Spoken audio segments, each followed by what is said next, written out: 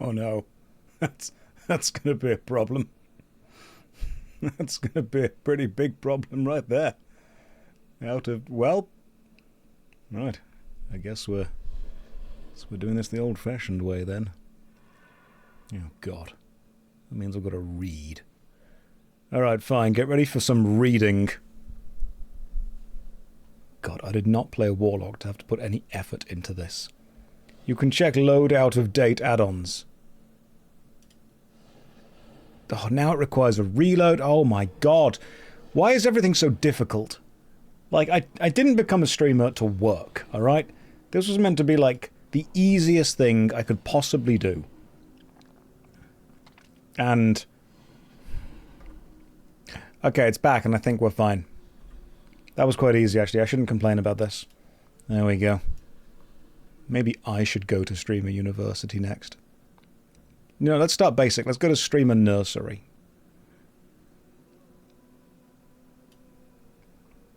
Okay, anyway, let's... I've got 6 minutes. You don't deserve to be entertained yet. You need to wait for a bit.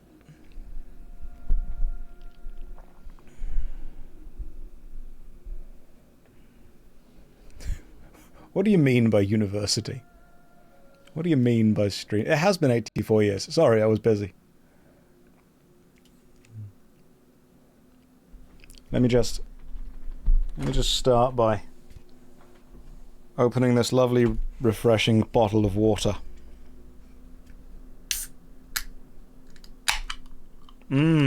Plastic bottles. Yo, Josh, get level 42. Let's go Zul'Farrak. Don't tell me what to do. I'm going to specifically not go to Zul'Farrak. Now, I'll get level 42, but I'm not going to Zul'Farrak.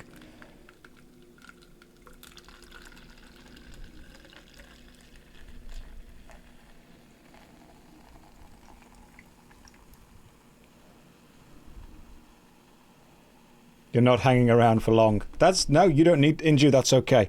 Inju, I think I've got this. Oh, no, I just spilled what is definitely water on my mat. Oh, this has all gone wrong. I've got 5 minutes to fix it. Oh. Hang on.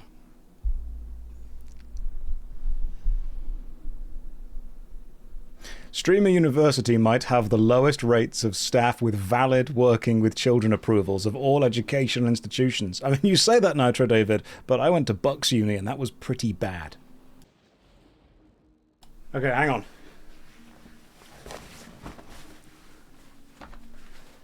Right. Ugh. Right, so I've moved house. I had a long move process. I live down in Brighton now, on the south coast, because I'm a real content creator, and apparently that's where they all live.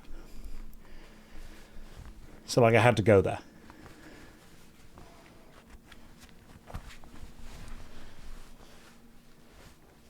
Give me a post address.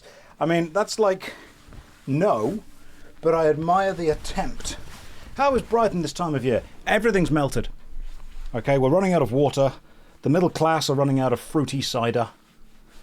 It's just... and the beach is nice. That's great. Beach is pretty good.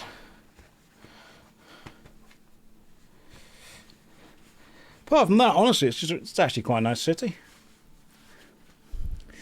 So, now, I've got a plan, and don't say no immediately. I'll put the camera on in a minute. Okay. Roll back, hair's not done. You know what? Don't care. Just gonna vibe, like this. It's warm, so we're going with the single shirt.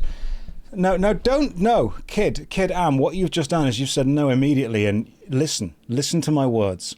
What I have said is don't say no immediately. Let me go through the plan. It might not happen. It might, but it might not. Let me just talk you through this. What if we started a new character and just did the Dead Mines again? Now, some of you yearn for the mines. I know you do. Some of you approve. You're like, hell yeah. Inju says, wait, I have a picture. Do you have a picture of the Dead Mines? We said this yesterday. Did you? You said that I would start a new character and go to the Dead Mines. That's what you thought I would do. Yes, I am back playing WoW for a bit. Some of you do miss the Dead Mines. I actually don't know what I'm meant to be doing on this character right now. Like, I've completely forgotten what is meant to be happening. Like, where's my quest list? Where's my actual quest log? How am I meant to know what I'm doing without, like, the questy? See? You're meant to be there. Requires a reload.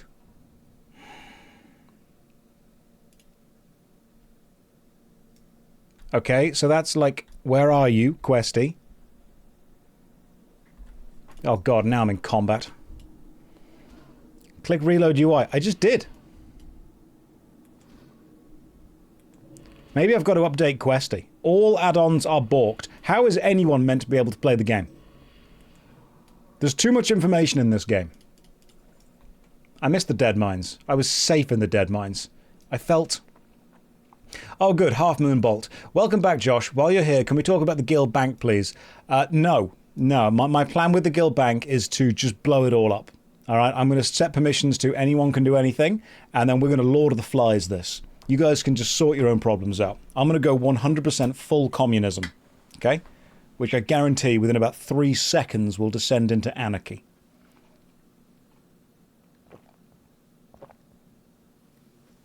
I'm going to give you the best example of why absolutely nobody can be trusted.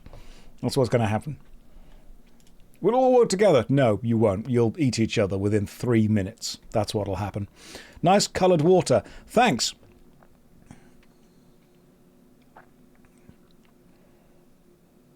You've not really given me anywhere to go with that, have you? You've cornered me. And if this were a debate, what I would need to do is just change direction. So let's try this again, because like, I haven't got a comeback for that. You are right. You are just straight up right that it's not water in this Gamer Sups mug glass thing. So let's just try it again. Say nice coloured water. I've got it. I've got a good comeback. All right.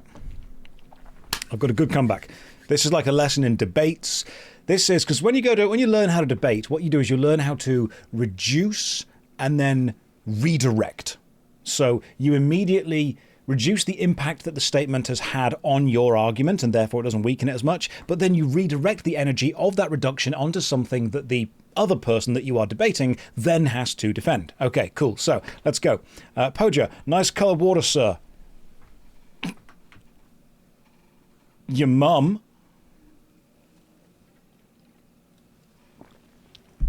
And that's why Destiny's scared to debate me. He knows my skills are too good for him. Got him. Just straight up got him. I know, there's no coming back from that. You can't do it.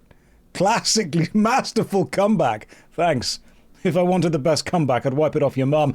Oh, damn! We're back! Alright, that was it. That was the good comeback right there. We're actually back now. Genuinely. Boom! Son, drop the mic. End the stream. Nothing's beaten that. Oh, that was good. Some of you laughed. Stole that from Jimmy Carr. I'm pretty sure Jimmy Carr stole it from somewhere else and then put it tax-free. So ultimately it all ends up looping around. God damn, that was good. What are we doing in the game? Like, I'm just going to teleport back to like Stormwind, and then we can just sit there for a bit. I don't know what I'm meant to be doing quiz-wise. In life in general, to be fair, but also quiz-wise.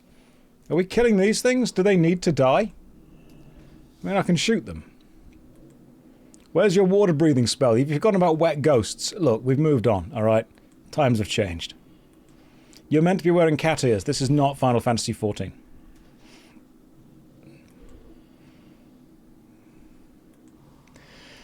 So, like, what are we doing? What's happening right now? Do I continue with the Warlock? I think I do continue with the Warlock. That's what we do. Can you oh yeah, I forgot that the timer was in the middle of the screen. Did nobody think to mention that? This is your stream as much as it is mine. What is this timer? That was the timer until I started streaming. Oh good, more messages. Oh, it's the Guild Bank one again. Yeah, we can just... not work. We did, Josh. Red Sky. No. I'm pretty sure you didn't. Let me just check your messages. Hang on, let me pull this up. Let me pull up the last messages you sent. Are we going back to the loop? The bank is basically a meme. The Union Guild manages itself. Leveling the character, me. I think you're lying. I think you just told a big fib. I think your pantaloons are aflame right now. I liked your video on streaming. By the end of it, you looked worn out. Thanks, Clipper. That was only because I was worn out. I just think that dealing with the public is the worst part of being involved in the public in any way. And I was only like that because that was how I was.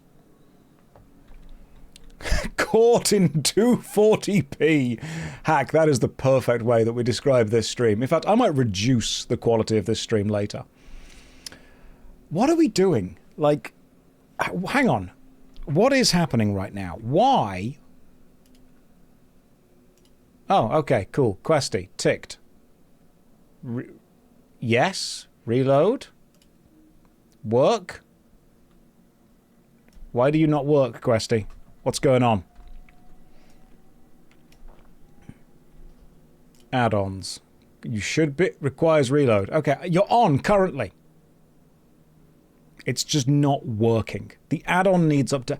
The add-on itself needs updating. Well, I'm not doing that. That's just too much work. Am I getting cooked by the weather? I am indeed. The weather and this chat. That's what's cooking me currently. What did your character do when you were offline? What did my character do when they were offline? I think they sat in this swamp and cried for like 3 months. Because that's what I did. Oh, thank you, Rinsler, for the goose hitting the griddy as the first message you've ever written in this chat. I appreciate that. We could do some dungeons. I suppose dungeons are like the only thing that I really enjoy doing with the guild, because you guys are fun. And you know, dungeons are great. Dungeons get you some cool stuff. What dungeon were we up to? Anyway. Ah, hang on. Is Questy... Reload Questy. Control/left click. That's where control is. Close. Hide Questy. Toggle my... Okay, right. Quests. Quests by faction, adventure... Oh, God. Right, we have to just redo the full thing, don't we? We have to re-download all of this. That's what has to happen.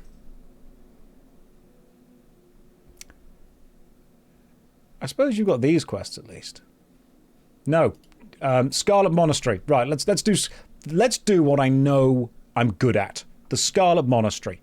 Let's do that. Cool. Half Moon Bolt. I've got someone who can tank it. Brilliant. I'm going to invite you to... Invite me to a group then. And... Okay. Hang on. Brilliant. We've got tanks. We've got everyone. This is great. Now I know what I'm doing. I can sit at the back. I can press Shadow Bolt. And I can tell you all about how the Warlock rotation works. Question now is how on earth do I get to the Scarlet Monastery? So, don't tell me. Let me work this out. Let me do this. I'm going to work out how you get to the Scarlet Monastery. Dude, what? I didn't think you'd come back. Roman? How do you know what I said to my dad? But no, I'm very much enjoying being back. It's fun. Right, Scarlet Monastery. Let me work out how the hell I get back there. One is we have to get to a flight path. First of all, am I on the right side of the world? Is Scarlet Monastery in Kalimdor or the Eastern Kingdoms? Let me just check this out. Right. If I were the Scarlet Monastery, where would I be? Because, like, I don't remember this stuff. I think it's in... I want to say the Eastern Kingdoms because it's, like, the human thing. Ah, yeah, there we go. Cool, Scarlet Monastery. And the meeting stone's up there, which means I've got to fly to the Alterac Mountains and then run north. Or I can just accept an invitation if one of you guys is there. But I'm in Kalimdor, which means I've got to get to the Eastern Kingdoms, which means I've got to get to the boat, which means going east, which is always right. Did it. Straight up did it. Yeah, give me like 10 minutes to get there. I've got to go and take a boat. I'm going to take the boat, and I'm going to get there. So, I had a bit of an epiphany a few days ago, and it was irritating, actually. And I would like to discuss it with you thusly, because it actually affected the way that I see video game reviews. And, of course, being a game critic is my job. So let me just talk you through this and tell me if you agree or not, because I might even make a main channel video on this, because it is something that I think is important. Ooh, first of all, do I have water breathing? I should do. Right, let me just cast water breathing on myself. Hang on. Spellbook is... What button was the spellbook? Alright. No, that's talent points. That's bags. P for spellbook. That's what it was. So, target myself. Then cast water breathing. There it is. Then go. Alright, we got it. Now, listen. And I want to ask your opinion on this genuinely. Let's start with the basics. We all know that games journalism is probably the most respected profession in the world. I think it goes in order of most to least respected. Games journalists, doctors and nurses, then games journalists again, then everyone else. Of course, we all know that the greatest example of games journalism is IGN, which stands for Insanely Good News. But let me ask you a question. Let me ask you a genuine question. This is gonna get a little bit fiery, so we're all gonna kind of be cool with this. Just agree to be cool. Do you think reviewing games and the process of critiquing games has, over the last few years, become a little bit political? I know I'm a crazy, crazy man for asking this, but I need to just approach this with, like, the subtlety of a brick. Because I'm beginning to notice that... Here's my thesis. Here's my ideal about it, okay? Video games are, in some cases, being used as weapons within the culture war. They are embodying or encouraging certain ideologies, either through the content of the game or through the general positions of the developers, the writers, the producers, all that jazz. What this means, at least to me, is that when a video game releases, you will have people that want to review the game based purely on the gameplay, the content of the game itself, the mechanics that the player can engage with, and the puzzles or difficulty that the game has. This, to me, is pure game reviewing. You're presented with a game, you review it as a video game. There are, however, a large number of audience members, and so game critics, that do not want to review video games as games, but instead they want to review them through the lens of them being weapons in the culture war. And what I mean by this is, they will say that a good game is bad if its ideology doesn't agree with them.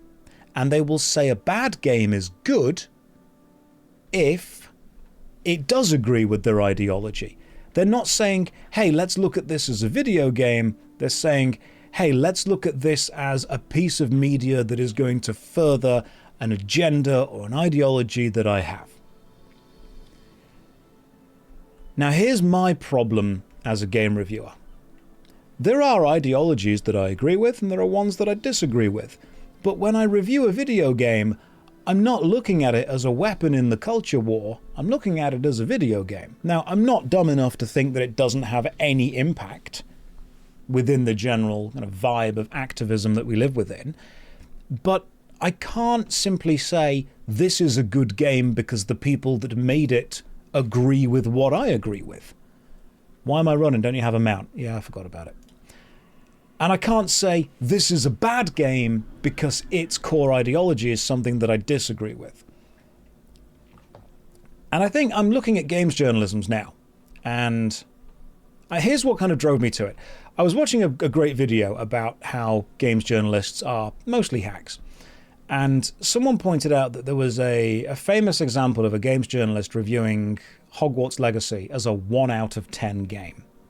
Using the whole, 1 to 10 scale. Now, I've got no love for Harry Potter. I don't agree with most of J.K. Rowling's thoughts and feelings.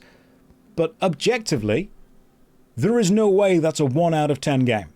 Like, you can not like it, that's fine. But just as a game, it's better than that. Like, you have to at least look at it and go, yeah, the graphics are nice, it's got a decent narrative flow, some of the mechanics do stack on top of each other. Okay, cool. The problem that I'm getting now with modern games journalism is I'm looking at critics and I'm looking at journalists, and they're not actually giving the game a chance as a game. They're simply saying, does this embody the things that I agree with, and therefore I am going to promote it as a weapon in the culture war, which I very much disagree with. For example, I don't like Mixtape. I don't think it's a very good video game. The irony being that a lot of the ideology that it preaches is an ideology that I do personally agree with, but I'm not going to say it's a good game just because I agree with it. And I'm not going to say it's a bad game just because I disagree with it. And that's what's kind of irritating me with games critics and games journalists at the minute. I don't feel that a lot of people are actually playing video games and enjoying and trying to at least analyze the art of the video game.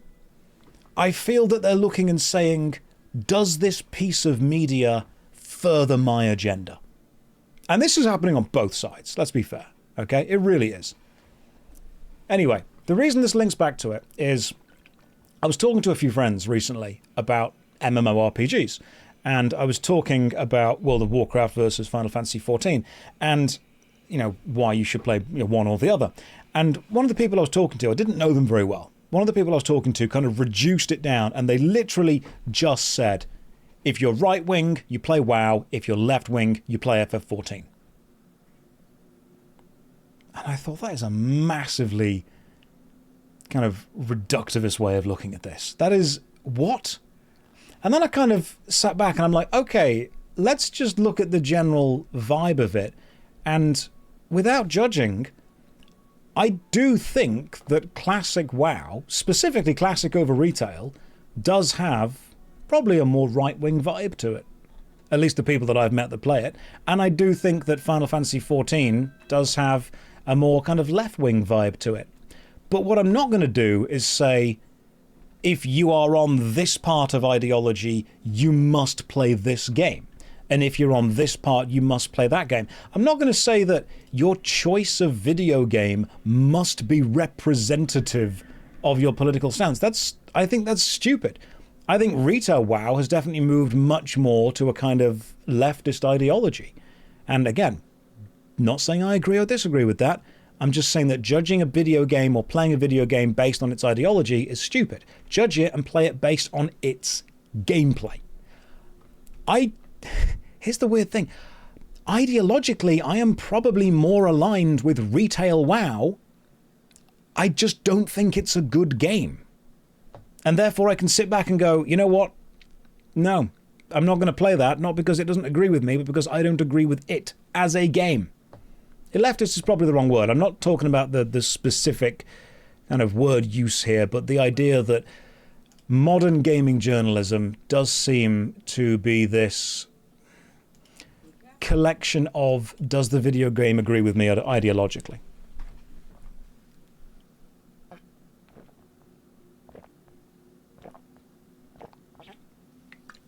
Anyway, That's what I've been annoyed at recently. It's not even in relation to WoW or Final Fantasy XIV. I think I've genuinely just been annoyed that I just like playing video games because video games are fun. And sometimes I will find a mechanic in a good game and I will say, hey, this mechanic's great. And someone that I know will say to me, yeah, but you have to hate the game because of XYZ, something that isn't actually about the gameplay, something that's about the developers, something about the writers, something about the people that like it, something about the marketing, something about the advertising. And I'm thinking, you don't really care about this video game, do you, as a game? You care about it as a weapon within the battle that you seem to constantly be in. You are judging its quality not as the product it is presented as, but as a product within your greater narrative of driving a certain level of activism. Therefore, you actually don't really care about the game as a video game, you care about the game as an ideological vehicle. I just want to see what mechanics work, man. Like, I've played games that everyone say absolutely suck, that have really good mechanics in them, like once or twice. And I've played games that people say are absolutely 100% amazing, and I think, actually, this is not a good game. You're just liking it because it agrees with you ideologically. Anyway, yeah, that's just where I'm at now. It extends to other... Of course it extends to other aspects of life. You have to dislike the music from this band because the band themselves don't agree with you ideologically. You have to like this film because it does say something. You have to like this film because it doesn't say something. What was the new film that came out recently? Citizen Vigilante, the Uwe Boll film. I've watched about 30 minutes of it. It is not a well-made film. Like, I can see why people like it, but I don't think it's an objectively well-made film. Like, I can think, and I said, right, that camera movement's lazy, that colour grading's not very good, the sound balancing there wasn't nice. Like, it was just, objectively, there were just mistakes within the making the film. But, as far as an ideological message goes, it resonated with a lot of people. Therefore, they like it, not because it is a well-made film, but because it says what they want to hear.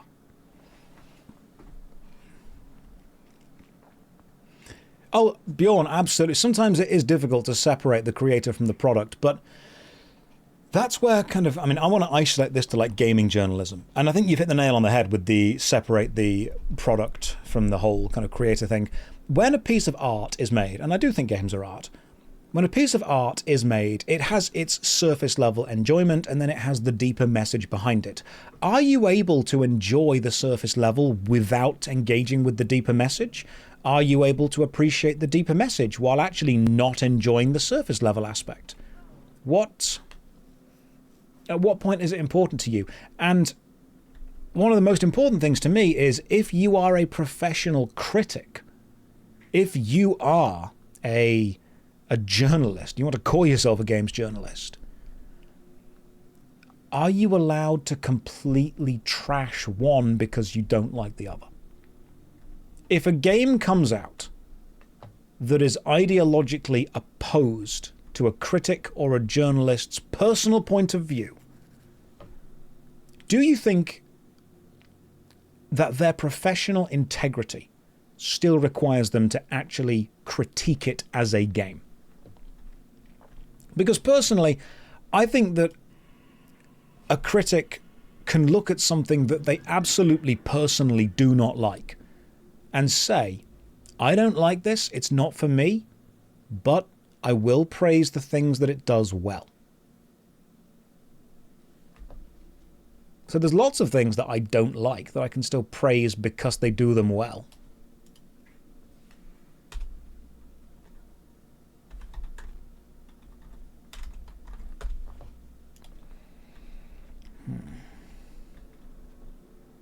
Donkey made a video on this a few years ago. God damn it, Donkey. To be fair, he's made a video on a lot. And I do like Video Game Donkey. He makes some really good stuff. Yeah, I just think that most mainstream critics aren't actually critiquing the product that's put in front of them. They're critiquing the message behind the product. And if the message agrees with what they personally think, they'll say the product is good. And if the message disagrees with them, they'll say the product is bad. Therefore, every product put in front of a critic becomes a weapon within the culture war, and the question is, does this further the message that I want to see? games have a message. Of course they do. And some people are utterly stupid. You know what, I'm not going to be as nice to people because some people do need to be told they're dumb. Someone said to me once, I just want games to go back to when they weren't political, like Metal Gear Solid.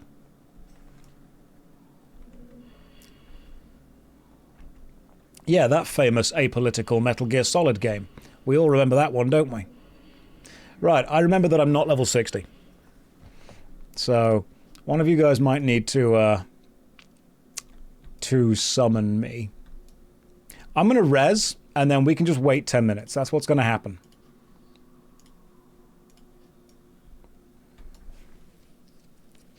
No, people genuinely think that old games weren't political. They're like, you know, gaming in the 90s wasn't political.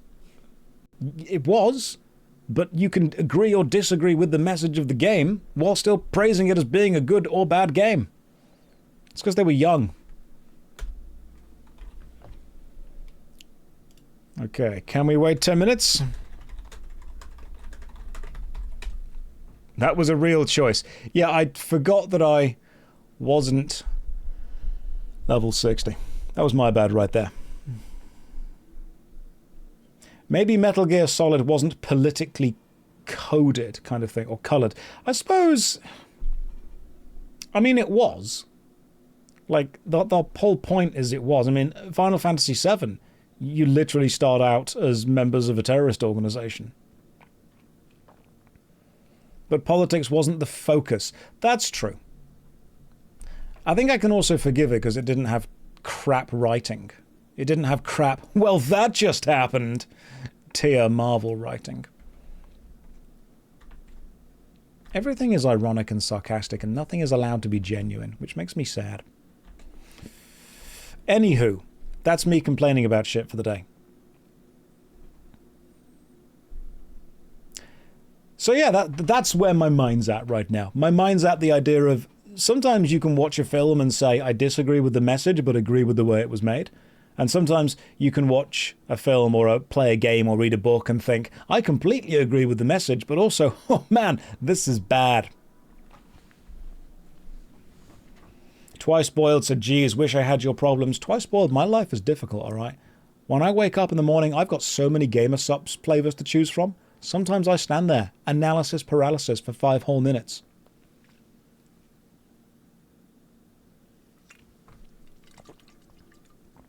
Mehdi, that's a really good way of putting it. Politics being part of the game isn't the problem, but the game expecting you to agree or disagree with that because it's trying to make a point in real life, that can be a problem.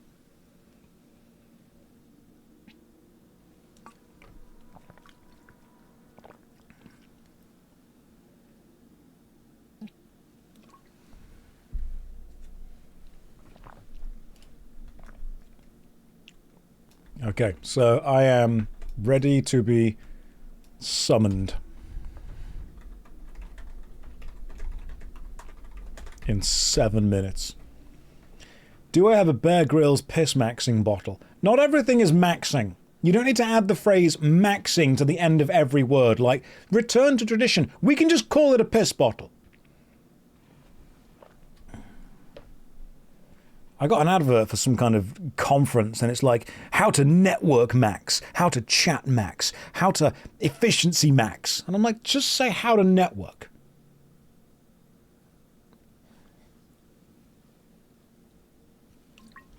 I'm not maxing anything, all right? I'm not mining any, I'm midding. I'm mid-midding. Right, the instructions in this dungeon are fear everything. If you see something, just hit fear. Feel like pressing a button, just press fear. See something running, fear it. Brilliant, I can do that. I can't because what you're going to get in this dungeon is you're going to get Shadow Bolt, and that's what you're going to get in the dungeon. Is anyone unfamiliar with Warlock gameplay in World of Warcraft Classic? Is this hardcore? Emotionally, yes, but gameplay-wise, no. Okay, if you're unfamiliar with World of Warcraft Warlock gameplay, let me explain my rotation. Once I've locked onto an enemy, I will press 2 on the keyboard, which uses the ability Shadow Bolt. I'll show you Shadow Bolt in the destruction path right there. Any questions about the Warlock rotation? That's pretty much it. Astro Fox says, yes, there is a question about the Warlock. I'm not Shadow Bolt maxing. Can you explain again? Absolutely. What I'm going to do, I do believe a Warlock should also life tap. Yeah, I'll stab myself in the face just for funsies. But beyond that, nothing else. What I might do is cast Rain of Fire sometimes, or I will cast Hellfire, which burns me. Now what I will do is, if the enemies are close to me, what you should do is cast Hellfire, because that has quite a small close-in area. But what I like to do is I like to cast Rain of Fire centered on myself, which makes it a strictly worse Hellfire. Some of you say, Josh, why would you do that? I'll explain. It's because taking me in your group is effectively agreeing to a debuff. I will do some damage. Would another player do more damage? Yes. Would another player take care of themselves more and possibly be more useful? Also yes. Bishop says, I'm a mage, the proper warlock. A warlock is just a mage that once listens to the Rasmus. It is in fact a phase, Mum, but I'm still in it. Am I ready for a summon? Go for it. In fact, I've even got my full-length leather matrix trench coat hanging up in the wardrobe next to me. If you are lucky, I will put it on. Right, let's do this. Casting Hellfire when there are no mobs around you is the best choice. Oh, thank you for the food and water. Very much appreciated. I will forget that I have it. But what I'll do is I'll put Conjured Spring Water up there. And then we will be off.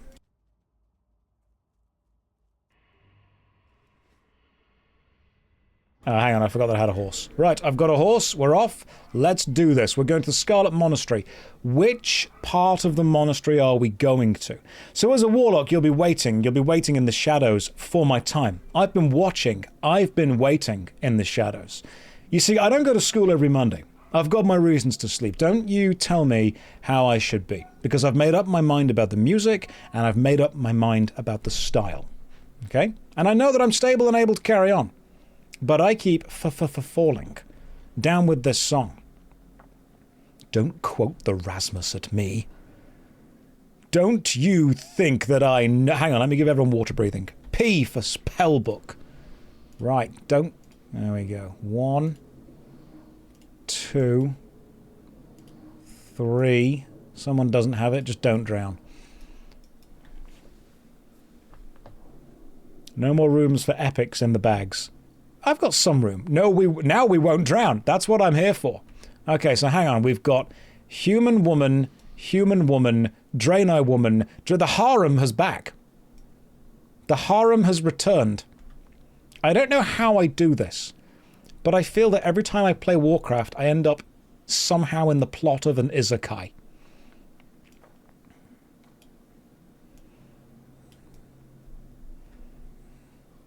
Is there a buff I need to cast on me before I start doing anything? Hang on. P for spellbook. I should summon my imp, shouldn't I? Pull everything. Go forth, guild's best tank. Okay, is that me? Nope. I guess it's you. Right, let's do this. How many characters have you leveled? All of them so far. Every single one. Right, let me just see what else I need to do with this. I can summon the imp. I suppose that's probably important.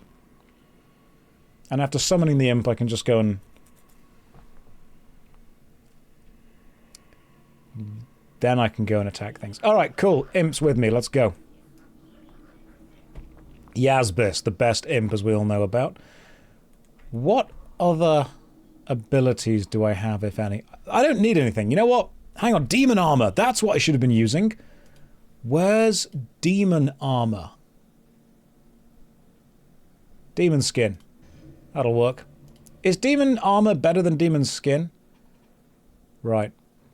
Lasts 30 seconds, and demon skin lasts 30 minutes. Yeah, it's way lazier. Okay, cool. Let me know when you guys have got aggro. I'm just going to assume that you've always got aggro. Just so you know.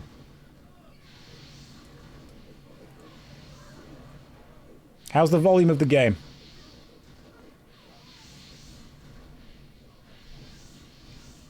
Because people don't realize this. If you're in a group with me, the majority of my time is actually spent reading the Twitch chat, which means that I'm not looking at the game. It's muted. It shouldn't be. Hang on. It was just quiet. There we go. Just start blasting and blame the tank if things go south. I'm so good at this game already. Josh, I have a consumer-related question for you. Go for it, Wild Salts. That's my favourite type of question.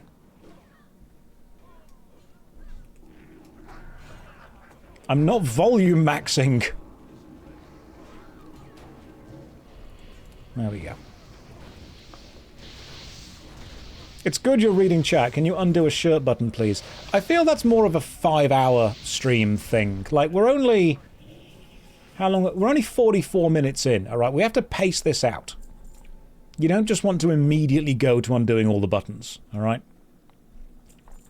Don't get me wrong, they'll be undone, okay?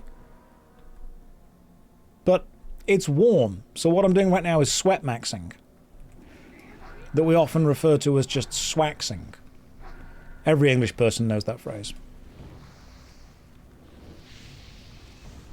It's too early for buttonless me, yeah. What if I just burned myself? Hang on.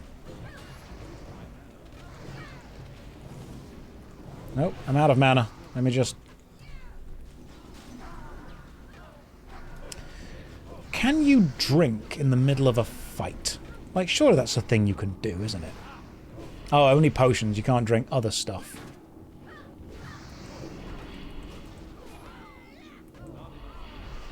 I'd say that went pretty well. That's what life tap is for. Oh yeah, good point. Hang on. Let's just keep slapping myself in the face.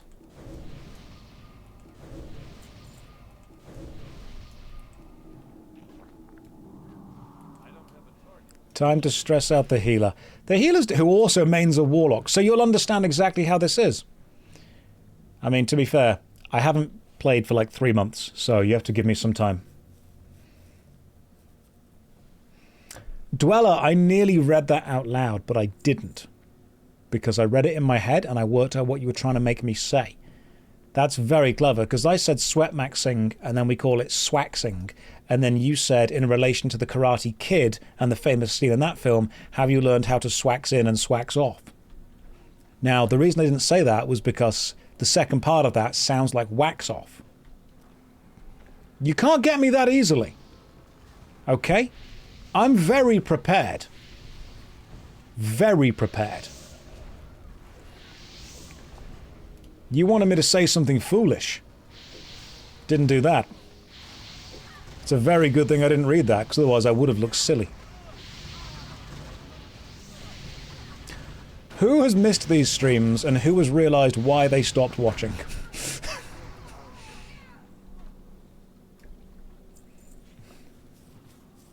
Good to see you live again. Hang around for a bit, that'll change.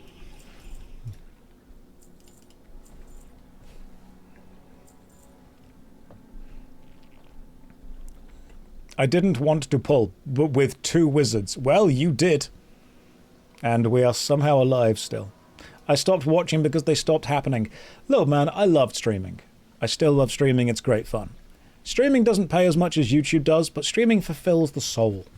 It heals me.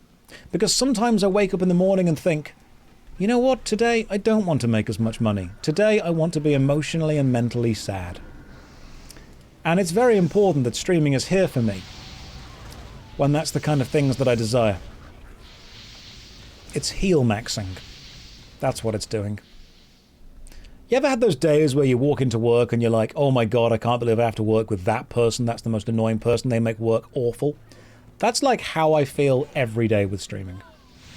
But there is still something beautiful about it. Mostly about, you know, surviving.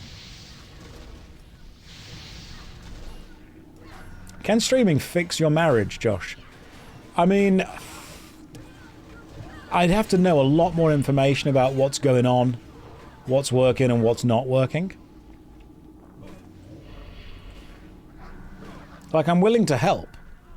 Like, I'm not a psychologist, but I can give it a shot. Like, I'm pretty clever, alright? I've watched Rick and Morty. And understood it. And you have to have a pretty high IQ to understand Rick and Morty, alright? I did an IQ test, okay? 70th percentile. 70%. That's a high number. That's closer to 100 than 0 is.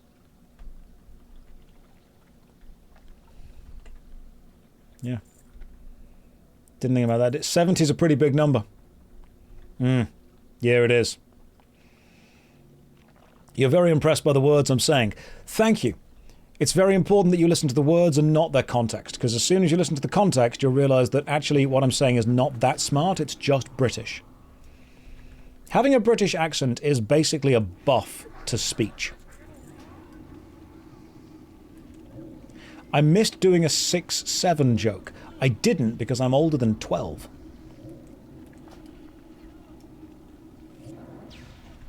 Oh, that source was dead now. I'm close to leveling up, you know. Thoughts on the Odyssey, the motion picture? I'll wait for the book. In fact, you know what? No, that's not true. I haven't seen the Odyssey, the motion picture. However, apparently to give online critique, that's not actually required. What I can do is give you my opinion on other people's opinions, and I can tell you whether you should be angry or not angry based on the general vibes that it has applied to culture, not on the art itself. So I can either give you a critical analysis of the construction of the film, which would require me to, watch the film. Who's got time? Or I could tell you whether you should be angry or not angry based on the realistic depiction of this fictional book. I think you should just feel exactly how you feel right now, but slightly more intensely. That's what you should do.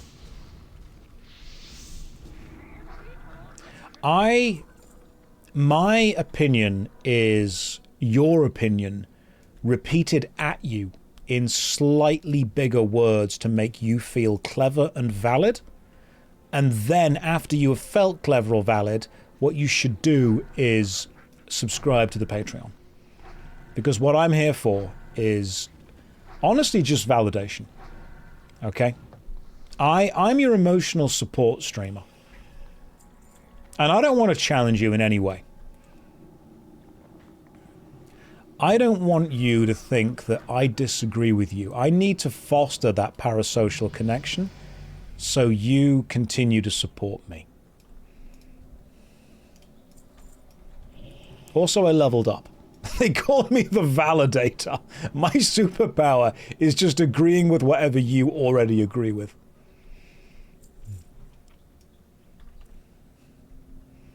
Because, let's be real, that's what most online commentary is. It's just finding a group of people that already have a certain viewpoint and just reinforcing it. What version of WoW is this? The best one. It is the Burning Crusade Anniversary, which has, I think, just had the next patch added to it, but we're not yet into Wrath of the Lich King, which we will be. Eventually. This is rich, considering the conversation at the start of the stream, Josh. Okay, Pin, you have to understand that I am both sides of that coin. I will tell people that I dislike the fact that modern media literacy is just emotional vibes and confirmation and validation of, whatever the viewer already believes. And then I will also absolutely tell you to just confirm and validate what you already believe. This is vibe maxing. We're waiting for the Black Temple in about a month. 2 raid groups that will be clearing it. Oh, cool. Do we have raid groups ready to go? That's really cool. Wrath has been... It's not been fully confirmed, but we've seen a lot of leaks with Wrath, on the timetable.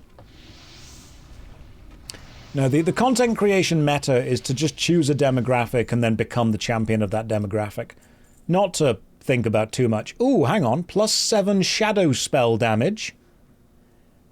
Right. Is that good? +7 shadow spell. Because currently I've got +6 damage spells.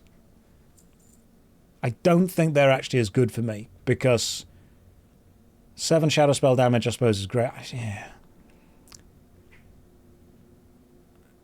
It won't work on your AoE. I'll take it, but it won't work on the AoE. Okay, so now we literally just do Shadow Bolt. Right, we've equipped them. Probably good if you only cast Shadow Bolt. It's because previously I was doing 6 damage, and now I'm doing 7 damage. Oh, guys, I could do a meme. Are you ready for me to do a meme? Ligma. There you go. Who's Steve Jobs? Ligma bolts. That would have worked, actually, if you want to apply shadow bolts in with it. Isn't it cool when getting a new piece of gear changes your rotation? Yeah, because previously I was doing shadow bolt with some... You know what? You're actually onto something there. Before that drop, I was doing Rain of Fire with Shadow Bolt. Now I'm doing Shadow Bolt with Rain of Fire. Josh doesn't look at tooltips. Tooltips are strictly for people who read, alright? That's a very priest thing to do. What an absolute change. I can feel the difference. Because my previous armor gave me +6 damage to all spells, whereas this one gives me +7 damage to only Shadow Bolt.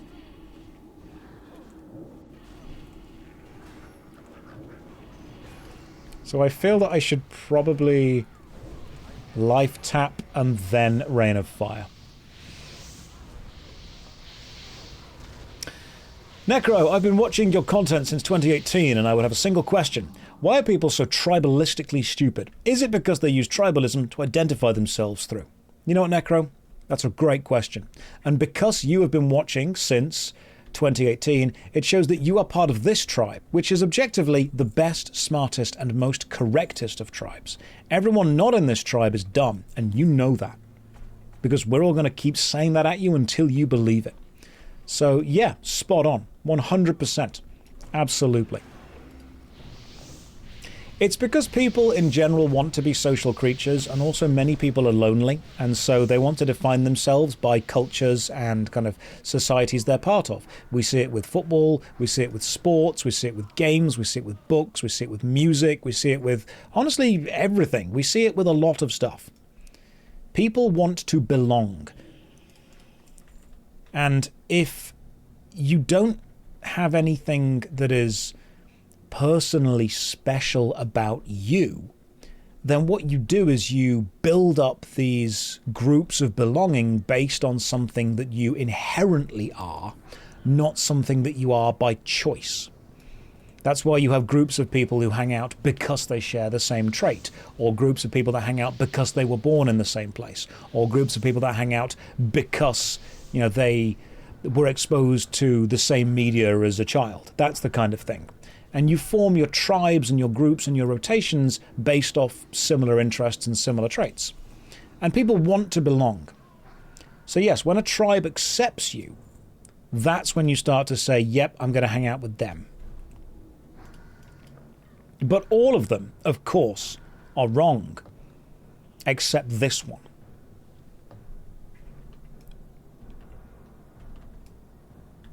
This group are doing really well, even though I'm in it.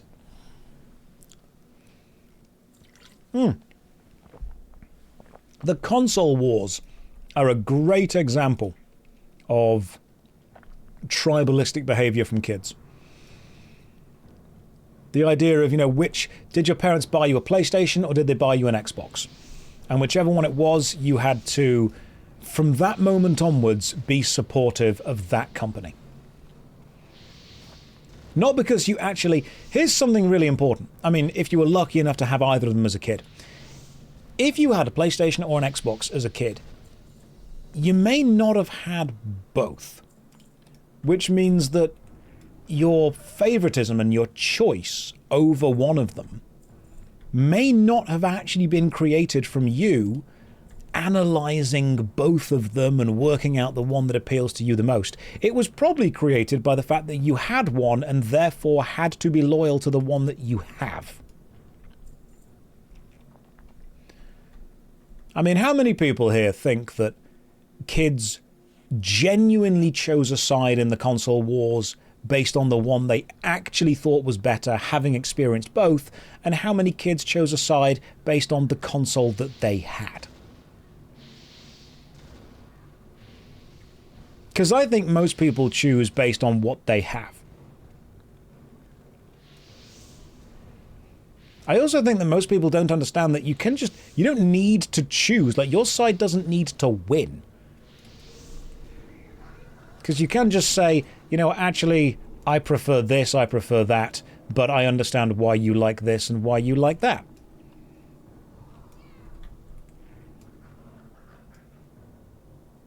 Good job, team. I mean, if you had a PlayStation but don't have an Xbox, of course you're going to say, yeah, PlayStation's better than Xbox. And if you had an Xbox, you're going to say, yeah, Xbox is better than PlayStation. Both of them had really good games. A real gamer likes the game, not the console that it's played on. Just got here. Are we explaining personal preferences again? Kiwi, you know what I don't understand? First of all, welcome back. It's lovely to have you here. I don't understand why that I can explain to people how they need to be and then they just forget within moments. Like, sorry, I forgot. I spent months telling people how they need to be, and then I come back after a month's break and people are still not agreeing with me? Personally insulting, to be honest.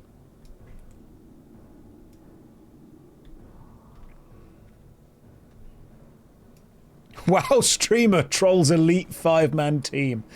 Hang on, let me just see if something works. It doesn't. Let me see if it works again. No, I can't do that. But yes, personal preference. Some people seem to think that their personal preference needs to be defended. They all died. So I typed Death Touch and everything died. There we go. Perfect.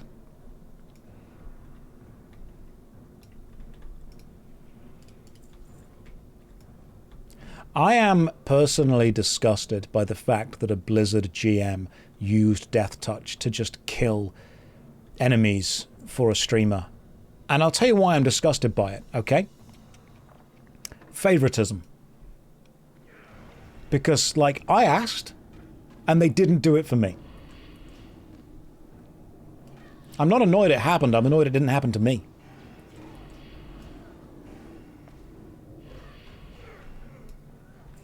The Inquisitor's Shawl.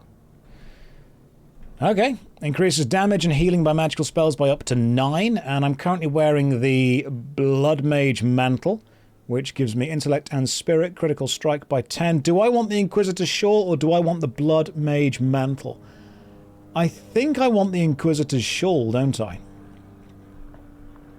Right, so my spell critical strike goes down, but my spell power goes up. I want both? I'll greed it then, I'm not really too bothered about that. Did you offer them some gamer subs? I didn't, maybe I should have done. At these low levels, critical isn't really needed. Okay, in that case I'll just get the shawl if I do get it. Rain of Fire can't crit. That's a really good point. I actually tweeted out, and this is true, I've got a couple of friends that work for Jagex and RuneScape, and the GMs within RuneScape are called JMods.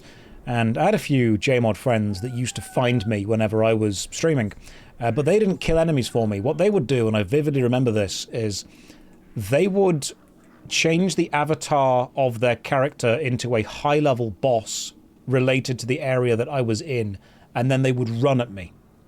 And it would scare the shit out of me every single time. Like, I never got used to it. So I'd just be standing there in the wilderness, and then suddenly, like, the Chaos Elemental would just run at me, and I'd be like, you're not meant to be around here, and I'd run away. And then I would just see it type LOL above its head, and I'd realize, oh, gotcha. Okay, that's what the Jagex mods are spending their time doing. They're waiting for someone to stream, and then just... The worst one was when I was and this will make sense to you if you've played RuneScape. I was pickpocketing guards in Falador in order to get a clue scroll, or I was killing guards in Falador to get a clue scroll. And a load of people that are viewers were dressing up as guards and walking around Falador to try and trick me. But of course you can see the player's username when you right-click on them. But there was one just called Guard that I couldn't seem to attack, and that's when I realised that it was a JMod that had just changed their name to Guard and kept walking in front of me. When I realised that that's what they were doing, they just laughed at me and logged off. Right, what have we got? We've got Aegis of the Scarlet Commander, and we've got the Jouster's leg plates and the Hand of Righteousness. That's a mace, but I don't need that. So, Hand of Righteousness is kind of cool. Increases healing and magical spells. I don't need that because it's a mace, so I can't wield it. It's a shield, so I don't need that. And that's plate, so I don't need that. Sweet. Alright, you guys want to go again? Because I'm sure they had a great time with me doing that. Oh, you've out-leveled it. We won't get experience. I'm level 42. What level do I need to be for all the stuff now? Hang on.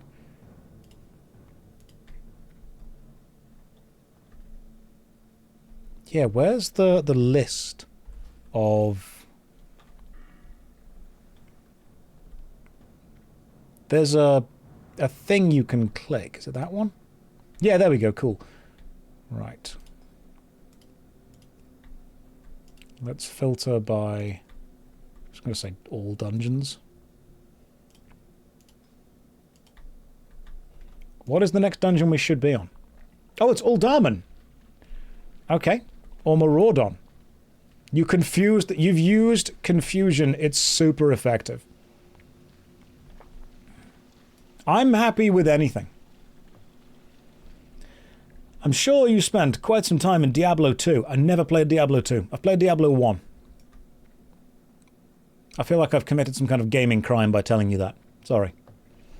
I played Diablo 1. I couldn't actually afford to buy it, so I found it on, like, LimeWire or something years ago.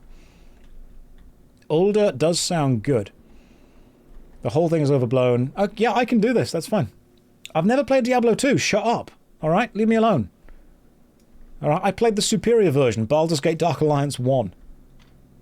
It's so far, though. Like, we can do this again. That's fine.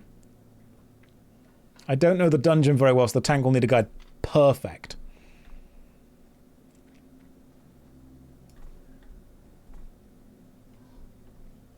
Do a quick arms. It's fast anyway. Okay, cool. I'm happy to follow you guys and just get experience. Dark Alliance 2 when? The video is being made right now. I mean, not right now. I'm playing WoW right now, but it's being made. Baldur's Gate Dark Alliance was the latest video that I put out on the JoshStrifePlays channel, and it's done really well in terms of views. It's done annoyingly well. Like, I made like a 2-hour Cyberpunk video that got 600,000 views in like 2 months, and then the Baldur's Gate Dark Alliance video got 400,000 in like a week. It's insane. People really like old PlayStation 2 games. But I enjoyed it. It's probably, yeah, it's the thumbnail with the scantily clad elf on it. That's what it is. What's the upcoming game from the Witcher devs? I don't know. Is there an upcoming game from the Witcher devs? Right. Just got a cool cowl. Right, I'm going to assume that the tank has got aggro. Speaking of Dark Alliance, do I love or I hate Drizzt? Drizzt Do'Urden as a character is an interesting one, because Drizzt does what a lot of good heroes do, which is be defined by not being perfect. Drizzt often almost dies, Drizzt makes mistakes, Drizzt fails puzzles, Drizzt doesn't have the answer to everything and has to be rescued by his allies a lot of the time. There is a beautiful balance of Drizzt actually not being this godlike being. However, because Drizzt has become one of the more famous D&D characters, a lot of the stories with him have been kind of retroactively retconned for him to be this perfect, overpowered, beautiful machine. And I'm thinking, you've taken this hero character who is heroic because they are fallible, and you've almost made them too good. Oh, Blood of the Dawnwalker. Blood of Dawnwalker. I met the voice actor that's going to be in that. Lovely dude. He was at there's a conference in Brighton called Develop. And I went to the Develop conference and I met a couple of people, chatted about some games for a bit, met some voice actors. And yeah, he was cool. He came up to me and said, hey man, you know, I like your YouTube stuff. And we just started chatting, and he turns out he's doing the main character voice. Lovely dude. You're halfway through the book series. Yes. It's the Crystal Shard series, isn't it? The Crystal Shard. Ooh. Right, let's go this way. We can get to the boss in like 3 pulls. If you want to do that, if you believe you can do that. Right, mana up. Let me just stab myself in the face for a bit. Hang on then. I didn't fully appreciate your take about not having editors till I hired one. It's hella inefficient. If you get a good editor that works with you really well, that synergy, that teamwork is beautiful. If you have one that you aren't working well with, that doesn't quite grasp the vision that you have, then it ends up being so much more back and forth. Like, if you find someone that just frees up your time, phenomenal. You find someone that takes up your time, irritating. And I've worked with some bloody good editors who just know what I want, and I've worked with some editors who are very good technically, but don't always know what I want, kind of like emotionally from the video, if that makes sense. Editing normally takes the longest of anything, by the way. Also, is the tank a paladin? Because I do want to make a tank character at some point.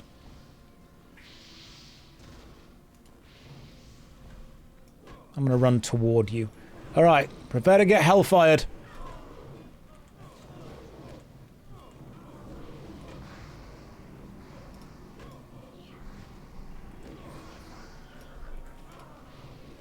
There we go.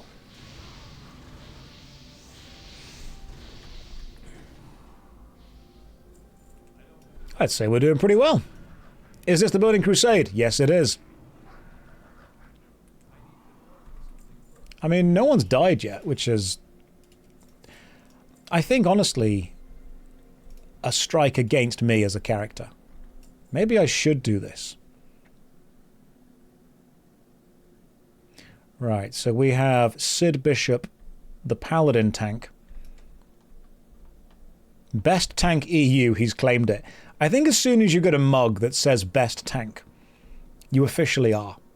Ever played the Elder Scrolls Online? I have. I was a Necromancer and a Dragon Knight. So Josh Tank Arc.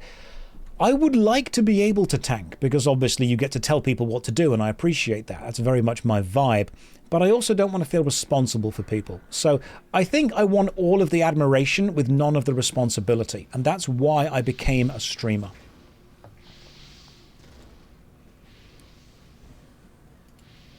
Because that suits me to the ground. People are like, do you want to be respected but also not important? Yes. Think of the praise. Yeah, the praise could work. Oh, I forgot that in the Elder Scrolls Online, when you do the Necromancer abilities in town, like the Bone Shield, the guards attack you. Do I play card games? Any chance I'll play Riftbound? I was friends with a couple of guys that made Riftbound, and I haven't played it yet. But I play Magic the Gathering a lot. I'm a big Magic the Gathering guy.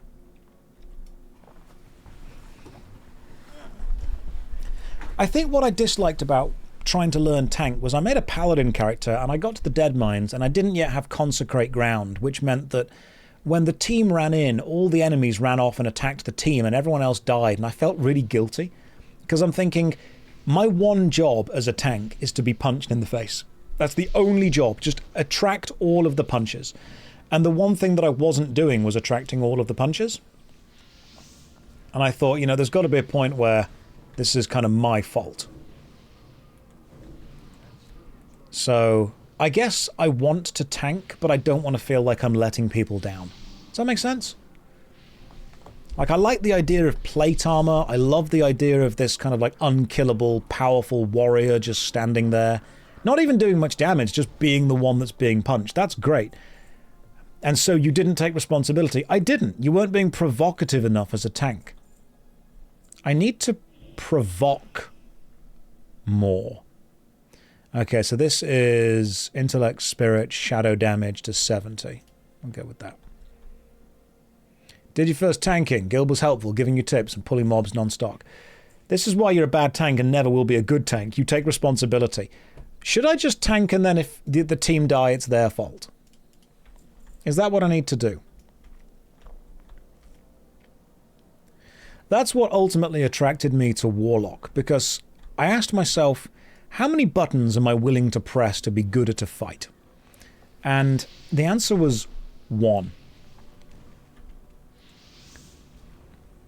And therefore I learned that Shadow Bolt was a thing, and also Rain of Fire was a thing. So if there's more than one enemy in the fight, I Rain of Fire. If there's one enemy, I Shadow Bolt. And that's kind of it. You're describing vibe tanking. Yeah, I could probably vibe tank.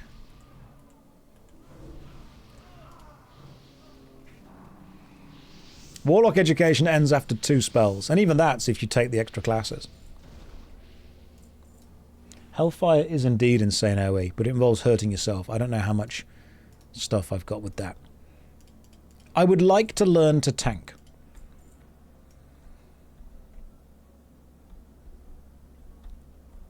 However, I would need a team of people who would be willing to go slow and forgive me if I make a mistake. And I just don't think that kind of team exists.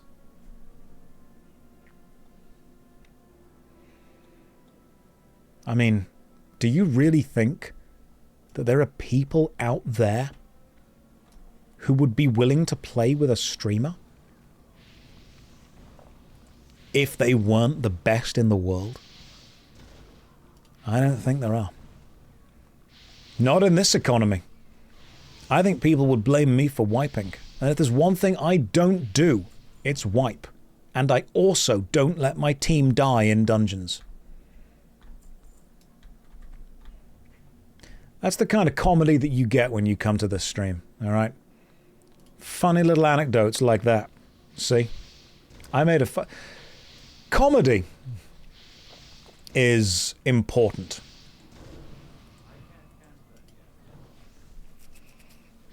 VOD-maxing. Yes, that's what I'm doing. I'm making sure Visa's got all of his stuff. Making sure he's got enough, so he's happy. Some whelming comedy. See, I don't wipe. That's how I stank tense. The memes, they circled back together. They all make sense now. See? I knew the word stank would come back and be relevant at some point. Have I heard of Dylan Moran? I have heard of Dylan Moran. What a beautiful callback. You look like Herod from Temu. You do! Go and kill him. Kill Herod right now. The comedy has written itself. Dylan Moran is from Black Books, one of the greatest TV shows ever made. It's just extremely funny.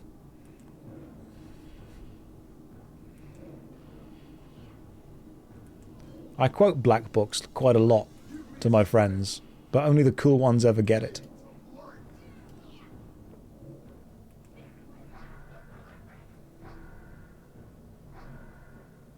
Can you stop spinning so I can do some big attacks? There we go. Right, what do you need? Herod's shoulders. Is that what you needed? Did you need the shoulders or the axe? I don't need those. I assume you needed the shoulders. Well, I can just slap myself in the face to mana up. And let's see if we get a tabard. I grew up with random in the Heaven and Hell expansion, learned to trank by trial and error. Oh god, my brain just combines 2 words together. Not trank, tank. I'm happy to do Uldar if you guys are up for Uldar. I am always up for an older man. And a dungeon.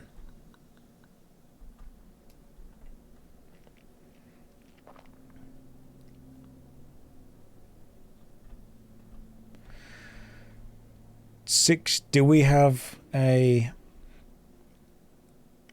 No portal. He teleported. Lol. Okay. Can I? I can't do portals. So we need to go to Ironforge. Right.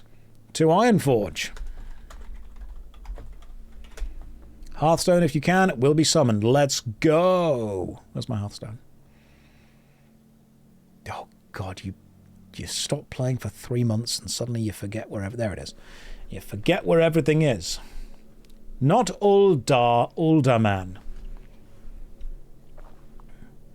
Saturdays at 3 and Sundays at 4. It's whenever I remember that I'm meant to stream. Cool. So, I may have Hearthstoned all the way back over here.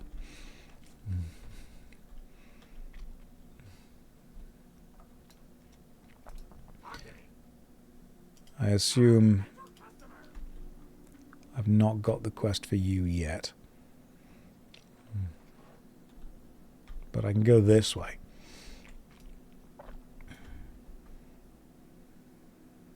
What I can do is fly to... I'm already there, so hang on. Oh my God.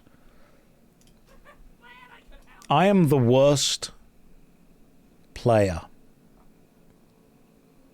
Hang on. That's a Griffin Master. Baldrook. Have I just never activated this Griffin?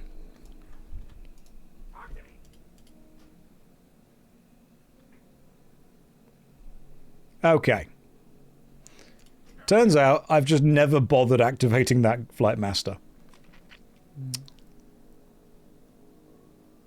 So, you'll get a summon, don't stress it. Yeah, but I don't feel very self-sufficient. I don't think viewers just carry streamers through games, do they? That's not the done thing. That's not what Jesus taught.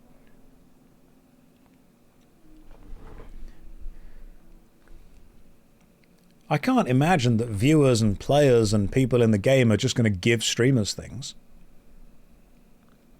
Don't worry, they have no idea who you are. That was quite funny. Oh. What class would Jesus be? I mean, he'd need to have resurrection, so he'd probably be a paladin.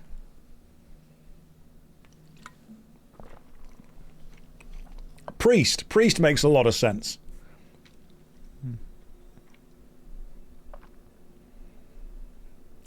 Would Jesus be a priest or a demon hunter? Jesus is canonically a shaman. I mean, he changes like changes water into wine, so he's got some kind of transubstantiation thing going on there. Hooked on a Feeding says Death Knight. I think when he rises again, he could become a Death Knight. I think maybe like Act 1, Season 1 Jesus, in like the intro Bible, is definitely more of a cleric. And then Act 2 Jesus, the re-Jesusening, is Death Knight. He had water walking, which means that maybe Judas was a warlock. That's why Jesus could walk on water. No one was checking that Judas was just casting it onto him from a distance. This law wasn't in the Bible. You need to read all the Bible, all right? You got to read the words it's not saying. That's the important thing.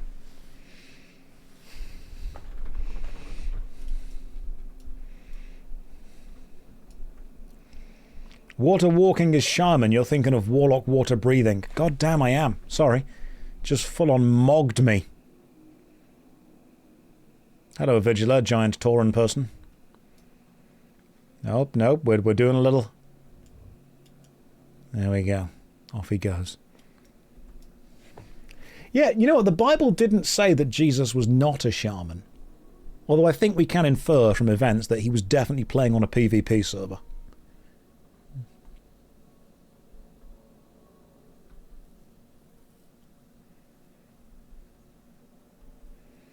You caught me online. God damn. You did. Right, give me 5 minutes, pop to the bathroom, then we'll carry on. 5 minutes AFK. And then we continue. Here's a timer, because I know you guys need to look at something constantly. And after the timer... Where's the timer gone? There you are. What I will also do, because I know that you need something to look at, is I will give you the DVD logo. Alright, 5 minutes, don't go anywhere. Or do. I'm not your dad. Alright, I'm back. Everyone behave. Anyone watching Streamer University?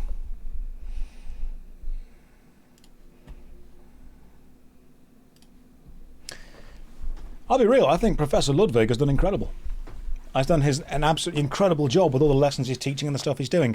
Unfortunately, the problem, I don't think it's the professors, I think the problem is the students, which means next year I'm going to start Streamer Nursery. And we're going to go back to basics. Please, thank you, no snatching, respect, we turn up on time. There's going to be posters on all the walls. You know, in this house, we are nice. We respect people. We come prepared. We bring pencils and books and paper. We do not talk when other people are talking, like preschool. Yeah, Streamer University is an incredible piece of content, but I think it very much has shown us that we've started too high. I think we maybe need to start with, like, Streamer School. We'll start with Streamer Kindergarten. Then we'll move up from there.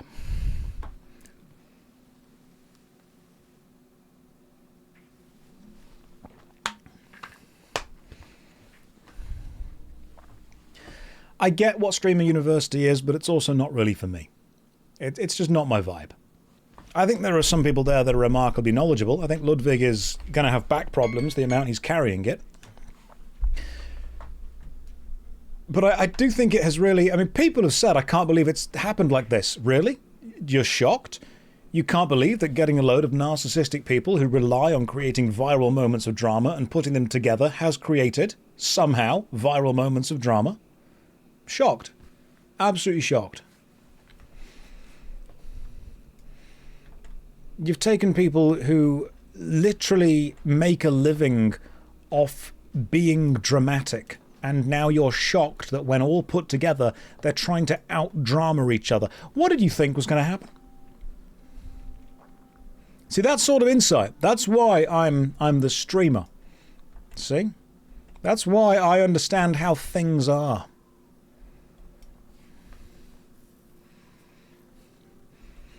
I get that it's a content farm. I get it. There are some funny moments, there are some funny things. I think that there are some remarkably knowledgeable people there, without a doubt. But I left teaching and I left education to come and be a streamer because the profession gets more respect. Oh my goodness, Entity of Justice, thank you very, very much for the 10 gifted subs. That's really kind of you. But no, I was a real streamer. I was a real teacher for a long time, and I thought, you know what? Teaching doesn't get the respect it deserves anymore. I'm going to go and be a streamer. And that was a choice. But no. Entity of Justice, thank you very, very much. Is it hardcore or the Burning Crusade? Emotionally, it's hardcore, but right now, it's just the Burning Crusade. Yeah, teachers don't get 10 gifted subs. I mean, they might do, but they would need to report it as income. I mean, you get to be a catboy being a streamer. That's true. There are perks to this. I suppose the biggest perk I have right now is that in my room behind me there is a 6-foot-tall Space Marine. Not even lying. Hang on. So this was one of the weird things that happened. Let me just turn off the... Let me show you something cool for a second. Right. Chroma key is gone. A friend of mine asked if I wanted a cardboard Space Marine, and I'm like, what do you mean, cardboard Space Marine? And he's like, oh, I've got a cardboard Space Marine, do you want it? I thought he meant like he'd printed off some proxies of Space Marines, okay? No. What he'd done was he had a stand from one of the Games Workshop workshops and just picked up the whole stand and said, yep, there you go. There's a massive cardboard stand. I'm like, oh, thanks. And then all my JoJo figures are behind me, but you can't see those because you're not important enough and your mum said you can't see them. And now my camera's not focused. Love this for me. Hang on. Let me just do that. I'll do a room tour at some point. Right, camera, look, I believe in you. Let's go. Don't make me manually focus you because I do not know how to do that. Okay, hang on. Right. Configure video. Focus. Don't auto it because you don't know what you're doing. Ooh, there we go. That's much nicer. Let's go with that instead. For some reason, he was showing the world his 6-foot Space Marine. I was. Right, I'm here. I'm here. I'm good. I'm ready. Let's go. For some reason, my OBS just does not remember my camera settings from session to session.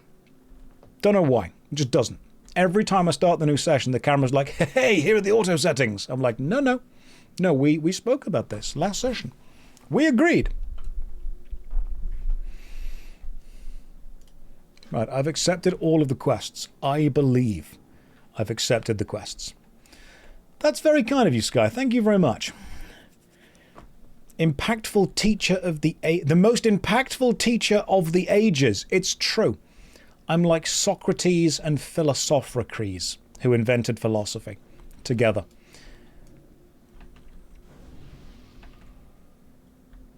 I do teach people a lot of knowledge. I am like the ancient Greek philosophers. My two favorites, of course, are Socrates and Boethius. I've set the trap. I've set the trap. Now we see if anyone falls into it. Who's Boethius? Ligma balls! Ha ha! Got him! Oh, God, the comedy of this stream knows no bounds. We just don't stop, all right? Smashmouth was right. The years start coming, and they do not stop coming.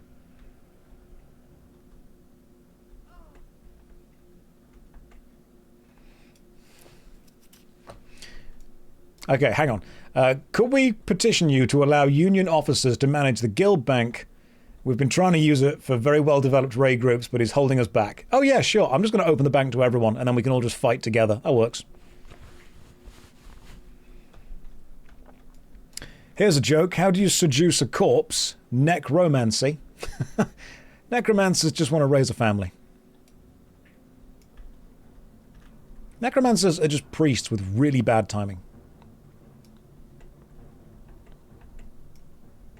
They are.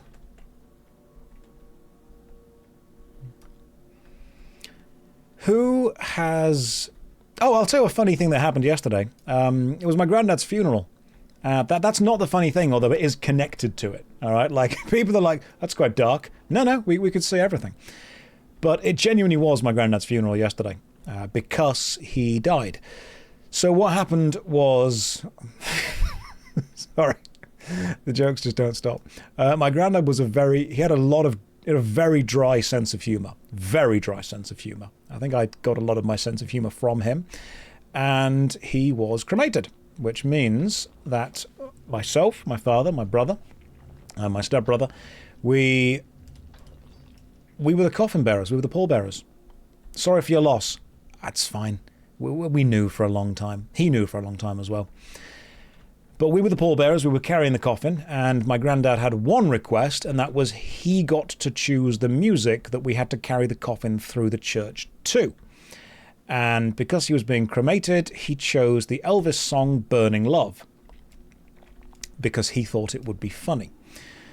So it was a very serious day, and myself, my brother, the other pallbearers were carrying this coffin toward the table that would be put into the cremator to the lyrics, "I feel the temperature rising." And then as we put the coffin down on the table and the mechanism began to move, the lyrics, "I'm just a hunker burning love," were playing. Which, I'll admit, very funny. Like, I was laughing, my dad was laughing, my brother was laughing, the staff at the funeral home, or the cremation or the church service, were not, but you could see that they wanted to. Like, they wanted to laugh. But I don't think they were allowed. The coffin was laughing, it was a mimic. No, it was very funny. But the fact that we had to carry it to burning love, when he knew exactly what it would mean. Very, genuinely very funny moment. Now, I got to speak to him probably about a week or two before he passed. And I did say to him, you know, is there anything that you want before, you know, before the end? Do you want to try drugs? And he went, I don't think I'd enjoy them now. Which was quite funny. And then he had a private carer for a bit. And she would bring him a sausage roll every day. And even though he was very weak, he would still say to her, "It's a bit cold. Can you walk a bit quicker?" As a joke, you know, they got on really well. I asked him just how he was in the last couple of days. He's like, "I've not been as active as I used to be." Because obviously he was bedbound. And then I said to him, "How active did you used to be?" And he went, "Oh, not very." He had a very, very dark sense of humour. Which it made me laugh a lot.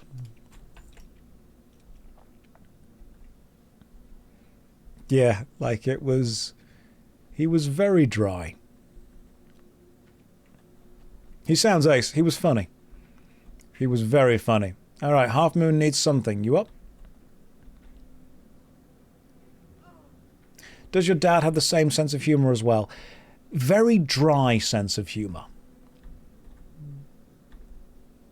Trade me your chest, hands, feet, and pants. I mean, is that an order? Because, like, if a large Draenei goat girl demands that of me, I'll do it.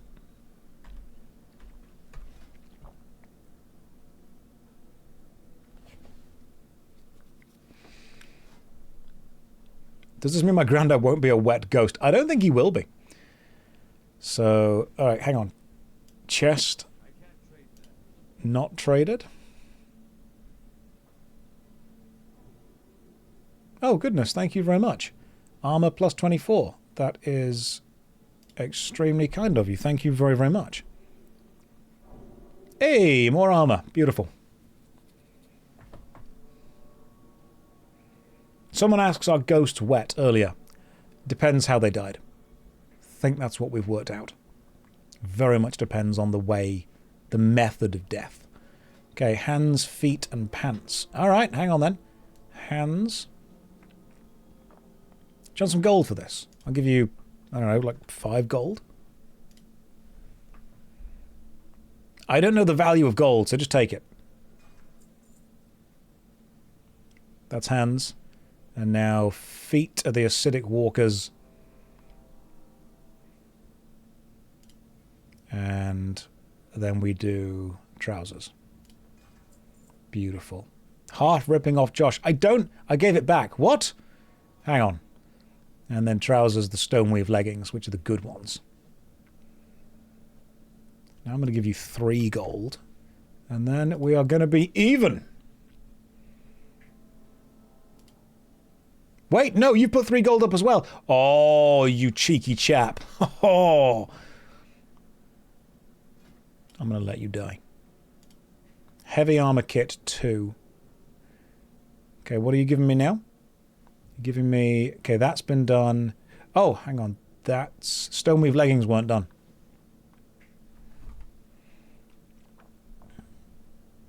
Right, I remind you, I don't know the way. That's fine, we'll work it out. Last one didn't take. Okay, yep, cool. Pants, please. I've given you the pants.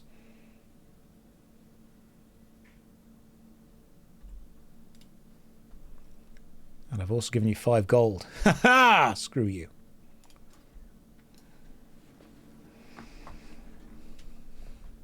How often do I think about other land? Honestly, quite a lot. I miss it. I do miss it. Alright, tank onwards. We'll just kill whatever you get to. Like, we're in no real rush. You'll mail it back to me later. Oh, I don't like this at all. Right, let me just summon my imp soon as well. Hope everyone's having a great day. You know what, Vic? So, yeah, I hope most people are having a great day. Like, not everyone. Some people are dickheads and deserve bad days. But I hope most people are having a great day. Everyone in this chat is probably a good person. That's the best we can do. All right? I've been too nice. It's time for evil, Josh. We've been too nice to everyone. Have the day you deserve. That's the best way of saying it.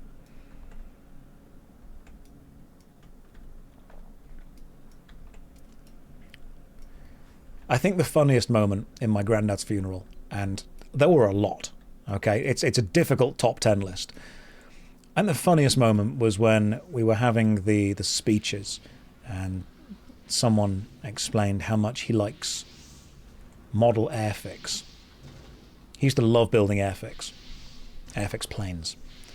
And as the coffin was taken away and as the curtains closed, we heard the sound of a plane fly overhead. This is genuine. Heard the sound of a plane fly overhead. And I kind of smiled because, you know, serendipity, the timing was interesting. And afterwards, one of the guests there, I honestly don't know who they were. They knew him, I didn't know them. Walked up and said, "Do you think he's in that plane now?" And I said, "I hope not, because he cannot fly."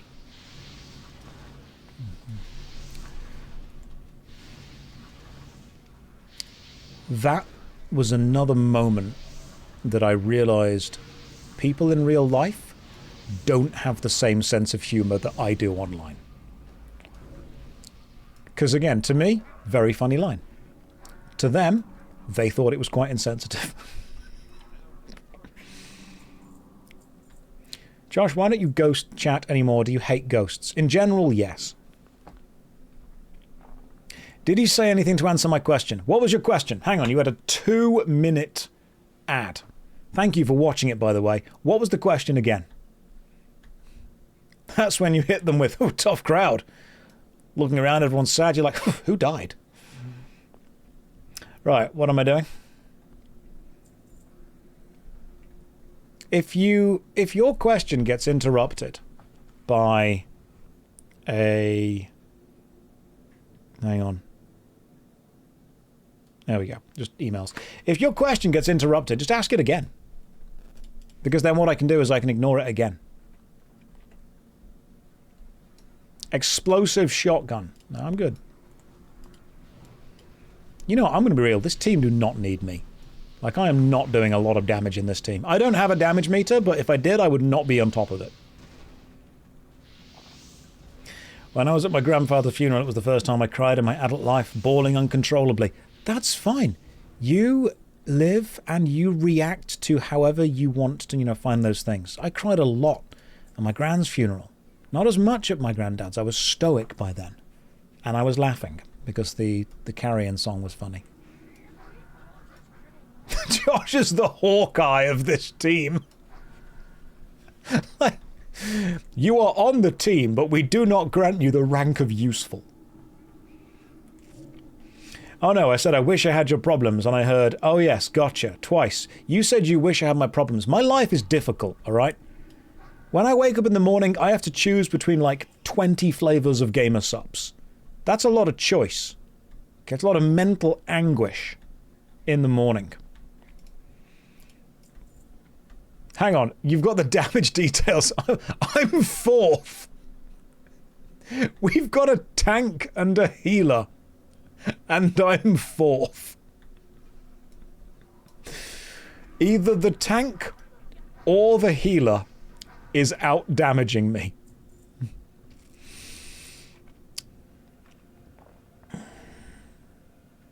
Hang on. Palatank does a lot of damage, more than me. Substantially, apparently, more than me. I'm helping, yes. I think me being involved in these teams actually counts as a make-a-wish. Wish.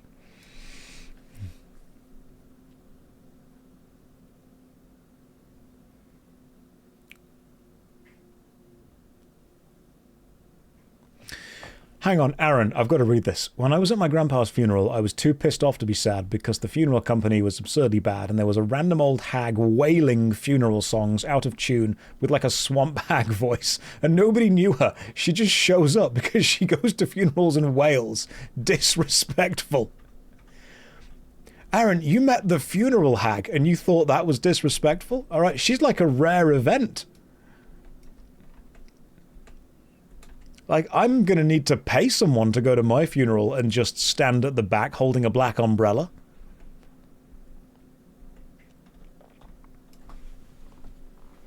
Hag RNG. It's a rare boss spawn, man. If you'd have killed her, she drops a really rare ring. She's a world boss. The spawn is when someone dies. I did feel a little bit pissed off having to go to my granddad's funeral, I won't lie, because I now know for a fact that he won't come to mine.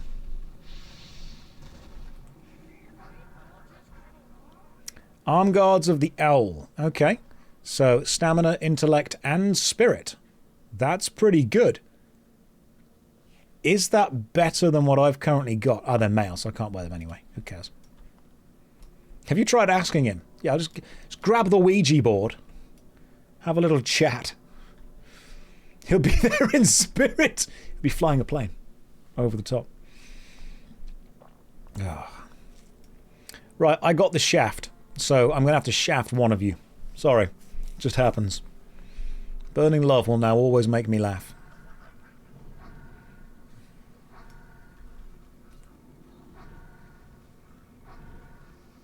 Did you get tired of YouTube or unrelated? No, I'm just streaming now. Do you see someone sleeping and think, ah, they must have got tired of being awake? People can do multiple things. Like, I can do YouTube and Twitch. You said you wanted to focus on either YouTube or Twitch. Yeah, today I'm focusing on Twitch. I'm focusing on YouTube. Twitch is like the backup plan for when it all goes tits up. But I also just like playing WoW. How is it being back to streaming? You know that feeling when you return from a beautiful, lovely holiday and have to go back to work? It feels like that. But no, in all seriousness, yeah, I'm just doing multiple things, you know? He hates us. Hate is a strong word, all right? I think I'm indifferent. Do you want me to go on a half-hour rant about people? Is that what you wish?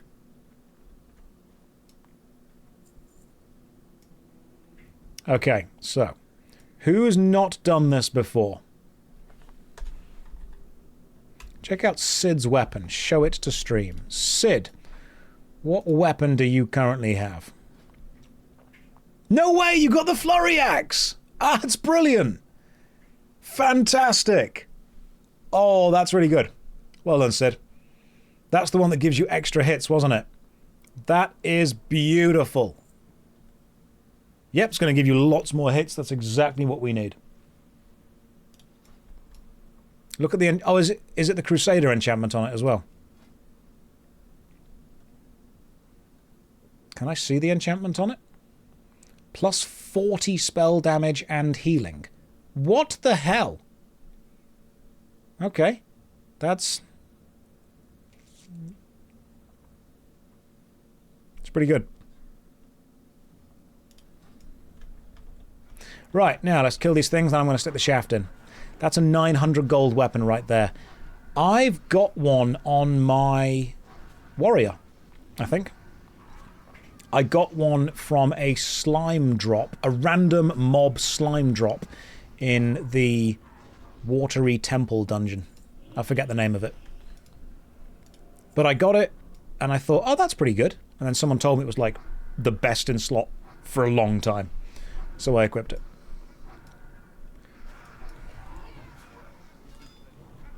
Oh, wrong button. Sunken Temple, that's the one. Wet Dungeon. If I say wet dungeon, you guys all know what I mean.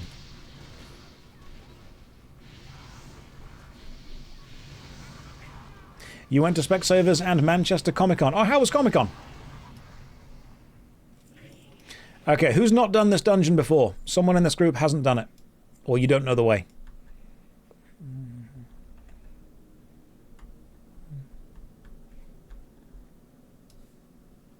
There is an invisible enemy over there. Right, should I put the... Right, requires the Staff of Prehistoria. I've got the shaft, but I don't have the other bits of it. Is this classic? This is the Burning Crusade. You're in a warehouse with cosplayers, furries, vendors with marked up merch and food stalls with a trapped audience. Oh yes, we love Comic-Cons, don't we? Knight's Bracers of the Bear. Not for me. Nobody understands the Shaft quest line. No one does. But we do know that it makes the big muscle mummy appear. And that's important.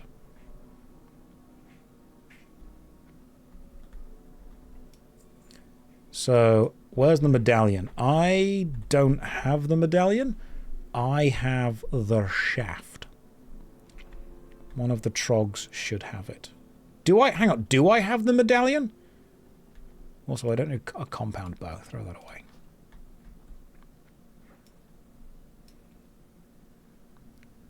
Did I loot the medallion by mistake? Hang on. Medallion's in the chest by the dwarves. I thought that was the other one. I thought that was the staff. The shaft, sorry.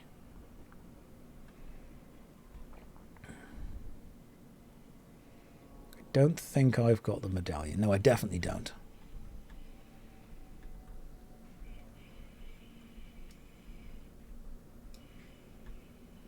Everyone check your bags to see if you've got the medallion.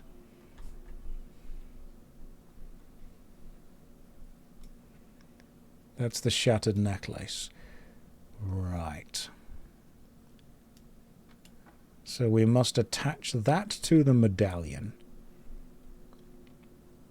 Attach to the GNI medallion. Oh, there we go. Cool, got it. Brilliant. Nick's got the medallion. This is great. Josh is hoarding clams and cave mold. Yes. Yes, I am. I've also got some soul shards that might be needed. Nick. Oh, you give me the medallion. Thank you very much. And then what I do is I combine those to make the stick. And then we put the magical stick into the model village. Look, I don't know what's in my inventory. No one does.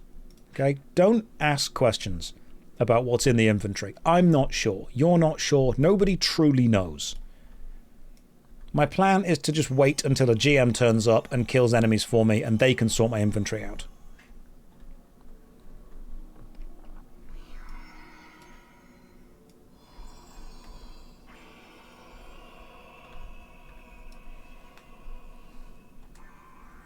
Solid plan. It'll happen eventually. Put some add-ons on the inventory. No. Right. Now we kill Muscle Mother. Time to Shadow Bolt. When do Warlocks do more damage than Mages? Like, when do we start outclassing them? Because I'm getting annoyed that the Mages just mog me all the time. Hello! Stop barking at the fence. Never, you say. Stoneweaver leggings? I've already got them. Depends on gear and effort. I can only give you one of those.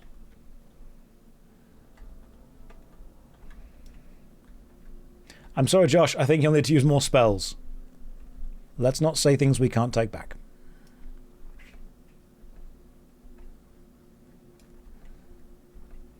You have to shadow bolt harder. Just really believe in the shadow bolting. In PvP, warlocks own everyone outside of that. You're just there to summon. Okay. Hello, Paulo. How you doing, boy? You come to hang out on me for a bit? Yeah, that's fine. Just chill out there. Your bed's next to you. He's going to hang out for a bit. Being able to sacrifice your succubus. Oh, yeah, because you get the ability to kill your own thing, don't you? And you also get, like, a bonus in damage for doing that. Love that. I do love the idea of sacrificing my own team in order to... I mean, to be honest, it doesn't even need a reason. Like, the spell could just say, kill your own teammates, and I would still press it. The fact that it says, kill your own teammates, and then gives you an upside, that's just the... that's the icing on the icing cake.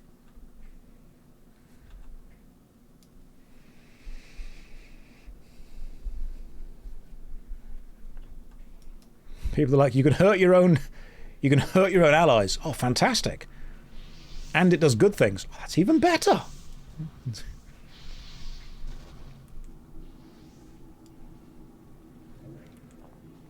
But what's everyone up to this weekend? What's the plan? All right, what's happening? When is it frosting and when is it icing?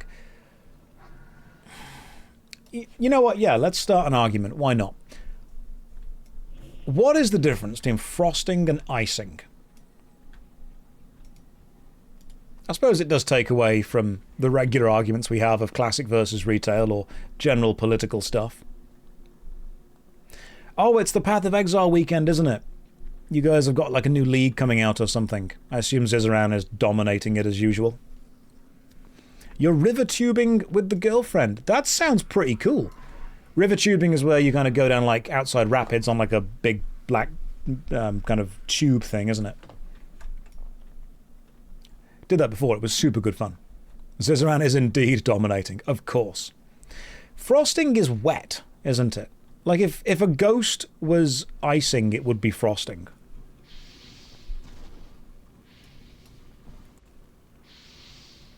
Tell you what, the tank is holding aggro so damn well.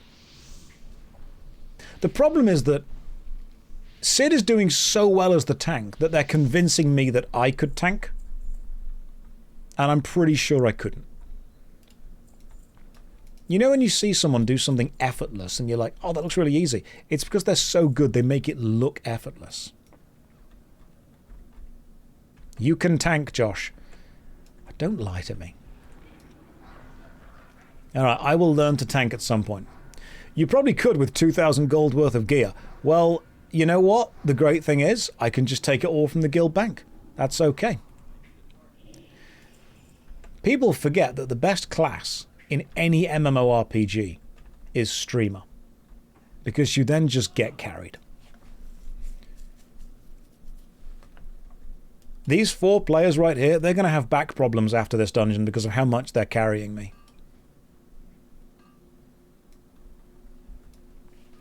You can tank with 1 button as a paladin. Done. What is the 1 button you press? Is it consecrate ground? Did I ever play hardcore? No. Wasn't really bothered about hardcore stuff, to be honest. You can tank if you want to. You can leave your friends behind. Because if they don't tank and if they don't tank, then they're no friends of mine. How clean is my room now? Remarkably, actually.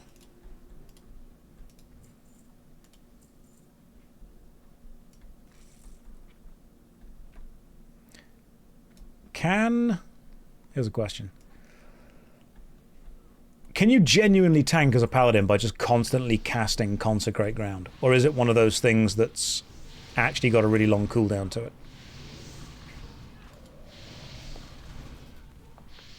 Do you still have all 3 couches stuffed into one room? Yeah, the couch room, obviously. Nah, constant Consecrate. You put the Consecrate and block. It's spammable. Might have to taunt as well. You get mana from other people healing you. Okay, so I thought tanking was like really complicated.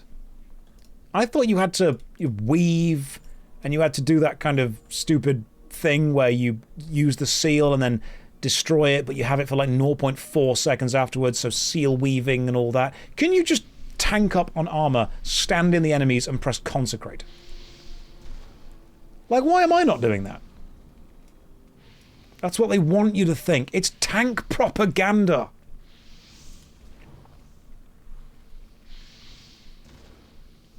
Walk backwards slowly. Consecrate isn't enough. Hang on, Vissoth is lying to me.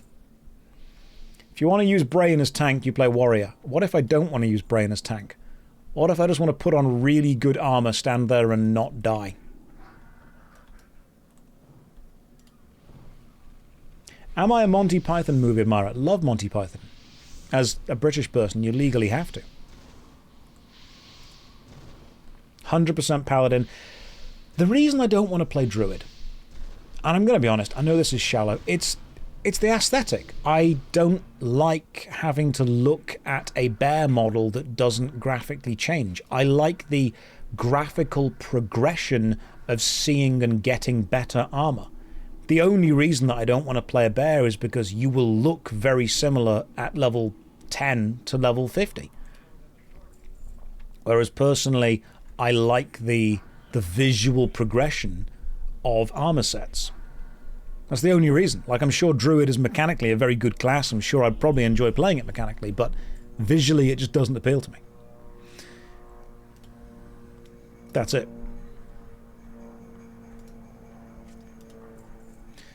I might try and train a Paladin at some point. Plane is flying overhead. That's my granddad right there. Ziffer. Oh, cool. Streaming again. Nope. You're dreaming, Ziffer. Wake up. We miss you.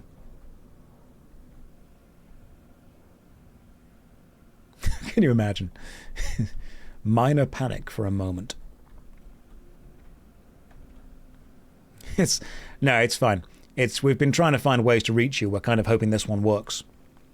Ziffer, wake up.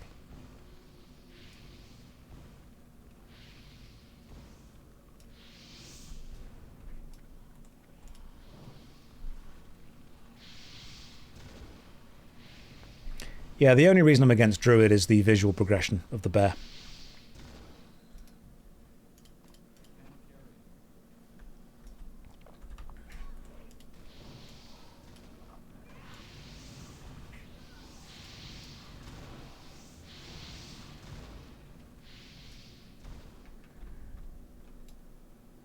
Let's speed this up. Love this. Love this for us. Let's do this. Hang on, has my demon armor fallen off? My demon armor's fallen off. P for spellbook. Demonology. Where's demon armor? Demon armor lasts like... And then, can you have demon skin and demon armor at the same time? No, you can't. You're not allowed. That's illegal. Josh, while I'm awake despite time zones, I've missed hearing your wit and positive influence. That's gone. All that remains now is me playing WoW. Sorry. I will miss seeing the big damage numbers, though. I will very much miss seeing the big damage numbers. Why do I drop useless items to make space in my inventory, which I then immediately fill up with useless items? Because I'm like, I don't need this basilisk eye, get out of here, but I clearly need this mystery meat. Where do you get your opinions from? Ah, that's a good point. You need a streamer to give them to you. That's very important. It's the loot cycle, isn't it? I don't need this bit of junk. Instead, I need this bit of junk. Just sell them for gold. I don't need gold. The real gold was the friends we made along the way. I will look into training a paladin because I like the paladin class fantasy. I like having the hammer. I like having the shield. I really want the Iron Foe hammer from Really Long Dungeon, whatever it's called. What's the Really Long Dungeon again? The hammer with like a 1%... Blackrock Depths, that's the one. I don't remember any of the dungeon names. I can remember the vibes of them.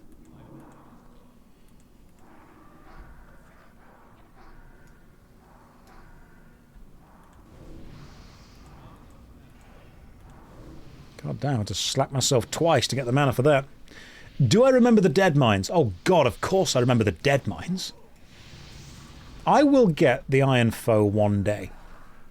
I'll have to call up the GM and see if they can just death touch the boss for me every time we get there. Thing is, the Iron Foe as a weapon is outclassed pretty quickly as soon as you actually go into the Burning Crusade. Do I know Bickus Dickus? He has a wife, you know. Her name is Intercontinentia Buttocks.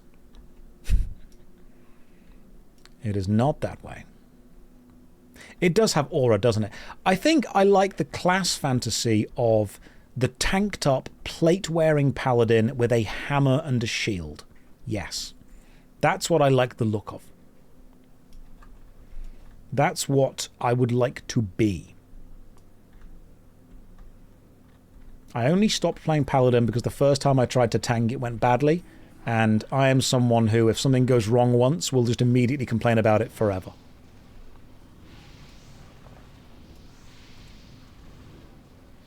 Like, I'll give it a go, it'll fail, I'll be like, this is terrible, this is not working. I do the same thing with Magic the Gathering decks. Like, I'll build a Magic the Gathering deck, I'll play it once, I'll lose, and I'll be like, this is shit. This is terrible, this is absolutely irredeemably bad.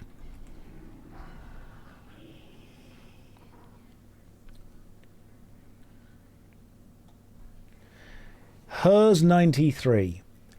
Are you into backing and made... Oh my goodness. Hurts, are you aware that if I say those two words in that order, it will sound like I've said a bad? I think I just saved us both some embarrassment there. Oh, goodness. Goodness gracious. Just imagine what would have happened if I'd have said that. God damn. We really avoided some shenanigans there. Saving the day again. God, family-friendly stream, my friend. Oof, close call. I nearly said dildo. Thank God that didn't happen.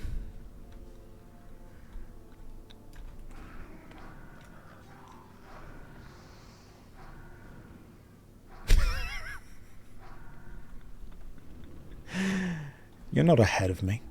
It's a good thing I didn't. Goodness me. It's a really good thing I didn't. That could have been embarrassing for all of us. We don't use that kind of language on this Christian Minecraft stream. We'd have to close the stream. We'd have to shut everything down. We'd have to call Jonathan Twitch.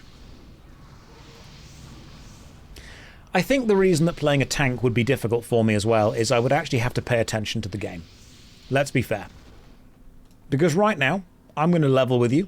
I'm not exactly paying too much attention.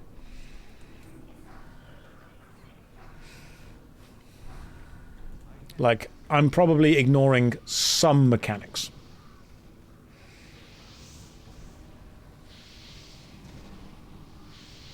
Have I had a chance to watch? No, I have not.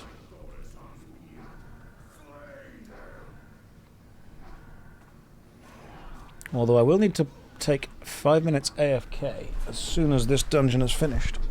Because something smells weirdly hot. And it's not me.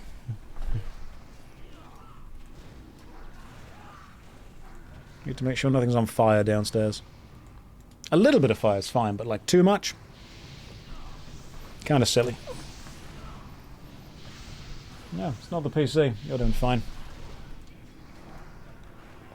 What? Look, sometimes things just set on fire, you know, you deal with it. Yeah, the fire can wait. I've got to kill this boss first. Ember Scale Cape. Stamina and Spirit. Not as good as my Intellect Cape.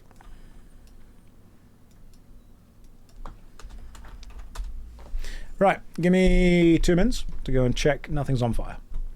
Don't go anywhere. Or do. Not your dad. It's fine. It was just wires.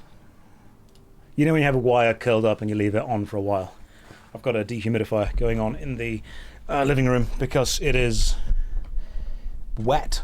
There's no other word for it, really. It's just wet. Right, can't use the mace. Intellect, stamina, don't need that. Why are you guys doing well without me? Right. Ghost ahoy! No, it's a new house. It's a new build house, which means there's a huge amount of dampness in like the walls and the plaster and stuff. Our living room's moist. New builds are.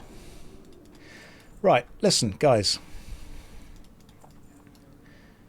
Guys, I don't mind you playing without me. But do you have to do so well? Do you have to actually make more progress?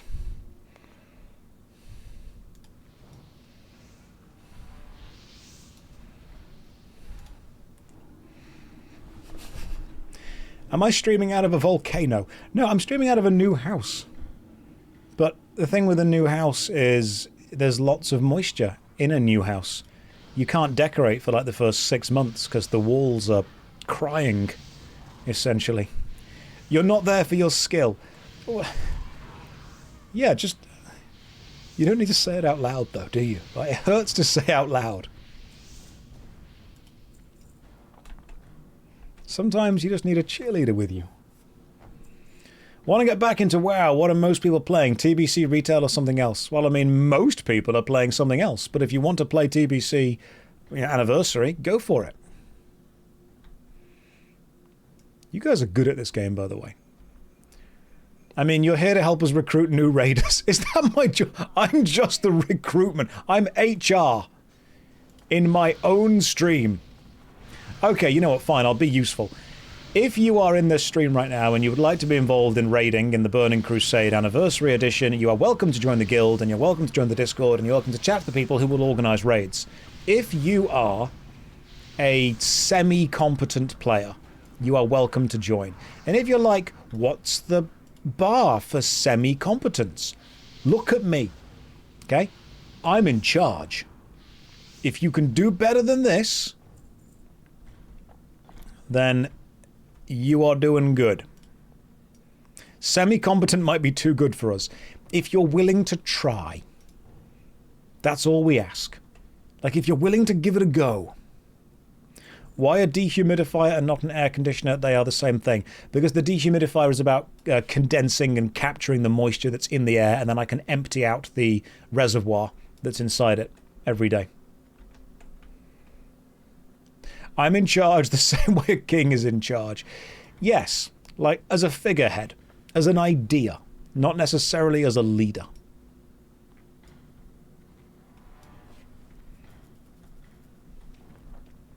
So if you want to join the guild, you're welcome to. All we ask is, okay, genuinely, if you want to be actually serious, all we ask is don't be a dick and do your best. That's it.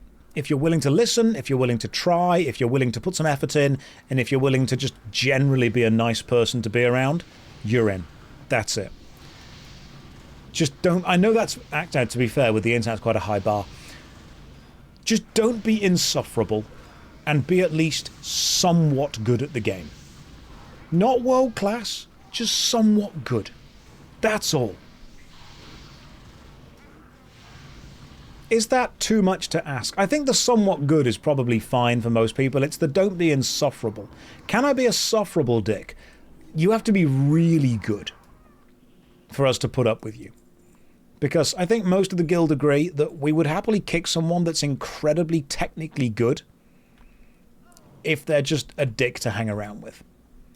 I think most people would rather hang out with a mediocre player who's really fun to play with than a world-class player who's insufferable.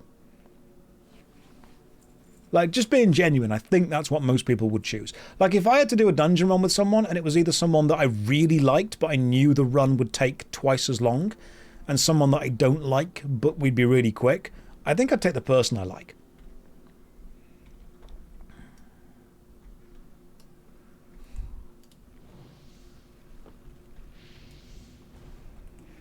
But again, I am in the position of being able to have a lot of free time to play. Just give me a person that's fun to play the game with, you know? I want someone to make the game better, not someone that makes the game faster. What if I'm neither? Like, I'm a nice person but shit at the game. That's fine, we can improve you at the game. It's easier to take someone that is a pleasant person to be around and teach them how to play the game than it is to take someone who's really good at the game and teach them how to be pleasant to be around.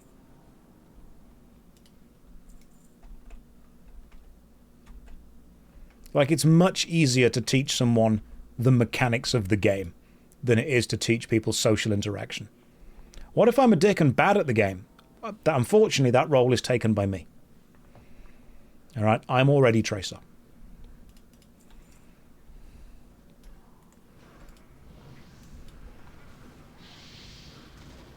What if I'm an insufferable GM that could death touch everything for you? You assume that I don't have one of those on call at all times.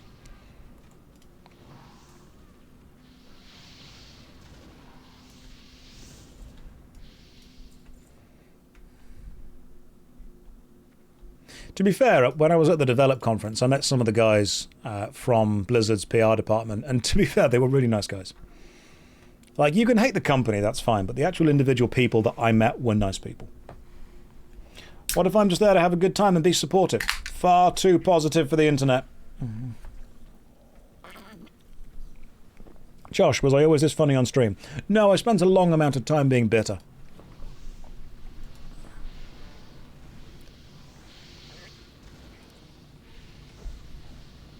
No, I got overtaken by just being sad and bitter. Unfortunately caused by having to hang around with people on stream for a long time. Have I ever met a guy that used to work at Blizzard? 7 years. I think that what it is anyone is fine in small doses, and Twitch itself was, again, fine in small doses, but if you do it every single day, you're going to start to be, you know, worn away. That the waves will eventually eat away at the cliff face, if you will. And I think I was Twitch streaming for so long that the waves were just eating away too much, and it was much safer for me to take a bit of a break and then come back and be funny again. New material. Best way to do it. Small doses.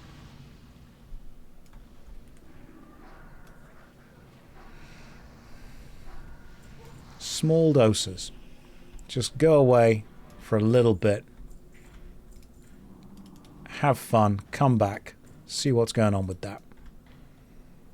Even we mods weren't every day for 100 days non-stop. I didn't even tell the mods I was doing that, and they still turned up and did it. Like, they're the true heroes.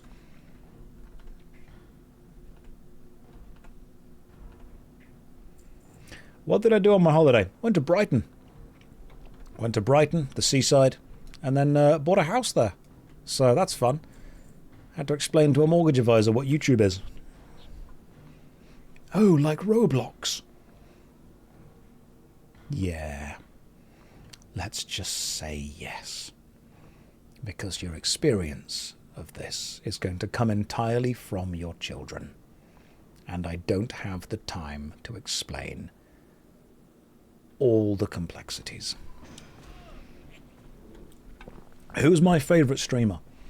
I know it's a little bit unorthodox, but I think I'd have to probably say me.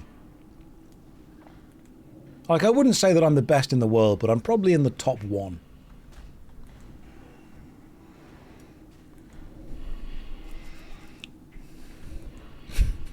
No, in all seriousness, who do I enjoy streaming? I think Doug is fantastic at streaming, excellent entertainer.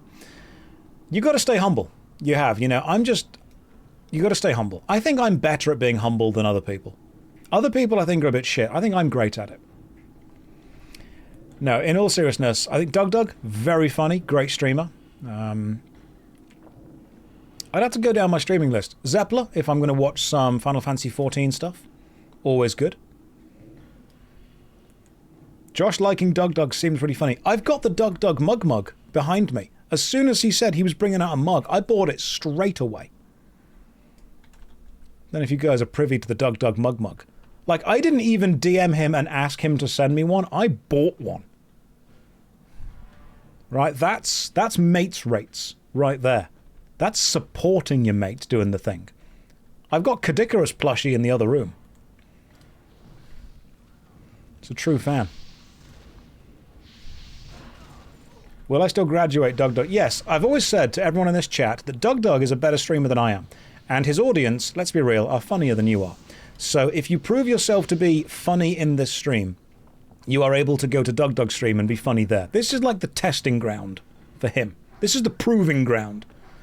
If you can make us laugh, it's like clown college. You graduate. I can't do that, sorry. That's fine, you can always stay here. You know? Someone's got to be in second place, and that's where I live.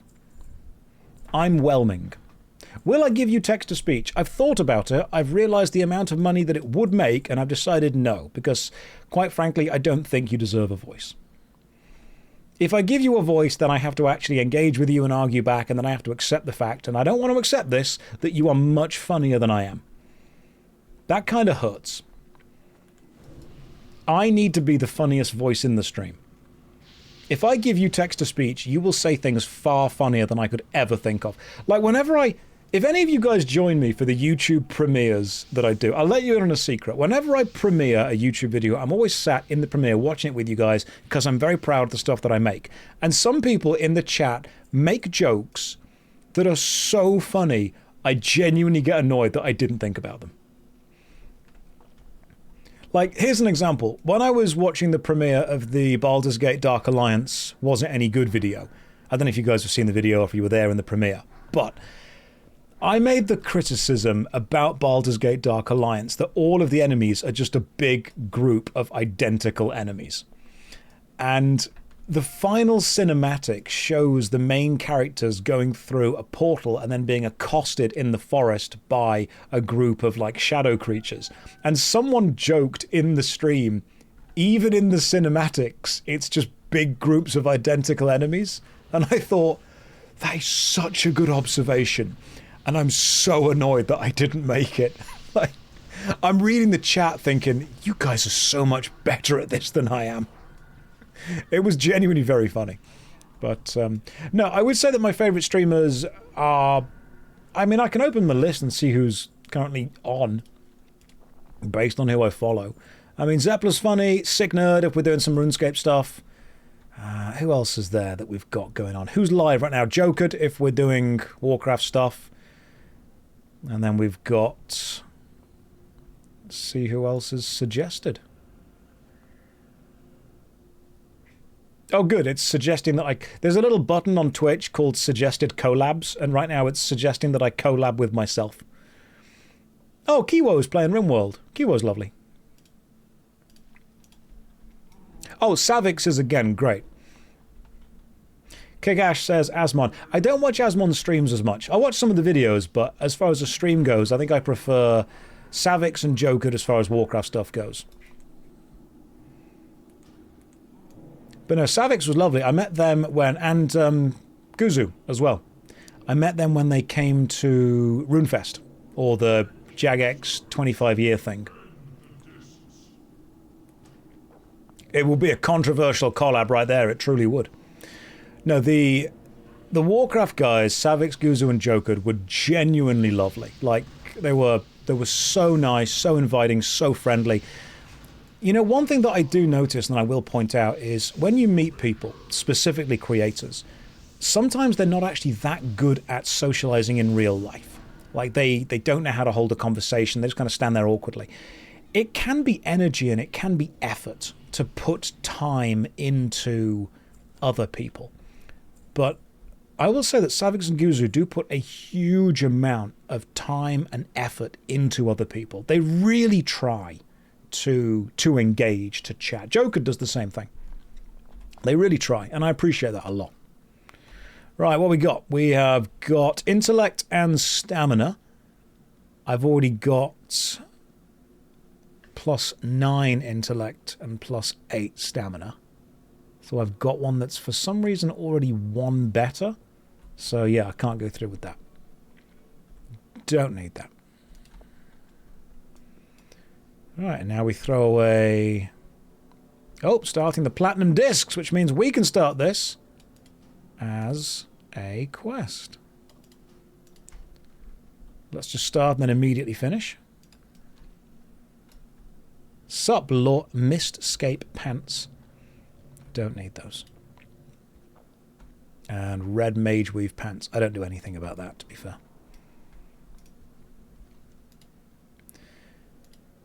Ah, so we're learning. Okay, let me explain the plot. Basically, the jailer invaded Shadowlands, and everything that happened was because of him. But then forget the jailer. More things happened. Who's the jailer? Good question. Oh, now we can complete the platinum discs. And there's some experience. Miniature platinum discs quest item. Beautiful. What about the sword? What sword? Right, we can either go again or I can start leveling a paladin. Josh, we have to call it here, but thank you for the groups and the raid group plug. Thank you for the support. I will go and level a paladin in order to tank my way through dungeons. Time to tank.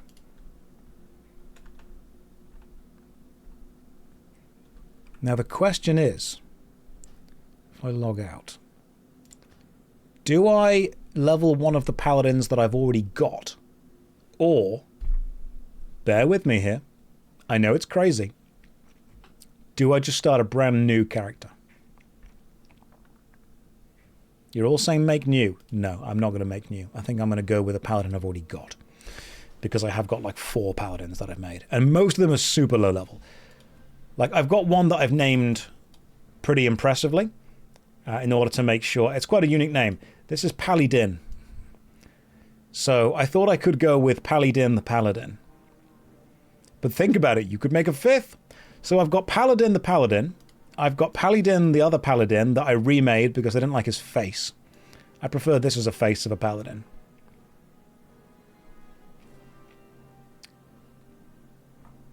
I've named all of my characters based on what they do, like the fact that my priest is called NHS Strife or NH Strife, and that's based on the fact of the NHS, which means this will be a really good priest, but you will get your healing about 3 months too late.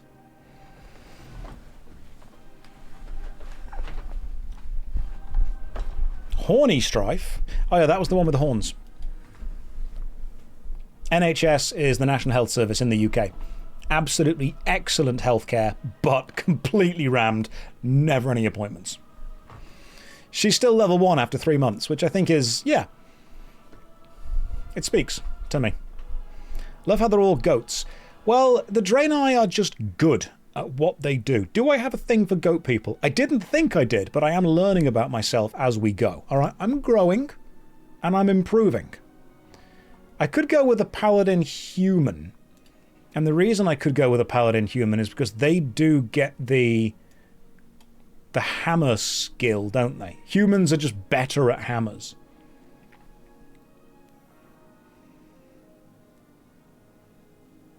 I do like the human starting area. People will be surprised at how great of a pet a goat makes. So, like, I mean, I don't think anyone's ever made a human paladin before.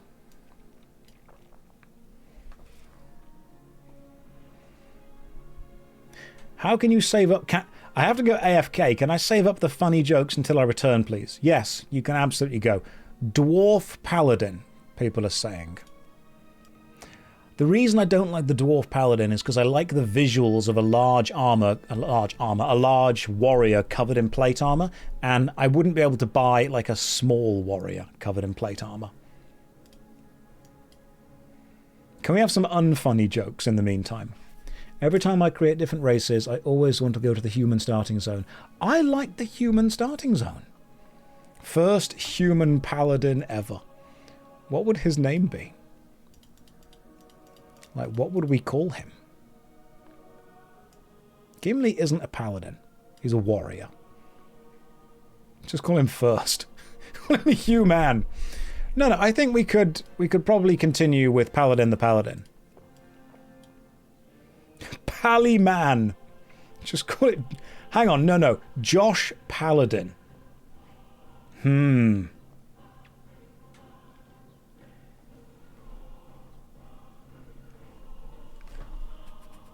taking suggestions of the names. The names are looking good right now.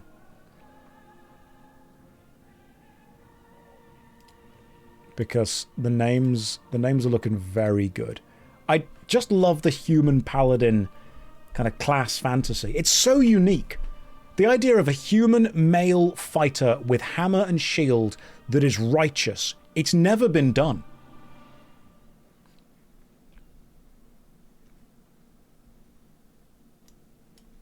I don't think you understand how unique this is. Especially if we go with whatever the regular hairstyle would be. I think like that one. That's classic hairstyle right there. Complains a lot. Bubble Josh. John Warcraft. The very same. You gotta go with white hair, because I'm getting old. And I've got to embrace that. Yes. Old embrace. I've just made Uther, haven't I? Just realised that. Didn't even realise that accidentally I've just made Uther. I'm pretty sure Uther will be taken as a name. Yeah, of course it's taken as a name. Old new man. I'm not calling him Staff and Wet Cave.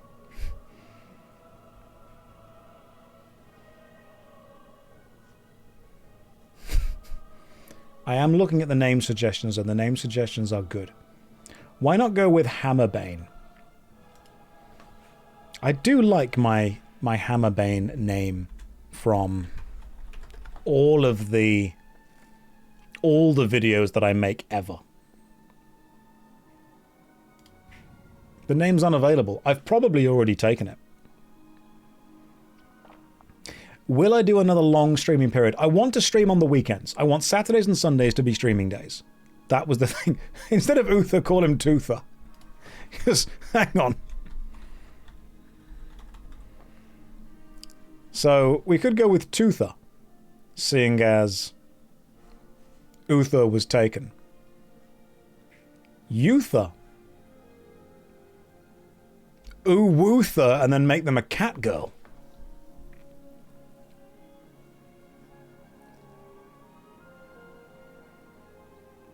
We can try Toother.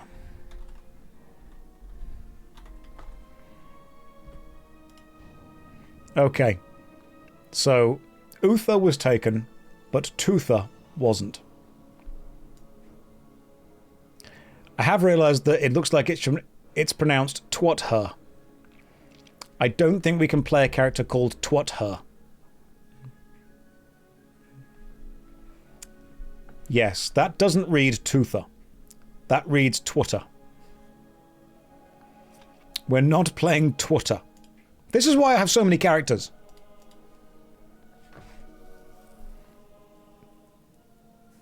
Because it just sounds like a horrible spelling of Twitter. Speeddragon is very up for this. Very, very up for playing Twitter. Okay, let's just do... Hang on. Hairstyle needs to be the one with bangs. Obviously. It needs to be white. It's always white. Never change, ever. Getting old. Embrace it. Could go with Bofa. What about just Hammer Man? I don't think Josh had... Hang on, I'm pretty sure... Joshadin is definitely taken. Oh no, apparently Joshadin was not taken. How was that not taken? Okay, I mean, it's gotta be Joshadin now. Because it's a paladin. And I'm Josh. It was staring us in the face the whole time. It was always there.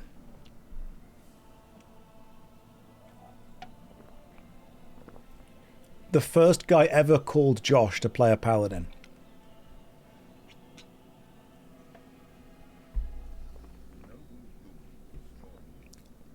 I still can't believe that JoshStrifeHayes wasn't taken. But you know what? Yes, you can be promoted because of that.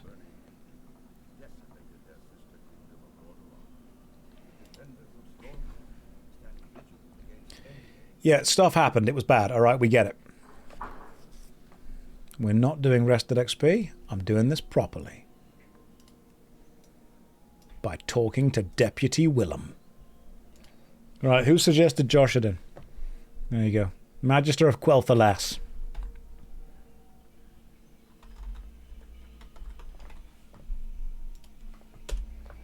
There you go. Magister of Quel'Thalas, you have been made into a VIP. I did. You all did.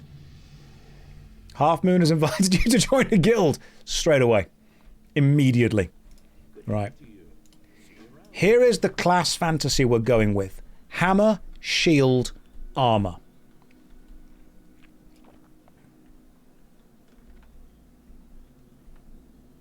That's what's happening.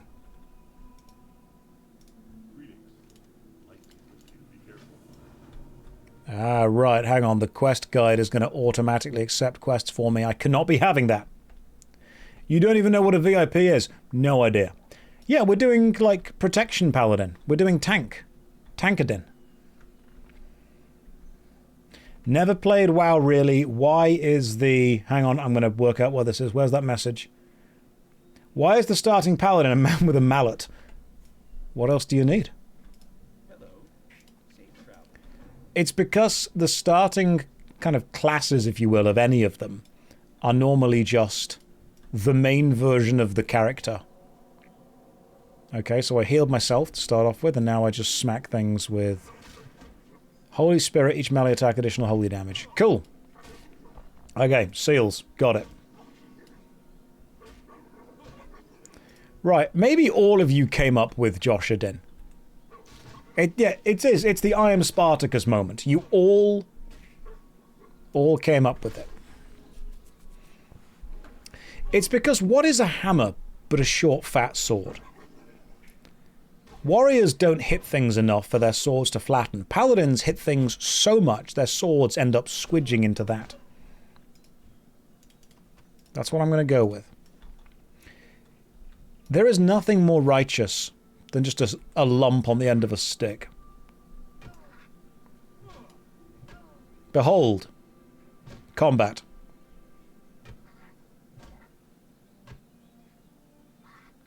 Well, I'm thrilled.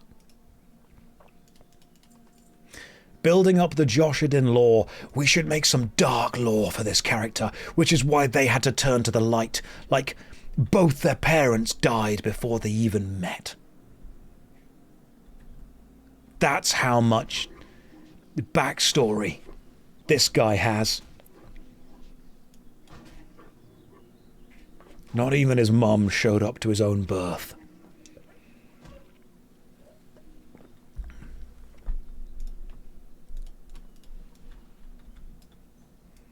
He's so dark, his shadow casts him.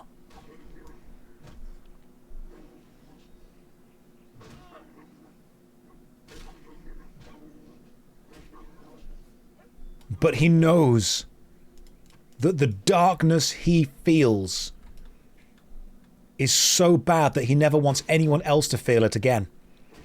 And he can only spread joy and happiness by just beating the shit out of wolves with a hammer. The jailer is his father, and the jailer is his mother. He's a ghost. That's what's happened.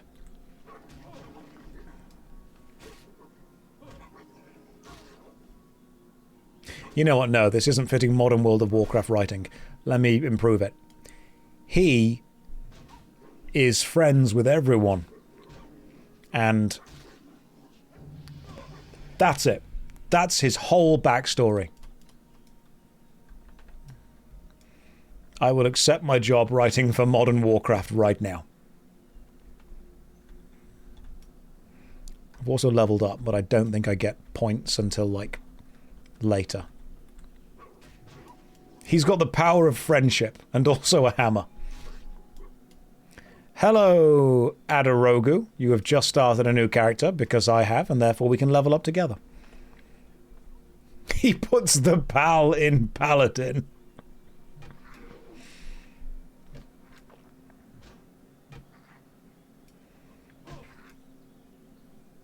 He wants the Horde and the Alliance to just be friends. He's personally annoyed it's called Warcraft.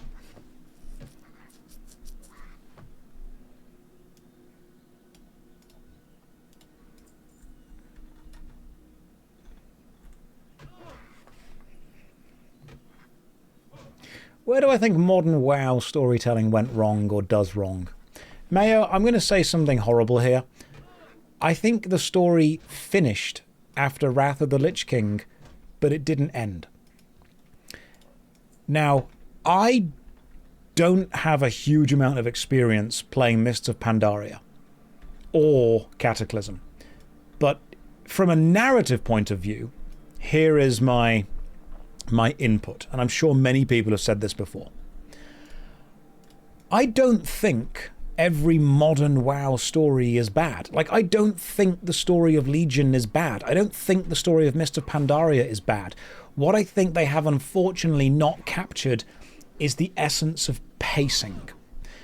And what I mean by this is good stories have a good setup, a good middle conflict, and a good ending. And I appreciate the fact that Warcraft 3 was the setup. World of Warcraft was the middle bit of it, and Wrath of the Lich King was the ending. That was the ending of the story of Arthas, which is what a huge amount of people were invested in. And I think once the story of Arthas had been told, Warcraft was kind of left without a main character. Because they've always said the world is the main character, and I completely agree. And the death of Arthas was the end of the Warcraft 3's history, and I agree with that as well. And I feel that World of Warcraft was then kind of left to tell its own story after that, but the point of pacing is that it takes a while to build it up. You need to build up pacing. You can't just say, here is the new bad guy, you must care about them as much as you cared about the previous bad guy that you have had many years worth of narrative kind of connection built up with. I'm not saying Garrosh wasn't a good villain. I read a lot of his lore. He really was. But I feel that sometimes stories stick with us because they have such a strong ending. And I think World of Warcraft was always going to struggle because it told its story ended, but it didn't. Like, I like the first 5 seasons of Supernatural. I think there are some strong stories in season 6, 7, 8, 9, but I think the first 5 seasons of the TV show Supernatural tell a really good story. And I think had it ended there, it would have been an excellently paced story. I think Lord of the Rings is a fantastic trilogy of films, and I think it ends. If they had been told, hey, by the way, you have to do films 4 and 5 now, I'd be like, well, the story has been told, the narrative has been told. And I think people need to understand this. I'm not saying there are no stories to tell within that world. I'm saying that the stories that you have told worked because of how well paced they were. I also went to 3 health just then. There can be many stories within many fantasy and many fictional worlds, but these stories still need to follow kind of narrative structure.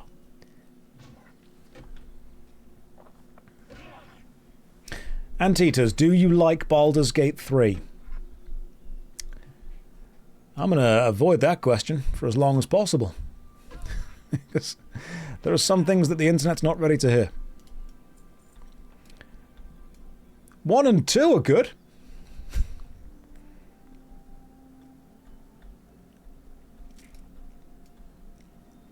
I'm not going to speak. If I speak, I'm in big trouble. I'm going to wait. I'm going to wait a couple of years. I don't hate it. Foreshadowing is a literary device. I don't hate Baldur's Gate 3. No, I don't, genuinely. I think it's got weaknesses, but I don't hate it. Just wait like 20 years and I'll do a Was It Good Baldur's Gate 3.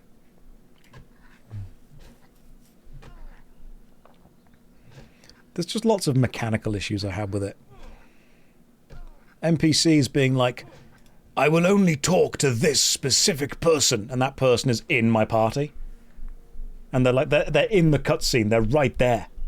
And I'm like, okay, so I'll just switch to that person to control them and I'll talk back to the NPC. And the NPC will be like, I don't recognize you. I'm like, you literally just said you would only talk to this character. And now I am this character, and now you don't know who I am. We haven't left the room.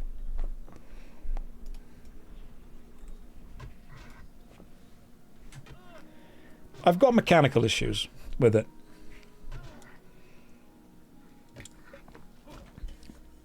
Why does the tadpole in your head stop doing anything after Act 2? Like, the first Act 1 is always like, you feel pressure in your mind. Authority. And then, toward Act 3, they're like, completely forgot that was a plot device. It's just plot.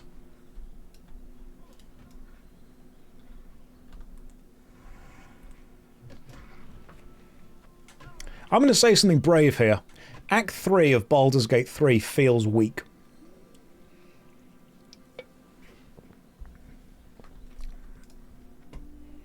I know I might be the first video game critic to ever say that. Did you evolve your tadpole? No, I didn't like the visual change.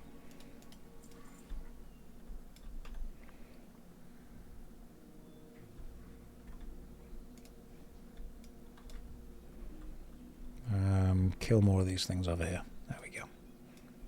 Is this hardcore or classic? It's the Burning Crusade anniversary.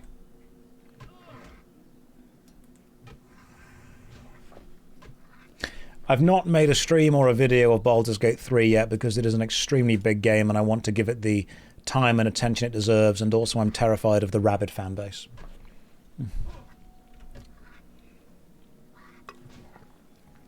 Like, if someone said, do you want to piss off the fan base of Eve or the fan base of Baldur's Gate 3, I think I would just find through sheer willpower a way to implode.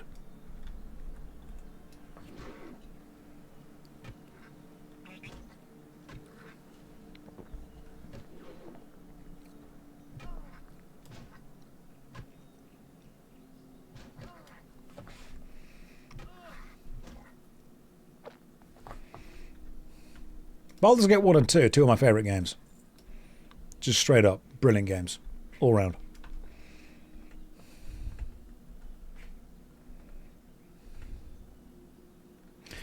Would I piss off the the fan base of Star Citizen? I mean, obviously I don't want to shit on their game, and when it exists, I'm sure it'll be great. And I look forward to playing it as and when it gets to, you know, happen. Let's go with the boots. Cloth or leather? Yeah, we'll go with the boots.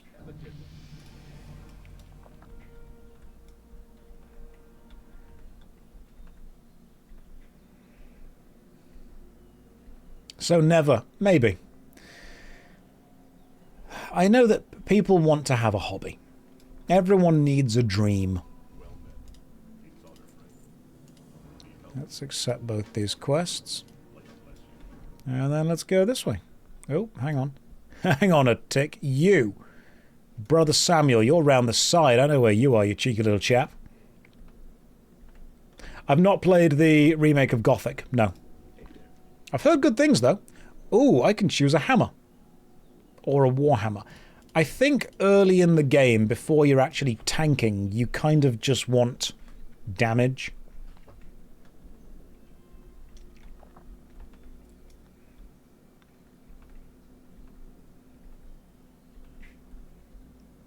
You don't understand the rabid side of fan bases, and someone else doesn't. Why people get so offended. This is the internet. So, Vanguard, that is to be fair, what you've just said is a very balanced take. And that's exactly who we're not dealing with. You might be inside. Yeah. So I think sometimes what it's worth remembering is there are some people in the world who are not mentally healthy.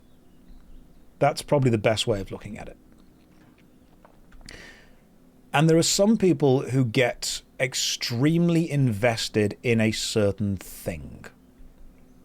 whether it's music, whether it's a TV show, whether it's a film series, whether it's a subculture, whatever it is, they get super into it.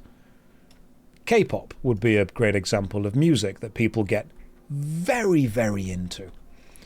And not my cup of tea, not really my vibe, but hey, if you want to listen to the music and enjoy it, go for it. Not going to tell you that you're wrong. But some people get very into it, and I think the reason people do this, again, this is going to sound horrible, is people like to feel that they are part of something. People like to feel involved in subcultures and tribes and groups and communities. And if you aren't confident in your own identity, there's almost a shortcut to belonging. What you do is you replace your own personality with rabid support of something else. And then when people meet you, they don't need to like you as a person, they just need to like the same thing that you like, and then you've immediately created a bond. You don't need to be a friendly person to make a friend, you just both need to support the same thing. And I think that's happening a lot. Let's say that you're someone who is extremely bad at being social and you have extremely bad interpersonal skills, but you decide to get really, really, really into whatever subculture you're in. You then meet someone that's also in that subculture, and it doesn't matter that you actually don't have good interpersonal skills, you already have a connection, and you can fall back to and you can rely on that connection to facilitate that kind of human-to-human contact you've got going on just there. It works for hating stuff as well. You decide what you hate, you meet someone else that hates what you hate, and suddenly you've got a bond. You've bonded with that person. This is why people get rabidly into things. It replaces their personality with love of the thing. And I think personally it's a little bit sad, but I can also totally understand why people choose to do it. That would be why. And then someone comes along and they criticize that thing.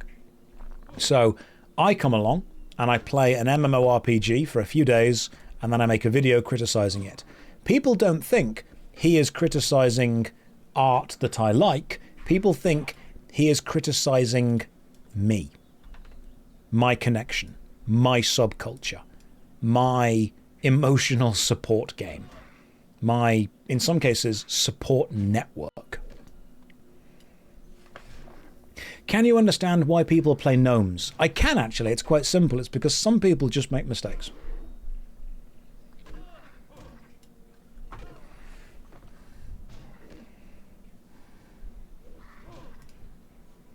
Sometimes, you know, people just do things that are wrong. That's fine.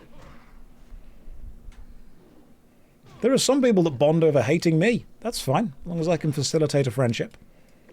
The old saying in the acting world, the only thing worse than being talked about is not being talked about.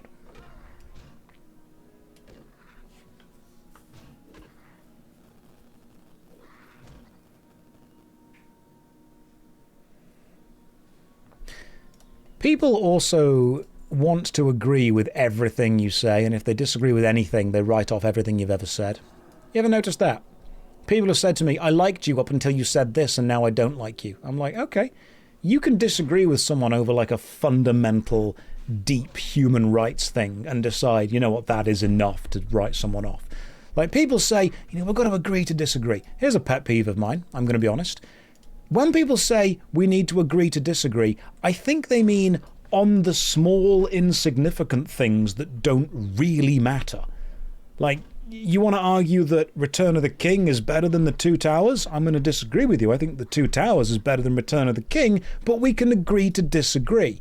What you can't agree to disagree on and still remain friends is like fundamental human rights. Someone can't turn around and go, well, I think we should just kill everyone that likes this. I'm like, no. I'm not going to agree to disagree. I'm just going to straight up disagree. And if you're going to hold that kind of honestly evil opinion at some point, we're not going to be friends, okay? Agree to disagree is fine when the disagreement is about something that doesn't really matter. If it's about something that really does matter, it's okay to just not agree with them at all.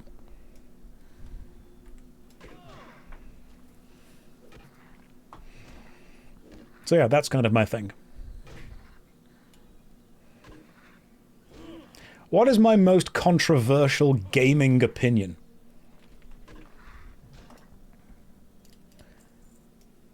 Okay, so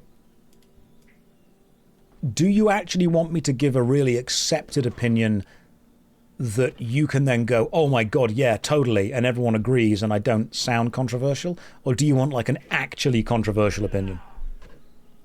Because when people say they want to hear a controversial opinion, what they normally mean is they want to hear something slightly out of center that they think and feel already confirmed back at them.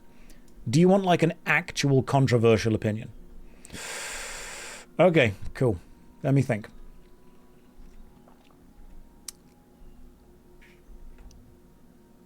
Video games were better before they were trying to be films. And I say this as someone who really likes Uncharted. Like, I like the game Uncharted. But I also think that Uncharted as a video game is an interactive film. I think that the climbing in Uncharted is push the analog stick in this direction and then press this button. And it's visually interesting, but it's also mechanically empty. Because you can't go wrong, you can't fall, you can't fail. The only way you fail is if you press the button before he holds out his hand. And I'm like, just don't do that and you'll be fine. I think that there are many video games that are made now that... Oh, disappeared. Imbued netherweave bag, netherweave bag, netherweave bag, netherweave bag. No. I will do this independently. But thank you for the offer. I simply need what I currently have. Kind of you. But a paladin will carry his own burdens. Anyway, yeah, my opinion is... I think there are lots of people who make video games now who are making video games because they want to make a film but can't. They either don't want to hire the actors, they don't know how to direct the actors, or they haven't got the funding for it, so instead they live their dreams of whatever film they want to make through the medium of a video game.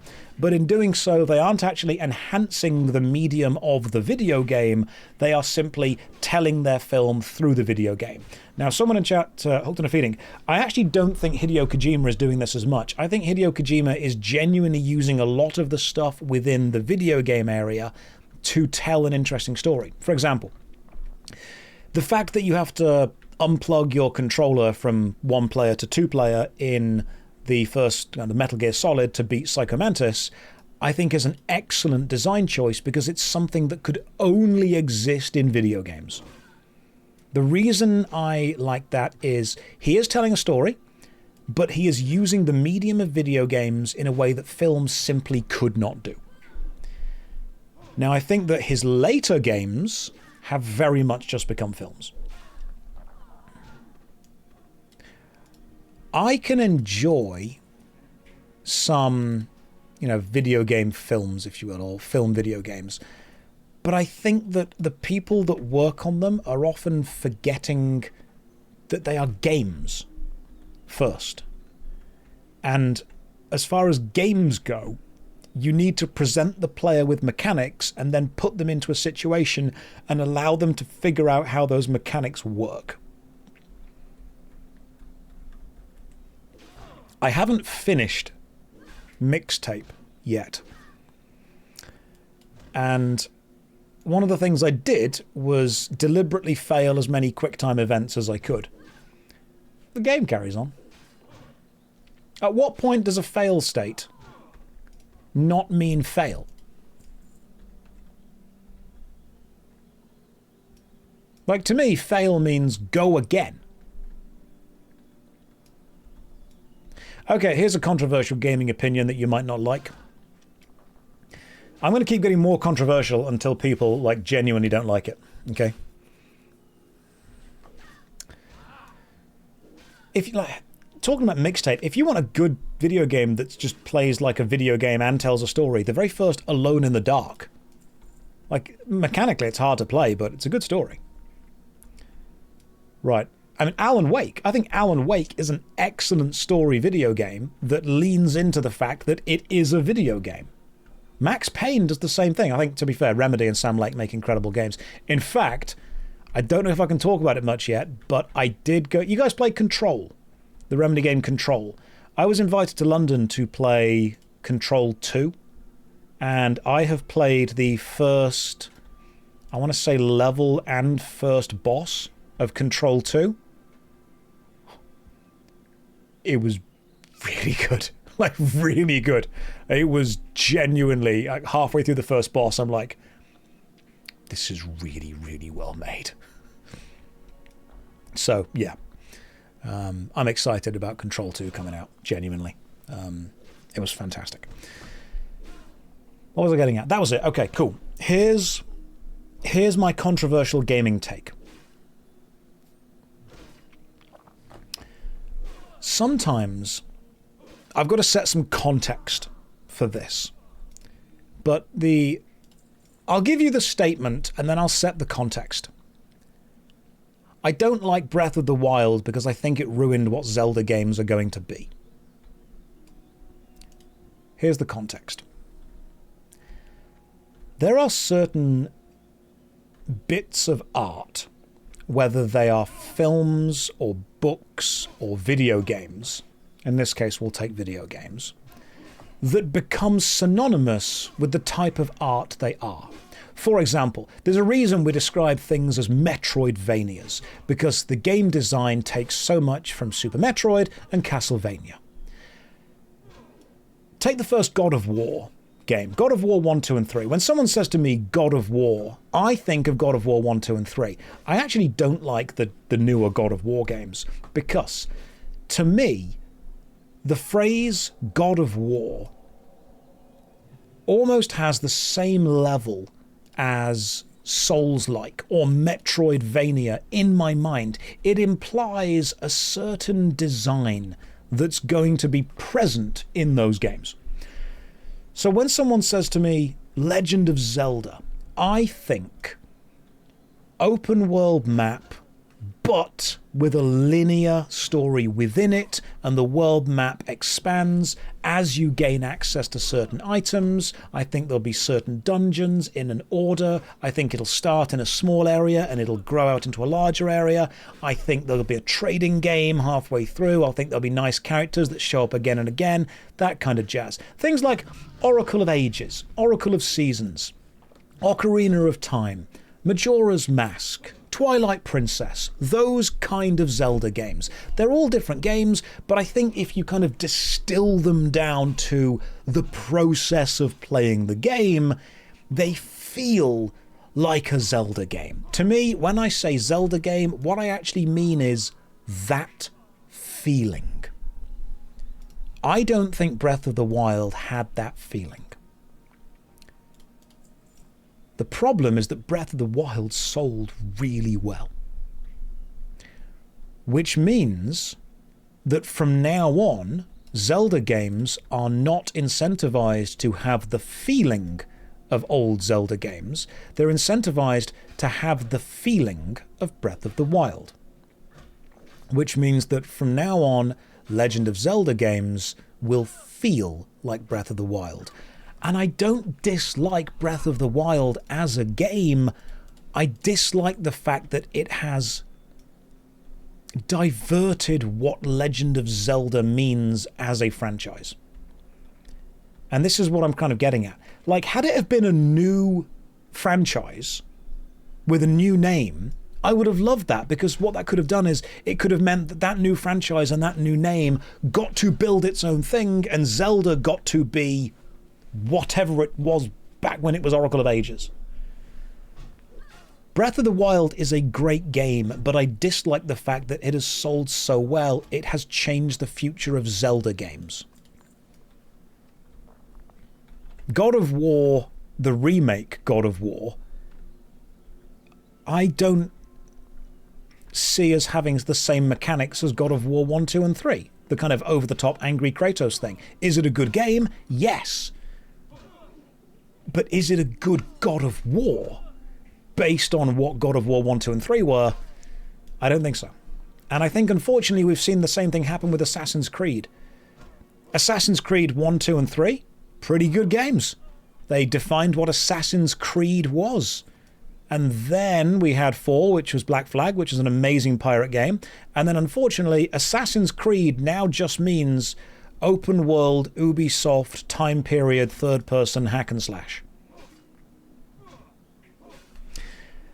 Godod, I disagree with the tape because it reminds me of fans hating a band because they evolve their sound. Godod, I don't hate the game.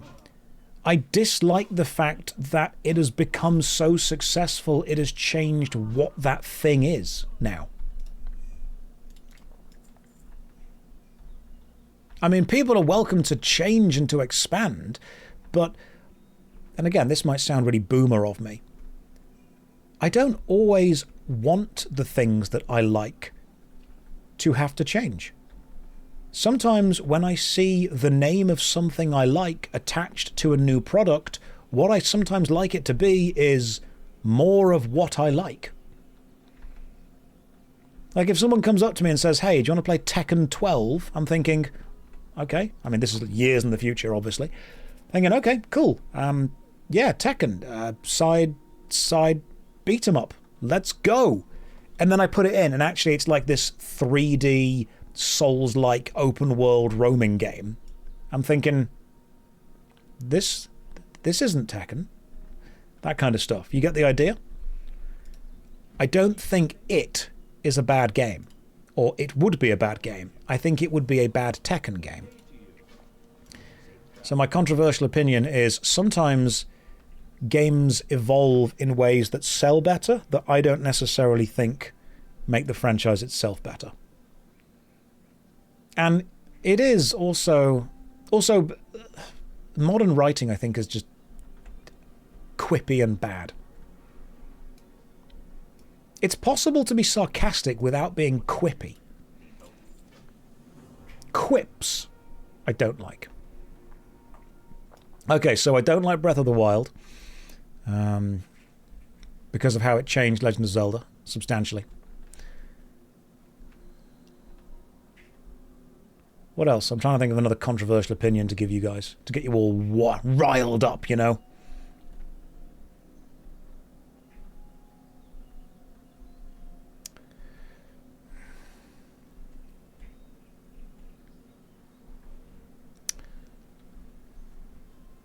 What's another one?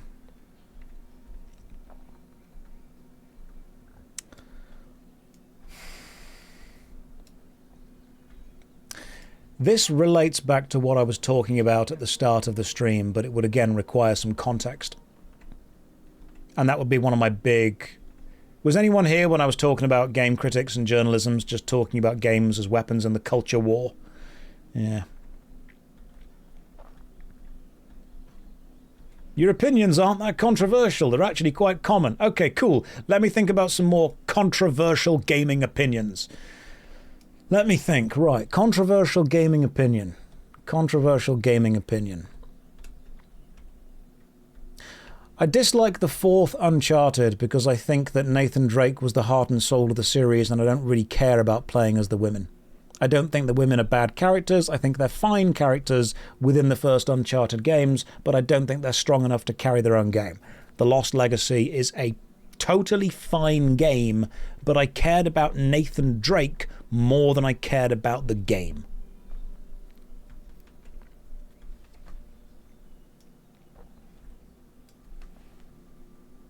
Oh yeah, there we go. Controversial opinion. I think Tomb Raider was better when it was a puzzler and less when it was a shooter. Tomb Raider and Lara Croft are both incredible franchises and incredible characters. I care about the puzzles within the tombs that she is raiding. I don't care about the gunplay. I don't care about the crafting. I don't care about the stealth. I don't need it to be another third-person cover shooter. I think that the Tomb Raider 1, 2, and 3 were phenomenally good because they were puzzle games with platforming in them and Lara was fun.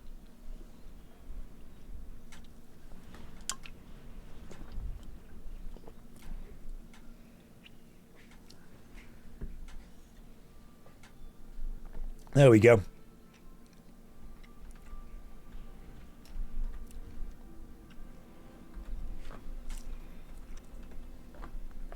All right, let's carry on. Controversial opinions. I hate the term modern audience because the modern audience term implies that everyone that played your game in the past is now irrelevant. The modern audience also involves the people that did love your franchise for what it was, and they're still playing.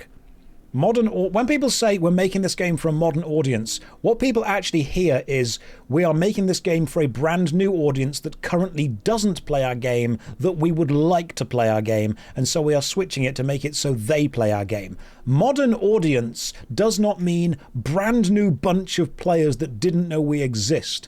The modern audience also involves people who have supported your franchise for a long time. They are still here. They're still buying the game. They're still playing the game. You can be a fan of something for 15 years and still be part of the modern audience. The modern audience does not mean people that never gave a shit about our franchise that we really want to give a shit about our franchise. Because if you switch your game style, your marketing, and your entire general vibe to appeal to people who didn't really care about your franchise, and they start to like your franchise, what are you going to do when they go back and play the old games and realise they don't like them?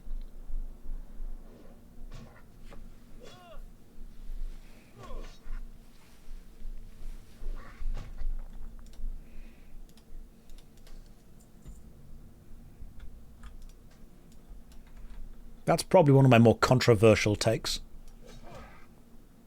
Yeah, I agree with that. I think that modern audience, whenever they say we're making this for the modern audience, what they actually mean is we are changing the fundamental design aspects of our games that have made it successful because we would like to capture a larger, more lucrative audience who are a more general gameplay-focused vibe without focusing on the hardcore evangelical fans that we currently have. You can be absolutely average at everything or incredibly good at one thing. And I guarantee that being incredibly good at one thing is going to get you more players, more fans, more evangelical supporters than being average at everything. If you're kind of a good shooter and kind of a good crafting game and kind of a good exploration game and kind of a good jumping game and kind of a good narrative, that's not going to stick in anyone's mind. If you are the best shooter, and then another game is the best narrative, and then the other game is the best puzzler, they are going to stick. I guarantee that being world class at one thing is going to be more memorable and appeal to, ironically, more people than being quite good at everything. Let me explain why. Imagine, there's a great thought experiment. Imagine that a genie granted you a wish. You had to make a choice between two things. You could either be average at everything or the best in the world at something.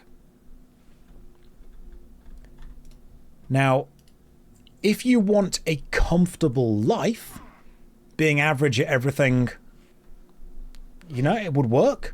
Average at every language, that's pretty good. Average at every instrument, that's pretty good. Average at, cooking every meal, yeah, that's pretty good as well. The thing is, no one's ever going to go to you when they need the best. You choose best in the world at one thing. When someone needs that one thing, you're the guy. You are the one they go to. I guarantee you will make a better living being the best in the world at one thing than being average at everything. And how does this relate to games? Let's imagine, guys, okay, I'm going to say a genre in a minute.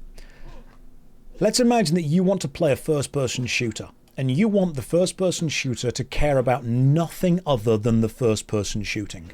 You don't care about the narrative, you don't care about the jumping puzzles, you don't care about the crafting system, you don't care about the upgrades, you're going first-person shooter. Someone walks up to you and says, what is the first-person shooter? Now, I know what game I would say. I would say Doom. I would say Doom is the first-person shooter. Now, there's lots of very good first-person shooters. I like Time Splitters. I like Counter-Strike. But I would say Doom is it. Like, it's gone for it. You got Quake there as well. Those kind of good games. You got GoldenEye. But I think, personally, Doom is where it goes to. Like, that game cares about nothing else than being a first-person shooter. That's what it does. But there's loads of first-person shooters. Why have we all gone for, like, Wolfenstein, Doom, Half-Life, Half-Life 2, Perfect Dark's a good one as well.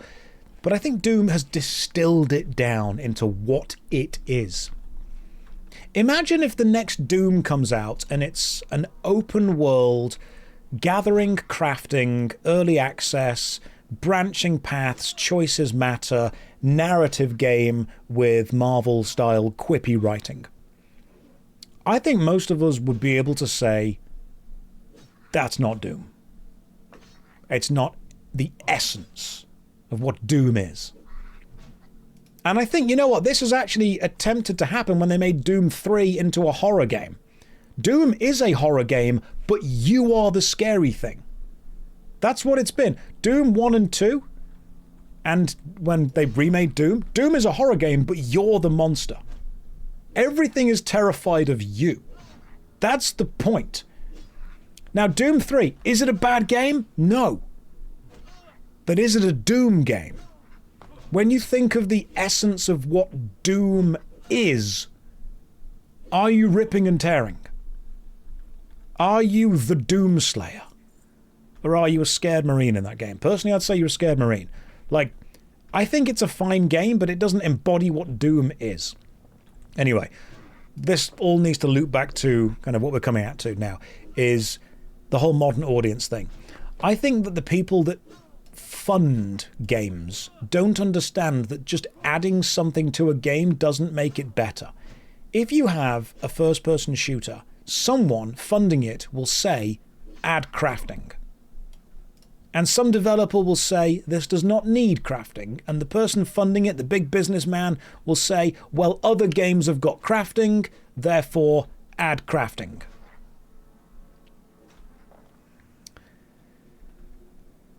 Sometimes a game or a piece of art isn't at its best when you can't stop adding things to it. Sometimes it's at its best when you can't remove anything else. Sometimes distilling an experience down to the core of what that experience is makes the experience memorable. And I think that what a lot of modern game design suffers from, and this is my controversial opinion, is a lot of modern games are attempting to reach what they refer to as the modern audience by adding a little bit of everything because they want to appeal to a little bit of everyone instead of just adding the core of what their game truly is.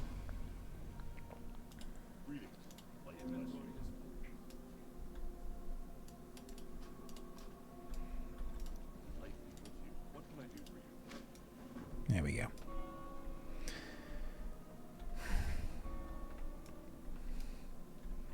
Yeah, Doom as a franchise can be many different things. I true that, but I think ultimately it's about fast-paced first-person shooting.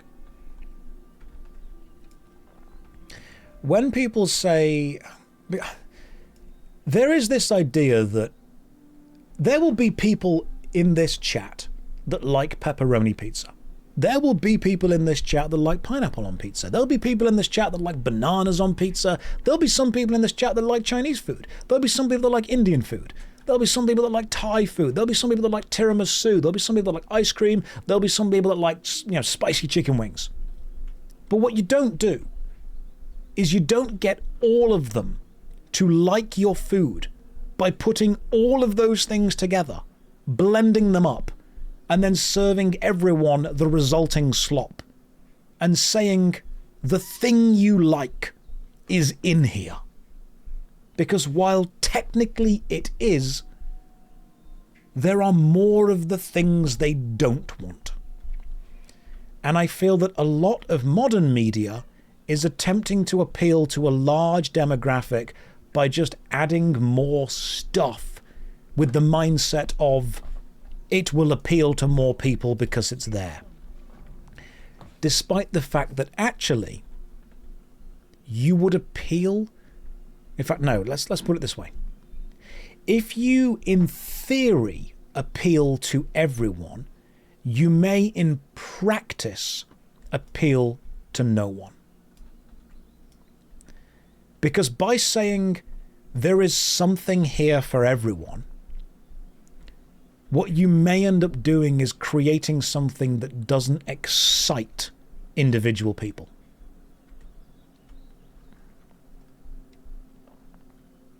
And designers don't get this. It's the Homer, the car from The Simpsons that he makes, that has everything on it. It doesn't appeal. But designers get it. Designers aren't stupid. Designers get it. It's normally the funding people that don't.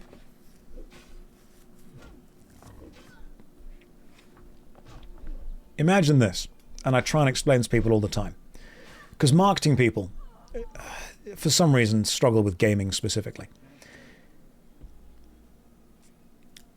Imagine you have 100 people in front of you. 50 of them really, really, really want a first-person shooter. And 50 of them really, really, really want a cozy farming simulator. But the first-person shooter people do not want a cozy farming simulator. And the cozy farming simulator people do not want a first-person shooter. You might be thinking to yourself, well, I can appeal to all of them by making a cozy farming simulator with first-person shooter mechanics. Okay, I can see what you've done. You've tried to appeal to everyone. But what you may end up doing, actually, is making both those demographics look at people and say, actually, this game isn't what I want. And they will wait until someone else comes around and says, hey, you know what? Here's a cozy farming simulator. Just a cozy farming simulator. And those 50 people that want it will go and play your game. What I'm trying to get at here, I'm not trying to talk about games that have done smashing up of genres. I'm trying to explain to you that attempting to appeal to everyone by giving them a little slice of what they like, wrapped up in a package of other stuff that they don't like, may not be as successful as just giving people the thing they like distilled down to the essence of why they like it. The old phrase can sometimes be, in fact, have any of you in this chat, and this might be getting a little bit more personal, have any of you in this chat realized that everyone likes you, but no one really, really likes you? And the phrase that I've heard is, you're everyone's friend, but you've got none. That is a harsh thing to understand. And sometimes one of the reasons for that is, you don't put anyone off, but you also don't necessarily really appeal to what people want in a person. You are pleasant enough. Now imagine the video game version of that.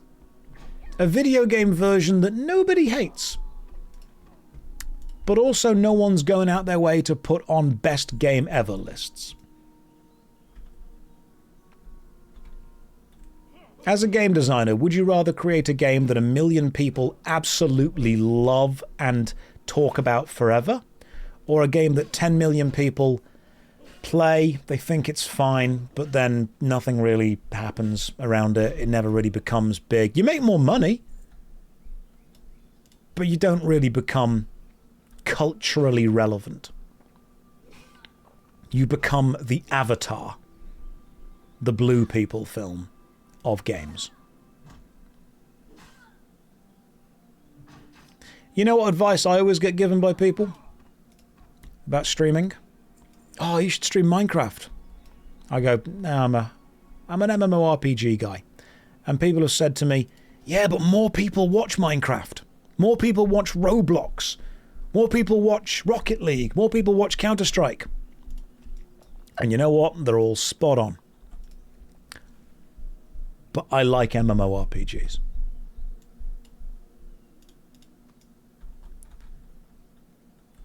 I'm sure I could probably appeal to a wider target demographic. But I like MMORPGs.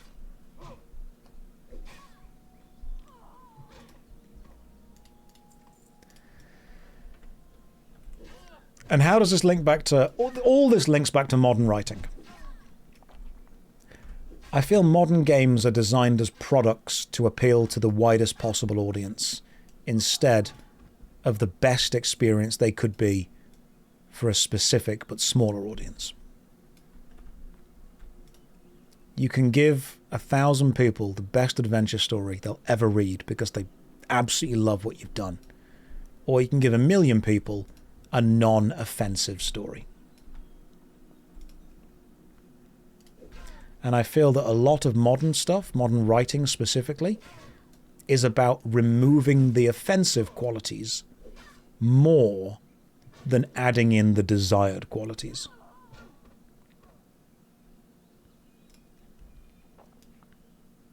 That's my controversial take.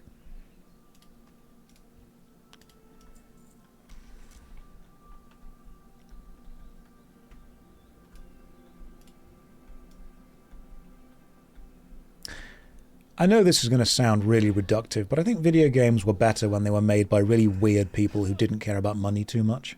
Like, I know it's always been a business. I know people have always wanted to make money. I get that. And I'm not saying that I want to go back to this magical, non-existing time when nobody in the games industry cared about making a profit. Of course they did. The people that made Tetris wanted to make money. The people that made Pac-Man wanted to make money. I get that. The people that made Doom wanted to make money.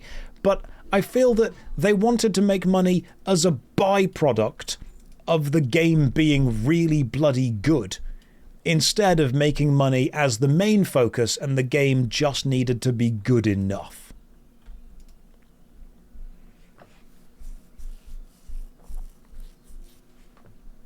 I think they wanted to make the game and get paid for making the game, instead of make a shitload of money, and gaming had just happened to be a way to do that.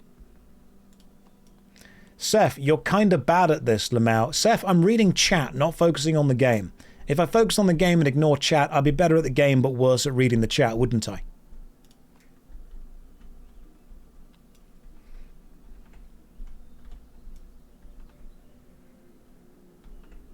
I mean, people that make games are still definitely weird. I'm not talking about the game. Oh, do you mean talking about me talking to the chat, or talking about being controversial?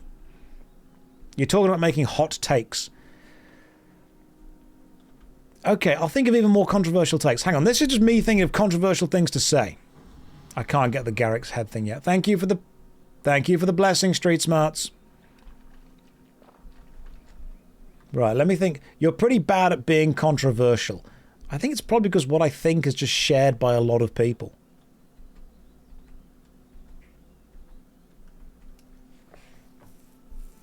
Okay, so let me just kind of think about controversial takes.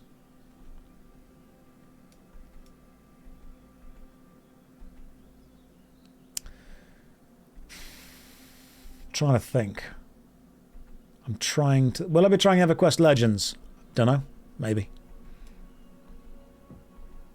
It's kind of hard to know what I do and don't think that is or isn't controversial.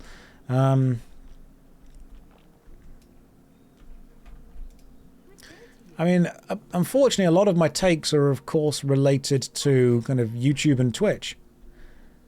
I mean, another take that isn't controversial, I just believe is a fact, is there are a lot of people in the world who are experts in one thing, but unfortunately, is it Dunning-Kruger? People think that just because they're really good at one thing, they're really good at another. That's not true at all. Like, you can be an expert in one thing and completely, absolutely useless in another area, but for some people, people think expertise means correct at everything, when it isn't. Like, it's totally okay to say, I don't know.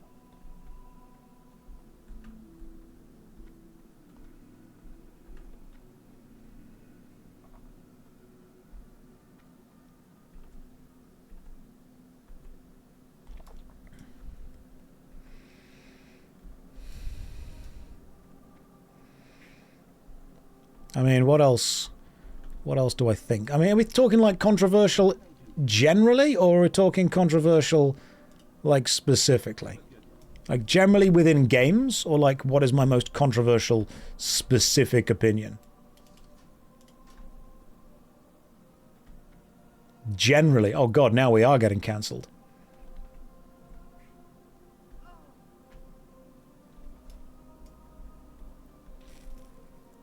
You're making the rules, you decide. That's a good point. I'm in charge here.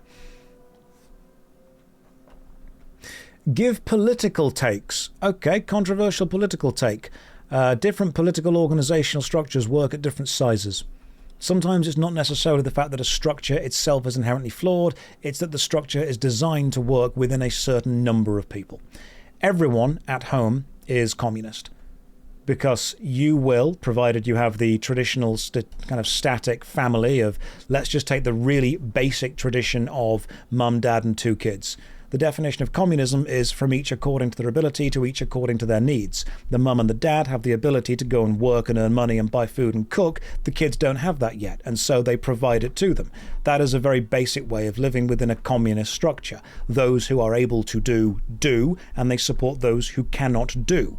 Unfortunately, once that structure starts to expand and involve more people, it cannot support everyone because there will be people, because of human nature, who take advantage of the system and realize that they just need to say, I can't do that, and therefore they'll be provided for by people who can. And then we start to expand it out. Jimmy Carr had a similar thing on this, and it was amazing because I've believed this for a long time, and then he said it, and I thought, oh, we agree with that. And then you expand out into a larger group of people where socialism works, where you will support your local society, but you may not necessarily see the exact individual that you are supporting. You're simply supporting the structure and the society that they live in, because you also get to see benefits from that. However, once you start to expand the area and the range and the amount of people, and the physical area as well, larger countries, with that, you cannot continue to support your local area because your local area is simply too far away. Systems like that require high trust societies, and high trust societies simply work better when everyone in that society knows everyone else in that society. Unfortunately, most systems fail because people are arseholes. The idea of communism on paper is perfect. The problem is humans. We are the weakness in the system. People always go, oh, the real stuff hasn't been tried yet. Yes, it has. Real and fake have both been tried. The problem both times has been people. Because in order for a system that relies on trust to work, every person in that system must be trustable. And it is only possible to make every person in a system trustable when every person feels personally responsible and proud of the system that they are in. If you cannot make people feel both responsible, proud, and in some cases a level of shame if they harm the system, then you're not going to get the system to succeed. You need people to be able to take personal responsibility for the choices they have made within the system. And you need them to know that bad and negative choices are going to be rejected and not rewarded.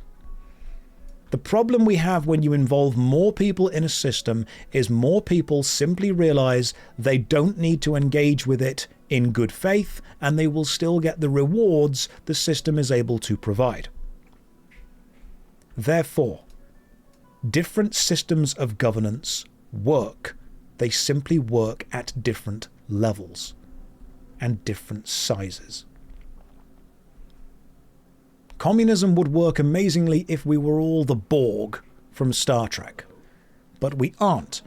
Therefore, we need a certain system that allows people who do not trust other people, and, to be quite frank, those people may not even be trustable, to still engage with it. Capitalism is the worst system, except all of the others, at the large size that we live at. Where's this guy's trainer? I think that the capitalist system is massively flawed. I really do. I 100% believe it is hugely flawed, and it has caused a massive amount of suffering to a lot of people. And I think that what has caused the suffering is the people that take advantage of the system. I also think that communism is flawed, and I think that what has caused the flaws are the people that take advantage of the system. And then I start to realize that both systems could work. The problem is the people.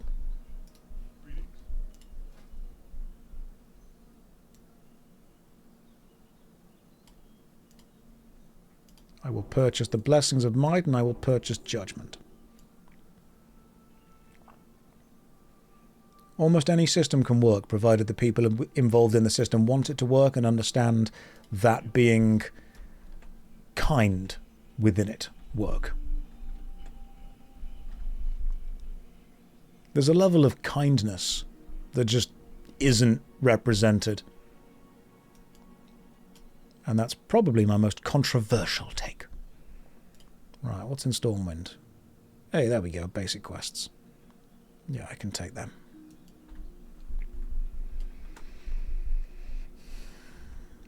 And I think that a huge amount of people... Is this controversial enough for you?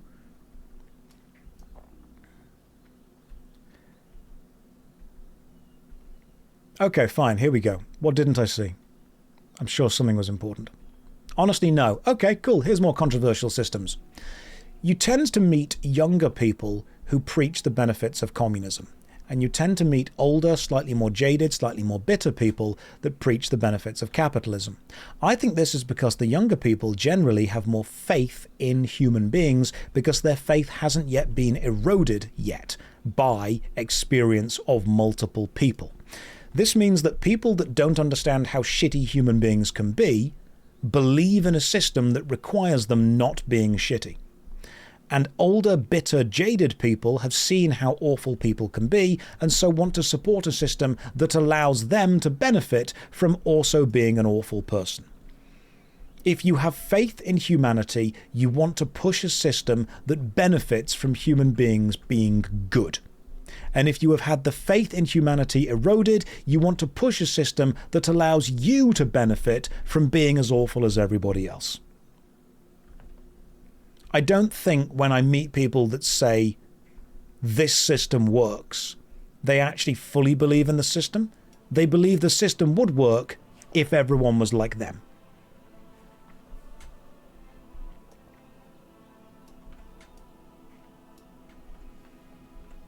Keep going, you're learning things. Yeah, exactly. If the system only rewards you, then you're going to want the system that benefits you. People vote in their own self-interests because they believe everyone else is like them. So when you have people that say, it would work if we all worked together, okay, yeah, you know what? You're right, it would, but we're not going to. And if you have other people that say, this system will allow everyone to exploit everyone else, yeah, it will. But you're going to be one of the people exploited. You think that you're going to be one of the people in charge. You're not.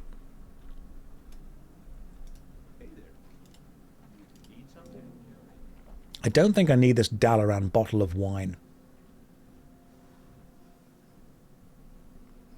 I think that a lot of people will realize that many systems will work if everyone wants them to work.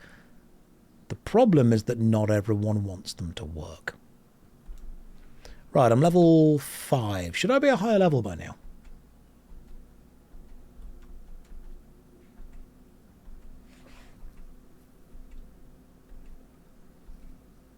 People not voting against their interests is the most deluded thing I've heard you say yet. Of course people are going to vote in their own self-interests. People are going to vote for the world that they want to have, that they think is going to be beneficial to them. Very, very few people would actively engage with a system that is not beneficial to them.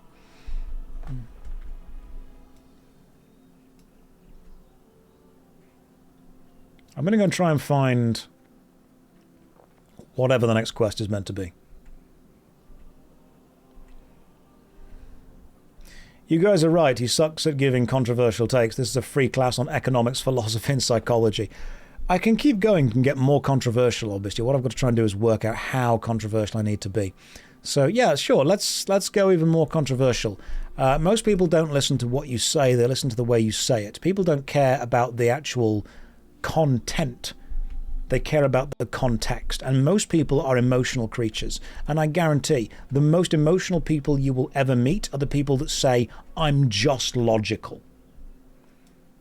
People that say they're logical get really emotional when you point out how illogical they're being. Let me go and access this flight path. Everyone is an emotional creature. Therefore, here's a controversial take. If you want to be in charge of a system, it's more important that people like you than actually being competent and good at your job. Because I guarantee you will get put into positions of power not because you are capable, but because people that are above you like you being there.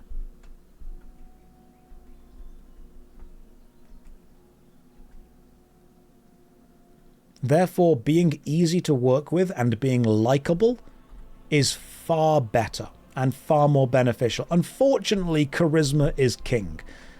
In Living Colour have an amazing song called Cult of Personality. I would absolutely go and listen to it. It's one of my favourite songs. I don't know much about their other work, but Cult of Personality, absolute banger of a song.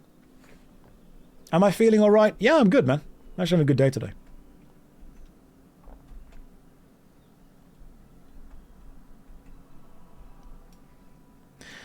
What do I say about feudalism? It held up human society for thousands of years.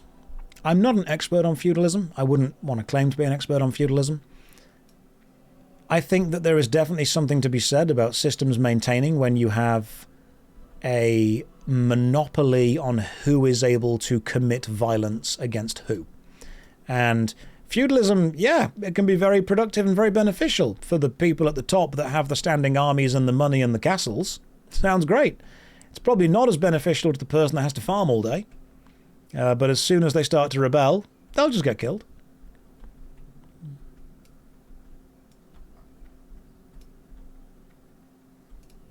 Like I say, any system can work, provided you have the power and the force and the violence to keep it there. Isn't the monopoly on violence the basis for any type of governance? Yeah, it is. Yeah, the first thing that any government will do after toppling the previous government is make it so nobody can topple that government. Okay, here's a controversial take. Many, many, many, many years ago, we're talking hundreds of years ago, potentially thousands, the best way to gain a load of power and land and influence would have just been to take it. Grab an army, take the land, stick your flag there, your land. It's kind of how it went for a long time.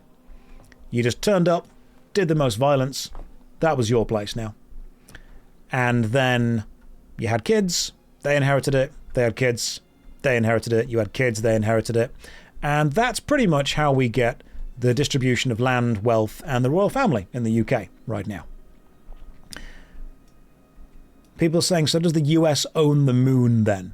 I mean, like, no, but also if they defend it and demand they have it, at what point is that different from how land used to be divided up? I'm not saying that I agree with it. I'm saying that's what's happened. And here's why I think this and why it's a controversial opinion of mine. There was a really interesting interview on UK TV recently where I think it was Gary from Gary's Economics. Now, I don't agree with everything he says, but he is a somewhat educated person. He was talking to an incredibly wealthy landowner in the UK. And the incredibly wealthy landowner was basically saying, oh, all these people in the UK, they just want something for nothing. And I thought, you inherited your land. Like, you got all of this for nothing. You didn't do anything to get this. You got given it because people that came before you did something. And then I thought, how did he get that land? Okay, so many, many, many, many, many years ago, if we go back to like the basics, what probably happened was his ancestors just invaded and said, this is ours now. And then they just passed it down. It's the old saying of born on third base, thinking you hit a triple. Exactly, Kiwi. Spot on. Anyway, this dude was like, oh, people just want something. You know, they want something for nothing. And I thought, here's the thing. You are a wealthy landowner. And you got given that land. Because your ancestors took it. Could modern people do to you what your ancestors did? And if they did, how would you feel about it? You seem to be proud of the fact that you have got something, and you are annoyed of the fact that other people want that thing. You want people to work hard. Okay, what if they just did the same thing that your ancestors did? Would you be annoyed? Would you be irritated? Would you say, oh no, you can't do that now? We did that many years ago, many years ago, but you can't do it. It is the wealth equivalent of, it's my football, and if you don't let me win, I'm taking it home. You want people to work really hard to have things, but they're not allowed to do the same things that your ancestors did to have things. You can't in one breath say, you deserve this, and then in a second breath say, but you can't engage in behavior that would get you this.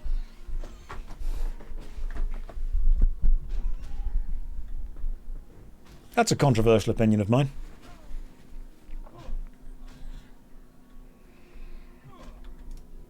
If you are proud of the actions that your ancestors took in order to gain the life that you currently have, you cannot be pissed off if people now attempt to take the same actions to get the same life. Because in 1,000 years, they will simply be their ancestors, and their descendants will be saying, ah yes, my ancestors took this, therefore I must have it as well.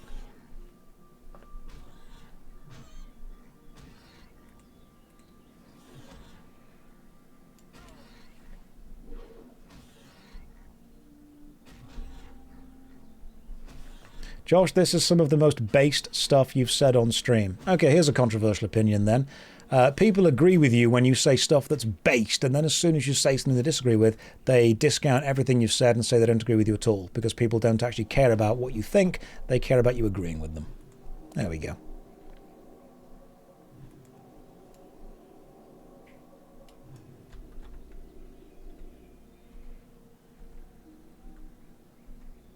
I could say something that someone in this chat disagrees with, and the first thing they would do is leave.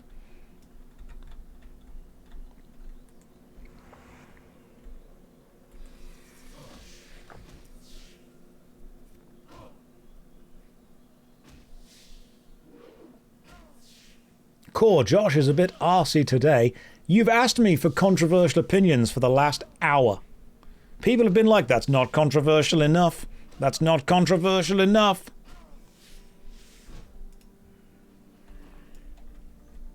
I think one of the most controversial opinions that I held while I was still teaching, that a lot of other teachers told me I was wrong for, that I think I've been proved right for over the years, is some people are just stupid.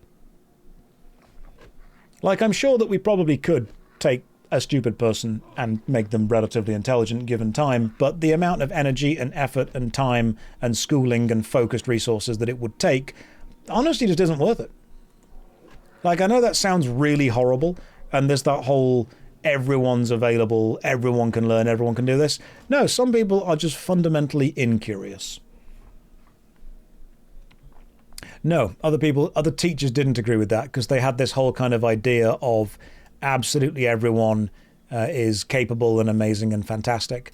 And I'm like, actually, I've met some people, both kids and adults, that are just fundamentally dumb. Now, I don't think that we should discount them. Okay, cool. Here's a controversial take. The No Child Left Behind policy in America was disastrous, because what it did was force schools and education to go at the speed of the slowest, which means you have an entire generation of people educated and raised at the speed of the most incapable. Unfortunately, what you've then done is you have effectively punished punished excellence. And I've said this to my teacher friends, and they think it comes across as heartless. They've said, no, but every single child deserves to be, educated. Yes, completely agree. Every single child does deserve to be educated, not at the cost of every other child in the classroom. You have a child of 30 kids and one of them is absolutely incredibly stupid. You do not slow down the education of the other 29 in order to make sure they are still caught up. Because what you're now doing is effectively punishing the 29. You take the child that needs extra help, you put them into a school that is able to provide extra help. And I guarantee that if you take one kid that holds the class back and you remove them from that class for a week, you will see such a massive boost in the progress of that class. And I can say that from experience because it's happened. I'm sure every other teacher would say as well.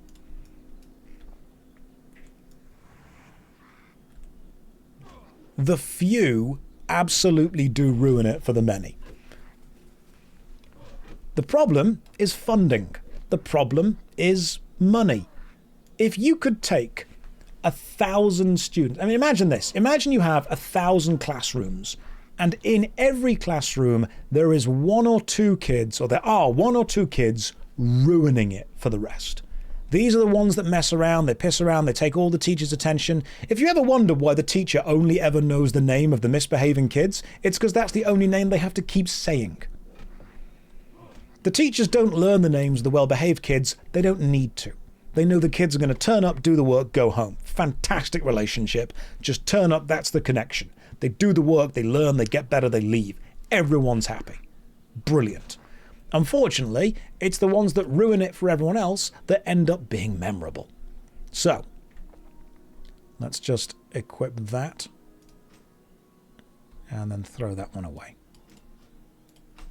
So you end up with the very, very small number of kids absolutely ruining it. If you could remove those disruptive kids from the classroom and put them into a classroom specifically designed for disruptive kids, here's the kicker, and I'm going to be honest, you might end up with an entire class that fails. You may end up with multiple classes that fail because they're all made up of the kids that don't care. But you know what you'll have done to the other classes? You will have given them so much more. You'll have given them full leeway. You'll have given them so much chance. You will have taken the disruptions away. You will have put all the disruptions together. You will have made one or two remarkably disruptive classes, and you will have improved all of the other ones. Now that may be a utilitarian take, Intoxicated Chimp. It may very well be. Unfortunately, I think, and I stand by the fact, that it is also one of the best ways. At what cost? At the cost of the kids who are being disruptive, unfortunately, placing themselves into an overly disruptive environment, and at the cost of however much it costs to hire a lot more special education teachers. Isn't that technically giving up on the disruptive kids? No, it's placing the disruptive kids into a disruptive environment that they have created, and it's allowing the kids who are not being disruptive to continue to excel the best they can. I don't want to give up on disruptive kids, not at all. But what I don't want to do is allow their disruption to affect the kids that are not being disruptive, because that's not necessarily giving up on them, but it's being unfair on them.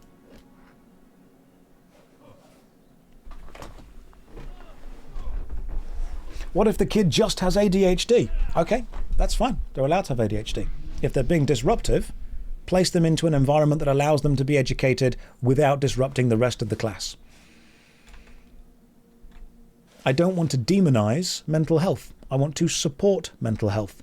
But if a child is going to say, I have ADHD, therefore I'm going to ruin the educational experience of 30 other people in this classroom, maybe we need to place the 30 people that you are worrying on an equal level of understanding.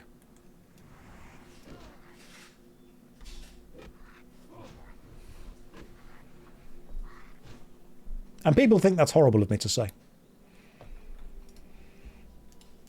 But my controversial opinion is that the educational system right now is set up to run at the speed of the slowest.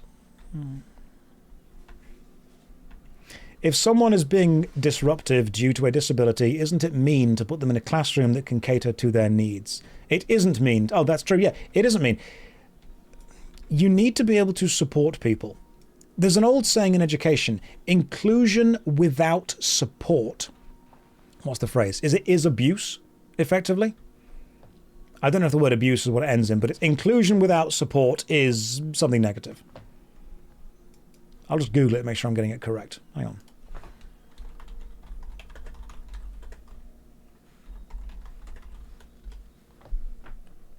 Abandonment. That's the one. Inclusion without support is abandonment. If you basically say, hey, this person has these special needs, however, they're going to be included with the rest of everyone else because we want them to feel part of the general populace of school. Okay, cool. But unless you're supporting the needs that they have, you're not actually making them any better. This is not what they need.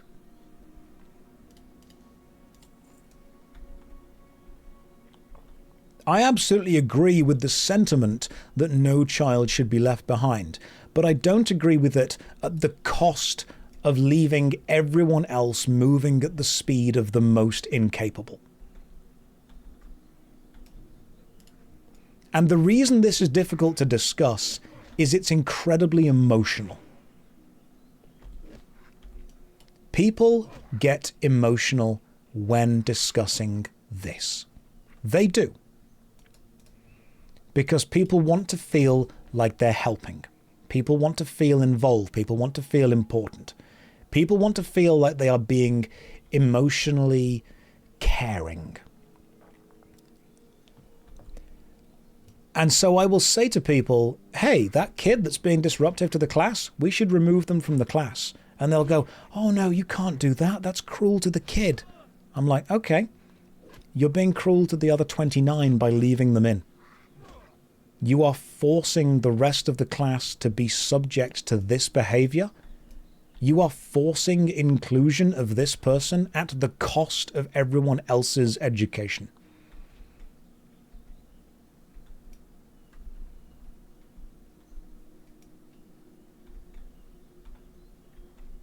I think that education should absolutely be curated to the person. Now, I know that we don't have the funding, the time, even the area to be able to do that. Let's go with Seal of Righteousness rank 1, Holy Light rank 2. Blessing of Might, 10 minutes. Yeah, let's just bless myself. Not bothered about unleashing the judgment of seals yet.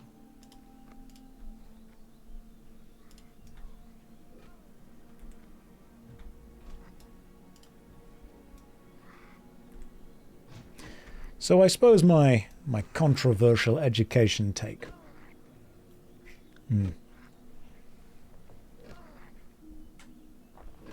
There are cases where teachers need to figure out how to keep disruptive kids engaged. I used to finish my work faster, and because I had ADHD, I was a fidget and disrupted. My teacher let me help other kids with their work. Yeah, that's fine. And teachers can do that. Teachers have to do that. But imagine if every single person in the classroom had to be assisted like that. Imagine if there were 30 people in a classroom of people exactly like that. Everyone's being disruptive. It doesn't work. There are classrooms in certain countries, mostly America and countries in Europe, where more than half the kids have to have special provisions made for them. That is honestly unsustainable for a teacher to do.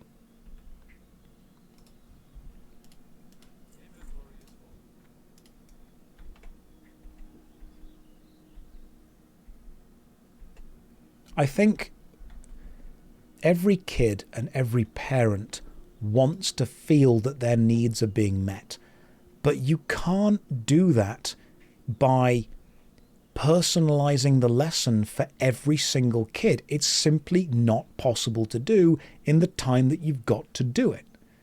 It's not possible to do in the teachers that you've got to do that.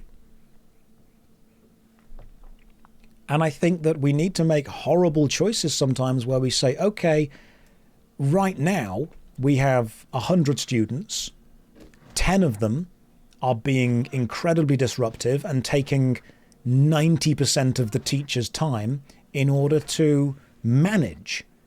If we place those 10 students into a special class for just them, you're going to free up a huge amount of teacher time and a huge amount of resources for the 90 that are able to then thrive. And I'm not saying that we forget about those 10. I'm saying that we place them into an environment that is able to support them, and importantly, an environment that is not disruptive to the people who aren't paying attention.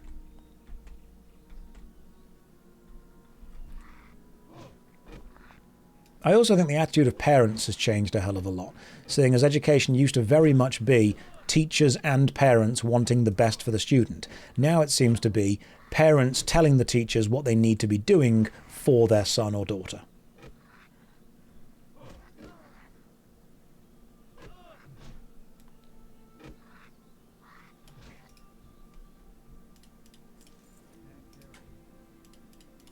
Can we watch The Princess Bride in the special class? That's a question that people ask. Why do the disruptive kids get rewarded?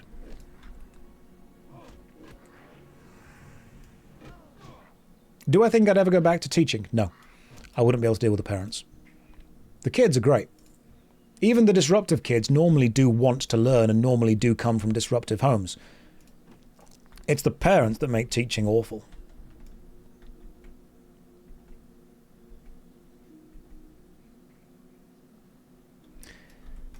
But if you can think back to your school days, do you often remember the kids that were the most disruptive got rewarded the most when they weren't disruptive? And you kind of thought, hang on, why are you being rewarded for behavior that I engage in normally?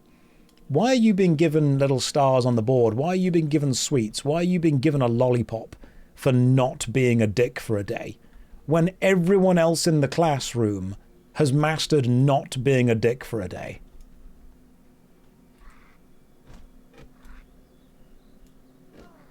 It's because you reward the behavior that you want to see, and if kids are well behaved, they're already doing the behavior you want to see.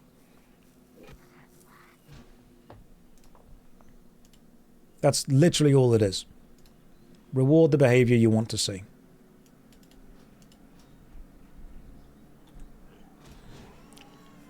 Yeah, the disruptive kids get pizza parties. They get sent to the principal, and the principal gives them a sweet.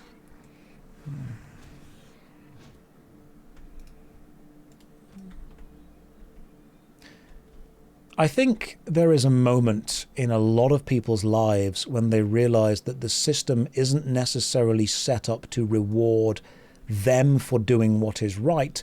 The system is set up to simply reward people when they engage in the behavior that is abnormal but also wanted.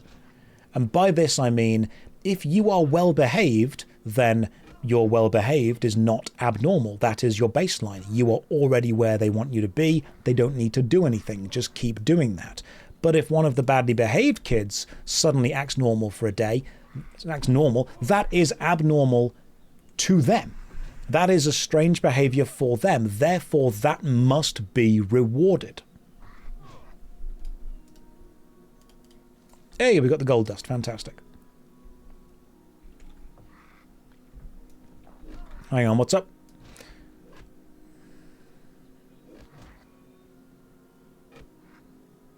Fire Souls and Gideon. Ooh, you got interesting important here. The slower shouldn't get bullied, excluded, or ignored because they're in a different class. That's what would happen.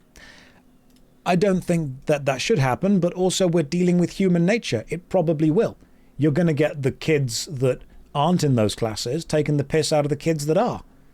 That's just human nature, and you're going to get kids being shitty to each other. But what's the alternative solution? Are you saying that the kids that misbehave should simply remain in the general education classes and be allowed to misbehave? Or should we take the kids that misbehave and give them a special one-on-one teaching assistant that allows them to gain the skills they need? Because they're going to get bullied if we give them the teaching assistant anyway. Children are awful. They will bully people and take the piss out of people for any reason they can find. Unfortunately, what we can't do is build a perfect system. So what we try to do is build a system that benefits the most people. What we don't have right now is that. It is situational, it is complicated, and a lot of people think with emotion. And what this ends up meaning is that almost no choice gets made because the emotion doesn't match up. It doesn't feel good to punish a kid for whatever reason. It doesn't feel good to remove a disruptive kid from a classroom, but it does good.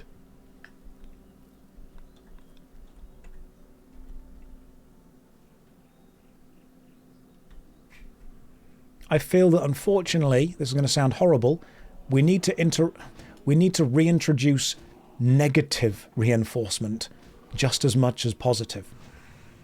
We don't need to just say, that was a good bit of behavior today, here's a sticker. You finally acted well, here is a, here's a lollipop. At the same time, we need to send them to the mines.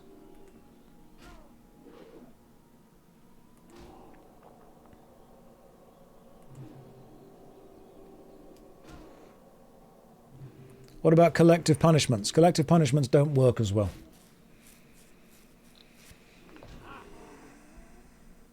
Collective punishments don't work because they teach people to hate the people that are causing the punishments.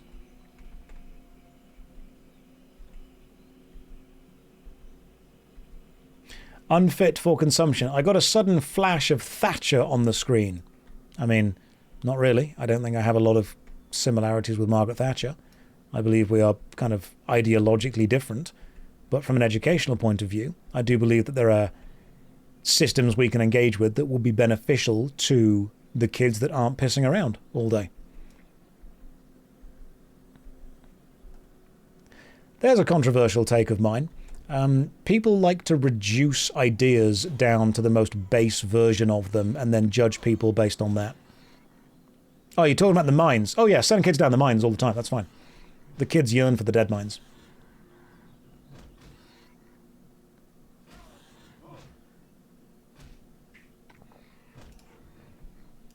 Yes, send them to the mines, no problem at all. Your behaviour in class was unacceptable today. As punishment, your detention will involve gold farming in RuneScape. Mercury, we're not sending them to Venezuela.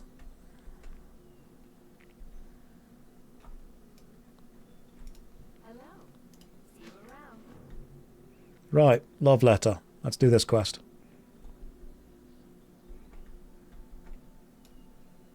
Josh, do you worry you're becoming an old, jaded person with your age? I don't worry about it at all. I fully embrace it. And my beard's going grey already, okay? I'm getting there. I'm going to start shouting at these kids to get off my lawn pretty soon. There's no worry there at all.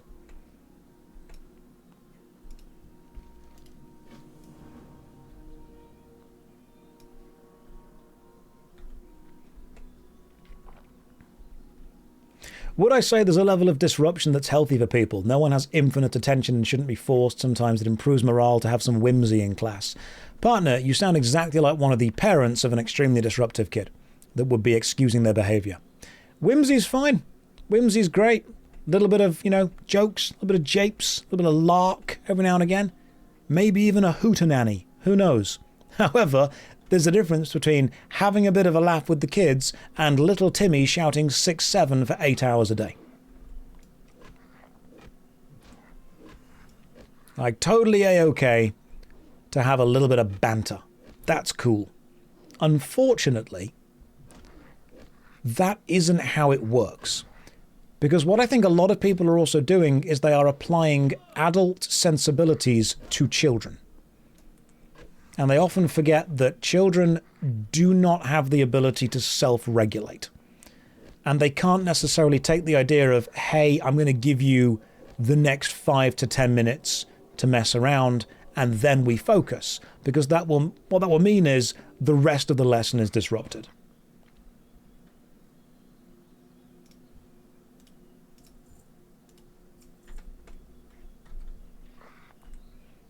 It's very difficult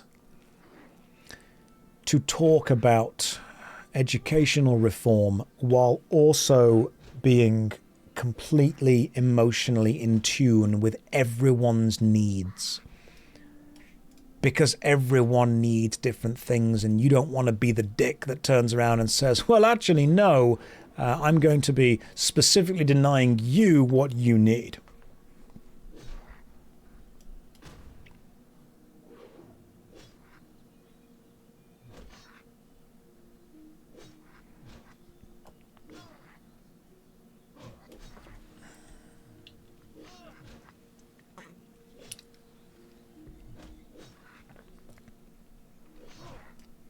Yeah. Kiwi, that's a horrible but also very honest way of putting it. When you talk about reforming, I'm on 5 health. Any system, you have to understand that it will not be a benefit to literally everyone in that system.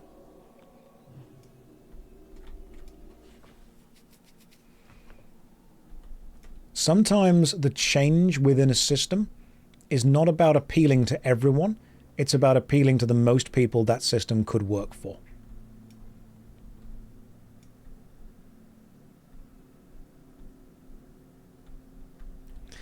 The parents are often the worst. Yeah, Anteaters are cool. They are indeed. Great name. You talked about tutoring and the biggest problem being the parents. Every parent, for some reason, thinks their child is the perfect child.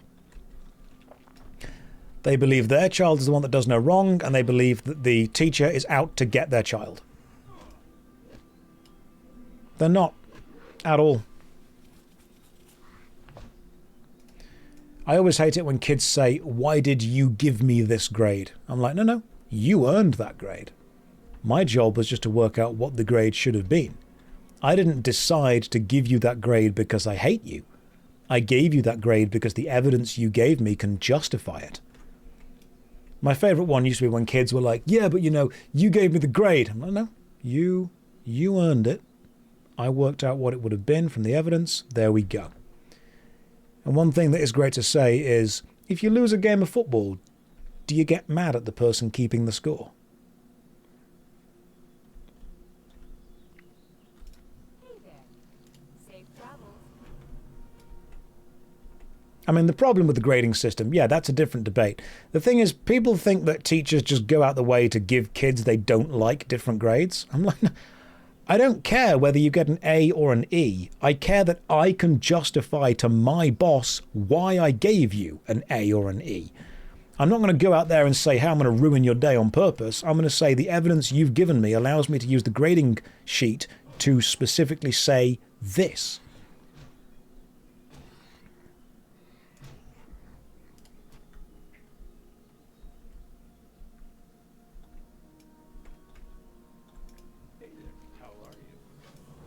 But I suppose, yeah, some people do get mad at the scoreboard.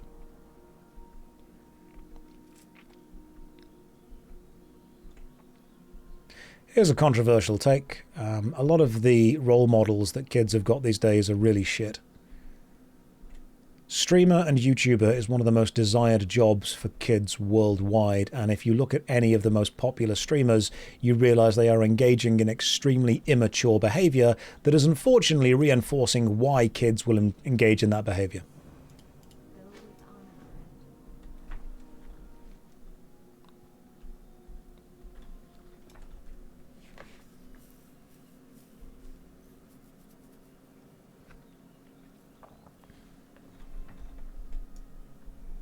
I think one of the biggest things that I've come to learn over time, and this took me a while to get, is that, and this again, we're all guilty of this, the internet is not real life. And most things that matter to us, as denizens of the internet, normal people don't actually care about. Most people don't actually care one way or the other about AI. I personally don't like AI-generated art. I think it's boring.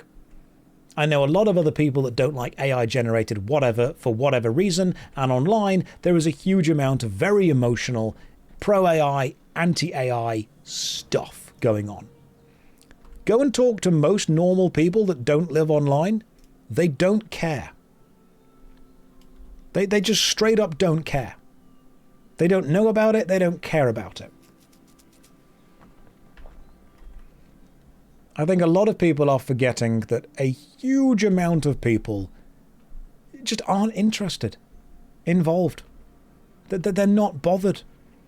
And it seems weird to us. They're like, but you have to be bothered. This is the hot button topic that everyone's talking about. No, it's not. Most people have no idea what you're on about. Most people will have heard of World of Warcraft, but they won't know what an MMORPG is. And yet, we all will.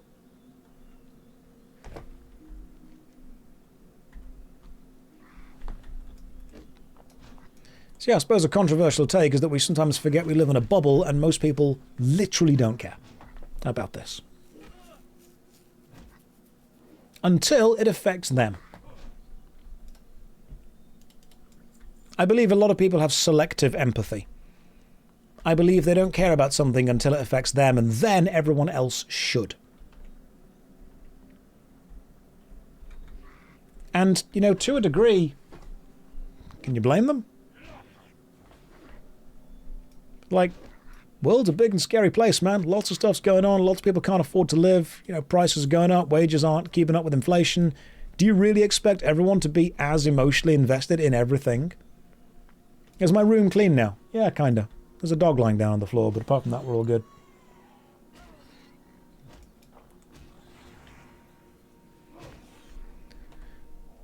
There's a controversial opinion. I think some people get so emotionally and empathetically invested in every bad thing going on in the world, they think you are a bad person when you don't, without realizing that they are simply stretching themselves emotionally too thin and they will burn out. It's okay to say, I don't like that thing, but I'm also not emotionally investing in it. And people think that's heartless. It's not heartless. It's just sometimes being genuine. You don't have the capacity to care about everything. If you think you do, honestly, that's quite narcissistic. Mm-hmm.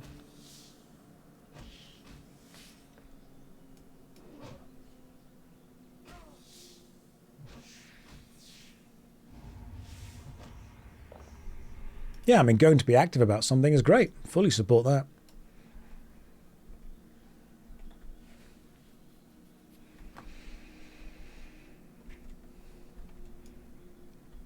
I mean, my controversial takes, I don't think are controversial. I think they're just sad. The fact that people care more about performing who they are instead of being who they are. I know people that don't read books, but they like to post pictures of them reading books.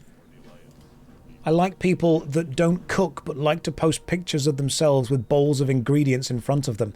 Because I watched a great YouTube video a few days ago from a channel that doesn't have many videos at all. And it spoke about the three versions of you.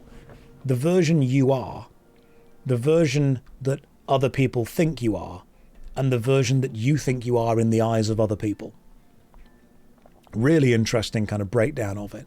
But there are a lot of people that don't do things because they enjoy them. They do things because they think it makes them the kind of person that other people want them to be.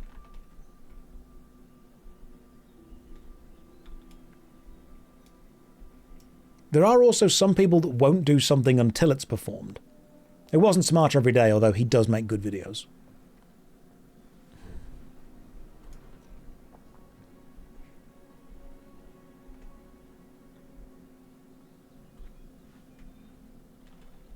Do you believe there's an element of a performative nature to just being?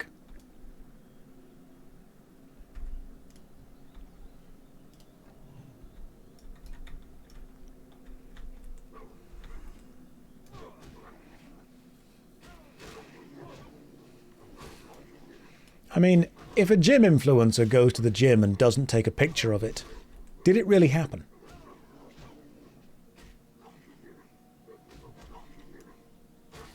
This is classic anniversary. If someone reads a book but doesn't post about it on BookTok, did they really read it? Now, I'm aware that, to a degree, every human being interaction is at least coded through the lens of some performance. Someone said to me many years ago, would you speak to a gruff farmer the same way you would speak to, if you ever met them, the king. And I'm thinking, I probably wouldn't. I may not want... I may want to think, oh no, I treat everyone the same. No, you don't.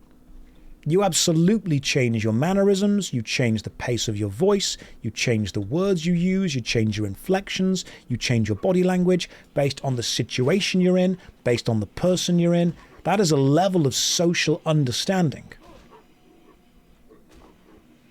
Now, Kem says you can be 100% genuine and not performative at all. True, but there is a level of performance that will switch based on the kind of culture and company that you are around. And while you may be genuine with it, you still have to approach it in a slightly different way. Based on the person you're in, absolutely, your performance will absolutely change based on the person you're in, depending on how much you like them.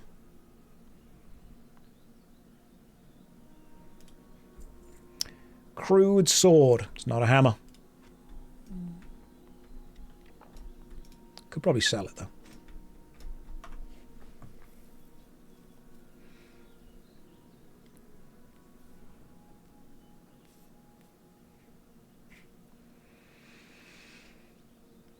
But the idea of being performative, it's not always hugely negative.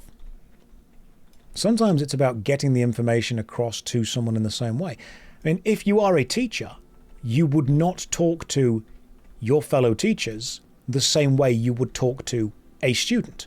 It doesn't mean that you're not being genuine when you communicate with the teacher or with the student. It's often because the point of the communication is different. There's a different goal. The goal may not be to empathetically connect with the student, but to instead impart a lesson. The context and the goal of the conversation has changed. And so you switch your performance to match the context.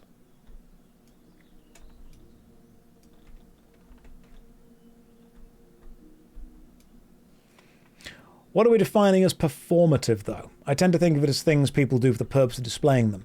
I think yeah, you're right there. What we probably do is we've got two versions of performance going on here. One is switching your behavior to matter within the context of the objective you're trying to achieve, such as talking to a student, and the other is changing how the world sees you. Curating, I suppose is a good word. Curating how the world sees you in order to build up the image that you want to be seen as. That's probably the best way of describing something performative. Do you think there are people in this world, influencers are a big example of this, who present an image of themselves curated in a certain way? Now, I think that's part of influencing.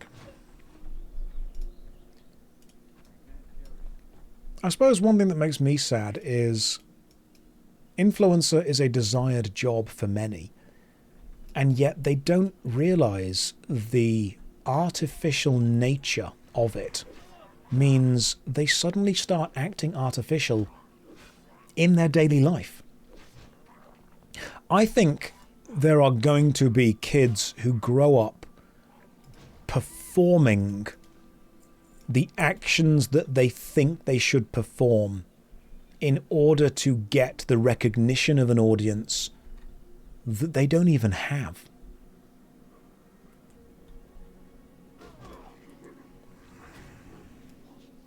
I think we're going to see a lot of kids approach life as a performative nature.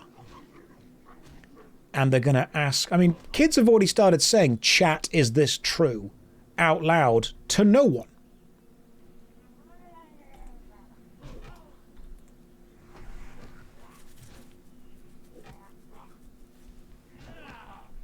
Do you think somewhere there is a kid engaging in a hobby that they don't actually enjoy because they think they need to perform enjoyment of the hobby for an audience's approval when they actually don't have the audience? I think there will be. I think there'll be someone out there going through the motions of living a life that they think other people want them to live. And I think they will struggle to come to terms with self-actualization. It's not even peer pressure because their peers aren't there. It's peer pressure from an audience they don't have. It's the ideal of appealing to digital peers that they've never met. I might die here. That to me is scary.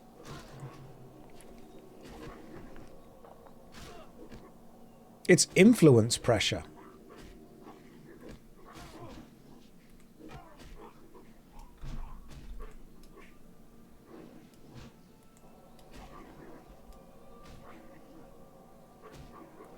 It's not peer pressure, it's almost algorithmic pressure that's been pushed into reality.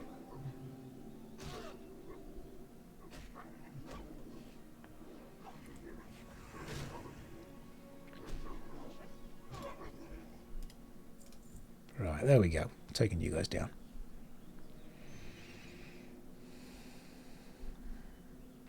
Do I get teached at or influenced here? Both. Has this always happened? Absolutely. But do you think it's happened to the speed and audience size that it's ever happened at before? I think when you make the audience everyone and the speed instant. Okay, here's a controversial opinion that I think is absolutely true, but most people do not want to actually engage with.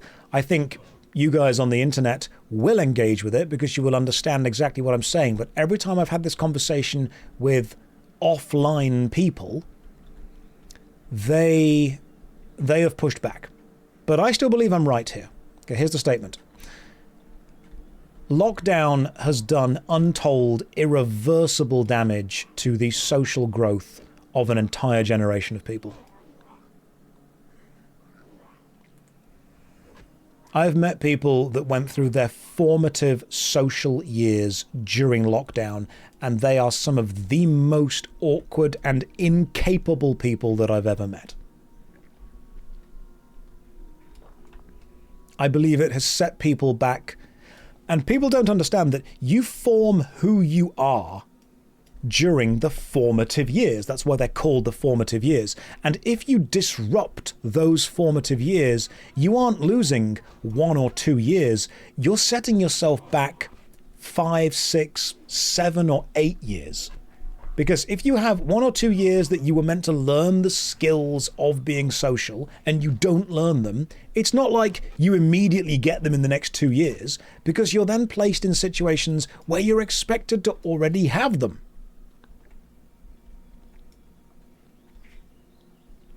It's almost as if there's a buff for those 2 or 3 formative years where you advance quicker. And if you don't take advantage of that buff, or if that time gets taken away from you, the next few years do not have that buff.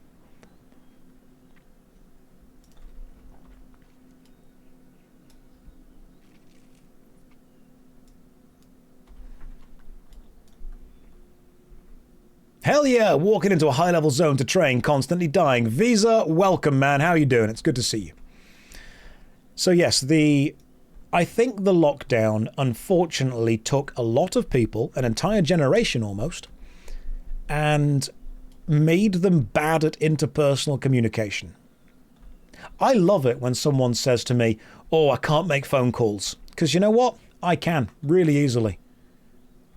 For some reason, I mean, I'm a millennial, which is like the boomer of the new generations.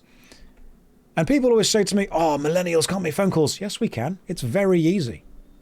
It's a superpower that I apparently have. I can just talk to people on the phone absolutely fine. If anything, I've got more stuff done through doing that.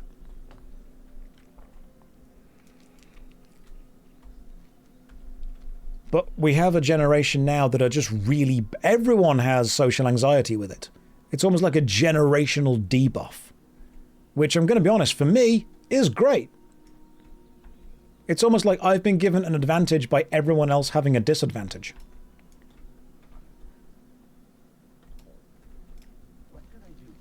And I'm not saying that social anxiety isn't real and people don't struggle with it. They absolutely do. But it seems weird that everyone has it. How are you? Have a good one. Like, you might just dislike people. That's fine.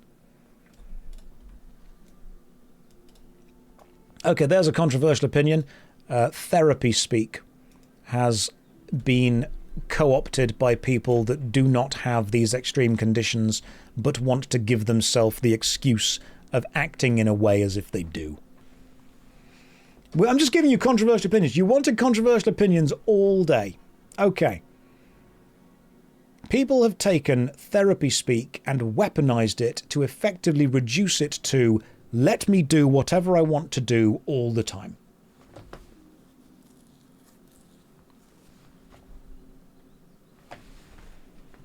You have to accept my behavior. I have insert list of whatever they have here. No, I don't.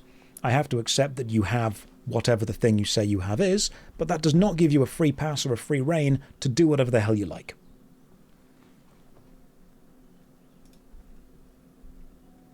People in the chat are saying that's not an opinion, that's just true. Go and talk to people offline and you will discover that actually it is still remarkably controversial.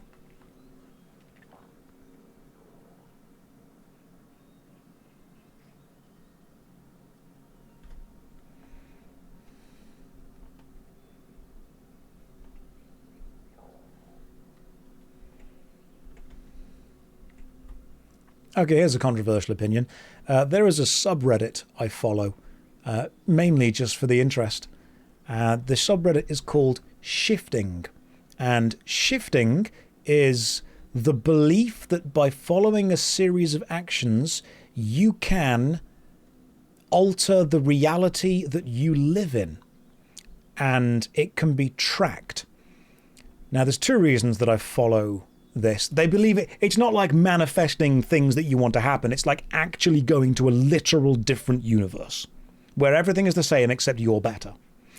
Now, it's not manifesting. Manifesting is I want this to happen, therefore I'm going to engage in behavior that makes it happen. Shifting is there are an infinite number of universes and I'm going to go to sleep and wake up in the one where X has happened, 10, 20 years ago. There's two reasons that I follow it. One, I really like the anime Steins Gate, and this is basically them believing it's that. And two, I think a lot of the people that truly believe in this are just straight up mentally ill.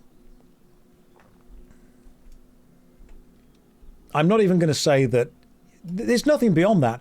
I just enjoy reading the posts because these are people who clearly need help, but they make very entertaining Reddit posts.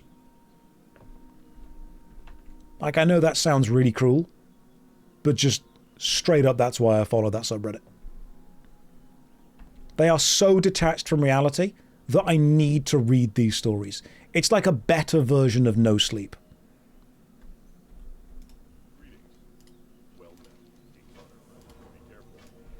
We've made it to almost made it to, not Westfall already.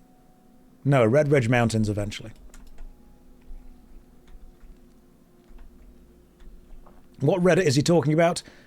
Shifting, I think it's called. And these are people who, and again, no hate to the people. They clearly need help. These are people who genuinely believe they can switch into a different reality, or have switched into a different reality where things are just different. People they met never existed, mistakes they made never happened, that kind of stuff.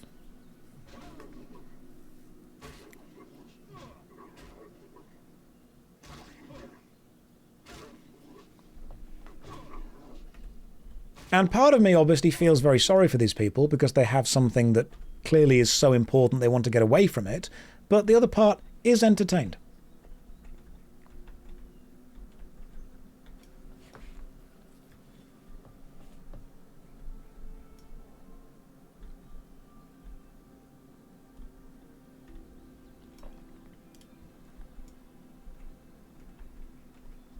There's a controversial opinion for you. I think there are a lot of very charismatic, very mentally ill people who are just able to convince other people who are maybe not mentally ill, but also not very charismatic, to believe whatever they say. Ross Noble once said, "A genius is just a mentally ill person with an audience."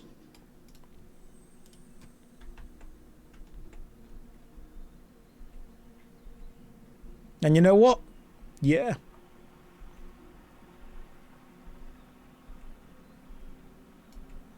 There's another controversial take. Everyone in Twitch chat will jump to politics the moment it suits them. But actually it's really annoying when people do that.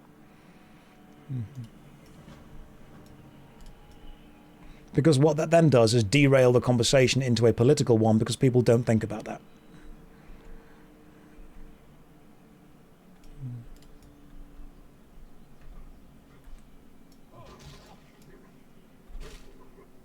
That sucks because I like debates, politics or otherwise. Yeah, that's great. You can like debates. This is not the place for it.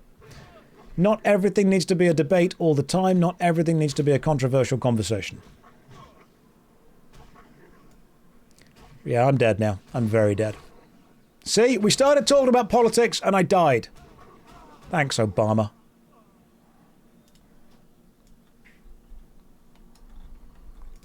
Thankfully, I can resurrect until level 10 and be fine.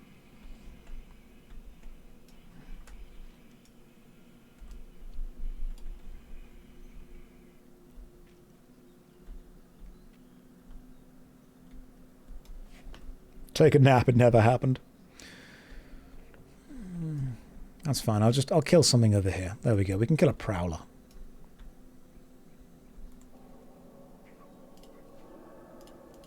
Why did I heal myself when I had no damage on me? There we go.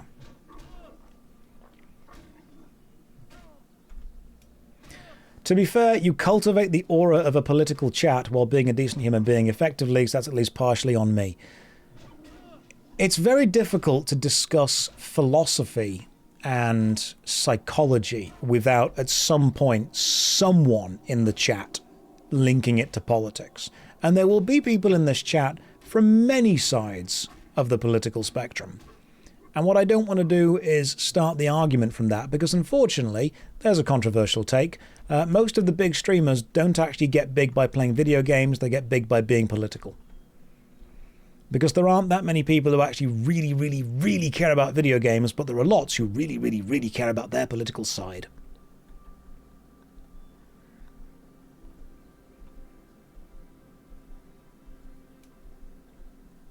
It's unfortunately true, but so many people message me going, "Oh, I miss when Twitch was just about people playing video games." I'm like, "Do you watch people who play video games?" They're like, "No, I watch the big political streamers." I'm like, "You're part of the problem." You can't miss when something was something and then not engage with the thing that still exists. People have messaged me before saying, "I love it when YouTube was just people in their bedrooms making videos about whatever they want." I'm like, okay. Those videos still exist. Like, you can still watch them. They're not promoted by the algorithm, they're harder to find, but they still exist. Do you go out of your way to find them? No. No, of course you don't.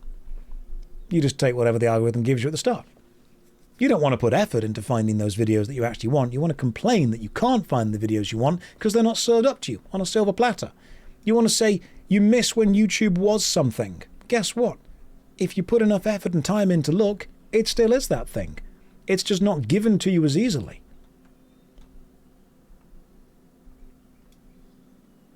If you want to complain that you've lost something, but then not actively go and search for that thing, part of it is the fact that you just want to complain. If you watch that kind of content, the algorithm would give it to you. Need help? Light bless you.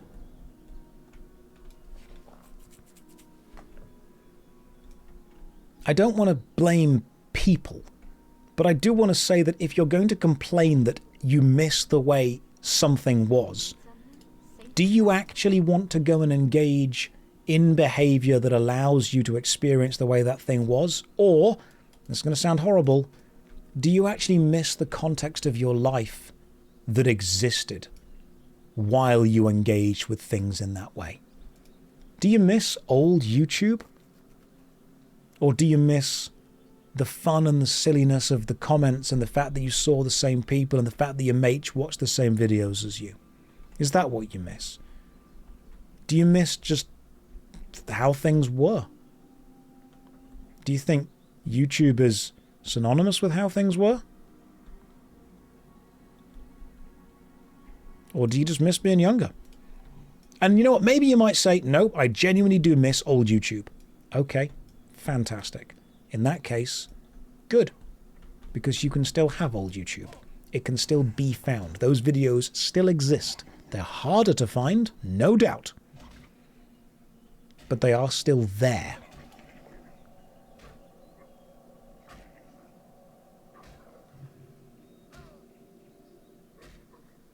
I am getting wrecked by this level 10 Prowler.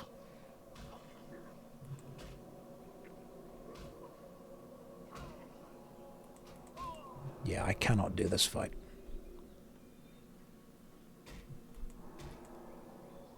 Hang on.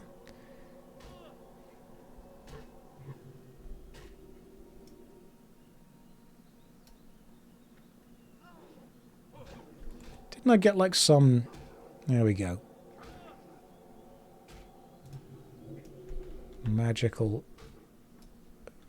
anti-punch me balls. There we go. This is the Burning Crusade. Okay, so will that Prowler leave me alone if I run far enough this way?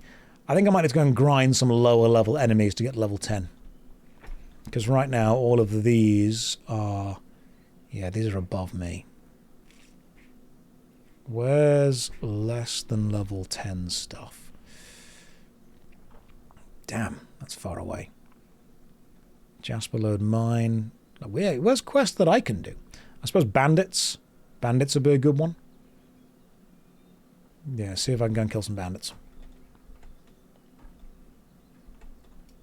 Yeah, I could go to the dwarf zone, couldn't I? That's actually a really good idea. Why not go to the dwarf starting zone and do the mini quests there? I'll go and kill the bandits and see where we get to.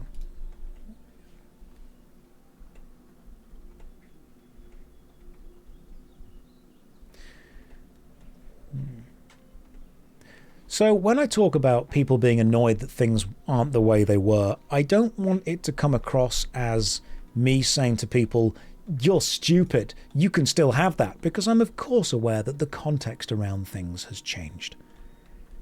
The context matters.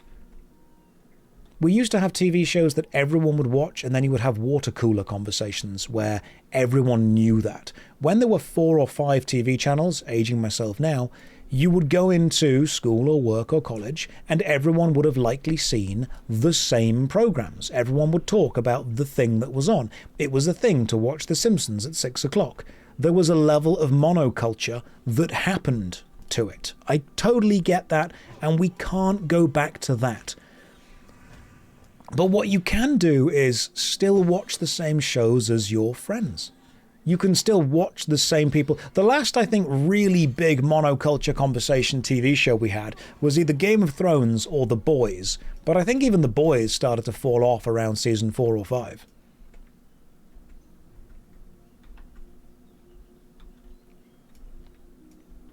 So the culture that we live in has, of course, changed. But when people say they miss old YouTube, what I do think they mean is they miss the culture that old YouTube existed within. I've also drawn 2 enemies again, and I've got to run sideways and die again. Thankfully, I can release and go and get my body back. The Walking Dead was a big thing for a while. Absolutely. Jack, that's a great point. The monoculture may still exist, but unfortunately, we aren't necessarily in it. Because and this links back to modern writing and modern gaming, the monoculture is often the most popular thing.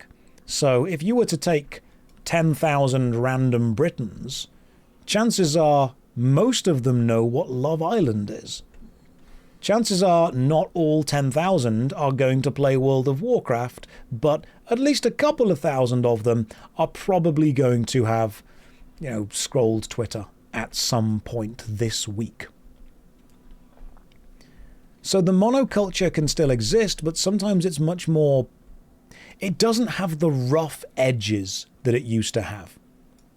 I cannot tell you the amount of times I have had a conversation with someone and I've said, "Oh yeah, I play video games.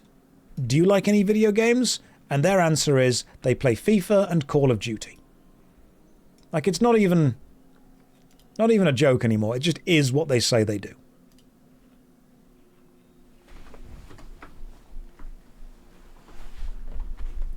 So you can miss the monoculture and you can miss the elements around the monoculture.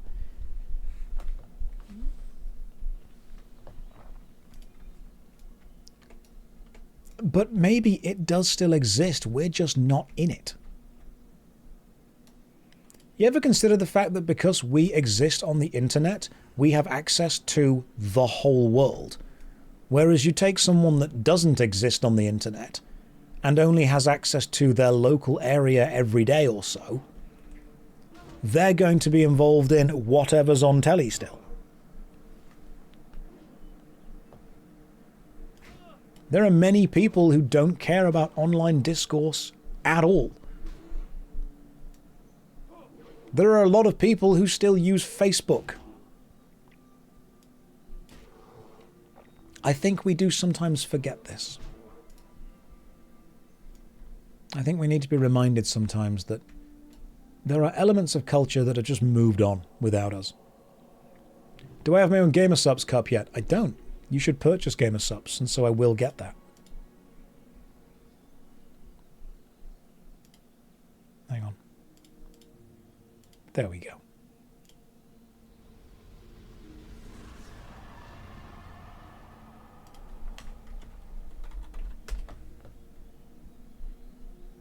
Why is !drink not working? That should link the Gamer Subs thing. Why is it not linking it? God damn, I can't be bothered to fix it. Just go and use code JOSH. You get 10% off. Or don't and pay full price. It doesn't bother me at all. You want to make longer form content on YouTube but can't seem to get past the editing part. I have ideas that get passionate about, but once I start editing it's monotonous and tedious and I can't seem to push that barrier. Any advice? Yeah, but you're not going to like it. Do the work. There are many people out there who want to write a book who don't want to sit down and write a book. That's fine, you're not going to write a book. There are many people out there who want to cook a big Sunday dinner but don't want to actually bother putting the food in the oven and preparing it and dishing it up. That's fine. You can dream about what it would be like to cook a Sunday dinner, but then you don't need to. I don't really have any advice beyond that's your job. I can't make it easier for you. Spend thousands of pounds to hire an editor and have them do it for you. That can work if you've got a couple of £1,000. But apart from that, you know what? Editing is boring. It is dull. It is monotonous. It is the thing that turns most people off, which is why people don't do it, which is why I get paid a lot to do it. There are aspects of the job that suck. Do it. Nobody is climbing Mount Everest thinking this is fun all the time. There are elements that suck. Sometimes the reward that you get is the warm, fuzzy feeling of the process being finished, not absolute pleasure through every step of the process. Doing something that you don't want to do because you know that the complete process is something that you want to be complete is an important skill to have. And if you don't have that, that's fine. Other people do, and they will make the YouTube video. You don't need to enjoy every step of the process. You need to be disciplined enough to go through the step of the process. I don't like editing, but I know that in order to edit, I need to have DaVinci Resolve open. So I open the program on my computer.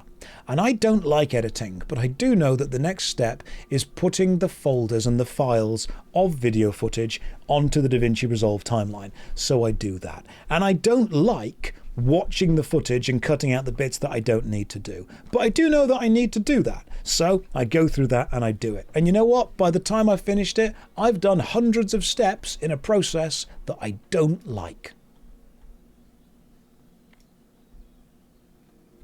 So yeah, don't do it. Don't like it. That's fine. No one's making you like it. The question is, are you the person that does it or not? It's totally okay to not derive pleasure from an important part of the process. But at the end of it, you've made something you do like. And you can say, I didn't like every step to get this, but I like this. Unfortunately, that's the best advice I can give you. You aren't going to like it, but you are going to do it.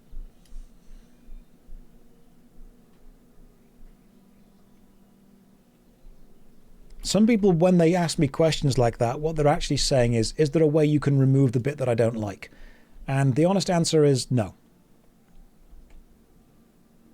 I can't remove the bit that you don't like. I can ask if you're the kind of person that will engage with the bit you don't like in order to get to the bit that you do.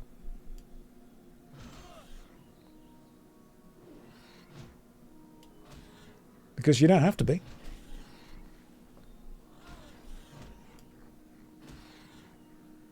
There's going to be stuff that sucks. Either be the person that does it or don't. Someone will. Hey, we leveled up again. Fantastic.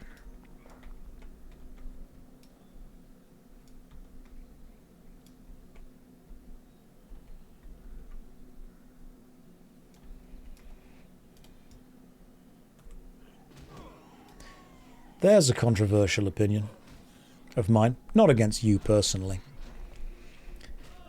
Over the last couple of years or so, I have seen, based on whether it's YouTube motivational videos or based on whether it's educational videos, I've seen this idea of having to make every part of a process a positive, enjoyable, rewarding part.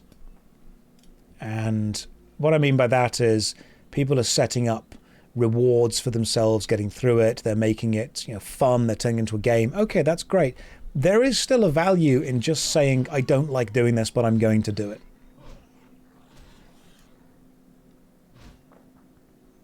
There is a level of self-discipline and self-actualization that comes from not needing a dopamine hit to do something. I've had people say to me, I can't do that because it won't give me dopamine. Okay. And? I'm sorry, are you saying that your drug reward system is not strong enough for this to be engaged with? Do it because you want to be the kind of person that lives in a life where it is done. You have OCD, you're unable to half-ass something, so to learn editing, I go all the way. Turning a project that was planned to be quickly into a 3-month project. Okay, your name is Tells Tough Truth. Perfect is the enemy of done. If you want to say that you are an OCD perfectionist who must be perfect all the time, that's totally okay. I'm not. By the time you've got one YouTube video out, I've got 100 out. Are they perfect? No, but people have watched them.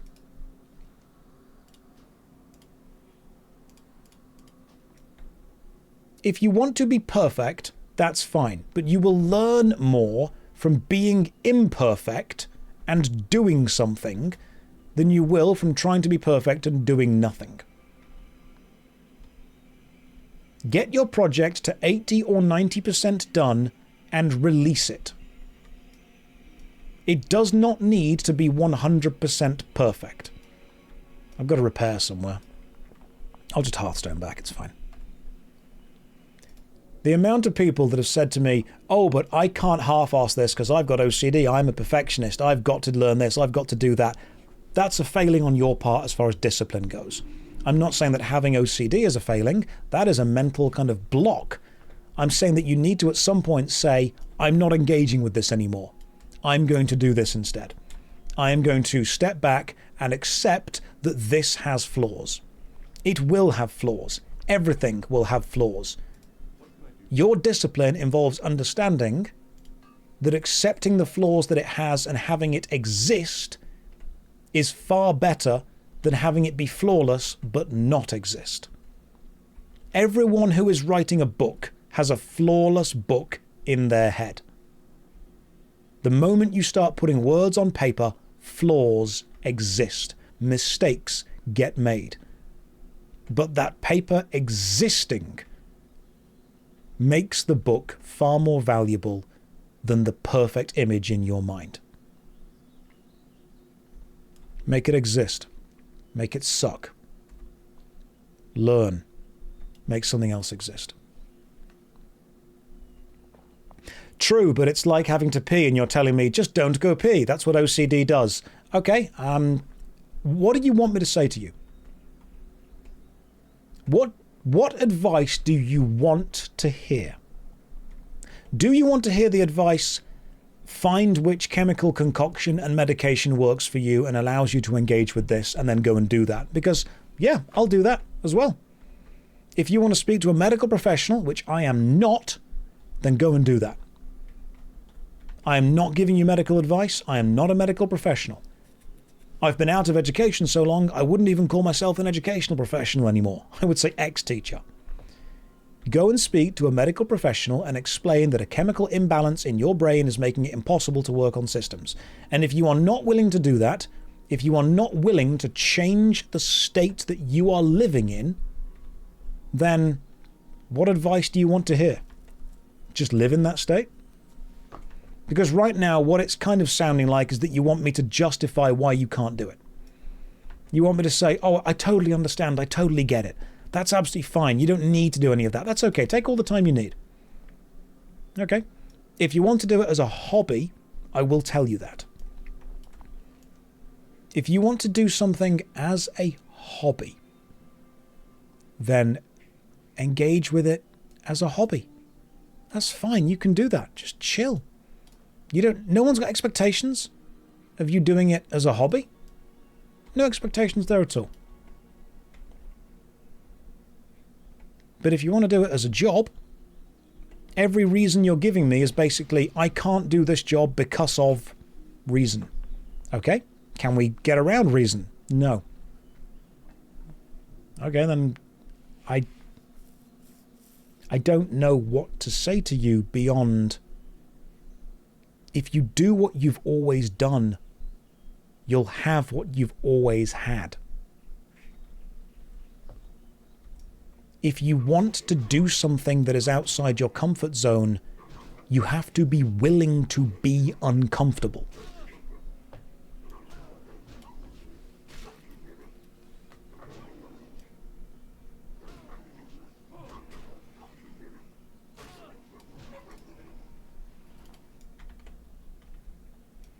What do you want to hear?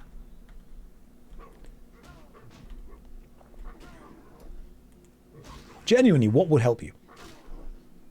Streaming is what I want to do, but everyone tells me I have to edit and make shorts to get to eventually stream. Just stream then. If streaming is what you want to do as a hobby, then do it. If it's what you want to do as a job, then you have to understand that you have to approach this as a business.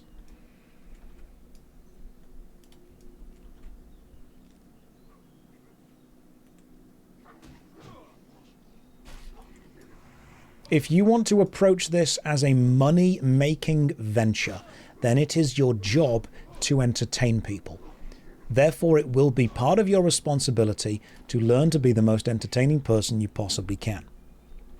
If you want to stream, then download OBS, Open Broadcast Software, get a basic webcam, basic mic, start streaming. You will suck. And then you will learn and you will get better. One of the things that I used to do when I was teaching theatre a lot was I would have to make it very clear to someone.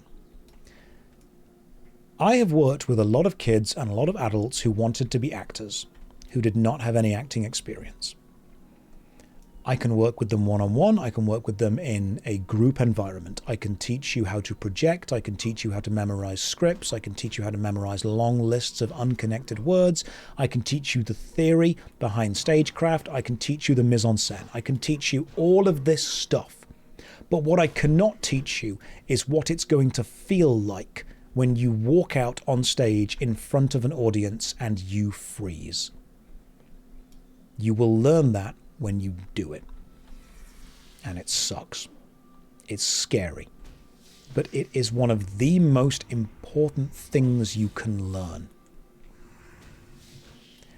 I have had students for years and years and years who still didn't go on stage, and eventually I had to pull them aside and say to them, look, you won't learn anymore until you go and do that. It's the thing you're scared of, and it's exactly what you need to do. You want to be an actor, there's your chance, go and act. So when I tell people that is what you need to do, you need to do the thing that's scary. You can prepare as much as you want. How do you get over the fear of embarrassment? You don't. You just do it and be embarrassed. Being embarrassed and owning it is one of the most important things. You're only embarrassed. Embarrassment often is generated by your reaction to someone else. So what I would do is I would start streaming and I would be okay with being bad at it, and I would ask myself, am I enjoying it? And if I'm enjoying it, I will continue and do it more.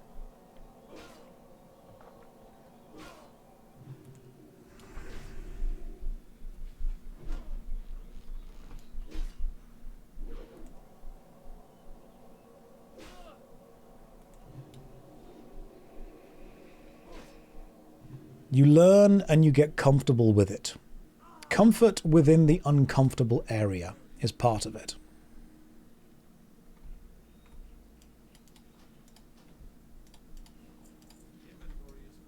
Start killing these Defias bandits while we do it.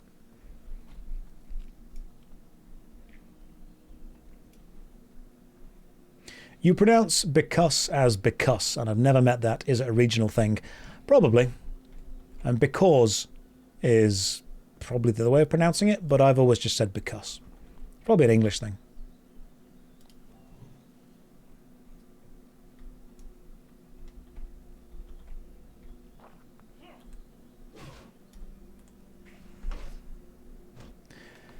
I think a lot of people, do you say book or book?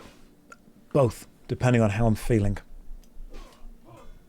I think a lot of people as well, they watch people who are good at something and they think, I would love to do that. And then they go and do it and realize they're not as good at it. That's fine. Everyone sucks until they get better. I want to do it as a hobby. I do it as a hobby, want to do it as a job. This is where editing comes in. I was told I had to make YouTube content in order to get viewers, to feed the streams, turn it into a job. So we call that cross-pollination. The idea that you take an audience from one aspect and feed it into another. The reason you have been told that you need to do YouTube content in order to feed Twitch is normally in relation to discoverability. As in, people discover you on YouTube and go and watch you on Twitch. It is very difficult to be discovered on Twitch. It's not impossible, but it's difficult. The reason it's difficult, consider this, is when you put a YouTube video out, it is there forever. It is an advert for you forever. It's almost like purchasing a billboard and just leaving it on the side of the road forever. Anyone that ever finds it or goes past it will then find you. Advertising on Twitch is only relevant when you are live, so it would almost be like you going to where the billboard is and shouting and shaking your arms around and trying to advertise your own stream. It will work while you're there, but it won't work when you're not there. So people say that you need to make YouTube videos because you need to increase your online presence, and it's one of the best ways to do it. Twitch does not promote small streams. And I have been told this by many people, and there is a reason that it doesn't. It's because most small streams are bad. Now, I'm not saying everyone, and I'm sure someone's going to jump out and go, oh no, but my mate who's a small streamer is actually great. I'm sure they are. Most of them aren't. Most people that have one viewer on Twitch, when you sit and watch them for 5 minutes, you understand exactly why they have one viewer on Twitch. Because they are not good at entertaining, at engaging, at enunciating, at streaming. And you can get better at it. I'm not shitting on small streamers here. I'm saying that you are not owed views if you don't have the skill to hold the views.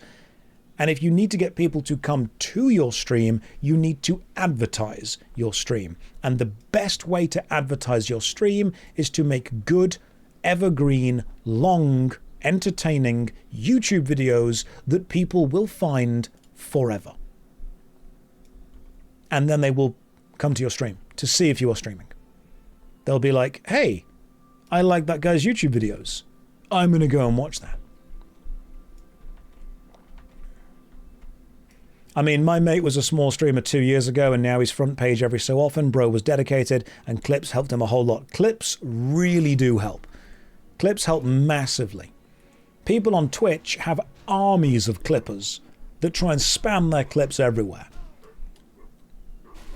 I have Visa. Don't need an army. Just one commando.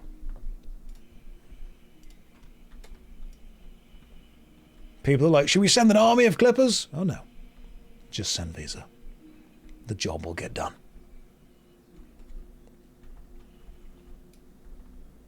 Visa, so far, as far as I care, Visa is just the SAS of clippers.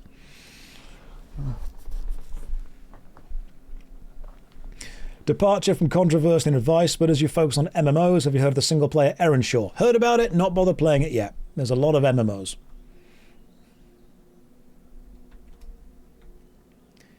But a lot of people do approach me and they do say, you know, hey, I really struggle to do this thing. How do I do it? I'm like, you struggle through it. I don't have the ability to perform this action. How do I perform this action? Well, you put yourself in a position where you either have the ability or you accept it's just going to take you a long time.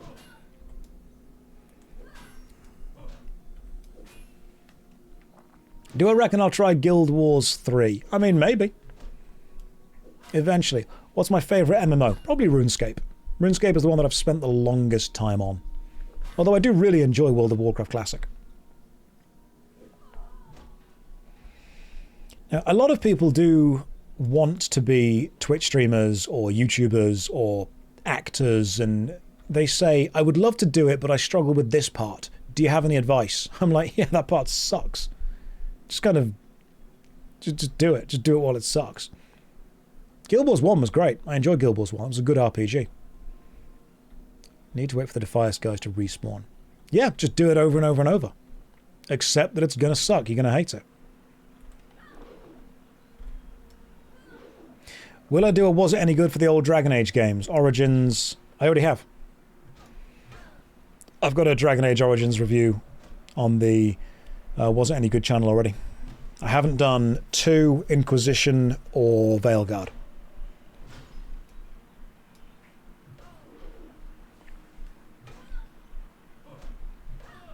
Basically, Dragon Age Origins I really enjoyed as an RPG. I thought it had some flaws. Can't remember what they were. That's it. I thought it was really hard, actually. I played it on normal and needed to drop it down to easy because I kept getting absolutely wrecked. Or that was my fault because I insisted on using 3 wizards. So, like, yeah, blame me. Blame me for that one. Any plans for the next Was It Good? Baldur's Gate Dark Alliance 2. Already played the game, scripts being written as we speak. Well, after I finish this. Oh, the Origins memory leak. Yeah, that was lovely. That dude was great. He was a really nice guy.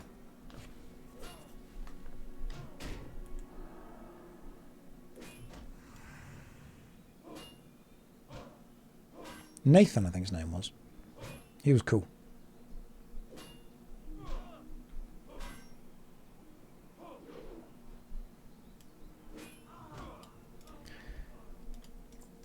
Yeah, I suppose it's weird to me that I do get so many people saying, hey, I really want to do this, but I struggle with this. What do I do? And I don't know what advice I can give beyond if you are willing to change your life situation and your mental state, then excellent. We can probably find a life situation and mental state that will allow you to engage with this in a way that is beneficial. If you are not willing to do that, then you have to accept that it's going to suck. It's like saying, I want to be a bodybuilder, but I don't want to lift anything heavy. Which I'm pretty sure, didn't Ronnie Coleman say that? Everybody wants to be a bodybuilder, but nobody wants to lift any heavy-ass weights.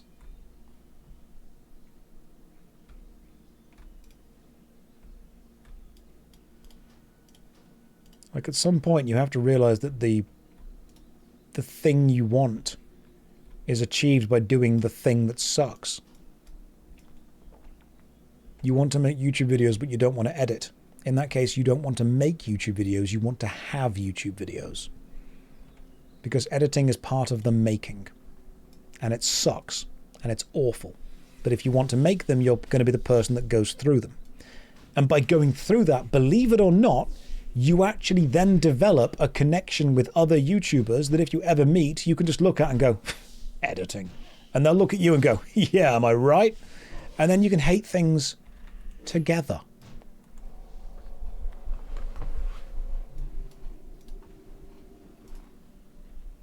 There is a great deal of value in shared hatred, and I guarantee editing brings us all together.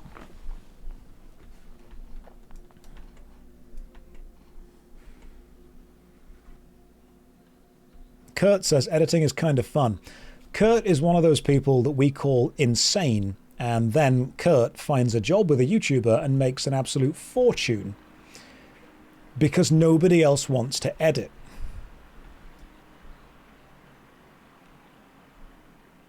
Epileptic says you need to leave. No, he's rare, right? He's a unicorn. He can stay. Nobody likes editing, but then you find someone that does, and they're the people that make a lot of money. Provided you can find a job doing that.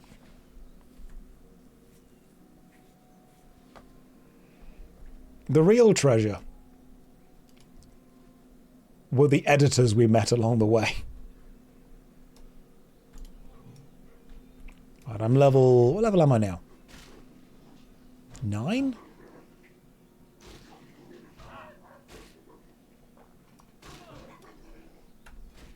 Level 8. There we go.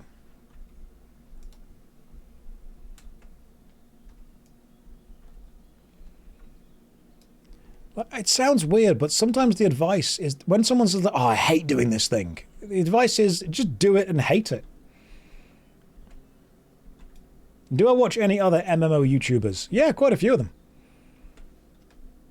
Depends on the MMO. Normally it's like MMO specific, like for FF14 I'll watch Zeppler, and for Guild Wars 2 I'll watch The Mighty Teapot, that kind of stuff. And for EverQuest I'll watch Redbeard. It's normally, I spend more time on YouTube than I do on Twitch, watching things. The last thing I watched yesterday was the Mitch Mannix video. Gonna die again here. Mitch Mannix video on the old PC game No One Lives Forever. Mitch Mannix is annoyingly funny. Like, he's so good at making videos, he makes me angry.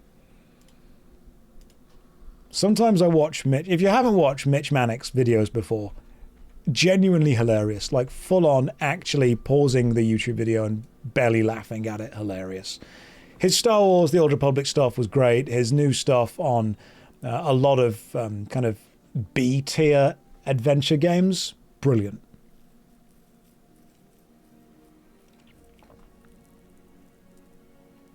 What is my screen time on YouTube?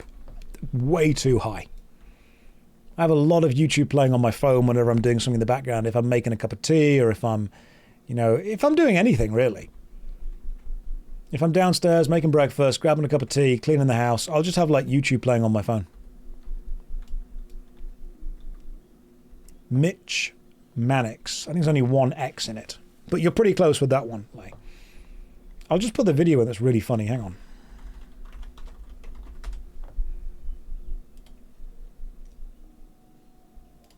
One of the greatest. I'll just stick the video in Twitch chat. There you go. Just a funny video. Do you get revenue from YouTube Premium viewers? Yes. Yes, whenever you see YouTube revenue broken down, and YouTube is very good at data, at analytics, you do get to see the amount that has come from regular viewers, AdSense, and then premium viewers. If you've got YouTube Premium, I think you can agree with me that the most important part of it is the commonly skipped sections of videos. I didn't want to get YouTube Premium, but it ended up being something that I thought was potentially useful. But YouTube Premium has this section where as soon as a YouTuber says, and this video is sponsored by, and then you just immediately press one button and it skips it. And then it just ends with, so thanks to Surfshark. And then the rest of the video plays, which is great. Have I ever regret being a content creator? Or do I always love it? Any career has issues and problems. I'm very privileged and very lucky to have the life that I have. I've got a huge amount of opportunity and a great deal of financial safety that a lot of people will never have. So I'm remarkably thankful for that. There are, of course, challenges that I do face. People can be remarkably parasocial. You don't know if friends actually like you or like the fact that they're friends with a content creator. You don't always engage with conventions or the public in the same way that you did before. And there are, of course, some elements of, well, now I can't do anything else, which is small compared to the benefits that it brings. I would say that the benefits of being a successful content creator have vastly outweighed any of the downsides. But to say the downsides don't exist would be disingenuous to people that want to be content creators. You know, if you want to go and be a content creator, whether it's YouTube, Twitch, Instagram, whatever you want to do, go for it. Have a great time. It's fun. See how that goes. But don't think that it's going to be just absolutely super duper easy, no stress whatsoever. There will be different levels of problems. There are different aspects that you'll come up against, different problems that you face. There'll be different stresses. You'll go from one stress to another. Would I consider a different path if I had to choose again? I've often spoken to people about what would happen if everything failed. Like if Twitch and YouTube, just everything went down, what would I do? And I'm a very prepared person. Like, I've got backups within backups. I have been remarkably boring with my money in I think a good way. I don't care about cars. I don't have expensive taste beyond Warhammer, and I don't have like expensive watches, or I didn't go and buy a Lamborghini. It all just went straight into a high interest savings account. That's all it did. It just sat there doing that. So I'm extremely boring with the money that I've made from this, because I am acutely aware that this could all go like tomorrow. It's a mansion built on sand. And if you aren't preparing for that as a content creator, you're doing yourself a disservice. You've got to be remarkably boring with your money. It's a responsible way to do it. So to link that back to what would I do if I had to start all over again, I would go back into YouTube and I would focus on gaming and fitness. The reason I would focus on gaming and fitness is because gaming is something that I know a lot about, and by focusing on fitness, I would be able to justify spending a lot more of my day getting fit. I mean, I would say that I'm in relatively good shape now, but if I am able to do that as a career, fitness influencers say to you, it's so easy, anyone can get fit. I'm like, you literally get paid to do nothing but stay in shape. Like, it's probably much easier to be in physical shape when your entire lifestyle is built around doing that. What happened to the OnlyFans? Oh, that would come after getting in shape. Okay, put it this way. Right now, I've got Hugh Jackman from the very first X-Men body. Whereas what people would want is Hugh Jackman from Logan levels of body. We call it gymflation.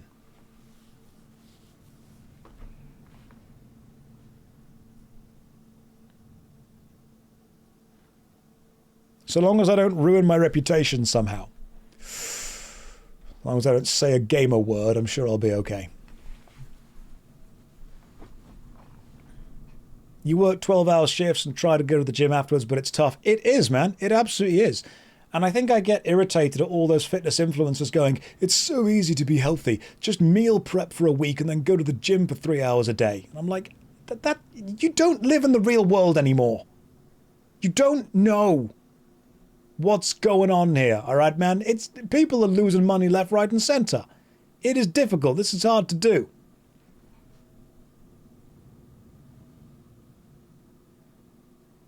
Yeah, man, do it. Just do the best that you can. But anyway, the reason that I would go, if I had to restart YouTube and Twitch, I would go into gaming because I know about gaming, and I would go into fitness because I can then justify spending a lot more time being fit, doing fitness-based things, and there is a huge amount of money in kind of middle-aged male fitness stuff.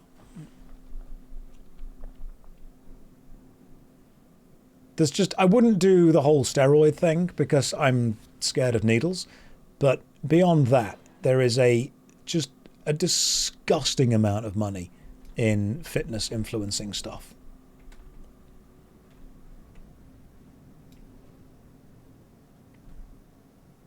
You had a coworker who woke up at 4 a.m. every day to go running, and then they would be asleep by 9. I mean, yeah, I'd rather not do that as well. When I became a YouTuber, I agreed to the ancient pact of waking up at the crack of noon in order to go and do whatever I wanted to that day. Do I get negative reactions when your streamer... I'm going to have to, Mattis, I'm going to reread that sentence a few times. Oh, do you mean when I say that I'm a streamer to people? I think most people don't know what it is. I just say I'm an actor to most people because it's easier than trying to explain the job of streaming.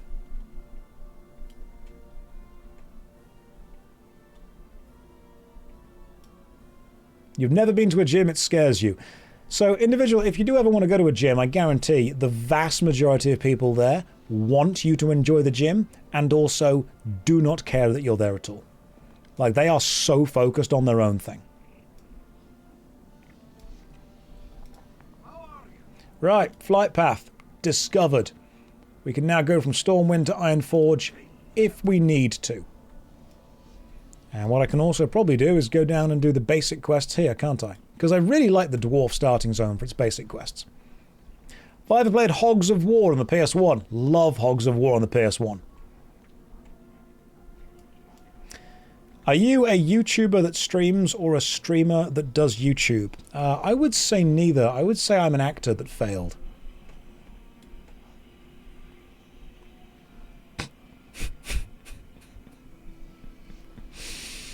You can laugh. Oh. I just failed up. Nah, it's fine. I had a good time. Yeah, the big guys at the gym are normally just really happy that you're at the gym, to be fair. Now, I'm very happy with being a content creator. It's a privileged life. Glad to have it. Had a lot of opportunities that I wouldn't have had otherwise. Met a lot of people that I wouldn't have met otherwise. I'll tell you the best, the funniest thing that I heard recently was when I was at the Develop conference in Brighton, the kind of big gaming conference, I met the man that invented Among Us. Like, that was his game. Like, obviously, Among Us isn't the first social deduction game, but it was the one that kind of really took off. And the guy that owns the company, the guy that drew the sprites for it, the guy that basically made it, John Among Us. I forget what the dude's name was, but I met him, and he was really nice. He was really down to earth. And I remember saying to him, so, like, how did you do it? And he looked at me and went, I don't know, man. And then just walked off. Which I think is, honestly, the most developer thing that he could have said. Like, he has no idea why it's successful. He doesn't know why people like it so much. He's very proud. He's very happy. He's very, keen to continue supporting it. Lots of stuff goes on. He doesn't understand it. I mean, remarkably rich, yeah, but the guy just seemed totally down to earth. If I ever get tired of being a successful influencer, can we do a face-off style switch? Okay, but which one of us is Nicolas Cage?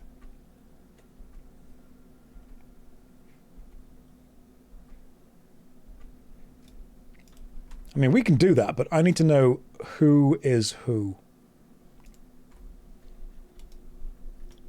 If the streaming well dried up tomorrow, what profession would I pivot to?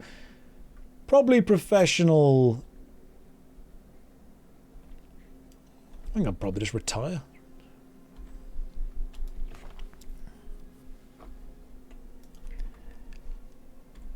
if it tried, I'd make YouTube videos for as long as I could. I'd stream for as much as I possibly could. And if I had to absolutely make money, I would go into the fitness industry. And then I'd probably just start doing the convention circuit. Turning up at MCM for £100 and a ham sandwich.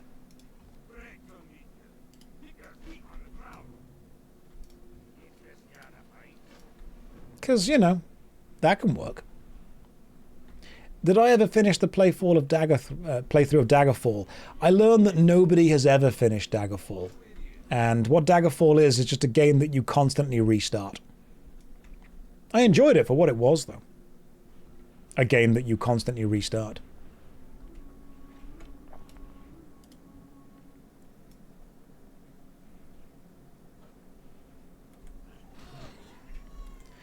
I probably could do public speaking if I wanted to get into it, but I have no real reason to get into it.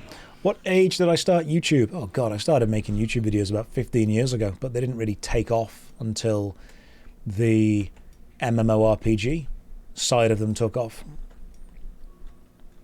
I didn't start making YouTube videos to make a career out of it. I started because I loved video games, and I wanted to make videos about video games. And I think that's one of the things that Ludwig has touched on in Streaming University that I'm really happy he did. Don't start YouTube because you want to make money. Start it because you just love something so much that you want to share that love and that passion with people. You need to connect with people, and this is how you do it. Opinion on salted caramel. Objectively the best caramel. I will not be taking questions.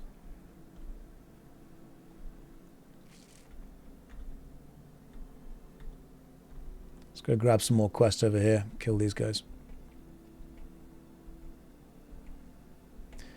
So I would very much say make YouTube videos and stream because it's a thing that you want to share with people. Opinion on non-salted caramel, also a top tier chocolate, to be fair.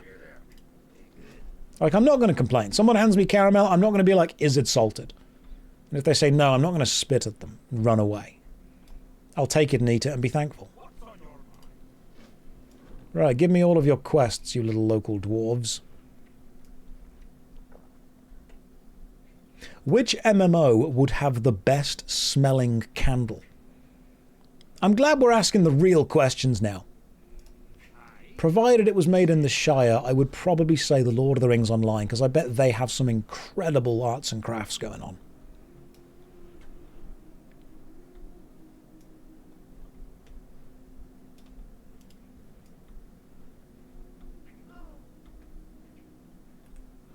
That or, yeah, Final Fantasy XIV would probably be the right way.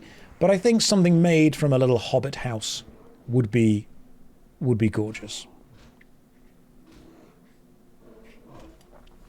You've seen a lot of streamers and YouTube channels who do everything right. They have high output, decent quality all round, but have no audience. High output doesn't necessarily mean that all of it's good. I mean, you can put out hundreds of films a year, but they could all suck. Sometimes what I ask is, replace the word algorithm with the word audience. People go, oh, the algorithm hates my video. No, no. What if I said the audience hates your video? Because it's not the length they're looking for. It's not the style they're after. It's not serving them. How would you change? I know it sounds horrible, but if I said it wasn't the algorithm, if I said it was the audience, how would you change? What would you do differently if it wasn't the algorithm, but it was the audience?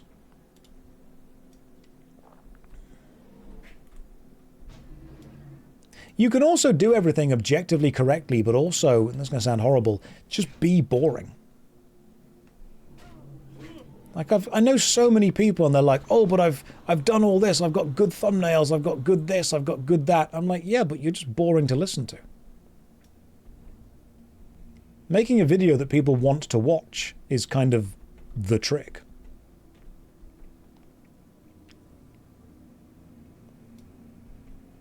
Like, you can objectively make a correct sandwich, but if nobody's hungry and nobody wants a sandwich, nobody's going to take it. You've got to provide value.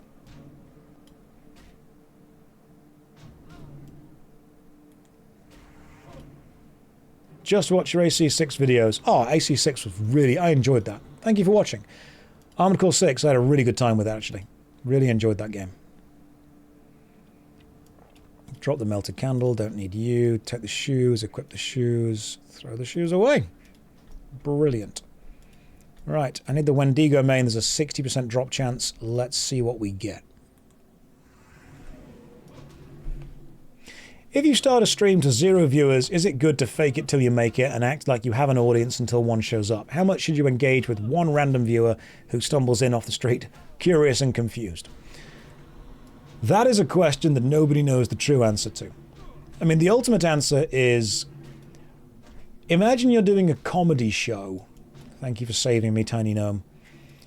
Imagine you're doing a comedy show to no one, and you're doing your comedy routine.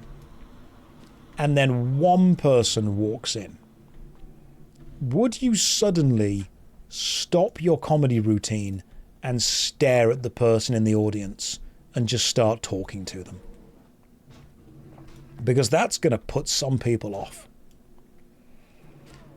The answer is sometimes you just need to keep talking about what's going on in the game, acknowledge somebody is there, and then continue talking about what's going on in the game. Some people like smaller view channels because they get that kind of personal touch. I know that as we get more viewers in this channel, it's harder for me to engage on a personal level, but I do still try to read individual messages. So I think one of the things we need to look at doing is, if you have no viewers, you have no expectations. As soon as you have one viewer, you start to question what are their expectations of you, and can you meet them? You start to act as if you owe them a certain level of performance, when the truth is they just want to see how you are and how you perform and know what they can come to expect from you.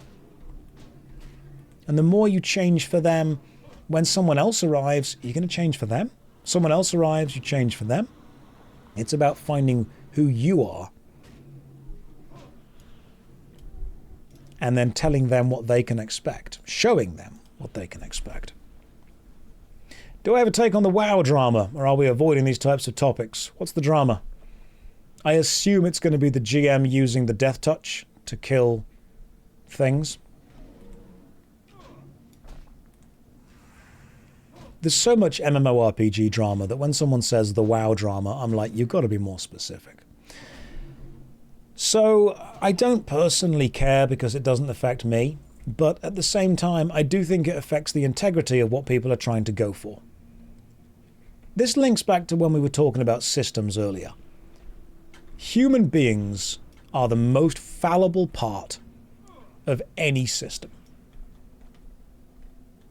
Like, take any system. The weakness is going to be a person. That's the weak part. That's the exploitable part. Social manipulation exists because it works. I don't really care about pushing mythic keys. I'm not a retail WoW mythic raider. I know that some people are, and to those people, I would like to respect the integrity of what they're trying to do. Something doesn't need to be for me to want it to be, integral to who they are and have a level of integrity to it. And then you've unfortunately got the idea of this person is going to, what is basically cheat in order to, find an advantage, to gain an advantage. And then everyone else is going to say, oh, it's just a game. Yeah, you know what? In the grand scheme of things, it is just a game. In the absolute grand scheme of general humanity, it is just a game. However, it also shows a remarkable lack of respect to the people who are playing that game for people to just immediately take it and effectively cheat on it. That sucks. Like, if you want to work for Blizzard, that's fine. I don't care whether you do or don't. But you're going to have players of lots of your games, and those players kind of want you to be impartial.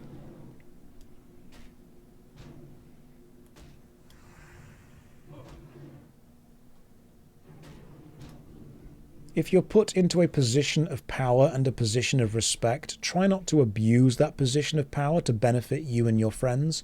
Now, I know that we live in one hell of a society, and that's always going to happen. And it sucks. I think ultimately what bothers me is just the lack of respect. What happened?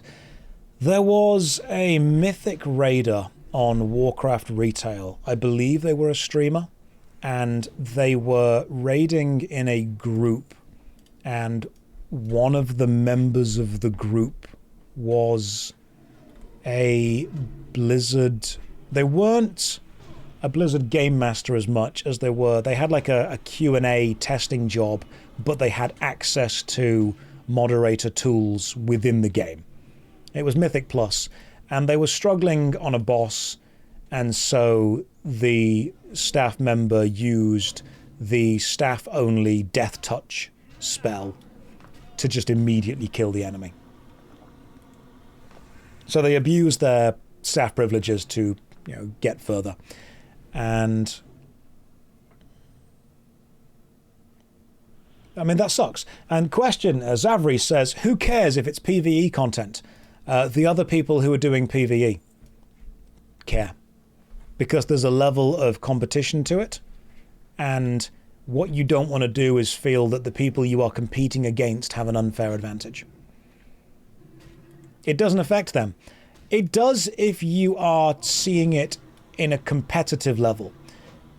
Also, when you say who cares to a blatant example of abuse of power and cheating, you're minimizing the impact that it has. What I think you mean to say is, while it doesn't necessarily affect you, and while it doesn't necessarily affect them, it does set a precedent that this behavior is accepted. And what we can't do is set that precedent. Once we minimize interactions with, but who cares, we're saying, yeah, I know that you abused your power, and yeah, I know they did something bad, and yeah, I know they shouldn't have done it, but ultimately, who really cares they did this? I'll tell you who cares. The people that want to see the game they play and the hobby they have and the company they pay money to as having a level of integrity. Now, I know that seems quite ironic to talk about Blizzard that way, but I think the people that care are the people that still want to engage with this system and hope and see the system as being somewhat fair. So, that would be who cares. Does it affect them on a day-to-day basis? No. But it does mean that they need to come to terms with the fact that engaging with the game they like means involving themselves in an inherently unfair system, when part of the appeal of an MMORPG is everyone exists in this fictional world and your achievements are your own. Real life money doesn't affect it, real life status doesn't affect it, real life advantages doesn't affect it. You can simply start a new fictional life in the fantasy land of Azeroth and achieve based on your own input, your own learning and your own skill. And as soon as you realize that actually none of that's true, you start to question why you're even playing it. That would be why. Now, you don't need to like it, but I think the people that care are the people that want to see their hobby as having a level of integrity.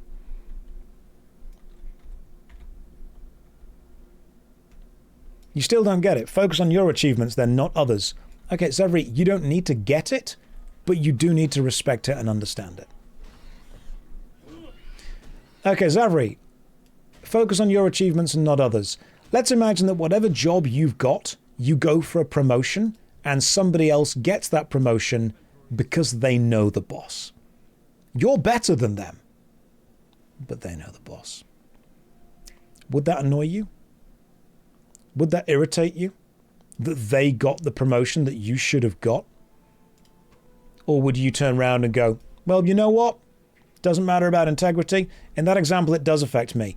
Okay, so something that affects you when it loses integrity matters, and something that doesn't affect you when it loses integrity doesn't matter. So what you're saying is you're not actually bothered about the value of the the system of integrity, you're bothered about its effect on you. And this is one of the dangers. If we're going to defend the principle of integrity, we have to defend it when it doesn't just apply to us. If you want to defend a principle, an ideal, or a right, then you still need to defend it when it's benefiting somebody else. Because if you don't, you're not actually defending the principle or the right. You're defending its effect on you.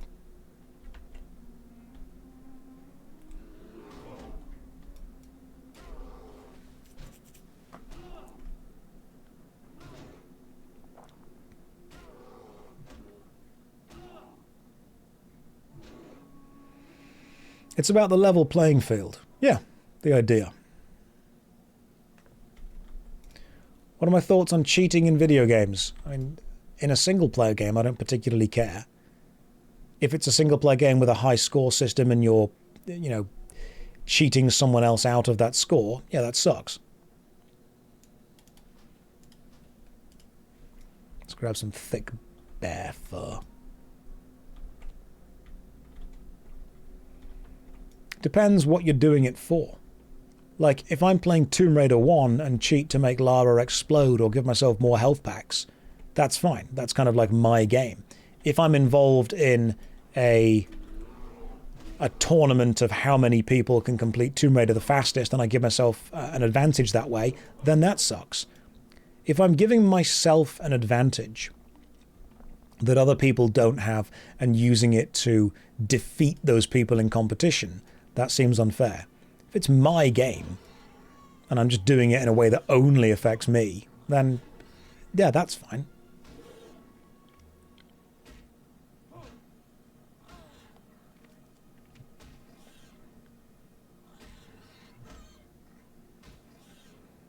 As far as people that are designing cheat engines in order to get employed in the gaming industry, that's probably a tad above my pay grade. I'm not as versed in the development of cheat engines as I need to be to have any kind of opinion on it.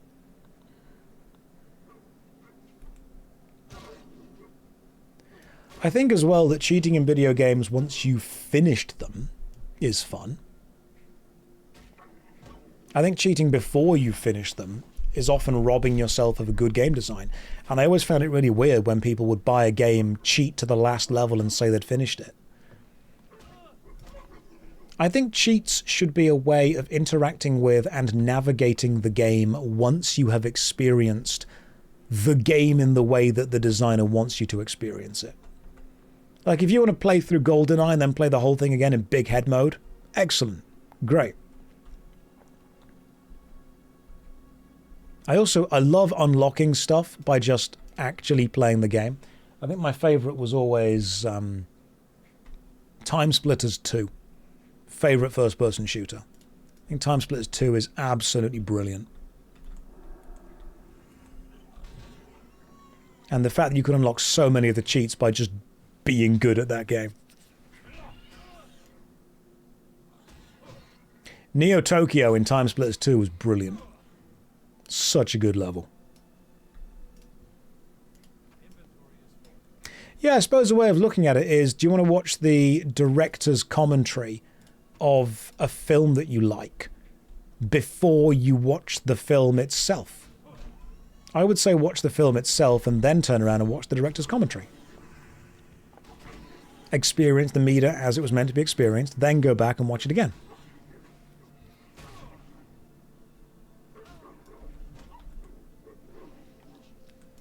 And yeah, I, again, also completely agree that cheat engines can be used for many beneficial things. I'm going to die here. Especially things like actual software hacks to the game that make it playable on modern systems. God, that is sunny.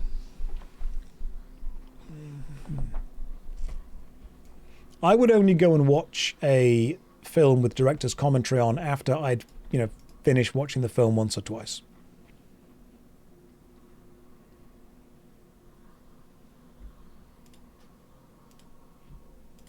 Right, we've taken item damage again, that's fine. Don't mind taking some item damage.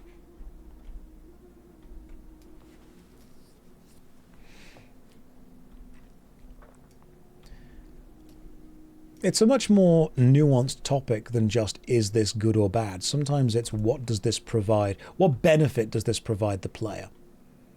Does it give the player an unfair advantage over other players? And if it does, that feels a bit sucky.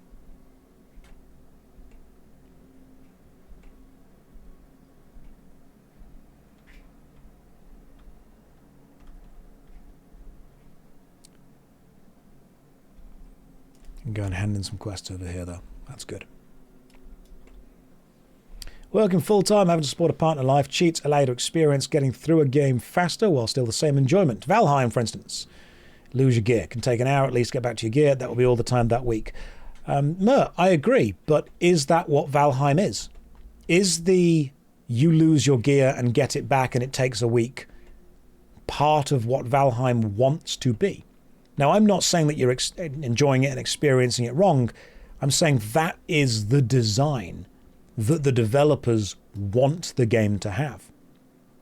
And so when you finish or complete the objectives that you give yourself in Valheim, is that level of satisfaction enhanced by knowing that you've overcome that difficult problem? Sometimes grindy design in a game is done because that's the feeling the developer wants the game to have.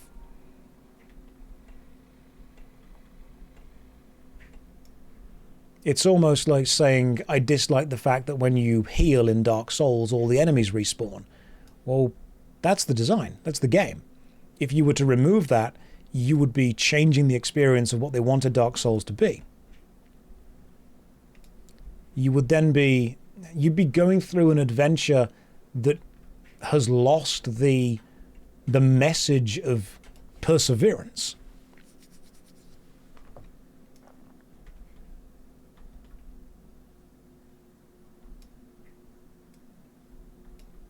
And the message of perseverance is an important kind of narrative technique, because in good games, the narrative is built into the design of the game.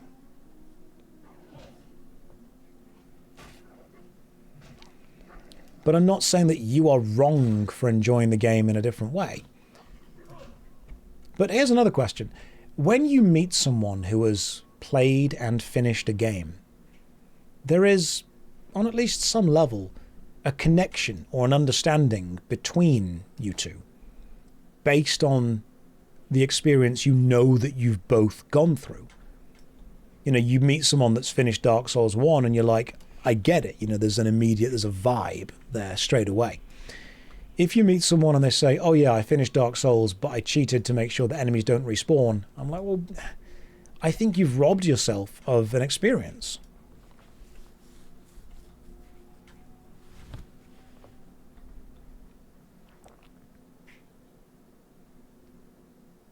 Just having a quick check online, catching up with the old chat. Where have the boars gone? Like, I suppose there's boars everywhere, and there's also frostmanes over here. I'll go this way. They've got to be around the place somewhere.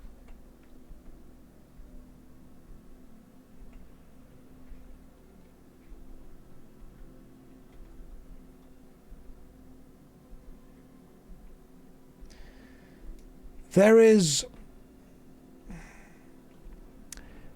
Again, this is going to sound really pretentious, but I kind of need to kind of preface it to help understand. There is an element within society that is generated by everyone experiencing the same art and having the same message and the same understanding of that art. And what that means is, if you listen to a song, if you watch a film, if you read a book, when you meet someone that has also experienced the same thing, you may be able to bond over the shared message that you both understand. And by being able to bond over that shared message, the art has brought us together. When you, and I do think video games are art, when you change elements of a video game to make them easier than they were originally designed to be, are you changing the experience of the art? And are you changing the connection that you then make with somebody else based on that experience? And even if you are, does it matter?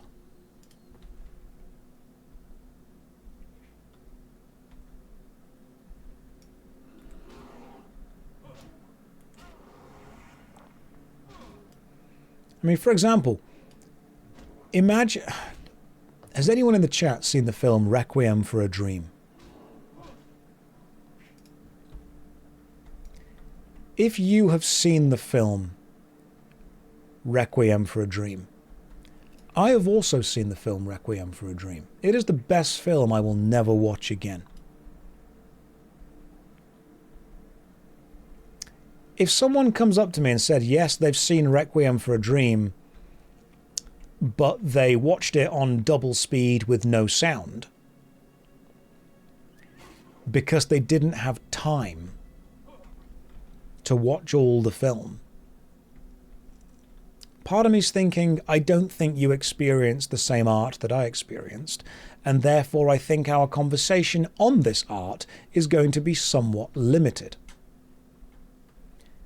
That's maybe where it's coming from. It's the more you change the experience of the art, the more conversations about the art you are potentially limiting yourself from.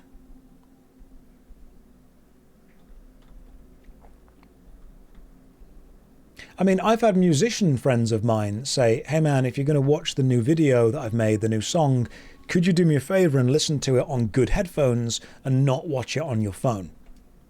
And I'm like, you know what? Fair enough. Because the way you want to experience is like this. What I'm not going to do is listen to it on a tinny phone from halfway across the kitchen while I'm making, lunch, and then half remember it and then say, yeah, it was good.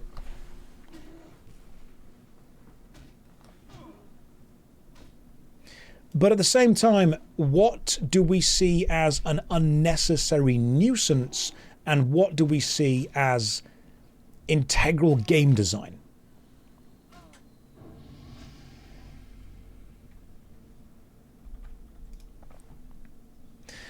Two people experiencing art differently is the basis of conversation. You're not meant to say, remember that part, you're meant to compare the experiences. Yes, but comparing the experiences does both require you to have the same foundational experience, because then you can compare how you experience them differently.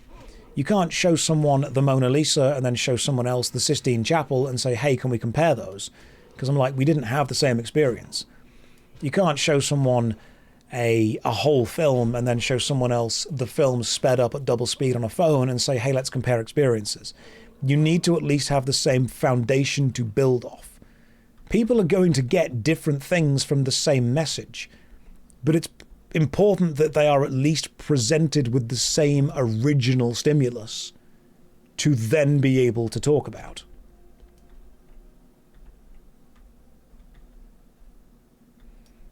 You know what, Glass? You're right. That is another bad example. I have been streaming for 6 hours and I'm thinking off the top of my head here. I'm not going to be on my A game.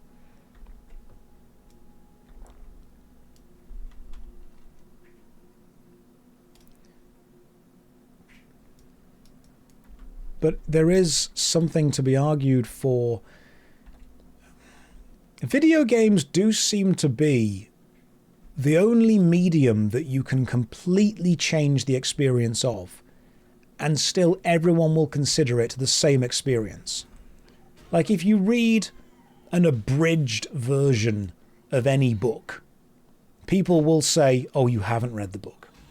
And if you listen to an album on double speed, they'll say, you haven't listened to the album. And if you eat a cheap kind of off the shelf version of food, they'll say, oh, you haven't had the real food. Okay, cool. But Josh, sometimes people value their time different. So to be honest, I'm okay with them cheating in a single player game. Yes, Kurt, I am aware that people value their time differently. I am also okay with people cheating in a single player game. I don't particularly care. The discussion we're having right now is, does the cheating in the single player game alienate people from a discussion about the game if their experience of the game was cheated from the start.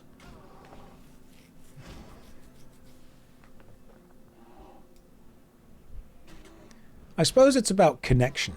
Video games are effectively a form of art that connects us. And the more we change that, the more we have to kind of prepare the person that we're talking to that the connection may not be as direct.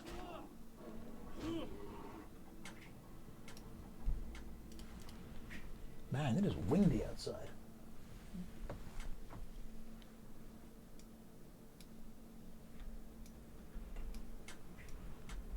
If cheating helps you finish the game, then it gave you the experience itself. There are some people that would say it didn't because you didn't finish the game without the cheats. But there are some people that will say, as long as you engaged with the narrative of the game, even if you mitigated the mechanics, you got there.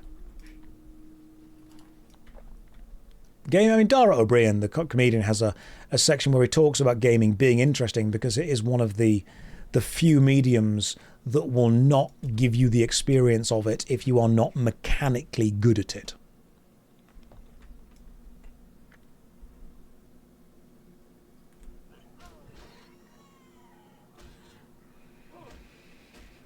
Taran says you love and hate when devs listen to the player base. So, players are incredible at identifying problems. They are awful at suggesting solutions. Coffee, no, this is not hardcore. Players are really good at telling you what they don't want. What they're not good at is replacing it with good gameplay. Didn't one of the Path of Exile devs basically say if they listened to every single player, all they would do is autoplay the game in the background and then email them a list of drops at the end of the day?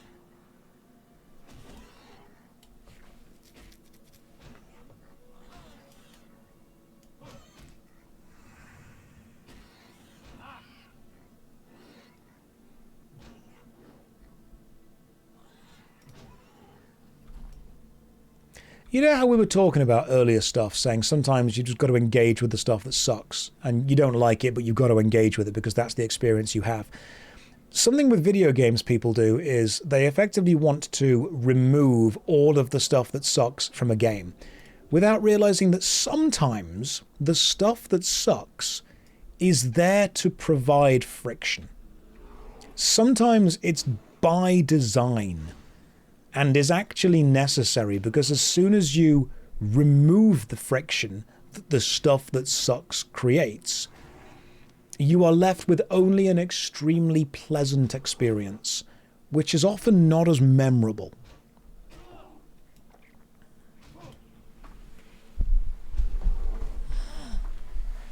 I think it's okay to sit with a part of the game that's not very well designed. Sometimes when a bit of game design sucks, I have to ask myself, what is it providing to the overall play experience? Is it actually necessary? You think this discussion is somewhat untenable because so many people get defensive on this topic so fast? Oh, individual, completely agree. Hasn't stopped us so far, though. We've spent months talking about stuff people get defensive about. People feel the need to want to defend what they do or don't believe, and on a degree I can respect that. But in the same way, sometimes we need to engage with stuff that we do or don't like and accept that it has flaws or can be improved. What about add-ons that fix the game design? I mean, I'm using Questy, and I'm using Leatrix maps right now. Have I had exactly the same experience that someone playing World of Warcraft Classic would have had back in the day, back in 2004? No. No, I haven't. But at the same time, I actually don't think Questy and Leatrix maps is the biggest change here. Someone once messaged me saying, Josh, you do realise that by using a quest tracker and a map point shower, you are not having the same true WoW experience. And I thought, you know what? That's true. I also think that's streaming the experience to 2,000 people and having everyone willing to help me and give me gold and carry me through dungeons is also affecting the experience. But it's weird that people focus on what they can see in-game and they forget to look at the context around the way that I'm playing this. People really do that. Oh god, people are unhinged, man. I have had emails from people angry, genuinely angry, that I am robbing myself of the classic WoW true experience, the pure experience. Emails. Oh yeah. Emails, Instagram messages, Twitter messages. Some people have just walked up to me and told me in real life, which is always a bit weird.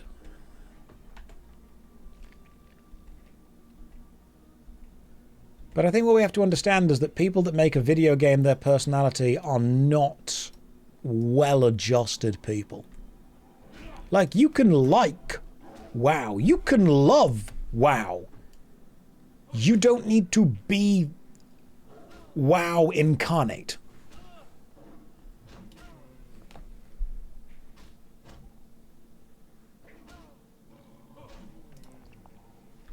But of course, if I'm streaming it for a long time, I'm going to get people who are like super into it, which is fine.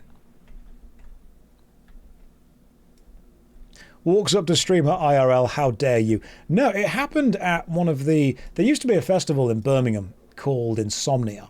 And it was a really cool gaming festival. Miss Insomnia, rip Insomnia.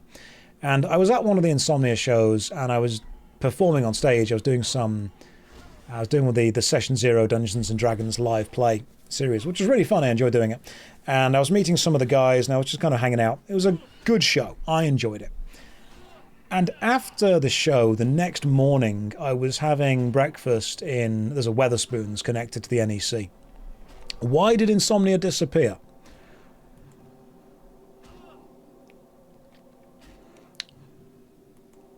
Allegedly...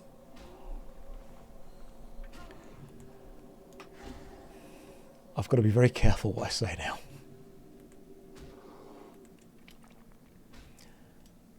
Entirely allegedly, the organizational team and individuals within were accused of mismanaging funds and leaving several contractors unpaid. You have to listen to the words that I'm not saying. But yeah, financial nonsense. Anyway, it was the Insomnia Festival. Next day, I was sitting in the Wetherspoons in the NEC, just getting a breakfast. I was sat there, big English breakfast, and some guy that I don't know just walked up, pulled up a chair, sat down at the same table as me, and said, "You said bad things about my favourite MMORPG."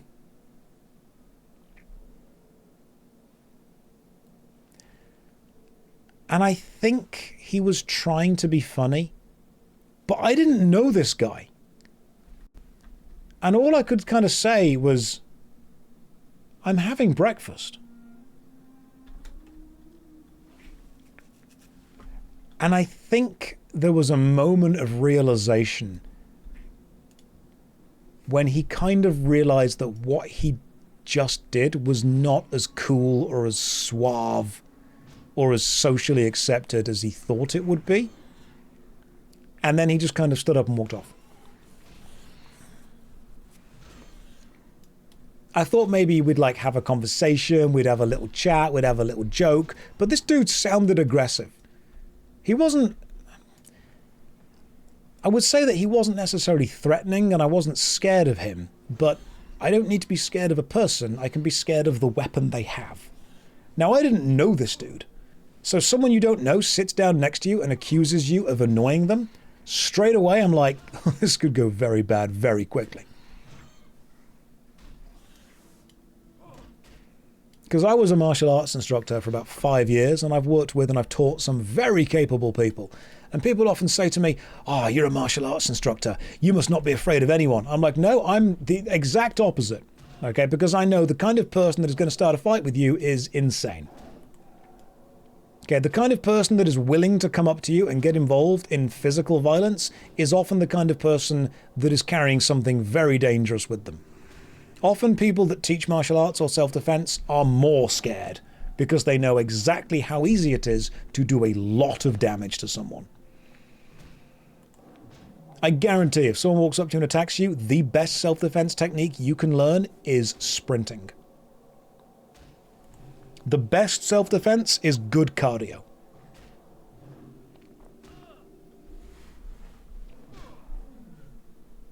I've had instructors before say to me, "No, you must turn and fight. Run really fast." Do I carry pepper spray? Not allowed, it's the UK. I've not got a license for that.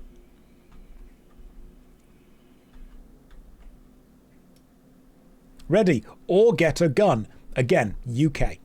Although I do have a blunderbuss around here somewhere. I think it's behind the green screen.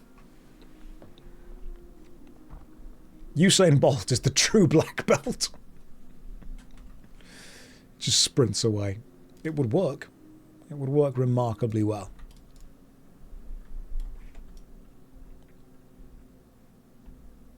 What are the odds someone would attack you over an MMO opinion? Remarkably low, but not zero. I mean, I'm not particularly bothered because somebody who is going to be unhinged enough to have an extremely violent opinion over an MMORPG is probably not going to be the fittest person in the world.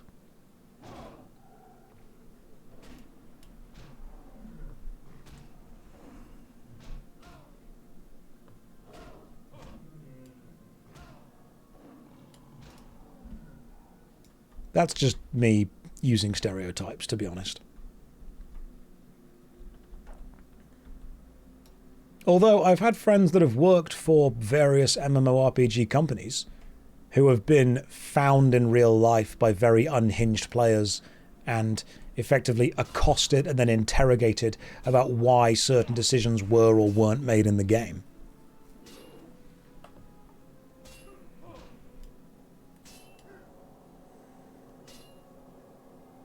Some people are just weird, man. Hang on, while this gnome stabs me, let me just heal myself.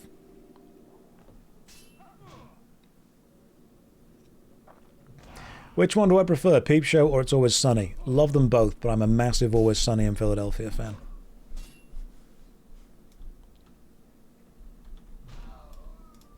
No, I think Always Sunny is a great show. My inventory is very full. I am slowly but surely... I can throw away the pikeman shield. I don't need that. I'll grab the gear thing just there. I mean, Peak Show was funny. Why did you nerf this as if you're personally responsible? Yeah, you joke, but yeah, that's what they do. That is straight up what very unhinged people do. Now, thankfully, again, that is a minority of people. A huge minority. Most people can just play a game and enjoy it and have fun with it. Like, it's a bit of, you know, light-hearted teasing. Oh, alliance or horde kind of thing. And you meet someone from the other side and you're like, oh, how dare you kind of thing. You know, it's like a silly little thing. You're bonding over the fact you play the same game. But have you ever met someone in real life who is, like, genuinely annoyed that you're on the other side? Like, you play the same game, but they're really annoyed you don't play it the way they do.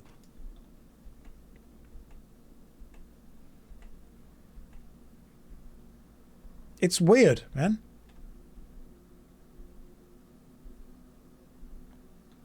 It's misplaced tribalism. That's a great way of putting it. And you know it's misplaced because were it correctly placed, it would have been placed in the alliance.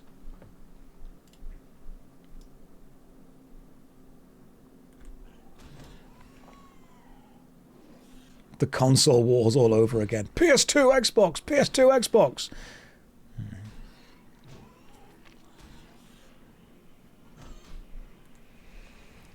Just like video games, man. Just like play lots of video games. Just like games, play games, be normal. Difficult, I know, but just try. Josh, I can't watch you if you're not a Genesis kid. I had a Sega Master System, and it's on the shelf behind me. It was not the Mega Drive, because that was one of the 16-bit consoles.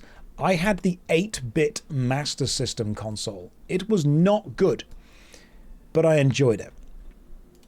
It was the one that came with the game built into it if you didn't put a cartridge in the top. And I had Sonic the Hedgehog.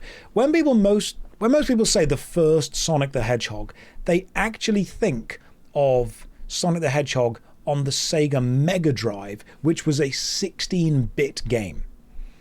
I had Sonic the Hedgehog that was an 8-bit game. The other game that it could have had built in was Alex Kidd in Miracle World. But I've actually still got the boxes somewhere. I've got the original Shinobi. I've got a game called Action Fighter. And there was one called Special Criminal Investigation, which was a driving game that you had to chase down criminals, and you had like a little gun and you would lean out your police car and shoot them. And then at the end of the level, you got given a bazooka by a helicopter. That was cool. Shinobi was hard. All right, the first Shinobi game was difficult. This wasn't like it was a port of the arcade Shinobi, and it was very difficult.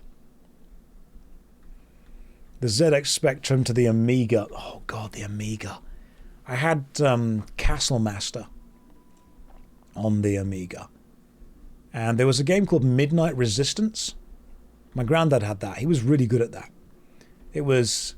oh god, I can never remember whether it was the Amiga or the Commodore 64, but we had the Blues Brothers side-scrolling game. There was a side-scrolling game with a cat called 9 Lives. And then we had Scooby and Scrappy Doo, the side-scrolling game, which was difficult. The first level was on a boat. That's all I remember. God, we're getting old now, guys. You know, one game that I did have that I think I got from a cereal packet was called Pushover. And it was like a connected game. It was from a Quavers packet, I'm pretty sure. But Pushover it's a domino-style game. And it was connected to another game. Yeah, you had Pushovers on the Quavers packet. Yeah, you know what I'm on about. What game was that connected to? I'm sure there was something that it was connected to. Like the same character or the same world, or... there was like... sorry, we're talking about the extended Pushover cinematic universe.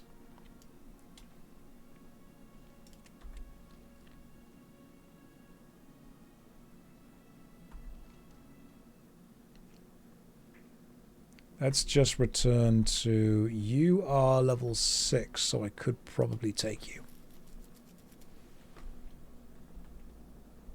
YouTube has indeed been around for more than 15 years. Yes, it has. I mean, World of Warcraft released in 2004. This game is 22 years old.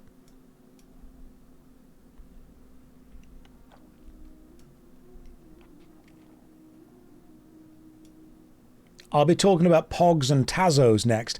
I had the Star Wars Tazos. Hell yeah, they were cool.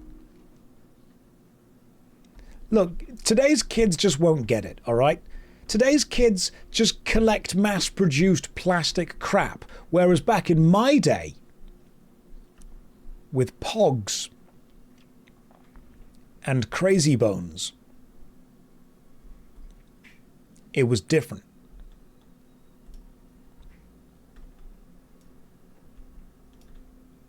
Metal Slammer Pogs. Oh, I'm sorry, we were one of the hardcore kids. Right, I've got to throw something away because I've got like no bags. I've got to buy a bag in a minute. Right, hang on, we have a timer for this thing. I've got to bring this somewhere. bring it back to... Oh, guess we're going back to there, to Karanos. Stay on the path. You started recollecting the old Goosebumps books. All right. Did you have the Choose Your Own Goosebumps, the adventure books, where you could turn to this page for this and this page for that? I remember there was a Choose Your Own Adventure Goosebumps book, and it was set in a shopping mall at night after it had closed, and the main character broke into a magic shop, and within the magic shop, or like an esoteric kind of occult style shop, and then they had to try and escape as the shopping mall kind of morphed into this horrific place around them. I forget the name of it, but that was a really good book. Loved that. I do also have quite a few of the old fighting fantasy choose your own adventure books. You read that one? They were great. Choose your own adventure books need to make a comeback. I mean, they won't because no one reads, but they do need to. God, stupid millennials. Stupid Gen Alphas with your pogs and your TikToks. What else can we hate? Warlock of Firetop Mountain was peak. It's a brilliant book. Maybe we can make it a performative thing. You know how reading became performative? What if we make it where the performative Instagram TikTok trend is to photograph the ending that you got in a specific choose your own adventure book? There we go.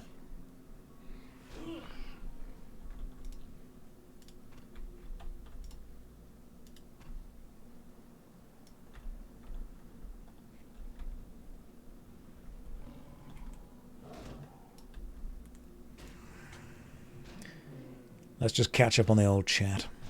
That would require teaching them what a book is first. I'd be like, you can't click this. Yeah, but you guys don't know what this is.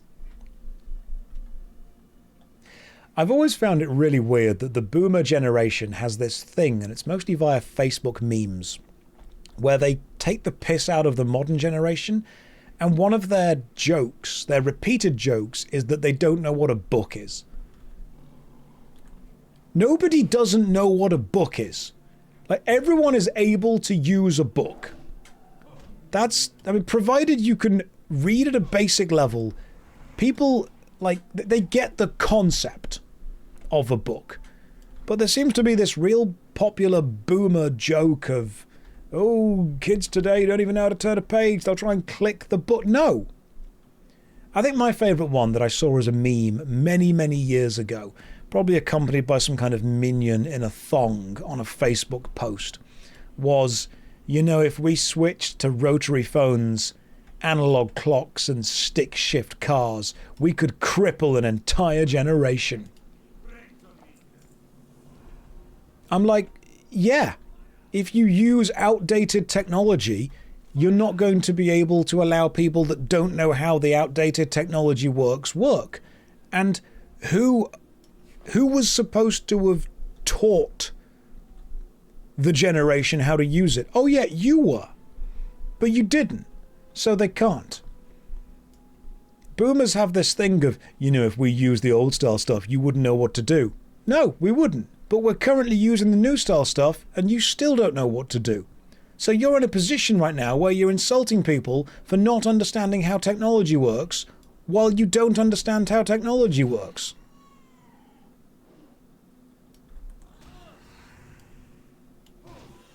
People have this thing where they like to insult the next generation for not knowing things, and I'm like, it's your job to teach them.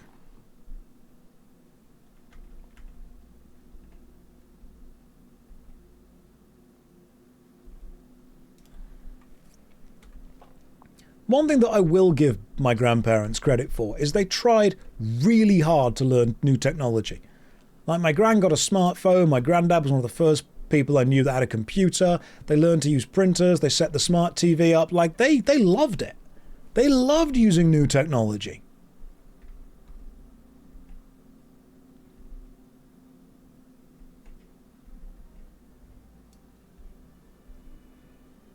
I think there's a huge amount of knowledge that is...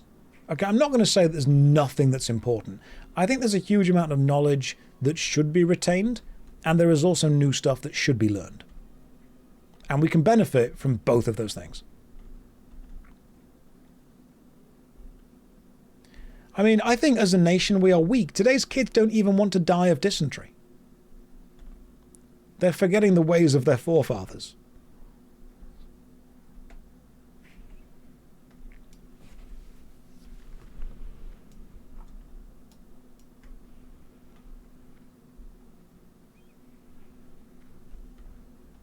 Where was this person?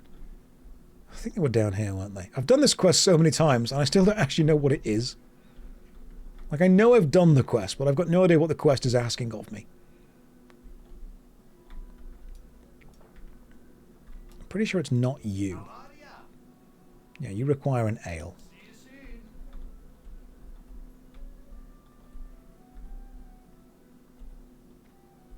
Right, it's none of these things.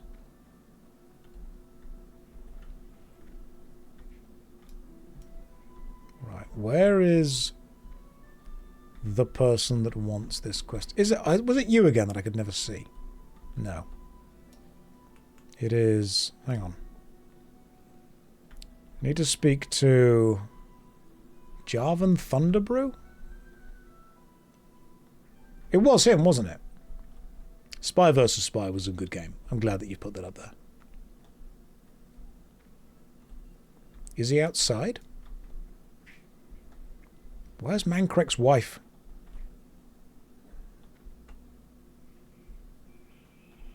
Yeah, it is you.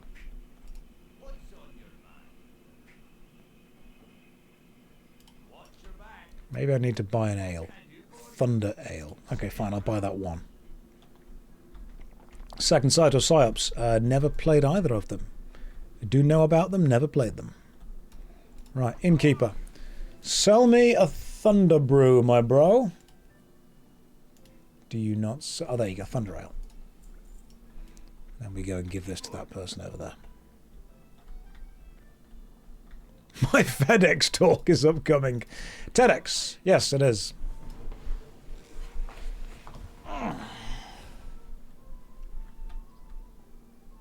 Right, now you want me to steal this. Got it. What's the talk on? Dunno. We'll work that out when we walk on. That's a future Josh problem. Any interest in the new PoE 1 League? Interest? Yes. Time to play? Probably not. Like, I can be super interested in it, but I don't think I'll be able to give it the time it really needs. Okay, I can't buy a horse yet, can I? Is there a flight path around here somewhere? Or was that over there?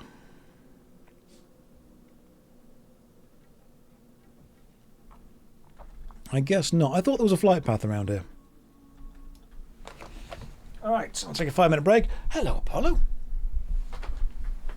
I've got so much more room in this new room. Hey, come here, you. Jewish for a cuddle. Come on. Up you pop. Yeah, there you go.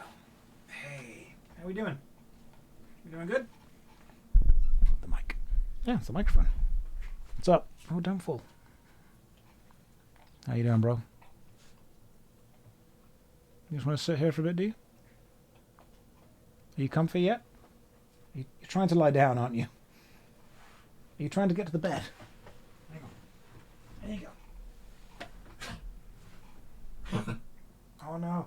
He has hay fever. Apollo. High five. Okay, chin scritches. That's good as well. We can just do chin scritches. Hang on. This is very important. This is very important this happens. He just needs some fusses. Attentions. Alright, good boy. Yeah, there's lots of fields around here, so huge amount of like hay and pollen and whatnot. And his tail wags a lot. He's a very waggy tail boy. Right, what are we doing?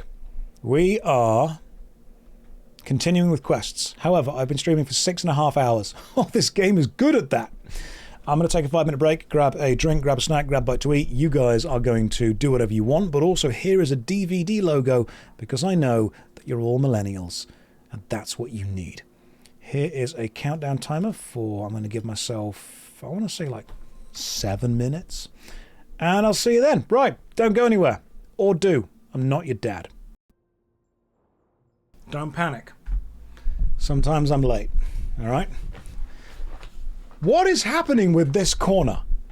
This is insane. I've not changed the DVD logo size. What is happening?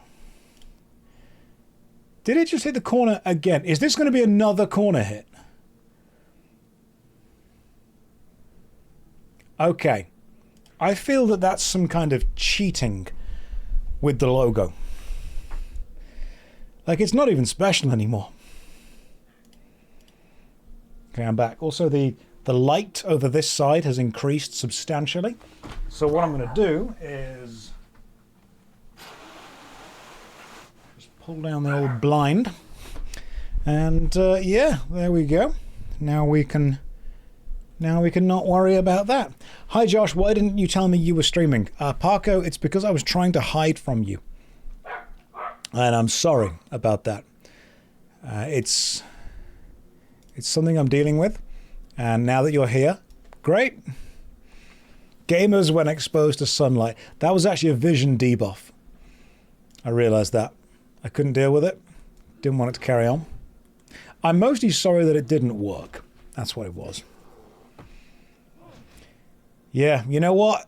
Hitting the corner with the DVD logo, it used to be important. But if they're doing it every time now, what's the point? Like, at that point, it's just silly. I don't care about it anymore. It used to mean something. We used to be a real country. Now, you know, you just get given the corner. Doesn't mean anything anymore. And frankly, I don't care. It just doesn't bother me. Right, what's over here? What's down there? Oh, okay, hang on. 5. I've not been down there yet. What's in Coldridge? It's in Golbar Valley. Hang on, where are we currently?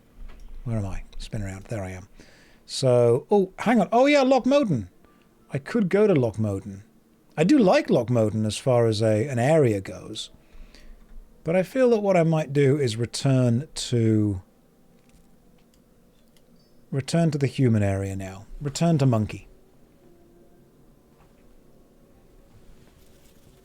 Yeah, like hitting the corner now, everyone gets it. You know, it's not special anymore. I wonder if I am weak because I have not visited my trainer and bought any of my new skills. That might be why. You've returned to lurk while you perpetually crash out at data. That's fine, you can do that. You can be here. I want this stream to be whatever you need it to be. Like, if you need parasocial background noise, I'm here for you. If you want a small British man on the corner of your screen talking to you about the same subjects repeated on about a 3-week loop, I'm here for you. All here. Just want to make sure that you're doing good, you know. Have I played Gothic? No, not yet. It's on the list. Over 1 billion rows of data is a mistake. Can you go through manually for me and remove duplicates? Thanks. I'll buy you a Fanta and some skips. I would have done it for the sheer will of doing it. But when you brought in Fanta and skips, now I'm very on board. That's a very orange and cheese focused lunch. I'll do that.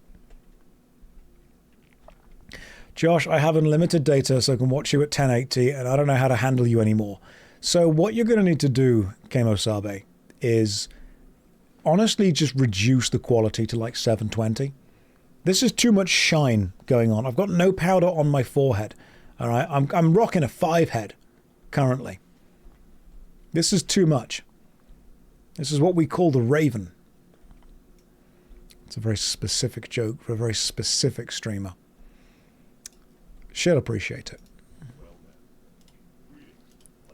Right. Let's grab what I need. Let's grab this quest in here. You, blacksmith, give me a task.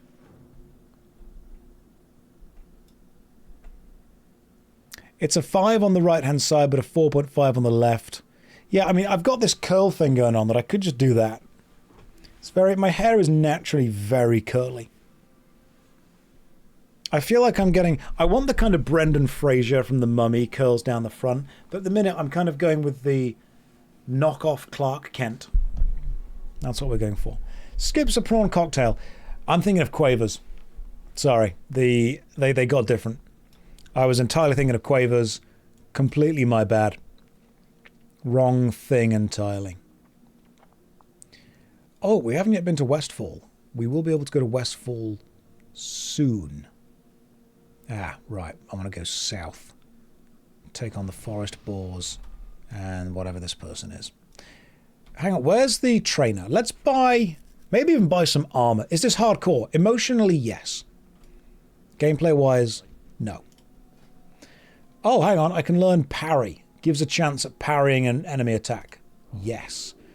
Holy Light, rank 2. Purify, removes a disease. I'll learn it, but I'm never going to use it. Right, Devotion Aura is more defense. Divine Protection. God, I am losing money. How much money have I got now? Okay. Hammer of Justice stuns the target, and that protected from all physical damage, but you can't attack. It's got a long cooldown, hasn't it?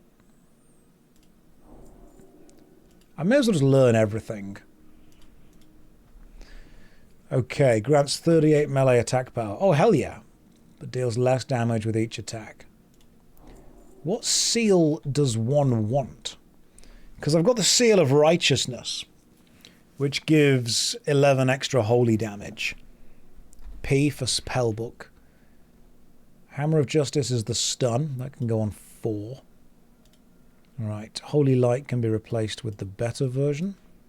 That's now... Oh, hang on, no, let's get rid of you. Get rid... This is locked. How? How do I get rid of that ability? Hold shift. I know. Thank you. Seal of Crusader is super bad. Okay, so we have Seal of Righteousness and Seal of the Crusader. Attack power, but you attack faster, but deal less damage. Okay, so we just want to keep going with Blessing of Might and Seal of Righteousness to do more damage. Okay, cool. There we go. Thoughts on the Nightman situation? I have no idea what that is.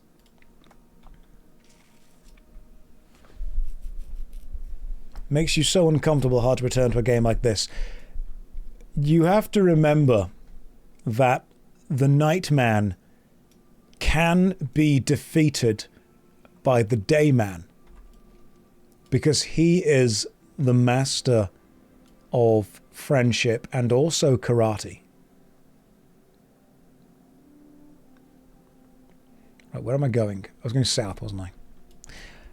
Can I purchase a better weapon?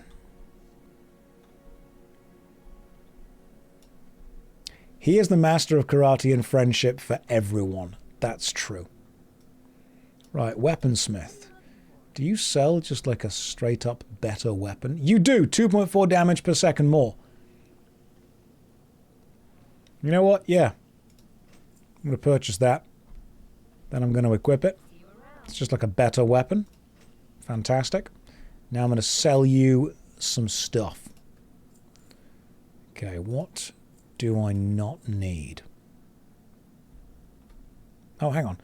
Flimsy chain gloves are just way better. Outfitter boots are just... Hang on. Way better? How have I got just better stuff? Okay, apparently there's a load of stuff in my inventory that's just straight up better and for some reason I just wasn't wearing it. Maybe it broke. Maybe that's why. What belt do I have in karate? I got to a black belt in Wadaru style karate, which means I started to understand it.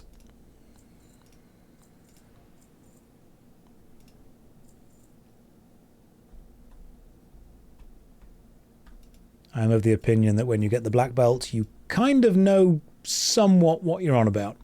That's about it. Right, done that. Let's go.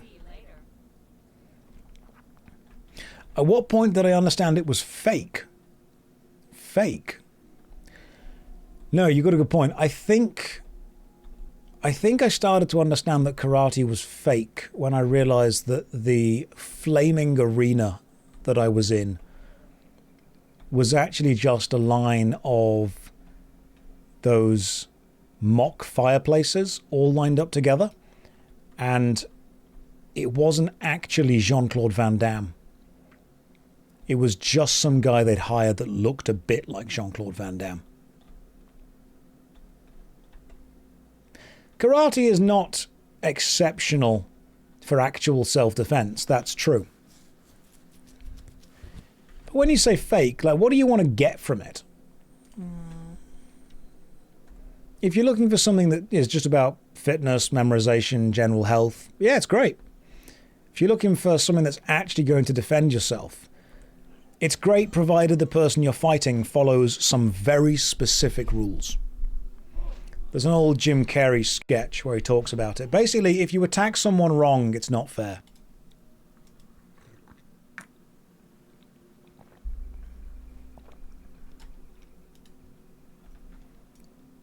Karate is fine for what it is.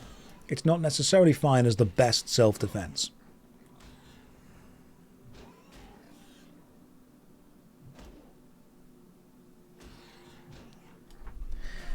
I think, and I've had this discussion with a lot of people, especially back when I was teaching, any martial art can work provided the person that is using it is good enough to understand how to use it. A lot of it comes down to the practitioner. Like, you can take someone that has never ever trained anything before, put them into a fight, and they might be quite good at it. And then you can take someone that's trained karate, jiu-jitsu, aikido, judo for 20 years, put them into a fight, and they might actually not be very good at fighting because they were never training with fighting as an intention. A lot of it does come down to attitude and aptitude of the student learning. There are some people who are naturally just good at combat sports because they're good at confrontation. And there are some people who do the sport because they like the sports side of it and the fitness side, but aren't necessarily good at the confrontation bit.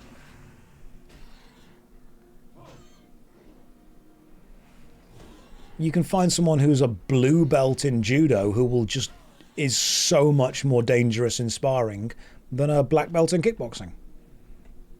Because they've got that energy for it.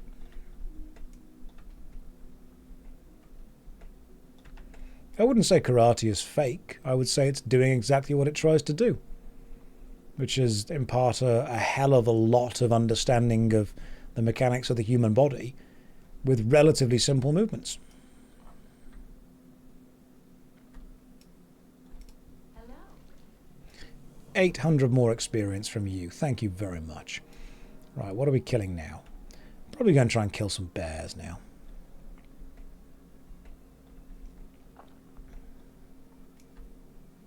You can be very good at the technical part of martial arts as well, but also very bad at the sparring part because you don't understand that hitting someone is a scary thing to do.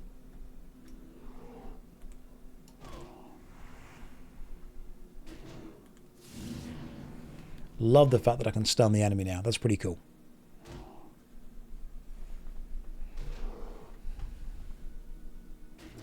I think boxing is an excellent thing for people to do just to get used to the shock of being hit. Because being punched is a shock. You can't teach someone what it's like until you just do it. Hitting someone wrong also really hurts you. People forget this.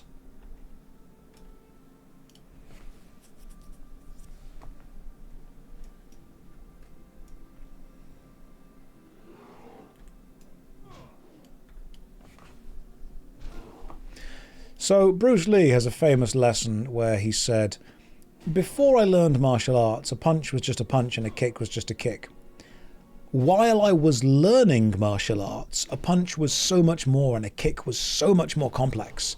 But once I fully understood martial arts, a punch was just a punch and a kick was just a kick. So it's almost... I've seen people argue in classes before. Was that a spinning back kick? Or was that a side kick that was preceded by a stance change into a spin?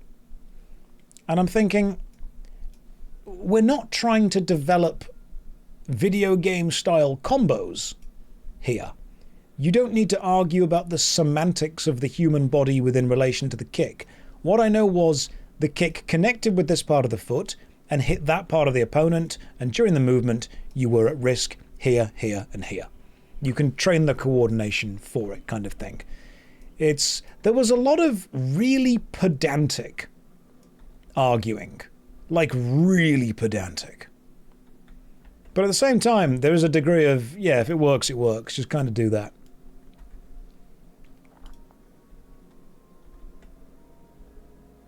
Yeah, people get really invested in discussing the exact shape of a movement. I'm like, it's very important to understand your body. I totally get that, but you don't need to get pedantically involved in it. I also find it really weird that it's the people that have never been in confrontations that are the most confident about exactly how a confrontation would go. They're like, yeah, well, if you just hit them in the pressure point here, here, and here, they'll fall down and they can't move. Actually, yeah, you know, I train this and I know that I can disarm an attacker in 3 seconds. I'm like, you have literally no idea how this is going to go down. All right, I can have an idea. The more you train in martial arts, the more you understand that any fight is a chaotic, random series of potentially deadly movements. Not even deadly in your favor.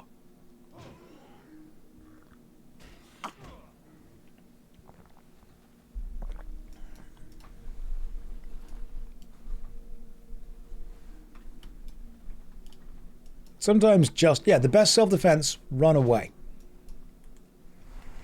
Just run away.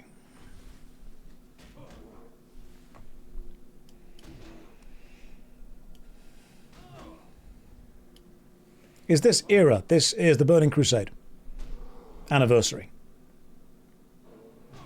You want to start martial arts? You should. Pick any martial arts school, go, have a good time. Just try to avoid what we tend to call McDojos. And you'll recognize a McDojo when you're in one. They are the kind of martial arts school that normally focus on teaching kids, and they will give you a belt grading every month or so, because they are the ways that the belt systems make the most money. And they'll always have loads of in-between belts. They'd be like, oh, am I going for my red belt? No, no, you're going for your blue belt with 3 red stripes, tiger version. I'm like, that's not... You've just made that up. That's not a recognized step in the process of any of this. And then for some reason, the instructor will always wear a black gi. Everyone else must wear white.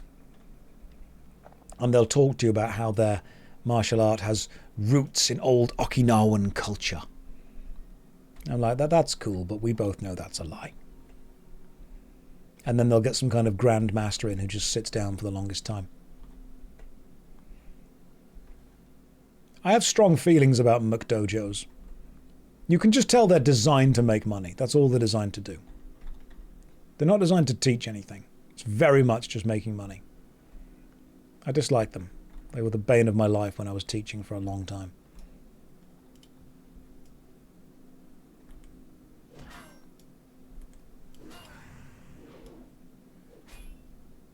I mean, the coloured belt system has been a martial arts thing for quite some time. But they do just keep adding them in.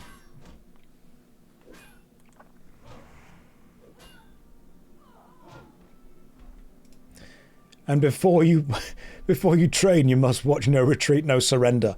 Come on. We're a never back down dojo here. That's what we want to watch. If we're going to go with early to mid 2000s MMA themed films, that's what we're going for. Green Street, The Firm.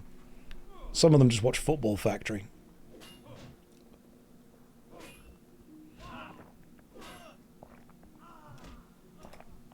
There's a lot of really dodgy stuff that you get taught in the McDojos.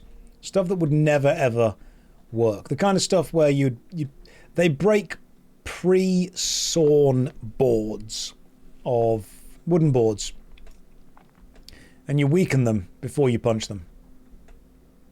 Okay, Ong Bak was awesome, let's be fair.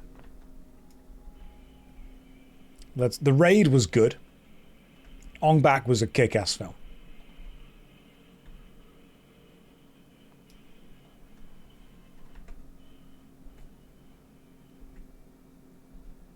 Garian, I'm a teacher. What do you think is a great approach nowadays in teaching teenagers, like the mentality to start with? I have been out of the education system for a while, and so I don't think any of my advice would be applicable or relevant right now, unless I knew your exact situation. I wouldn't want to come in and say, well, back in my day, we just told them war stories. No, I think at that point, like, if you're genuinely asking, it would be speak to someone who's been teaching in the last 10 years.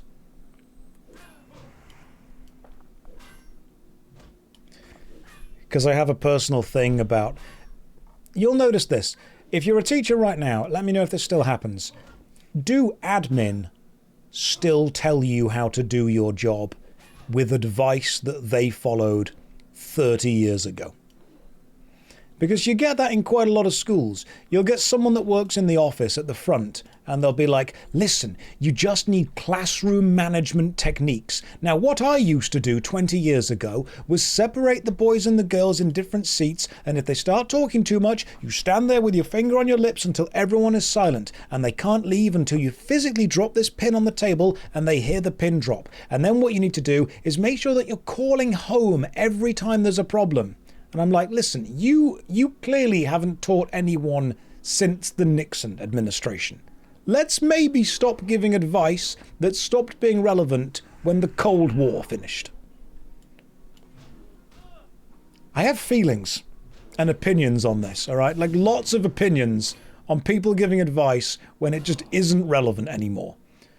So genuine, when people say to me, what's my advice? I'd speak to someone that's doing it more actively than I am.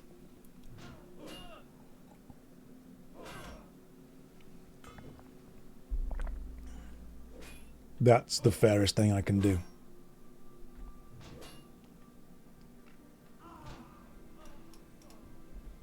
Otherwise, you'll get advice from people that haven't actually acted on their advice in years.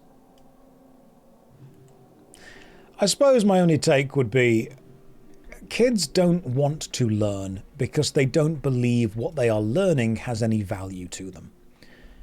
And recognizing a student as a human and explaining to them the value of what they're learning is sometimes a way of recognizing them and showing there's a level of respect. I would always try and approach it as there is mutual respect between you and between me, but as soon as one of those is broken, the other will be broken too. And I'm not going to be the one to break it.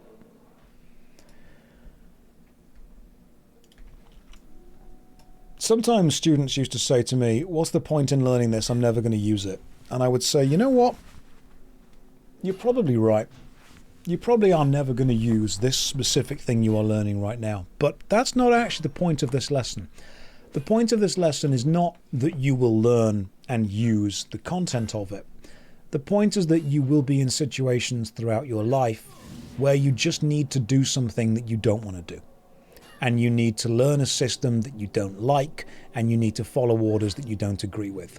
And what we're doing right now is going through that process in a really low stakes environment, just to see that you can do it. That's all.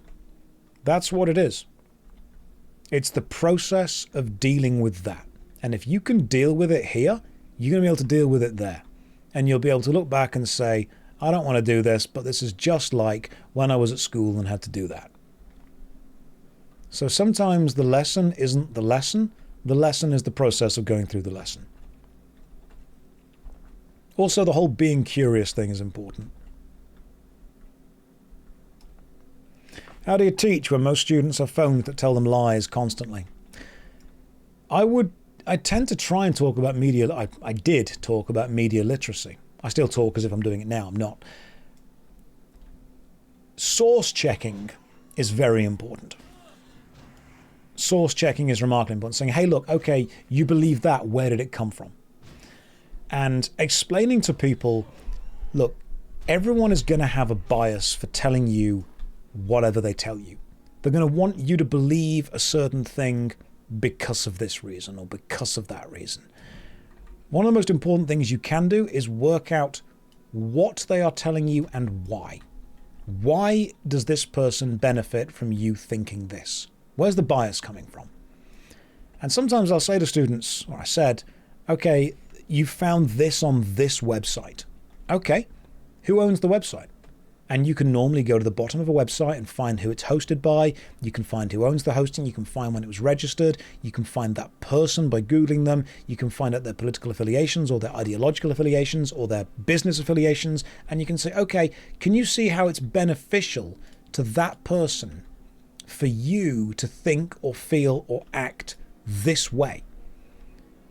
And then they'll go, oh yeah, actually, because they benefit from me doing this. I'm saying, actually, so they have a vested interest in changing your opinion to this. They don't care whether it's true, they care whether you believe it's true.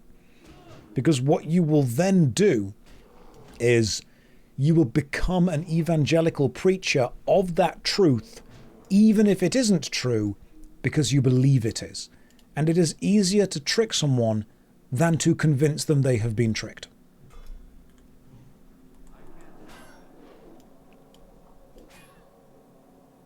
If you can figure out someone's intention, then you can work out why they're doing that. Yeah. Carrigan, very good way of putting it. So yeah, teaching kids media literacy and understanding source and source bias is important.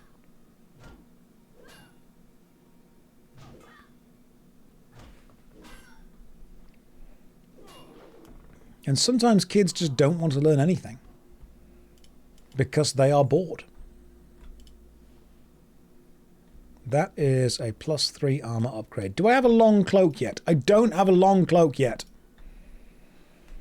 Kids don't know what a source is anymore. I mean, people always used to hate Wikipedia, but to a degree, Wikipedia is slightly more reliable, at least, than a lot of other sources. My daughter is 6 and will not have a phone until she's 16. Does that sound like a good plan? No, because what you're doing is you're specifically hiding her away from something that is going to be a massive part of her life, and you're avoiding responsibility for teaching her how to use it and what the dangers are. I think what the important thing to do is to give it to her when you believe she is old enough to understand what it is, and then go through the process of teaching her the dangers of it. You're not doing her a favor by hiding the dangers of the world from her until she is old enough to just have common sense, because common sense is taught, and you need to be the one to teach it.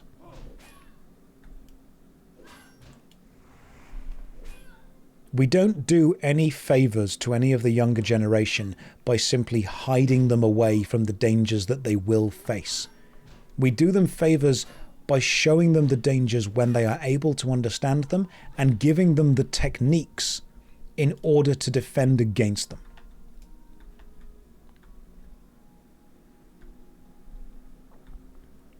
Oh, thank you for reminding me. Thank you, Gung. Gungs just turns up. Your aura's not on.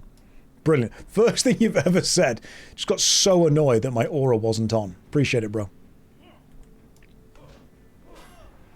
Some people, and again, I'm not having a go at you because I know where your heart is. Your heart's in the right place. The heart's in the place of, I know this is dangerous, and so I'm going to remove it from this person's life until they're able to deal with it. But people don't magically become able to deal with things when they hit 16.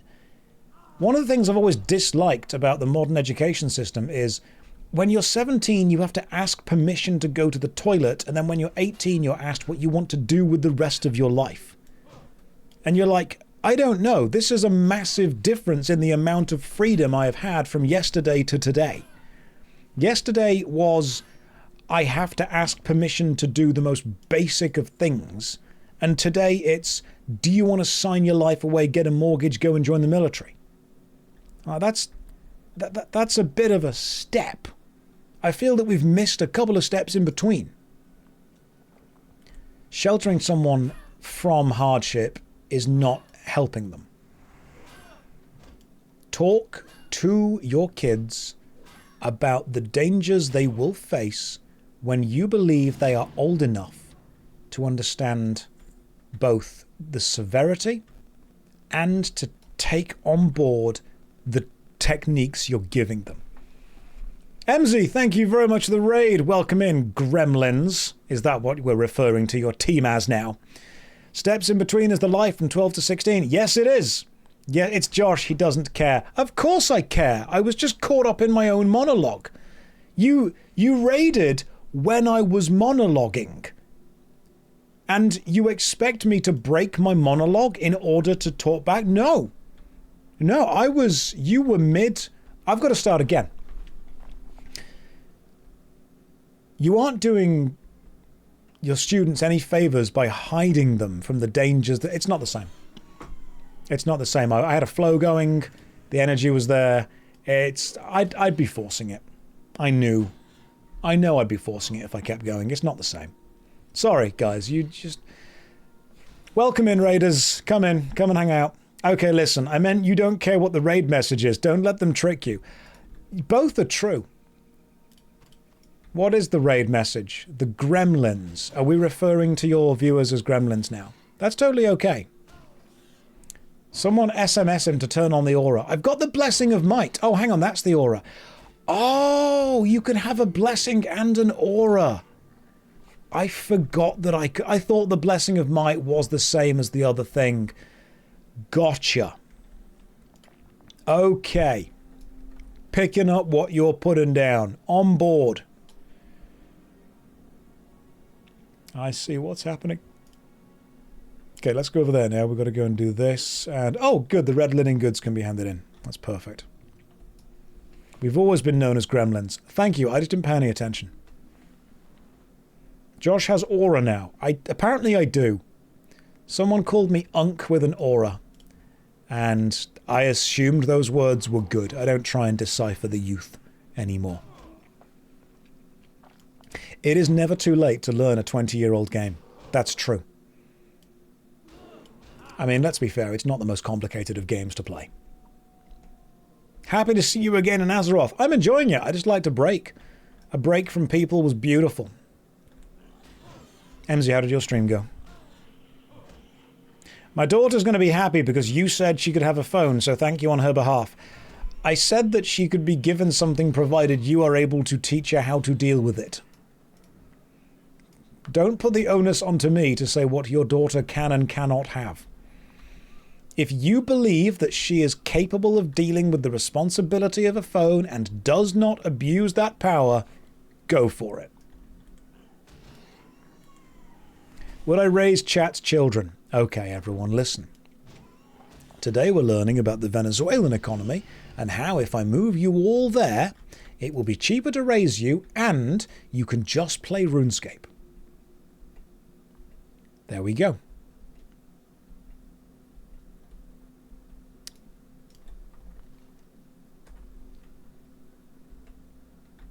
I think that could work. Give her a flip phone. Alright, okay. Flip phones were cool. Give her a Motorola Razr in hot pink. Then she'll be cool. Just gave my 2-year-old an iPad. Thanks for the parenting guidance. You're welcome. If you could navigate to this Twitch stream and like and subscribe, and then to the YouTube channel and sub to all 3 of them, that'd be great. How do you teach a kid not to lose their life to a phone? You give them a life offline which they realize is better. If they have nothing offline to look forward to, of course they're going to be obsessed with the phone.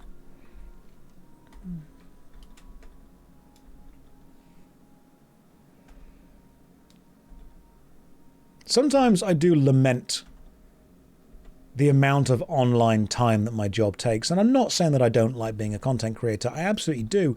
But I sometimes do look back on the days when I was working as a paintball marshal or just walking through woods outside to get to various jobs that I had.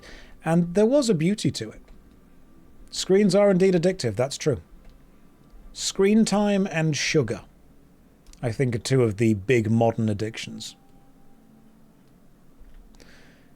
Uphill both ways? Actually, no, it wasn't. It was downhill both ways. It was beautiful. I don't want to talk about the old days as things that I struggled through. I want to talk about things that actually had a lot of beauty in them that I liked and I miss.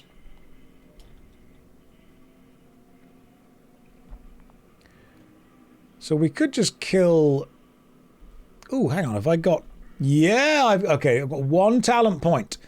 Okay, now... I feel that when leveling, it's probably best to go into retribution, and then when tanking, we go into protection. Because you can just buy a second spec, can't you? Lenora, thank you very much for welcome back. Welcome to the stream. How are you? You missed the sound of 90s printers. You can go and buy one. You can go and find it. Did your students know you were a gamer? Some of them did, some of them didn't. There were varying intelligence levels within all of the people that I taught. I didn't really talk about YouTube or Twitch until I was leaving whatever job I had at the time because I didn't want it to become a focus. But when I say there were varying intelligence levels, I mean that I had some kids in like year 6, year 7, year 8 or year 9 ask questions like, when is best to play an ad break on YouTube to maximize engagement? And I thought that's a good question. And then I had other people in like year 9, which is the English version, they'd be like 12 or 13 years old, say things. Someone said to me, do you work on YouTube? And I said, I have a channel, yes. And one of the other kids straight away said, are you Mr. Beast? Like that was his first question. And that's when I think I knew that the youth was in trouble. Because, like, you could answer that question by looking. And we could maybe use our context clues to recognize that we are not the same person.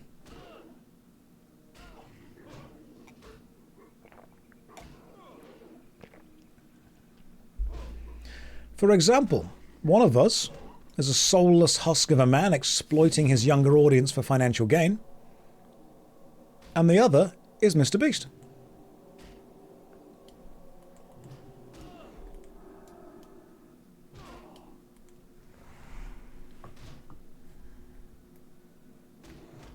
You saw where that comedy was going. To be honest, I would think it's a joke. No. No, they weren't that clever.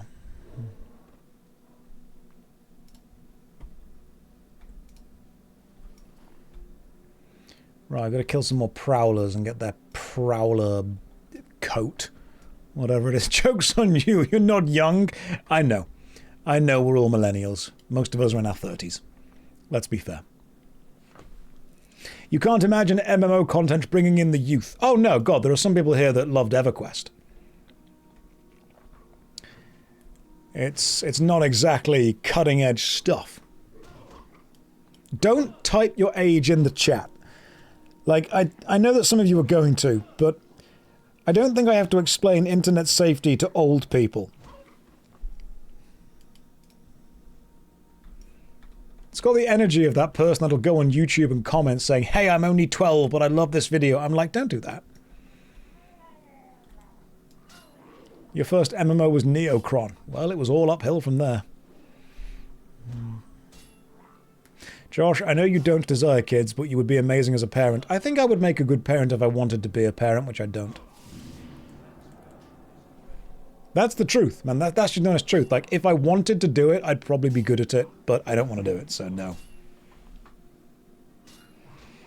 Knowledge coffee. I farted once and my back popped. That's how old I am. All right, check out Mr. Back Popper over here. God, don't...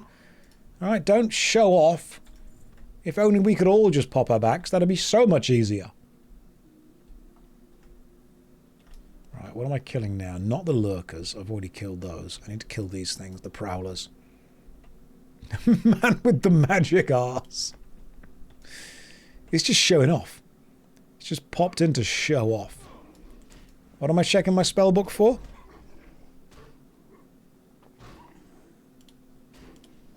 To see if I have the special fart and pop back. I don't. I've only got the human spirit.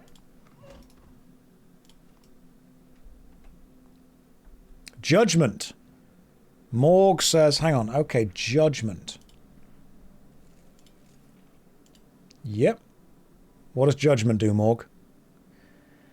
Take judgment and put it on your hotbar. Okay.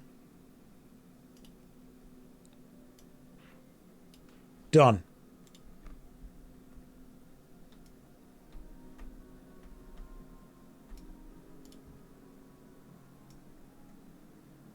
Use seal, then judgment. Use seal. Okay. Seal of the Crusader. I've used it. What do I do now? 20 seconds left. Smack judgment.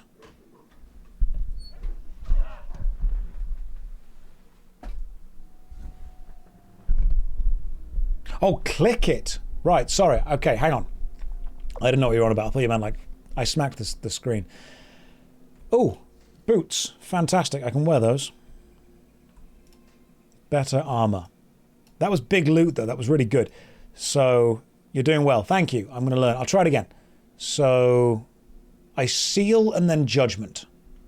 Right, okay. I can do this. Seal. Okay. What now?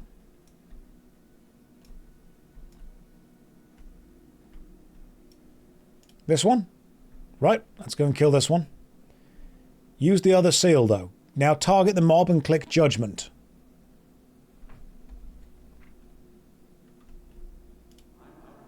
Doesn't do anything.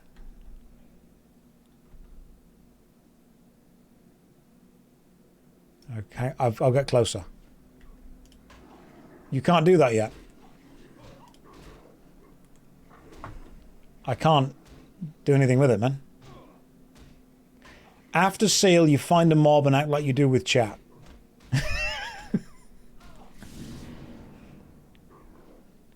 Okay, hang on. Let me just work this out for a second. So, I want to seal and then judgment. Right, this is far too many enemies. Hang on. So, seal of righteousness, and then holy light. Open the spell book. Oh, well, we're out of mana, that's a problem.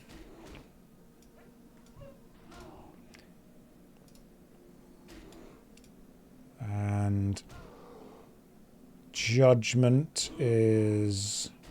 hang on. There. Oh, I see what happens. It does damage. Oh, so it's like a combination attack.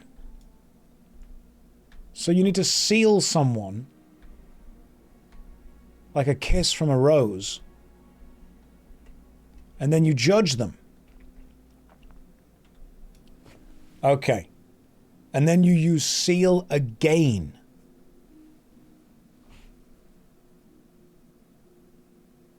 Okay.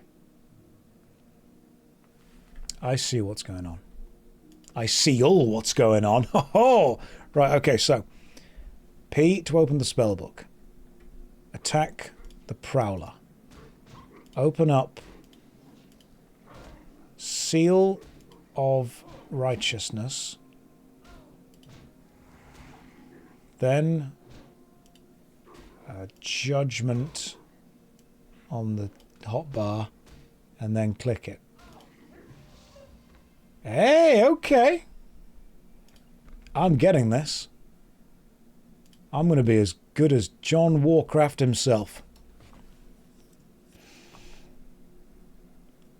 I may as well just leave the spellbook open, like...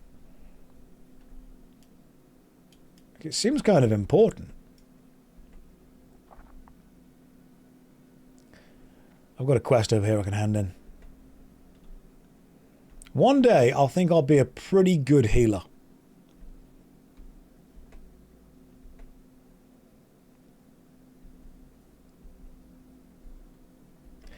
You know what? I'm just going to type /judgment into the chat box from now on. That's going to be how I level.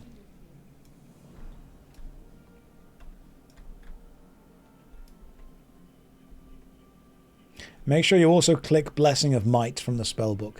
I've got the Devotion aura on, so what I want to do is target myself, then cast... Okay. Cast Blessing of Might.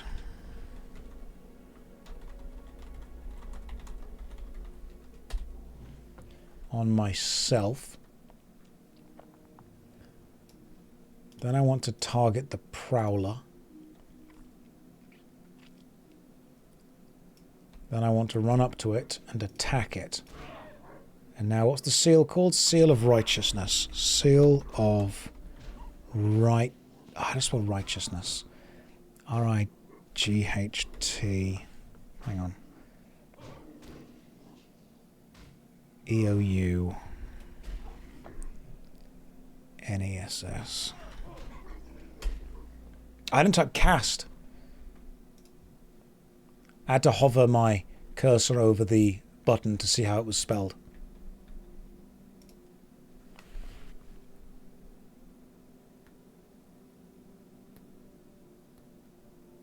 Josh, what if you copy Cast Judgment into your notes and then paste it? That could work. Loot, damn you.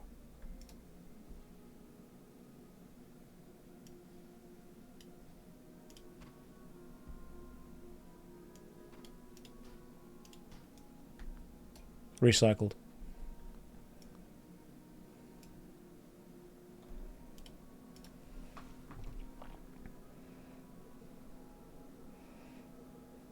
Seal Judge Neil the Seal. Do you mean Neil McBeal, the Navy SEAL? Josh, you could make a macro that types /cast and then use the macro and then click the spell you want to cast. A brain too big.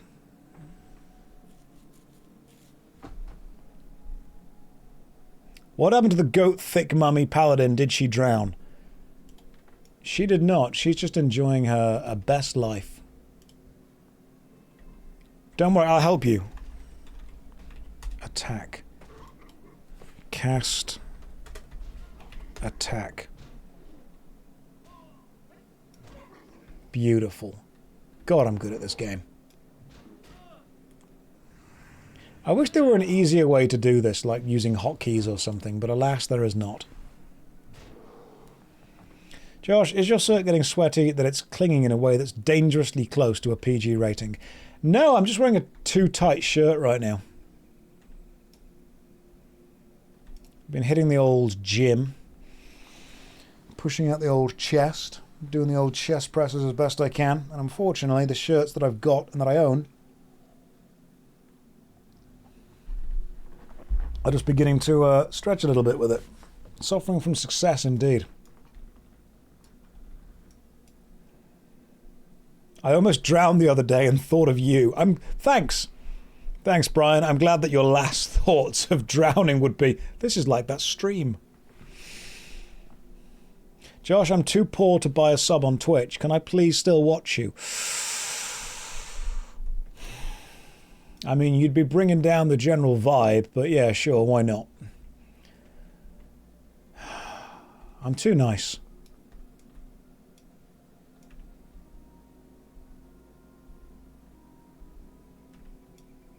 No, it's okay. You can stay.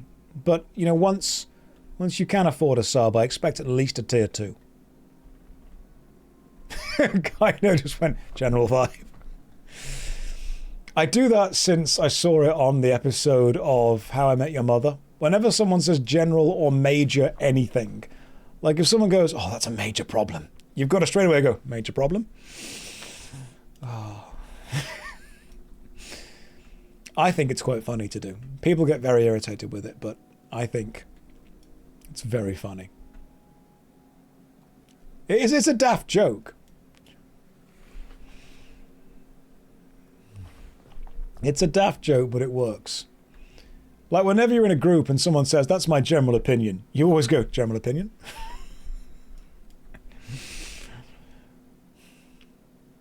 There's a couple of small, silly things that you just need to do.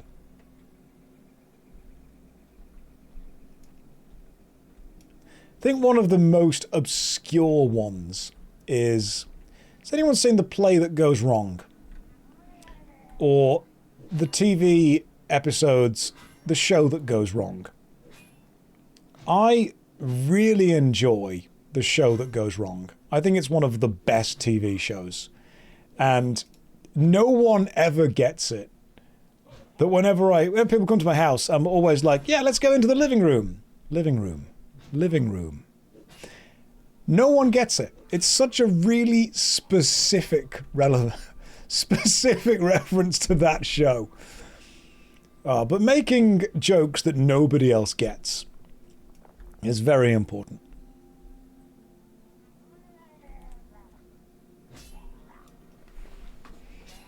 We've always got those weird in-jokes, haven't we? Why? You've got to watch it to see it. It's hilarious. But those weird in-jokes, they define who we are. You got to make yourself laugh, man.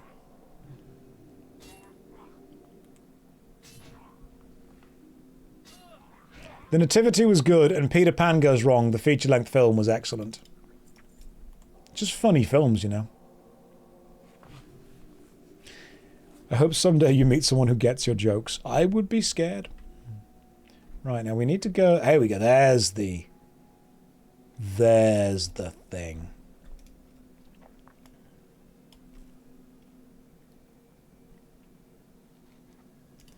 I also quote black books quite a lot.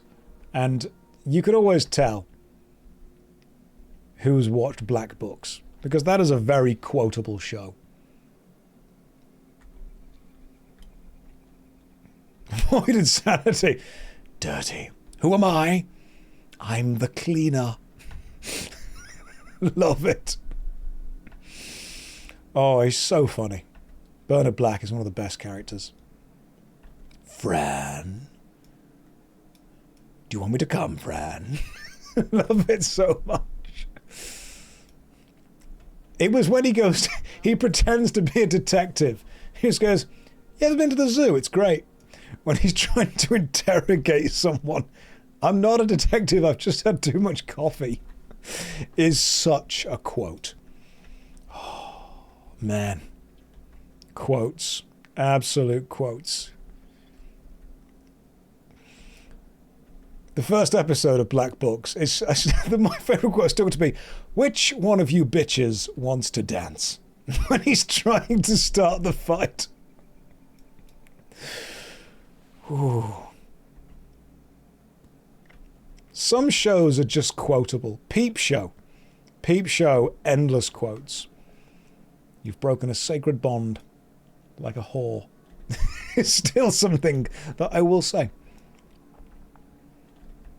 Super Hans, sorry, in the background. Just absolutely beautiful, endlessly quotable things. 4 nans, Jeremy, that's insane. any of my mates, if we are ever going to get a curry, will still say 4 naans. That's insane. If anyone gets even close to 4 naans. This is not Season of Discovery. This is regular Burning Crusade anniversary.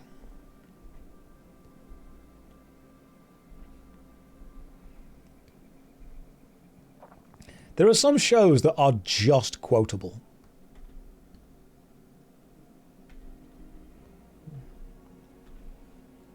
What are some people's obscure referenced quotes?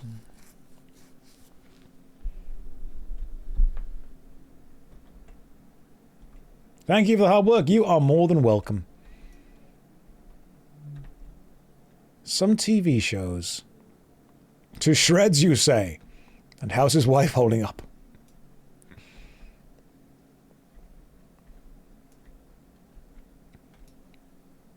Oh God, the line from Harry Potter which goes, or worse, expelled.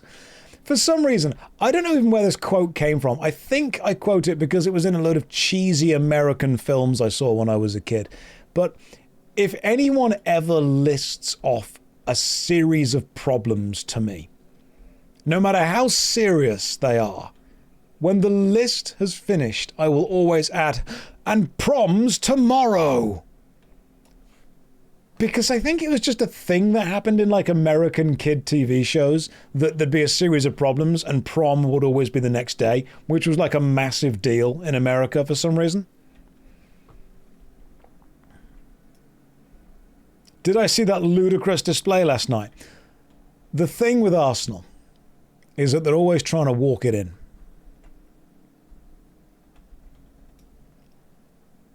I think my most quoted show is probably Alan Partridge, though. Most British people will... we could have an entire conversation in quotes from I'm Alan Partridge. Auntie Nigel, Dan. He's not heard me. Dan. Lynn, these are sex people. He walks in. Oh God, they're putting my foot on a spike. And then when he does the speech, he's like, do you want some more glitter? He just hits the button. Oh, Steve Coogan, what an absolute writer. Brilliant. You can often tell a show by just how quotable it is. Alan Partridge has endless quotes. Why haven't you Brits made Richard Ayoade your king yet? We tried. He was too sarcastic. Moss turning around. Sorry, no, turning around to see Moss standing behind the bar in the IT crowd. One of the best comedy moments. My goodness.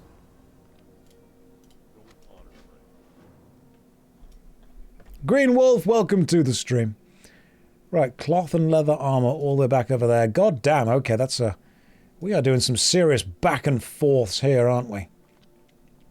Could I just go to Westfall soon?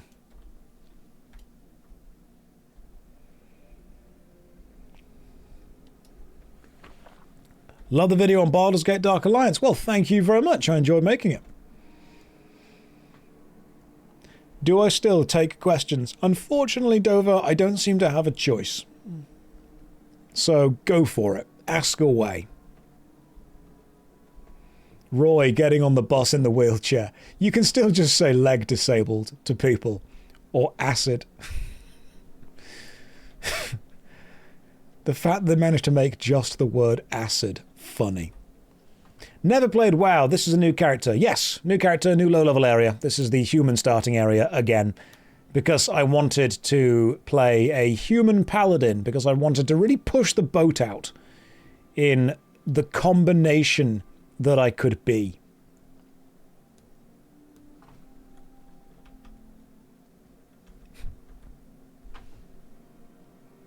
What's a cleric? I don't know. What's a cleric with you? Will I ever reach endgame? Who's on first? No, who's on second? I don't know who's on third.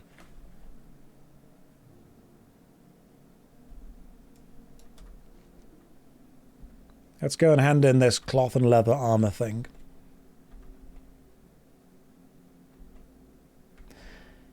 So what I will be doing is training this paladin into a tank. I have decided that I have had it with all of these really good tanks in the guild. I will be an average tank, but I will also cut my queue time down because I won't need to wait for a tank.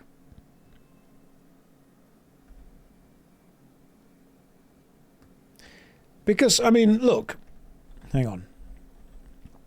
How do I open the guild menu? Where's the guild menu? What's the guild button? It's not G.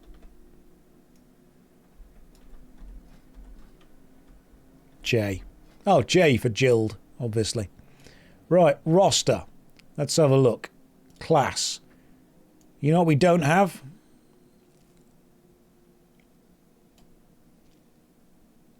Paladins.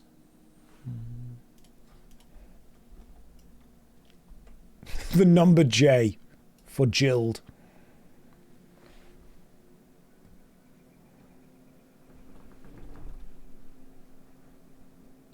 That's a good point. Thank you, King Dadius. Without the 5s like me, you'd never appreciate the 10s. Look, I serve a very important purpose in this guild. I am what we call the anchor.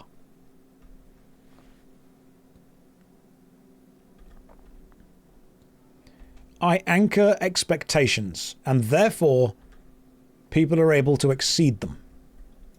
Be caught, friend. Be careful.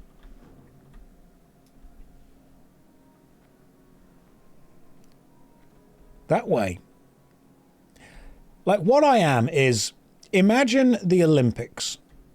I am the average guy that would take part in all of the Olympic events just so you could actually understand how good the Olympians are. They always say that there should just be a random guy that takes part in the Olympics. Because when you put all the top 10 Olympians next to each other and you make them all run in a straight line, they all look kind of fast. But like compared to each other, we don't know how fast. What we need to know is exactly how fast. And we can only learn that by just putting an average person there. That's my job. I'm the standard reference by which other people are then judged. You've enjoyed the content. Oh, thank you very much. And you've made some content creation. Excellent. Good stuff. Yeah, I make Emzy look like she's good at WoW. And that is, believe me, a tough job. Thank you for the content. You are welcome. I will continue to put out as much whelming content as I absolutely can. Shots fired. Yes, shots have been fired, but she's a hunter, so she'll probably hit me first.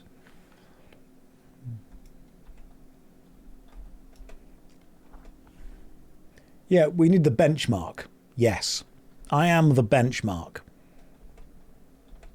We should get a guy called Mark and just make him sit on the bench.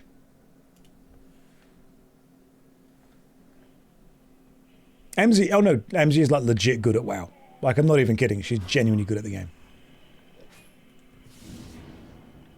Hey Josh, what do I think of Pillars of Eternity 2? Oh, that was Deadfire, wasn't it? Yeah, I thought it was quite a good game. I enjoyed it.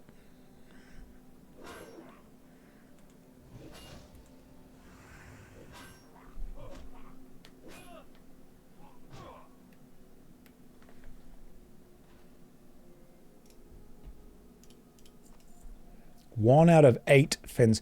You meant Path of Exile. Gotcha. I know you did. I just like to be a little bit silly sometimes. Sometimes we turn the silly dial up to like 6. Wasn't Avowed also a Pillars of Eternity game? I haven't played it yet, but wasn't that in the same universe? I'm sure it was. Yes, gotcha. I'll play it at some point, see if it's any good.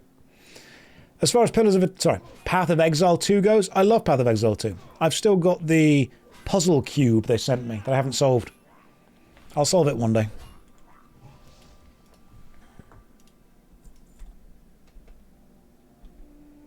The reason I will solve it one day is because apparently if you solve it, you get to add an item to the game. And I want to save that for when it's going to be most impactful. What's inside the cube? Dunno. Some other content creators solved it, but I haven't yet. I'll solve it on stream at some point.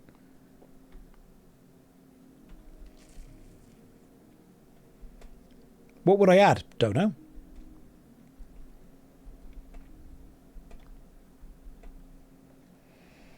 How do I feel about JSRF and the music of Hideki Naganuna? Indifferent. Why don't you tell me how you feel about them, and I'll tell you if I agree.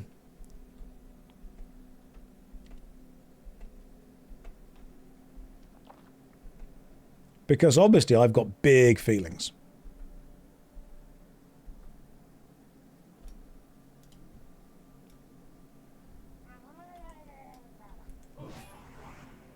Let's just continue beating up some murlocs. Oh, you know what? My blessing of might fell off. Josh, what genre would you next make a movie? Genre? I mean, you could make almost any genre into a movie. Do you need like a specific game that I'd make into a movie? Because you could make anything. You could take any genre and make it work. Might not be good. But I mean, you could make a pretty interesting movie out of Factorio.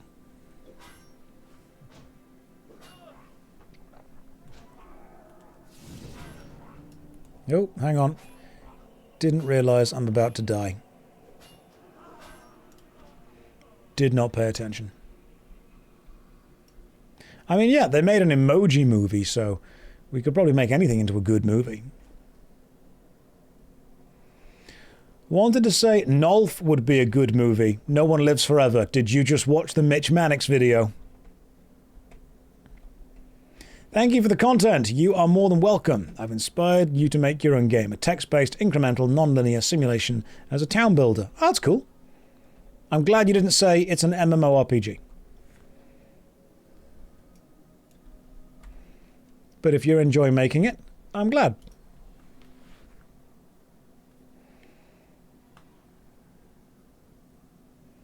Finally back, are ghosts wet? I don't think we ever truly know. We will never truly know. We'll have to find... I mean, I'll ask my granddad when he next pops round. Oh, that would have been a great thing to ask him yesterday. But it might be a while. I'm glad that wet ghosts are my legacy. You've watched a lot of the Was It Any Good videos. Well, thank you very much. I'm glad you enjoy them. If ghosts are wet, then the Ghostbusters were effectively just using dehumidifiers. Which could work. You never know.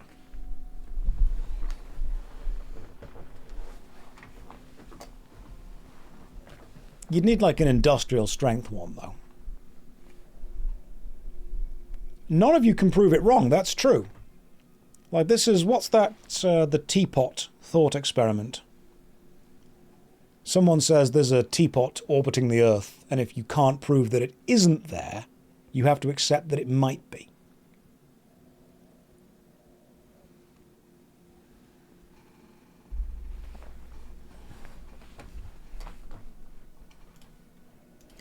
Right, let's get all of the devotions on. Right, so devotion aura gives more...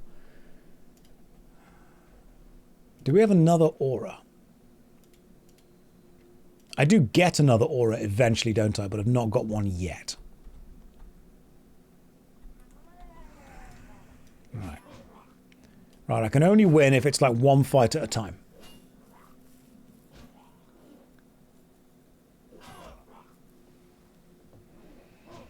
You're 24, you live with your parents and play RuneScape. Are you cooked? I mean, no. I mean, it's... The worst part about that whole sentence is that you use "am I cooked" unironically. 12:42. Oh, hell yeah. Let's go with that. No, of course you're not. People progress through life at different speeds and different stages. If you're not where you want to be right now, that's fine. Just means you've got a journey ahead of you. Lots of people don't move out of their house or their parents' house until they are financially stable. And right now the world is in a financially difficult position. So absolutely not. Find some time where you can. Just make sure RuneScape is a hobby for you and not taking up all of your time that you could use to work. The great thing about this stream is you never know if I'm going to get a really sarcastic answer or like a genuinely actually caring answer. I mean, it's... Life's expensive, man. Life's expensive. People are losing jobs. The gaming industry is being decimated. People are struggling with that. If your living situation right now is not what you want it to be forever, that's fine. No one is going to judge you on that.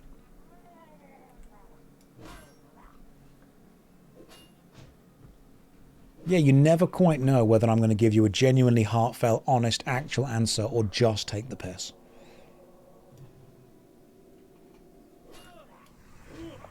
I mean, when I was 24, I'd just finished university and I was working in Toys R Us. I was working as a retail assistant manager. So, wasn't exactly on the up and up there. I mean, I'm pretty sure that our Toys R Us store lost a bit of money sometimes because of all the deals I gave out, so my bad.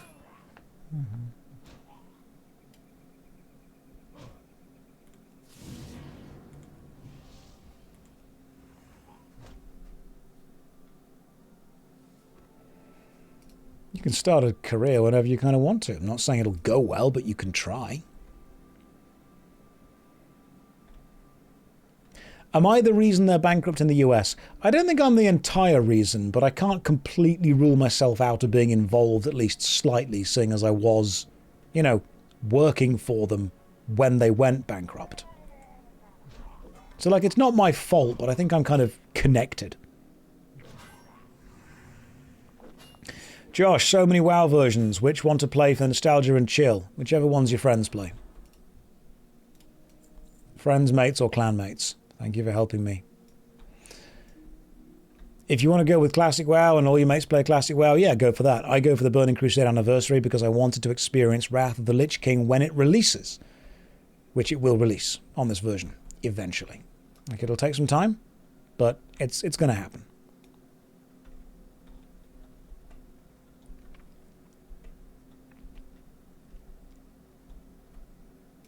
There we go.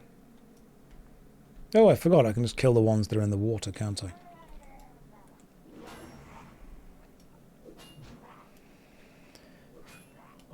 But yeah, any MMORPG can do what you want it to do, provided that you're just playing with the people that you like playing with. You've got to get a character to Wrath to 70, so you may struggle. I'll get there. It's fine. Don't worry. Will I do a 24-hour stream of me playing Wizard 101? I don't have any plans to do that. Now, it's not a no. But I don't... Like, I'm not waking up writing that in. How do you manage to be so handsome and elegant? The elegance is the British accent. That's purely a cheat, because I am able to say anything and it'll sound insightful. The handsomeness is mostly lighting and makeup.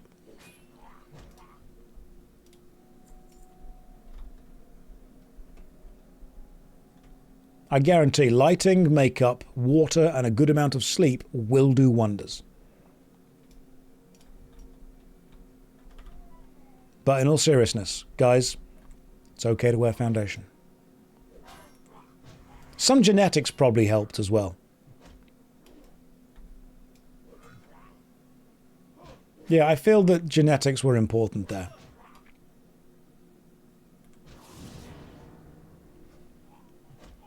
Look at this high society man with his 8 hours of sleep. No. right? Just because I get into bed with the potential for 8 hours of sleep, what you've forgotten is that once I've finished my 8 hours of staring at the large rectangle, I need to go and lie down and spend another 5 hours staring at the small rectangle. Only then do I fall asleep, when my eyes are strained and hurt, and then I wake up to sun streaming in through the gap around the edge of the windows, because I haven't sealed it properly yet, and then my eyes hurt. That's how it goes.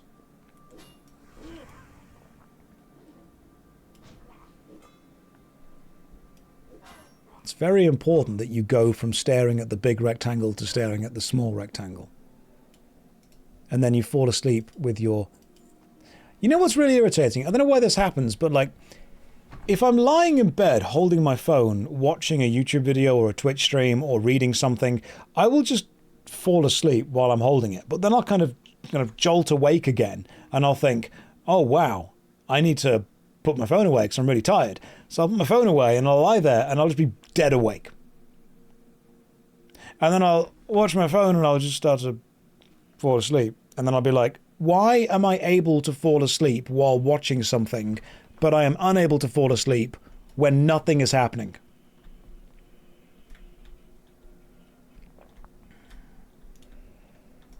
And then I do what everyone else does, which is just put on Kadikarus videos and fall asleep to those. You got to distract your thoughts, man. You got to put the old Kadikarus videos on. You got to get the old Long Dennis out there. All hail the small rectangle with the specific sleeping YouTubers on it. Do I want to fall asleep to a healthy 8 hours of sleep, or do I want to rewatch the Line Go Up video for the 50th time? I know what I'm doing.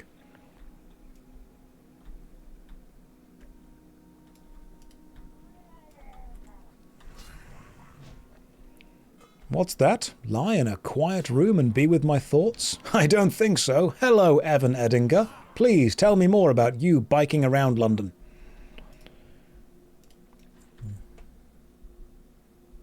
It's very important that we occasionally have our emotional sleep YouTuber. We've all got them. Have I bought Monopoly RuneScape? Not yet, no. I probably will do.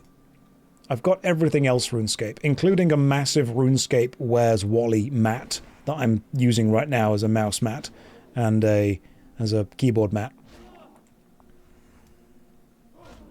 I say it's Where's Waldo. It's Where's the Wise Old Man. It's an artistic representation of Lumbridge with a load of NPCs hiding around it. It's very cool.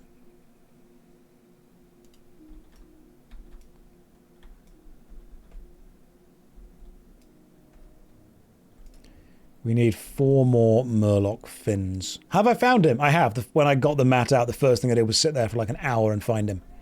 It's very important to know exactly where he was. Do I have the official RuneScape map for Mecha Chameleon? I've not played any Mecha Chameleon yet. I'm sorry. I know what it is, but I haven't played it.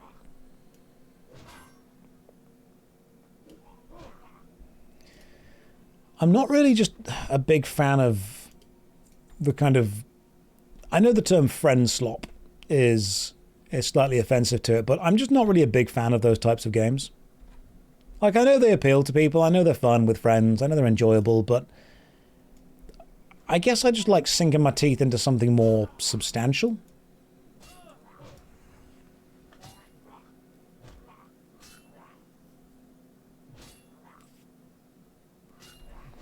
Zin, I love RuneScape, but how can I fit into society? By being a normal person that plays RuneScape? Like, you don't need to make gaming your entire personality. You can enjoy gaming and be like a cool, regular, normal person to hang out with. That's possible. It's rare, but possible. Mecha Chameleon does look fun, to be fair.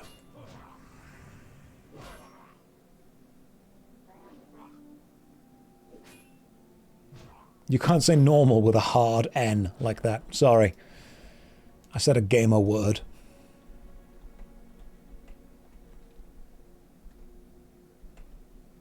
I think some people get so obsessed into the idea that they are a gamer, they almost push away from the rest of society in this performative act of being a gamer as opposed to anything else.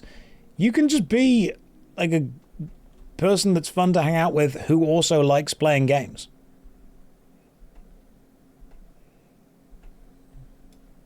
In fact, I would kind of encourage that. Or you could wear one of those t-shirts that say normal people scare me. Or its accompanying t-shirt, boys are smelly, throw rocks at them. Or I baked you a cookie but I eated it.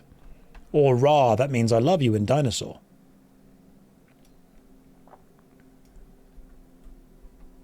It's very important that we occasionally quote the old texts.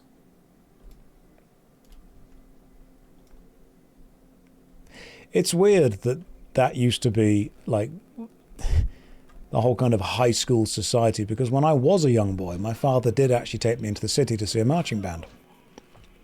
And he said to me, son, when you grow up, will you defeat them? The demons and all the non-believers. Some of you haven't experienced Ebony Darkness Dementia Raven Way, and it does show. I bet you didn't even paint yourself grey to, for your Homestuck cosplay.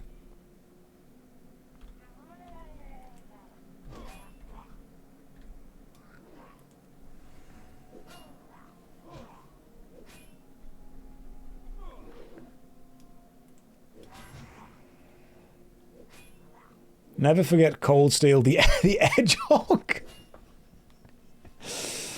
OC, do not steal.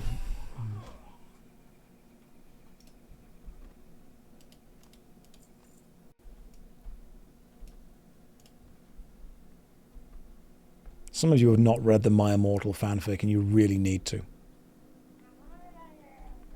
It's your history.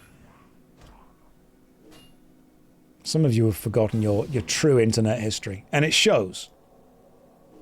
It does show. I bet some of you wouldn't even teleport behind me and say nothing personal, kid. We should do it right now. I could use this stream to teach you your history.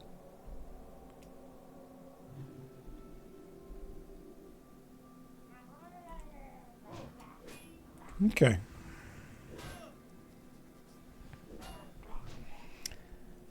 I could do that.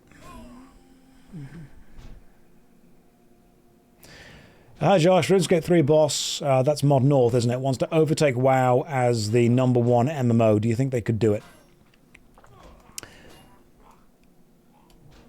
As far as accessibility goes, yes.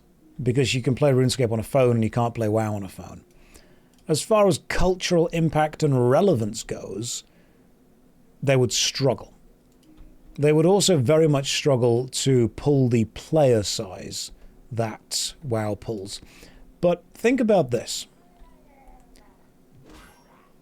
Nobody sets out to be the 5th best anything. No one says, hey, I'm going to write a book, and you know what? It's going to be the 17th most read book. Most people make something and they say, I'm going to make the best thing I can possibly make. And it's that attitude of the best thing we can possibly be that pushes the thing to be the best it can possibly be. So the question, do I think RuneScape 3 is going to overtake WoW? I suppose I would reframe it and say, do I think that RuneScape 3 is going to become the best game that it can possibly be by attempting to overtake WoW and thus be the best it can be? I think, well, yeah, they're on the right track. The only way they end up being the best game they could possibly be is by saying, we are going to be #1. And then acting and building and creating in a process that makes them as close to that number as possible. Do I think they could do it? I think if any MMORPG is ever going to come even close to the cultural relevance of modern Warcraft, it would be RuneScape. I understand that EVE Online is massively influential, EverQuest is influential, but there's a big difference between something being influential to the genre itself and being popular with the general public. Meridian 59 was influential to the genre itself. The island of Kesmai was influential to the genre itself, but they're not necessarily as important to the general public. So I would say that when I say RuneScape could be a more important MMORPG, I don't mean that it's going to change the entire genre more than EverQuest or Ultima Online did. But I do think that more people know about RuneScape than know about EverQuest. And I guarantee an EverQuest player would hate me saying that. But I think if you take like the average person that plays video games, they've probably got more experience with RuneScape than EverQuest.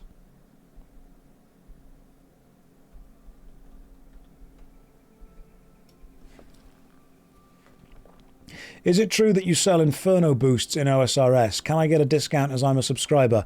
Sin, if I could do the Inferno, I would have the cape. I can't do it.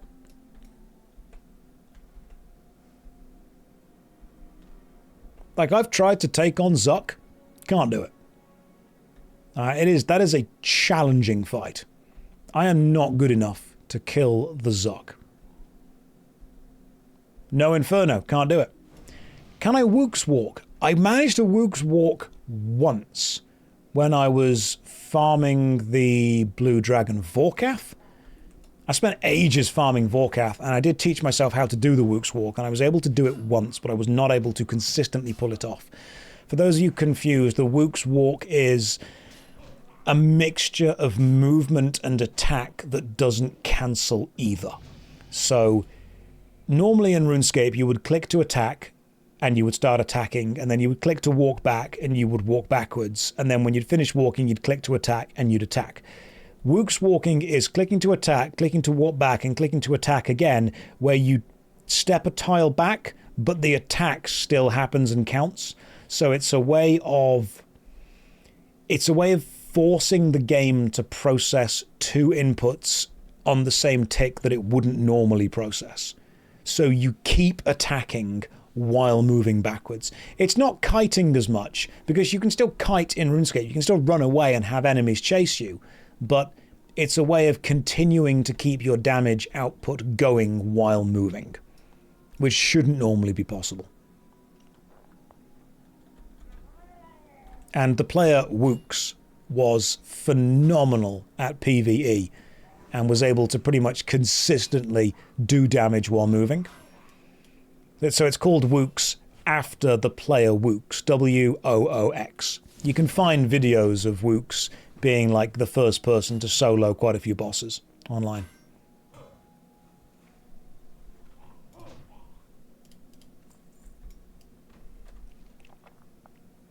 So yeah, it's named after the player that did it.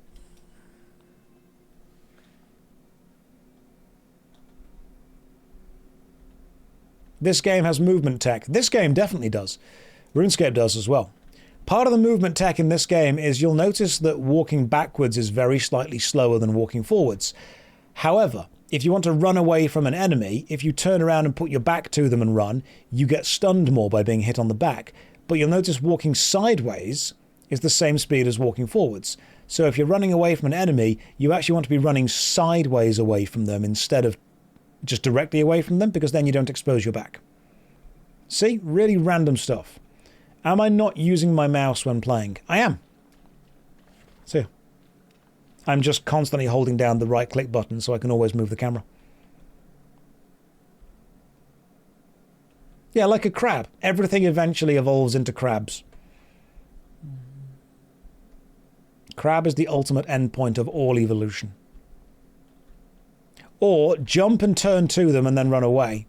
Because you can jump and make sure they're hitting the front facing of you while you're still moving. Am I left-handed? Nope. I've just switched the camera around.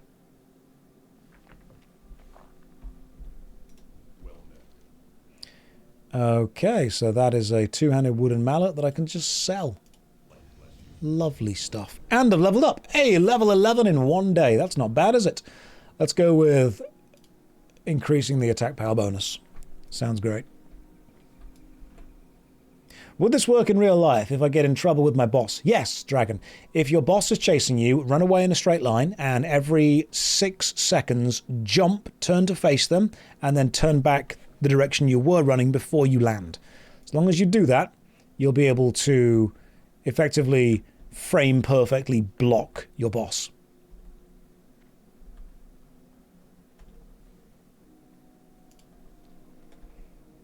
Which show is better to me, One Piece or SpongeBob?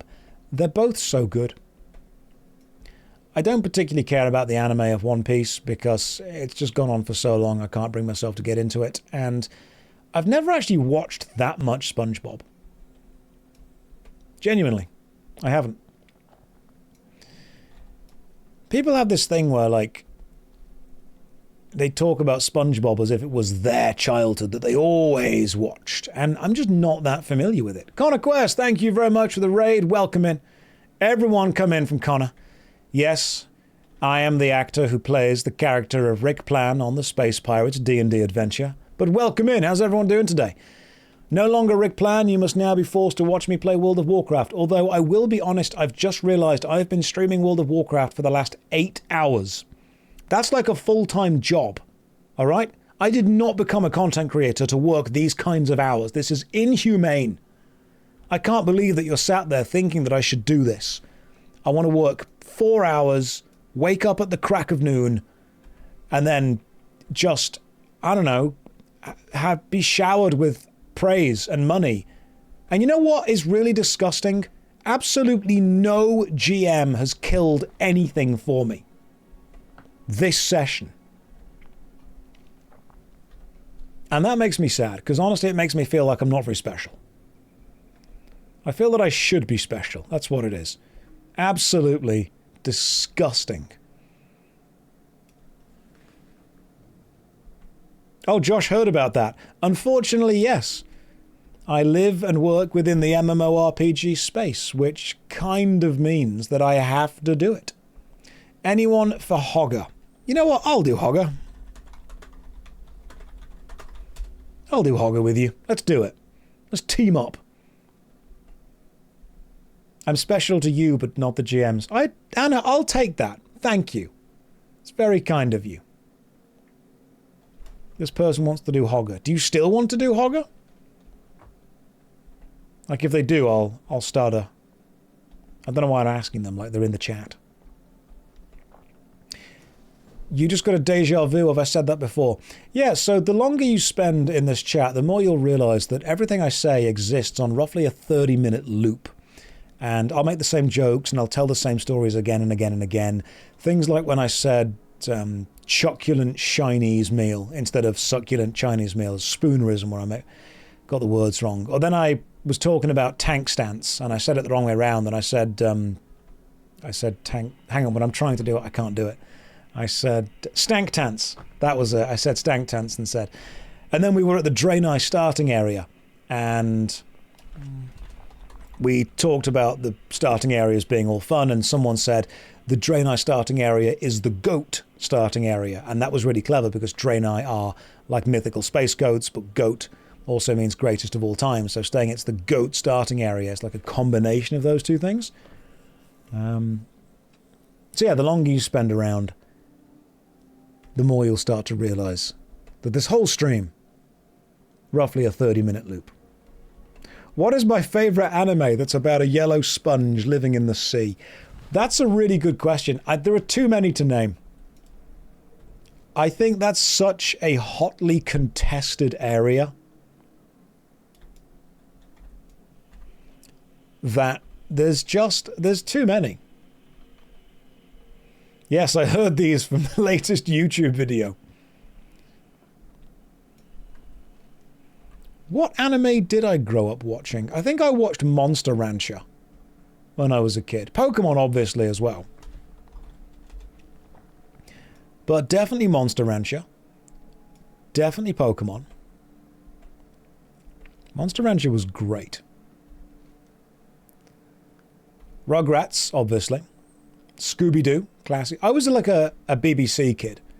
Because in school, at least in UK schools, the morning viewing was divided into ITV Kids and BBC Kids.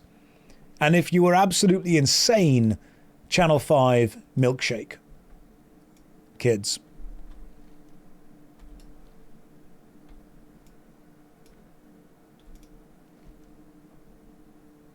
Like, do any of you even remember? Do I remember Bananas in Pajamas? They were coming down the stairs. You guys remember Milkshake with Roly Poly Oly? Yeah, you do.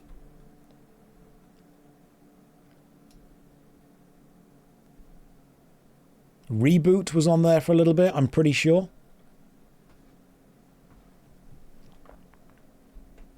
Bob the Builder before it got weird.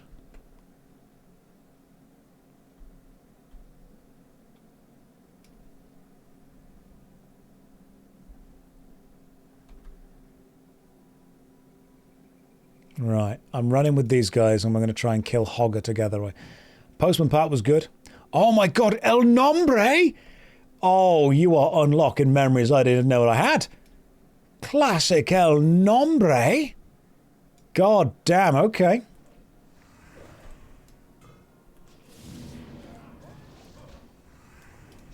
I remember El Nombre. Little tiny Mexican mouse that would teach us.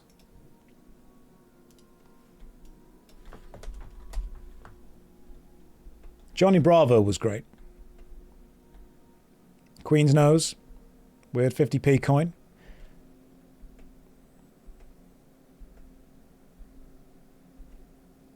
Also, who absolutely loved Jackie Chan Adventures? Like, I will still find myself occasionally just humming Yumo Gwe Gwe Fadi Zhao, which was what Unk used to say. Whenever someone says to me one more thing, my brain always goes, one more thing before, because he would say that every single time he would tell Jackie anything. That's what we remember. Yes. You know what? Kids TV was like really normal, and then Australia had to ruin it with Round the Twist. Any Australians in chat? What were you doing? Like, what was that all about?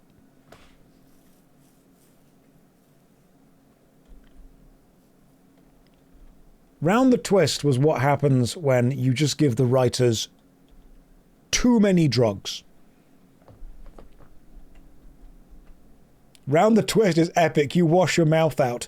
That's probably going to be a Round the Twist episode where I do wash my mouth out with some random soap and it turns out to be magical. You can't defend Round the Twist. It's weird. Now, don't get me wrong. Banging theme tune. Are you ready? Are you ready for this? Are strange things happening? Are you going round the twist? Amazing. Excellent theme tune. Episodes? Weird. These British shows sound so made up. You know, when you said that, it was weird. So, The Queen's Nose was about a kid that had a magic 50p piece, and if he rubbed it, he could have wishes. You know, when you think about it, British TV was just weird. We had an entire TV show called Tracy Beaker, which was just about, like, the kids' adoption system, when you look into it.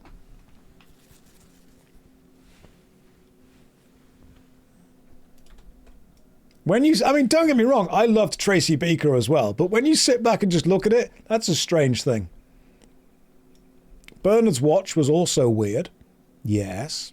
What was, like, the strangest kids' TV show? Okay, leather, mail, or a balanced fighting stick. Stormwind Guard leggings. Excellent. Armor and strength. Let's do it. Hell yeah. Hang on. Oh, now we're looking like a proper adventurer. Now I feel like an actual paladin. Courage the Cowardly Dog was weird. Zap was also weird, although I had a strange attraction to the girl that dressed in yellow that did those weird pranks. What was her name? She was weirdly hot. Daisy. That was it. Daisy from Zap. I will not be taking questions at this time. Hang on. The Spartacle Mystery. That's not a real show. I'm Googling that right now.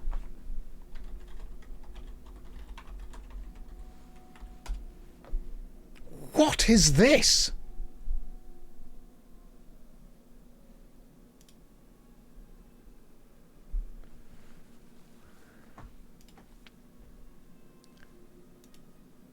Hang on.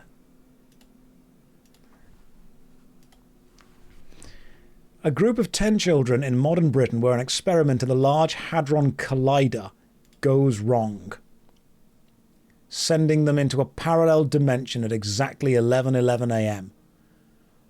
What? This is brilliant. Okay. I would watch that. Ed, Ed and Eddie was also weird. And again, I had like a strange attraction to the Kanker sisters. I think it was just like cheeky, powerful women on TV. And I'm like, that's the vibe right there. I was probably slightly too old for that. But no, cheeky, powerful women were the way. They were the way forward. Did I ever watch the Dungeons and Dragons kids show? Do you mean the animated show? Yes, I did. Random fact about the Dungeons and Dragons animated show. The final episode was never actually aired. And also doesn't exist. So if you watch the D&D animated show where they went on the Dungeons and Dragons roller coaster ride and got isekai'd, the D&D TV show is an isekai. It's horrible to admit, but that's what it was. They never actually played the final episode where they escape. So canonically they are still there.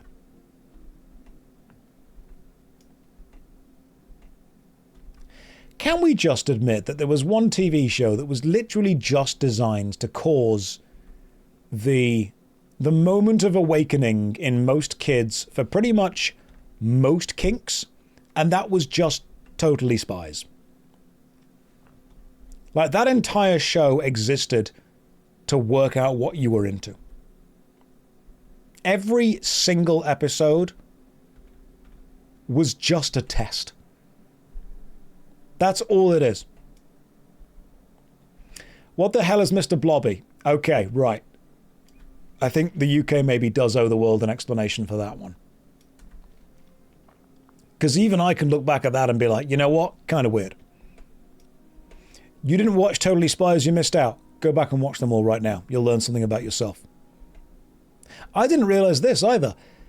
Obviously, my moment of awakening was Thorn from the Hex Girls in the Scooby-Doo and the Witch's Ghost mystery, but voiced by Jennifer Hale, who would then go on to also voice the buxom bartender in Baldur's Gate Dark Alliance and Commander Shepard. Yeah, Courage the Cowardly Dog was weird. Oh, that's straight up a valid crush. Yeah. UK British TV was definitely a bit weird. Like, you go back and watch Dick and Dom in the Bungalow. Actually a little bit weird. So I'm just into Jennifer Hale. I met Jennifer Hale, actually, at a convention once. And you know what? Lovely person in real life. Genuine, really, really warm smile. Like, just a really nice person. Had a lot of time to talk to everyone. Very energetic. Right, we are back in Westfall. Classic Westfall. Did I ever watch Primeval? No, I didn't actually. I know of it, but I never did. What and say again in the Bungalow? Okay, Dick and Dom. I know when you say it now, those two words mean something different in adult life. But I need you to understand that it was Richard and Dominic. Dick and Dom in the Bungalow. Basically two kids entertainers who had a morning TV show inside a fictional bungalow where they played games. And they pretty much invented and made famous the game of bogeys. You must have played bogeys before. You couldn't stand Dick and Dom. When I was a kid, I always got Dick and Dom confused with Ant and Dec. And I'll be honest with you, for the longest time, I didn't realize that Ant and Dec were two people. I thought it was one person called Anton Dec. And when people are like, do you like Ant and Dec? I didn't know who they were, but I wanted to seem cool, so I just said yes.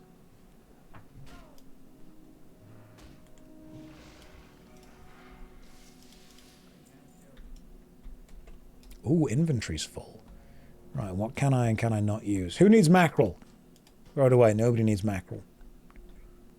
Right, what am I collecting? Probably handfuls of oats. Oh, this is the oat quest. I know this quest.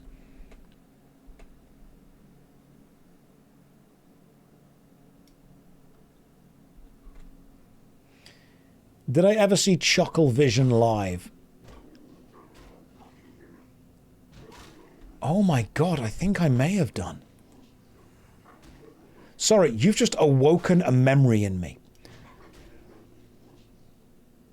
When I was a kid, my grandparents took me to Skegness to watch some theatre shows every year. It was like a family holiday. And I remember distinctly seeing two shows that were terrible. One of them, linked to another TV show actually, was Bodger and Badger live. Now, if you're not from the UK, you might have a bit of a tough time understanding Bodger and Badger. One of them was a man, the other was a badger, and they both liked mashed potato. Google it, I can't explain it. I saw Bodger and Badger live in Skegness when I was about 11, and I distinctly remember it being the only show that opened up with like 10 people in the audience, and then after the break, 8 people in the audience. People left, it was that bad. But I do remember seeing the Chuckle Brothers live on stage, I think when I was about 12. And the only thing I remember from that show is, if you've seen the Chuckle Brothers on TV, there was always a villain in it. There was this kind of boss character villain, this man. And he'd always end his scenes with, and remember, no slacking. And then he'd walk off. You remember that? Well, that guy was in it as well, the exact actor. And I remember he walked on stage and he walked on and said, you know, I think you've ruined this job, pointing to whatever was happening on the stage in character. And there was a moment of silence. And I remember one of them, I don't know who it was, going, and I think you've walked on a scene too early. And then there's a moment and he goes, you're right, I have. And then he walks off. And it was like a genuine mistake that they'd made. But it was the funniest thing. It was straight up the funniest thing that happened during the entire show. Oh, but rip to all of them. Were they father and son? Sometimes whenever you kind of get these comedy duos, you realise that they're very funny on stage, but the stage shows themselves aren't funny. They were brothers, that was it. Did I watch SMTV live? No, because I was a BBC kid. All right, I was loyal to Channel 2.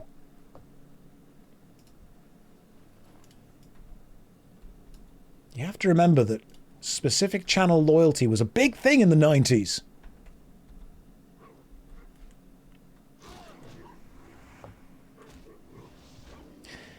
BBC is the British Broadcasting Corporation. It means something different online now. I know that.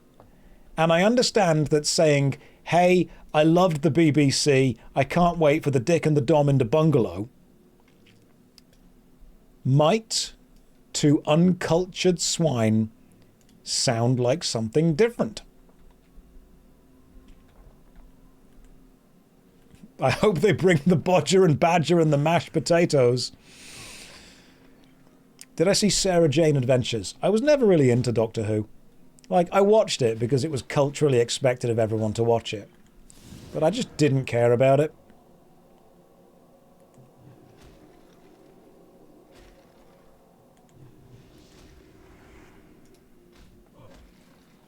Thank you for the union. You're welcome. It's not running my guild as much as everyone else's, but I'm glad everyone was able to help you have a fun time. Hey, we killed the level 14 thing. Fantastic.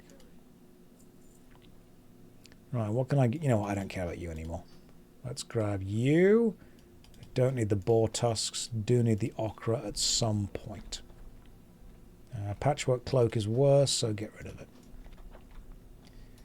You know what? I do need to kill the weaker golems, the level 9 and 10 ones, until I can level up for a bit.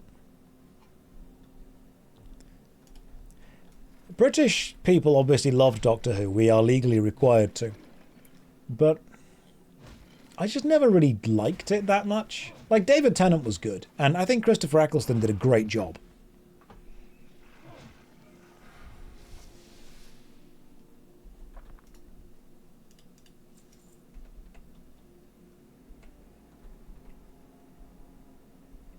This zone is pretty rough without the extra bags. It's probably what it's designed to do, to make you purchase all the extra bags. What I can do is just go and kill these things as I fight through. I'm enjoying the Paladin so far, though. This is the Burning Crusade. Have they cancelled Doctor Who?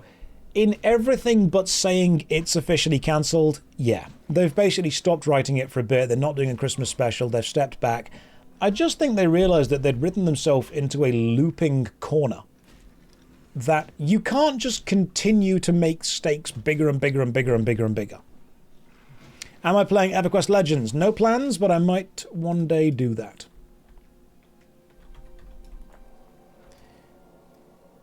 I think it just suffered from feature creep so much. Oh my god, the show Boobar. I remember Boobar. Also, wasn't there a UK show called The Tweenies? I remember the character Jake. Because I had... Okay, this is deep, deep lore. Did anyone else have the Tweenies digital CD game from, I think, a box of cereal? Because there was a Fisher-Price cereal game collection from, like, Wheatos.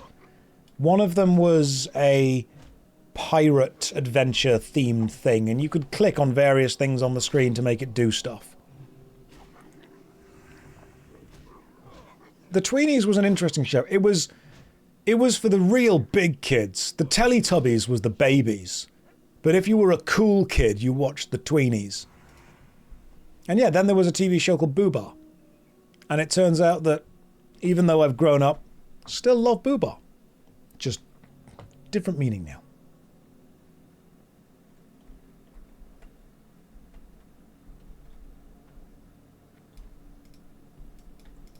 There we go, I've got one of the handfuls of oats. Fantastic. Literally all of the guild leaders are offline for both the main and the alt guild. I mean, one of them is online. What do you need?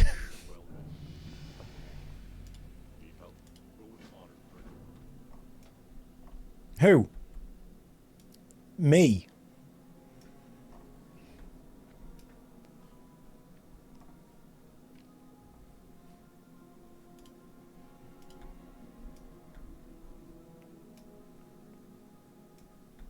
Like, I can... What do you need?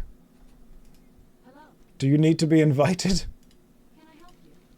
Right, let me just grab some quests from here. You know, I've never actually finished. Have a good one. Oh, it's a guild invite. Yeah, sure. Hang on. I'll just log on to the thing. Then you can just DM me.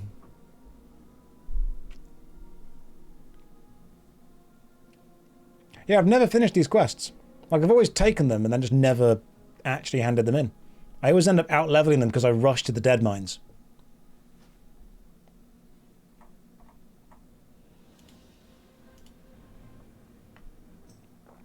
Are any other guild leaders online? I'm sorry. I'm sorry I can't be him. Right, what's up? What do you need? Just PM me if you need something.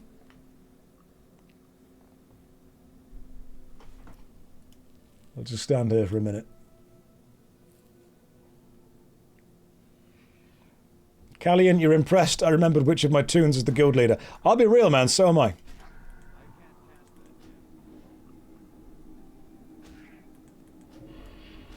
What am I painting as of late? Because I moved house, I haven't had chance yet to unpack all of my stuff, but it will be a load more Cadians for the Astra Militarum. Is my room clean now? Not really.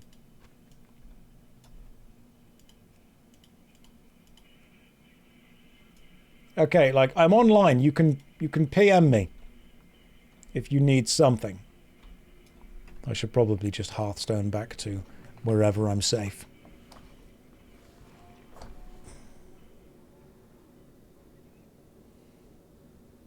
If you drop Strife Lock a message in game, I'll be able to add you to the guild.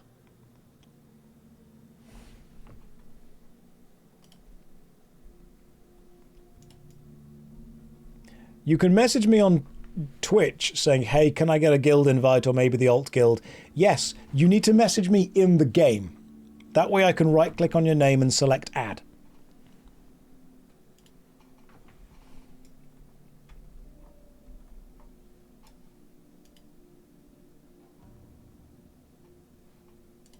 Message me in the game and I will be able to add you.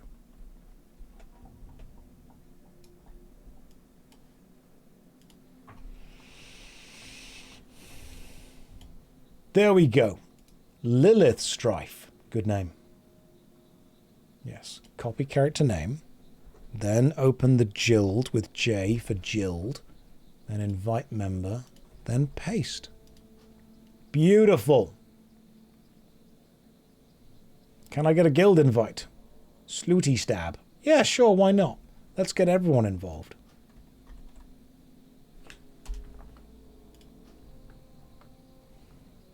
What a wonderful guild. It's probably my favourite guild. Right. Thanks a lot for the hassle. Me too, me too. Yeah, if you want a guild invite, just say.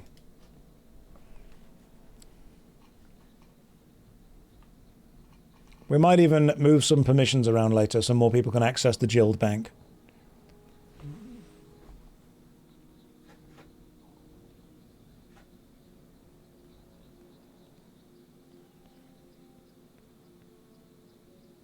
Okay, cool, that's all you get. Let's hope it doesn't become a Guild sandwich. Dweller Dark, that is such a specific joke that you need to understand, like, old video game lore. It's not often that you see World of Warcraft original Resident Evil jokes combine, but I appreciate that you made it.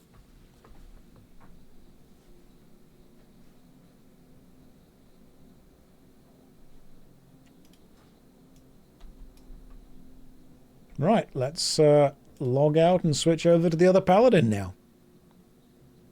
Have I seen the rise of handhelds with tons of emulators on them? I have. I have. Didn't Soldier Boy try and sell one of those? There was like one of the rappers did a thing where they had the... Was it Soldier Boy? The Soldier console, that was the one. It was basically a handheld console with a load of emulators and very, very copyright games already installed on it.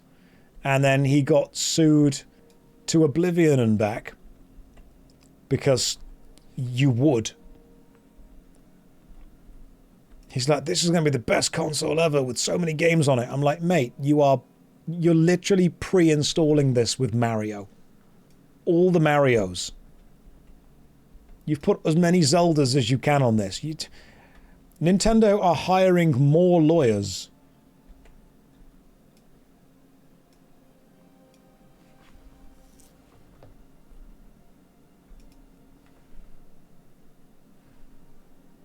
Mate, I thought you were talking about Soldier Boy from The Boys. Avaden, you're showing your age there, alright? Real old heads like me know Soldier Boy from Supermaning That Hoe. That's where we know him from. Respectful young man.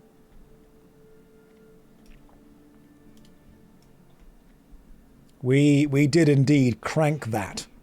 As he so instructed.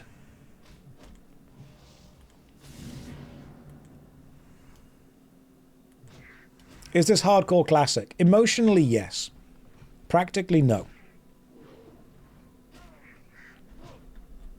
God, that music was so weird. Listen, music was not weird, okay? It was very important that we all understood the Ketchup song.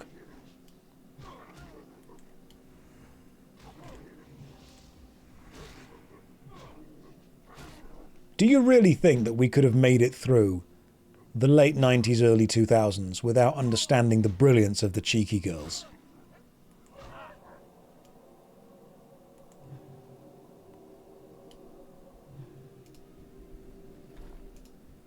I don't think we could have done it.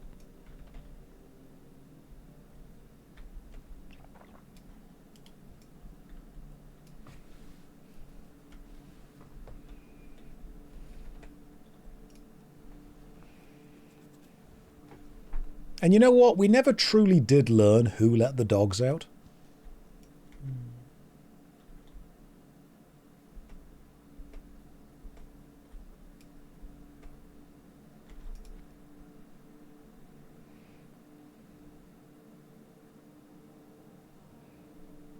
You were never given a chance to live a life without... Anna, I'm sorry. For some reason, I just read the opening of the message you wrote as if it was some really deep, emotional monologue. The first words you wrote were, I was never given a chance, and for some reason I thought of Rutger Hauer in Blade Runner, when he's doing that incredible Tears in the Rain speech, and I wasn't prepared for the rest of the message you wrote. Because my brain just coded it as like super emotional and deep. And then all I read was, I was never given a chance to try to live a life without the Cheeky Girls.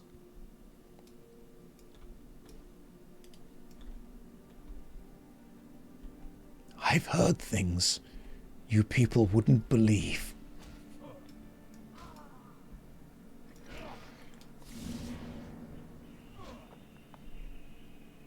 Also, guys, can we admit, what were we doing with the crazy frog?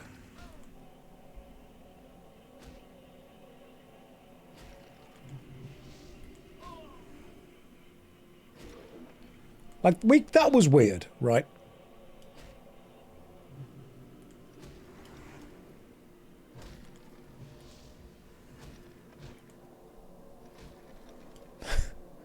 It was just race car noises.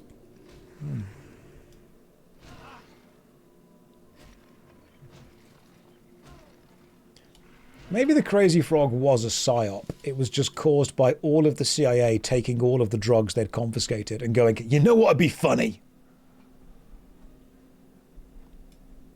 I'm not proud to admit the Crazy Frog was the first CD that I ever bought.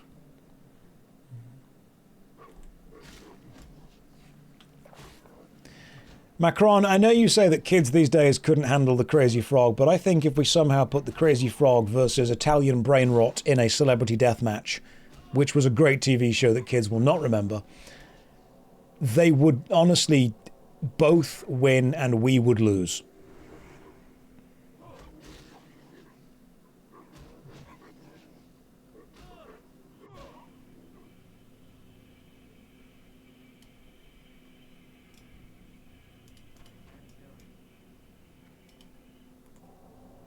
I mean, TV was weird back then, man. There was a TV show just called Eurotrash that I'm pretty sure was how much softcore porn can we show after 9 o'clock. And there was no reason to that show beyond that.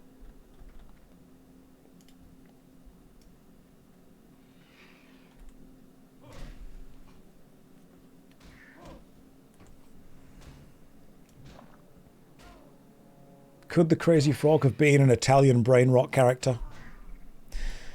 You know what, Catfish? You've just made me realise this stream is 8.5 hours in, because at the start of this stream, we were asking questions like, what can we do to reform the education system? And then 8.5 hours later, you've just made me say out loud with my own voice, could the Crazy Frog have been an Italian brain rot character? This stream is like the fall of the West in real time. Condensed into 8.5 hours.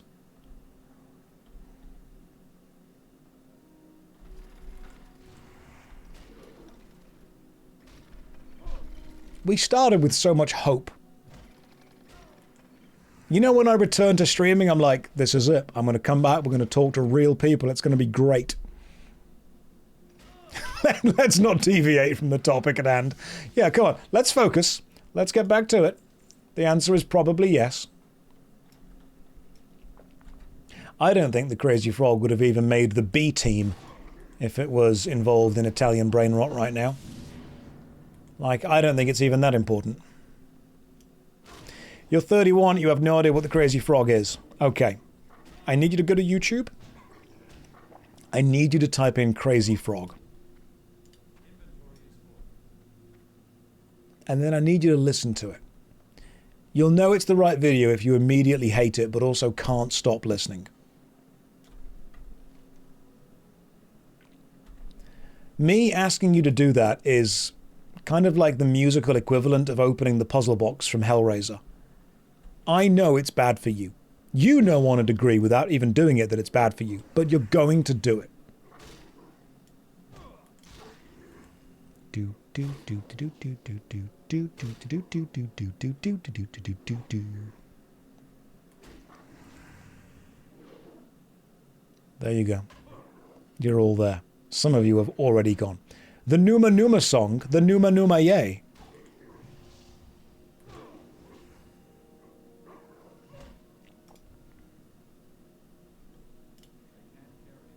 Ooh, a green weapon. Take you and sell you, my friend.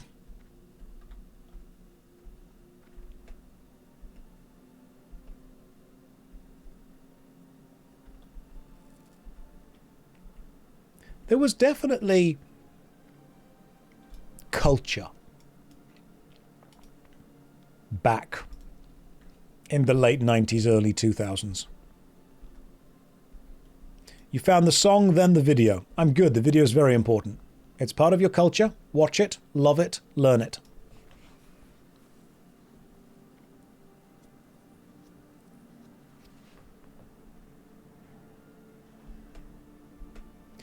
Did anyone else watch the TV show Okie Doke? It was about an oak living in an oak tree. Oh my god, hang on. What was that TV show? Was it The Blood Cell Detective? Was it Osmosis Jones? Now that was a TV show. Absolute banger of a show. Just a straight up good show.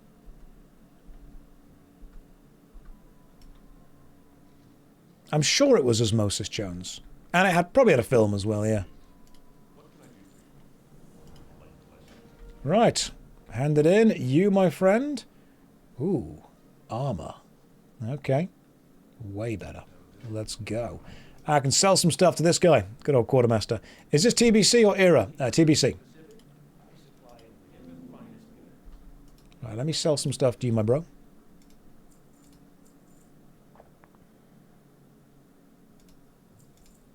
Let me sell, to be fair, quite a few things to you. What do I and don't I need? Linen cloth. Nobody needs linen. Nobody does whatever linen does. Everything else can be sold. Okay, cool. Now, what can we purchase, if anything? You don't have almost anything good. That's annoying. I could, however, purchase a satchel, an 8-slot bag. Might be useful. I'm going to pick you up. See you around. Hell yeah. More bags. You have an important update. You have 2 monitors at work. You can now watch me. Good. Finally. My bribes are getting to the right people. You want to listen to some Gregorian chant music, which was popular for a few months. You want to listen to the album Globus by, is it the band Epicon?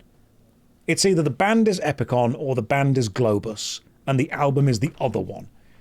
Just type in Epicon, E-P-I-C-O-N, Globus, G-L-O-B-U-S. cool music right there. Band Globus, album Epicon. Thank you. I always get those two mixed up. But I like the album Epicon. I thought it was a good album. Orchard of Mines is a banger of a song. Take Me Away is also one of my favourite songs on there. Really. Oh, Europa's good as well, man. You're naming some good songs. Take Me Away, Europa, and Orchard of Mines on that album were... Oh, they were top tier. Right, you need me to deliver a message to somebody in Stormwind. So let's just pop back over to Stormwind, shall we?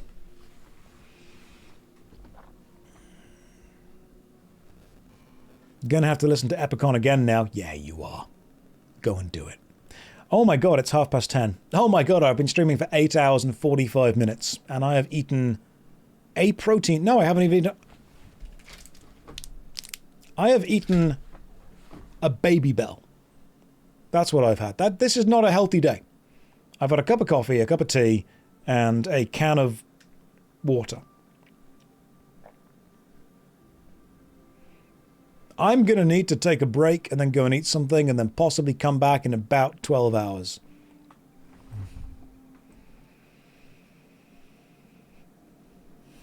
The baby Jesus. Yes.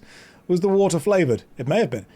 No gamer subs. Oh no, I'm always repping the gamer subs, just in case.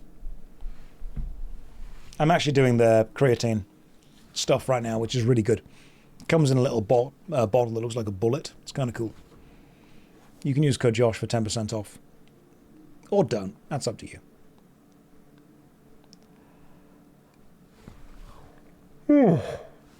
We've done a lot today. We've gained nearly, I want to say, yeah, nearly 12 levels in a day. You know what that means tomorrow could be? It could be the Dead Mines. It could be the return of the Dead Mines. And I am very up for that. Solid progress. It's basically a speed run. They yearn for the mines, you yearn, I yearn. There's a lot of yearning.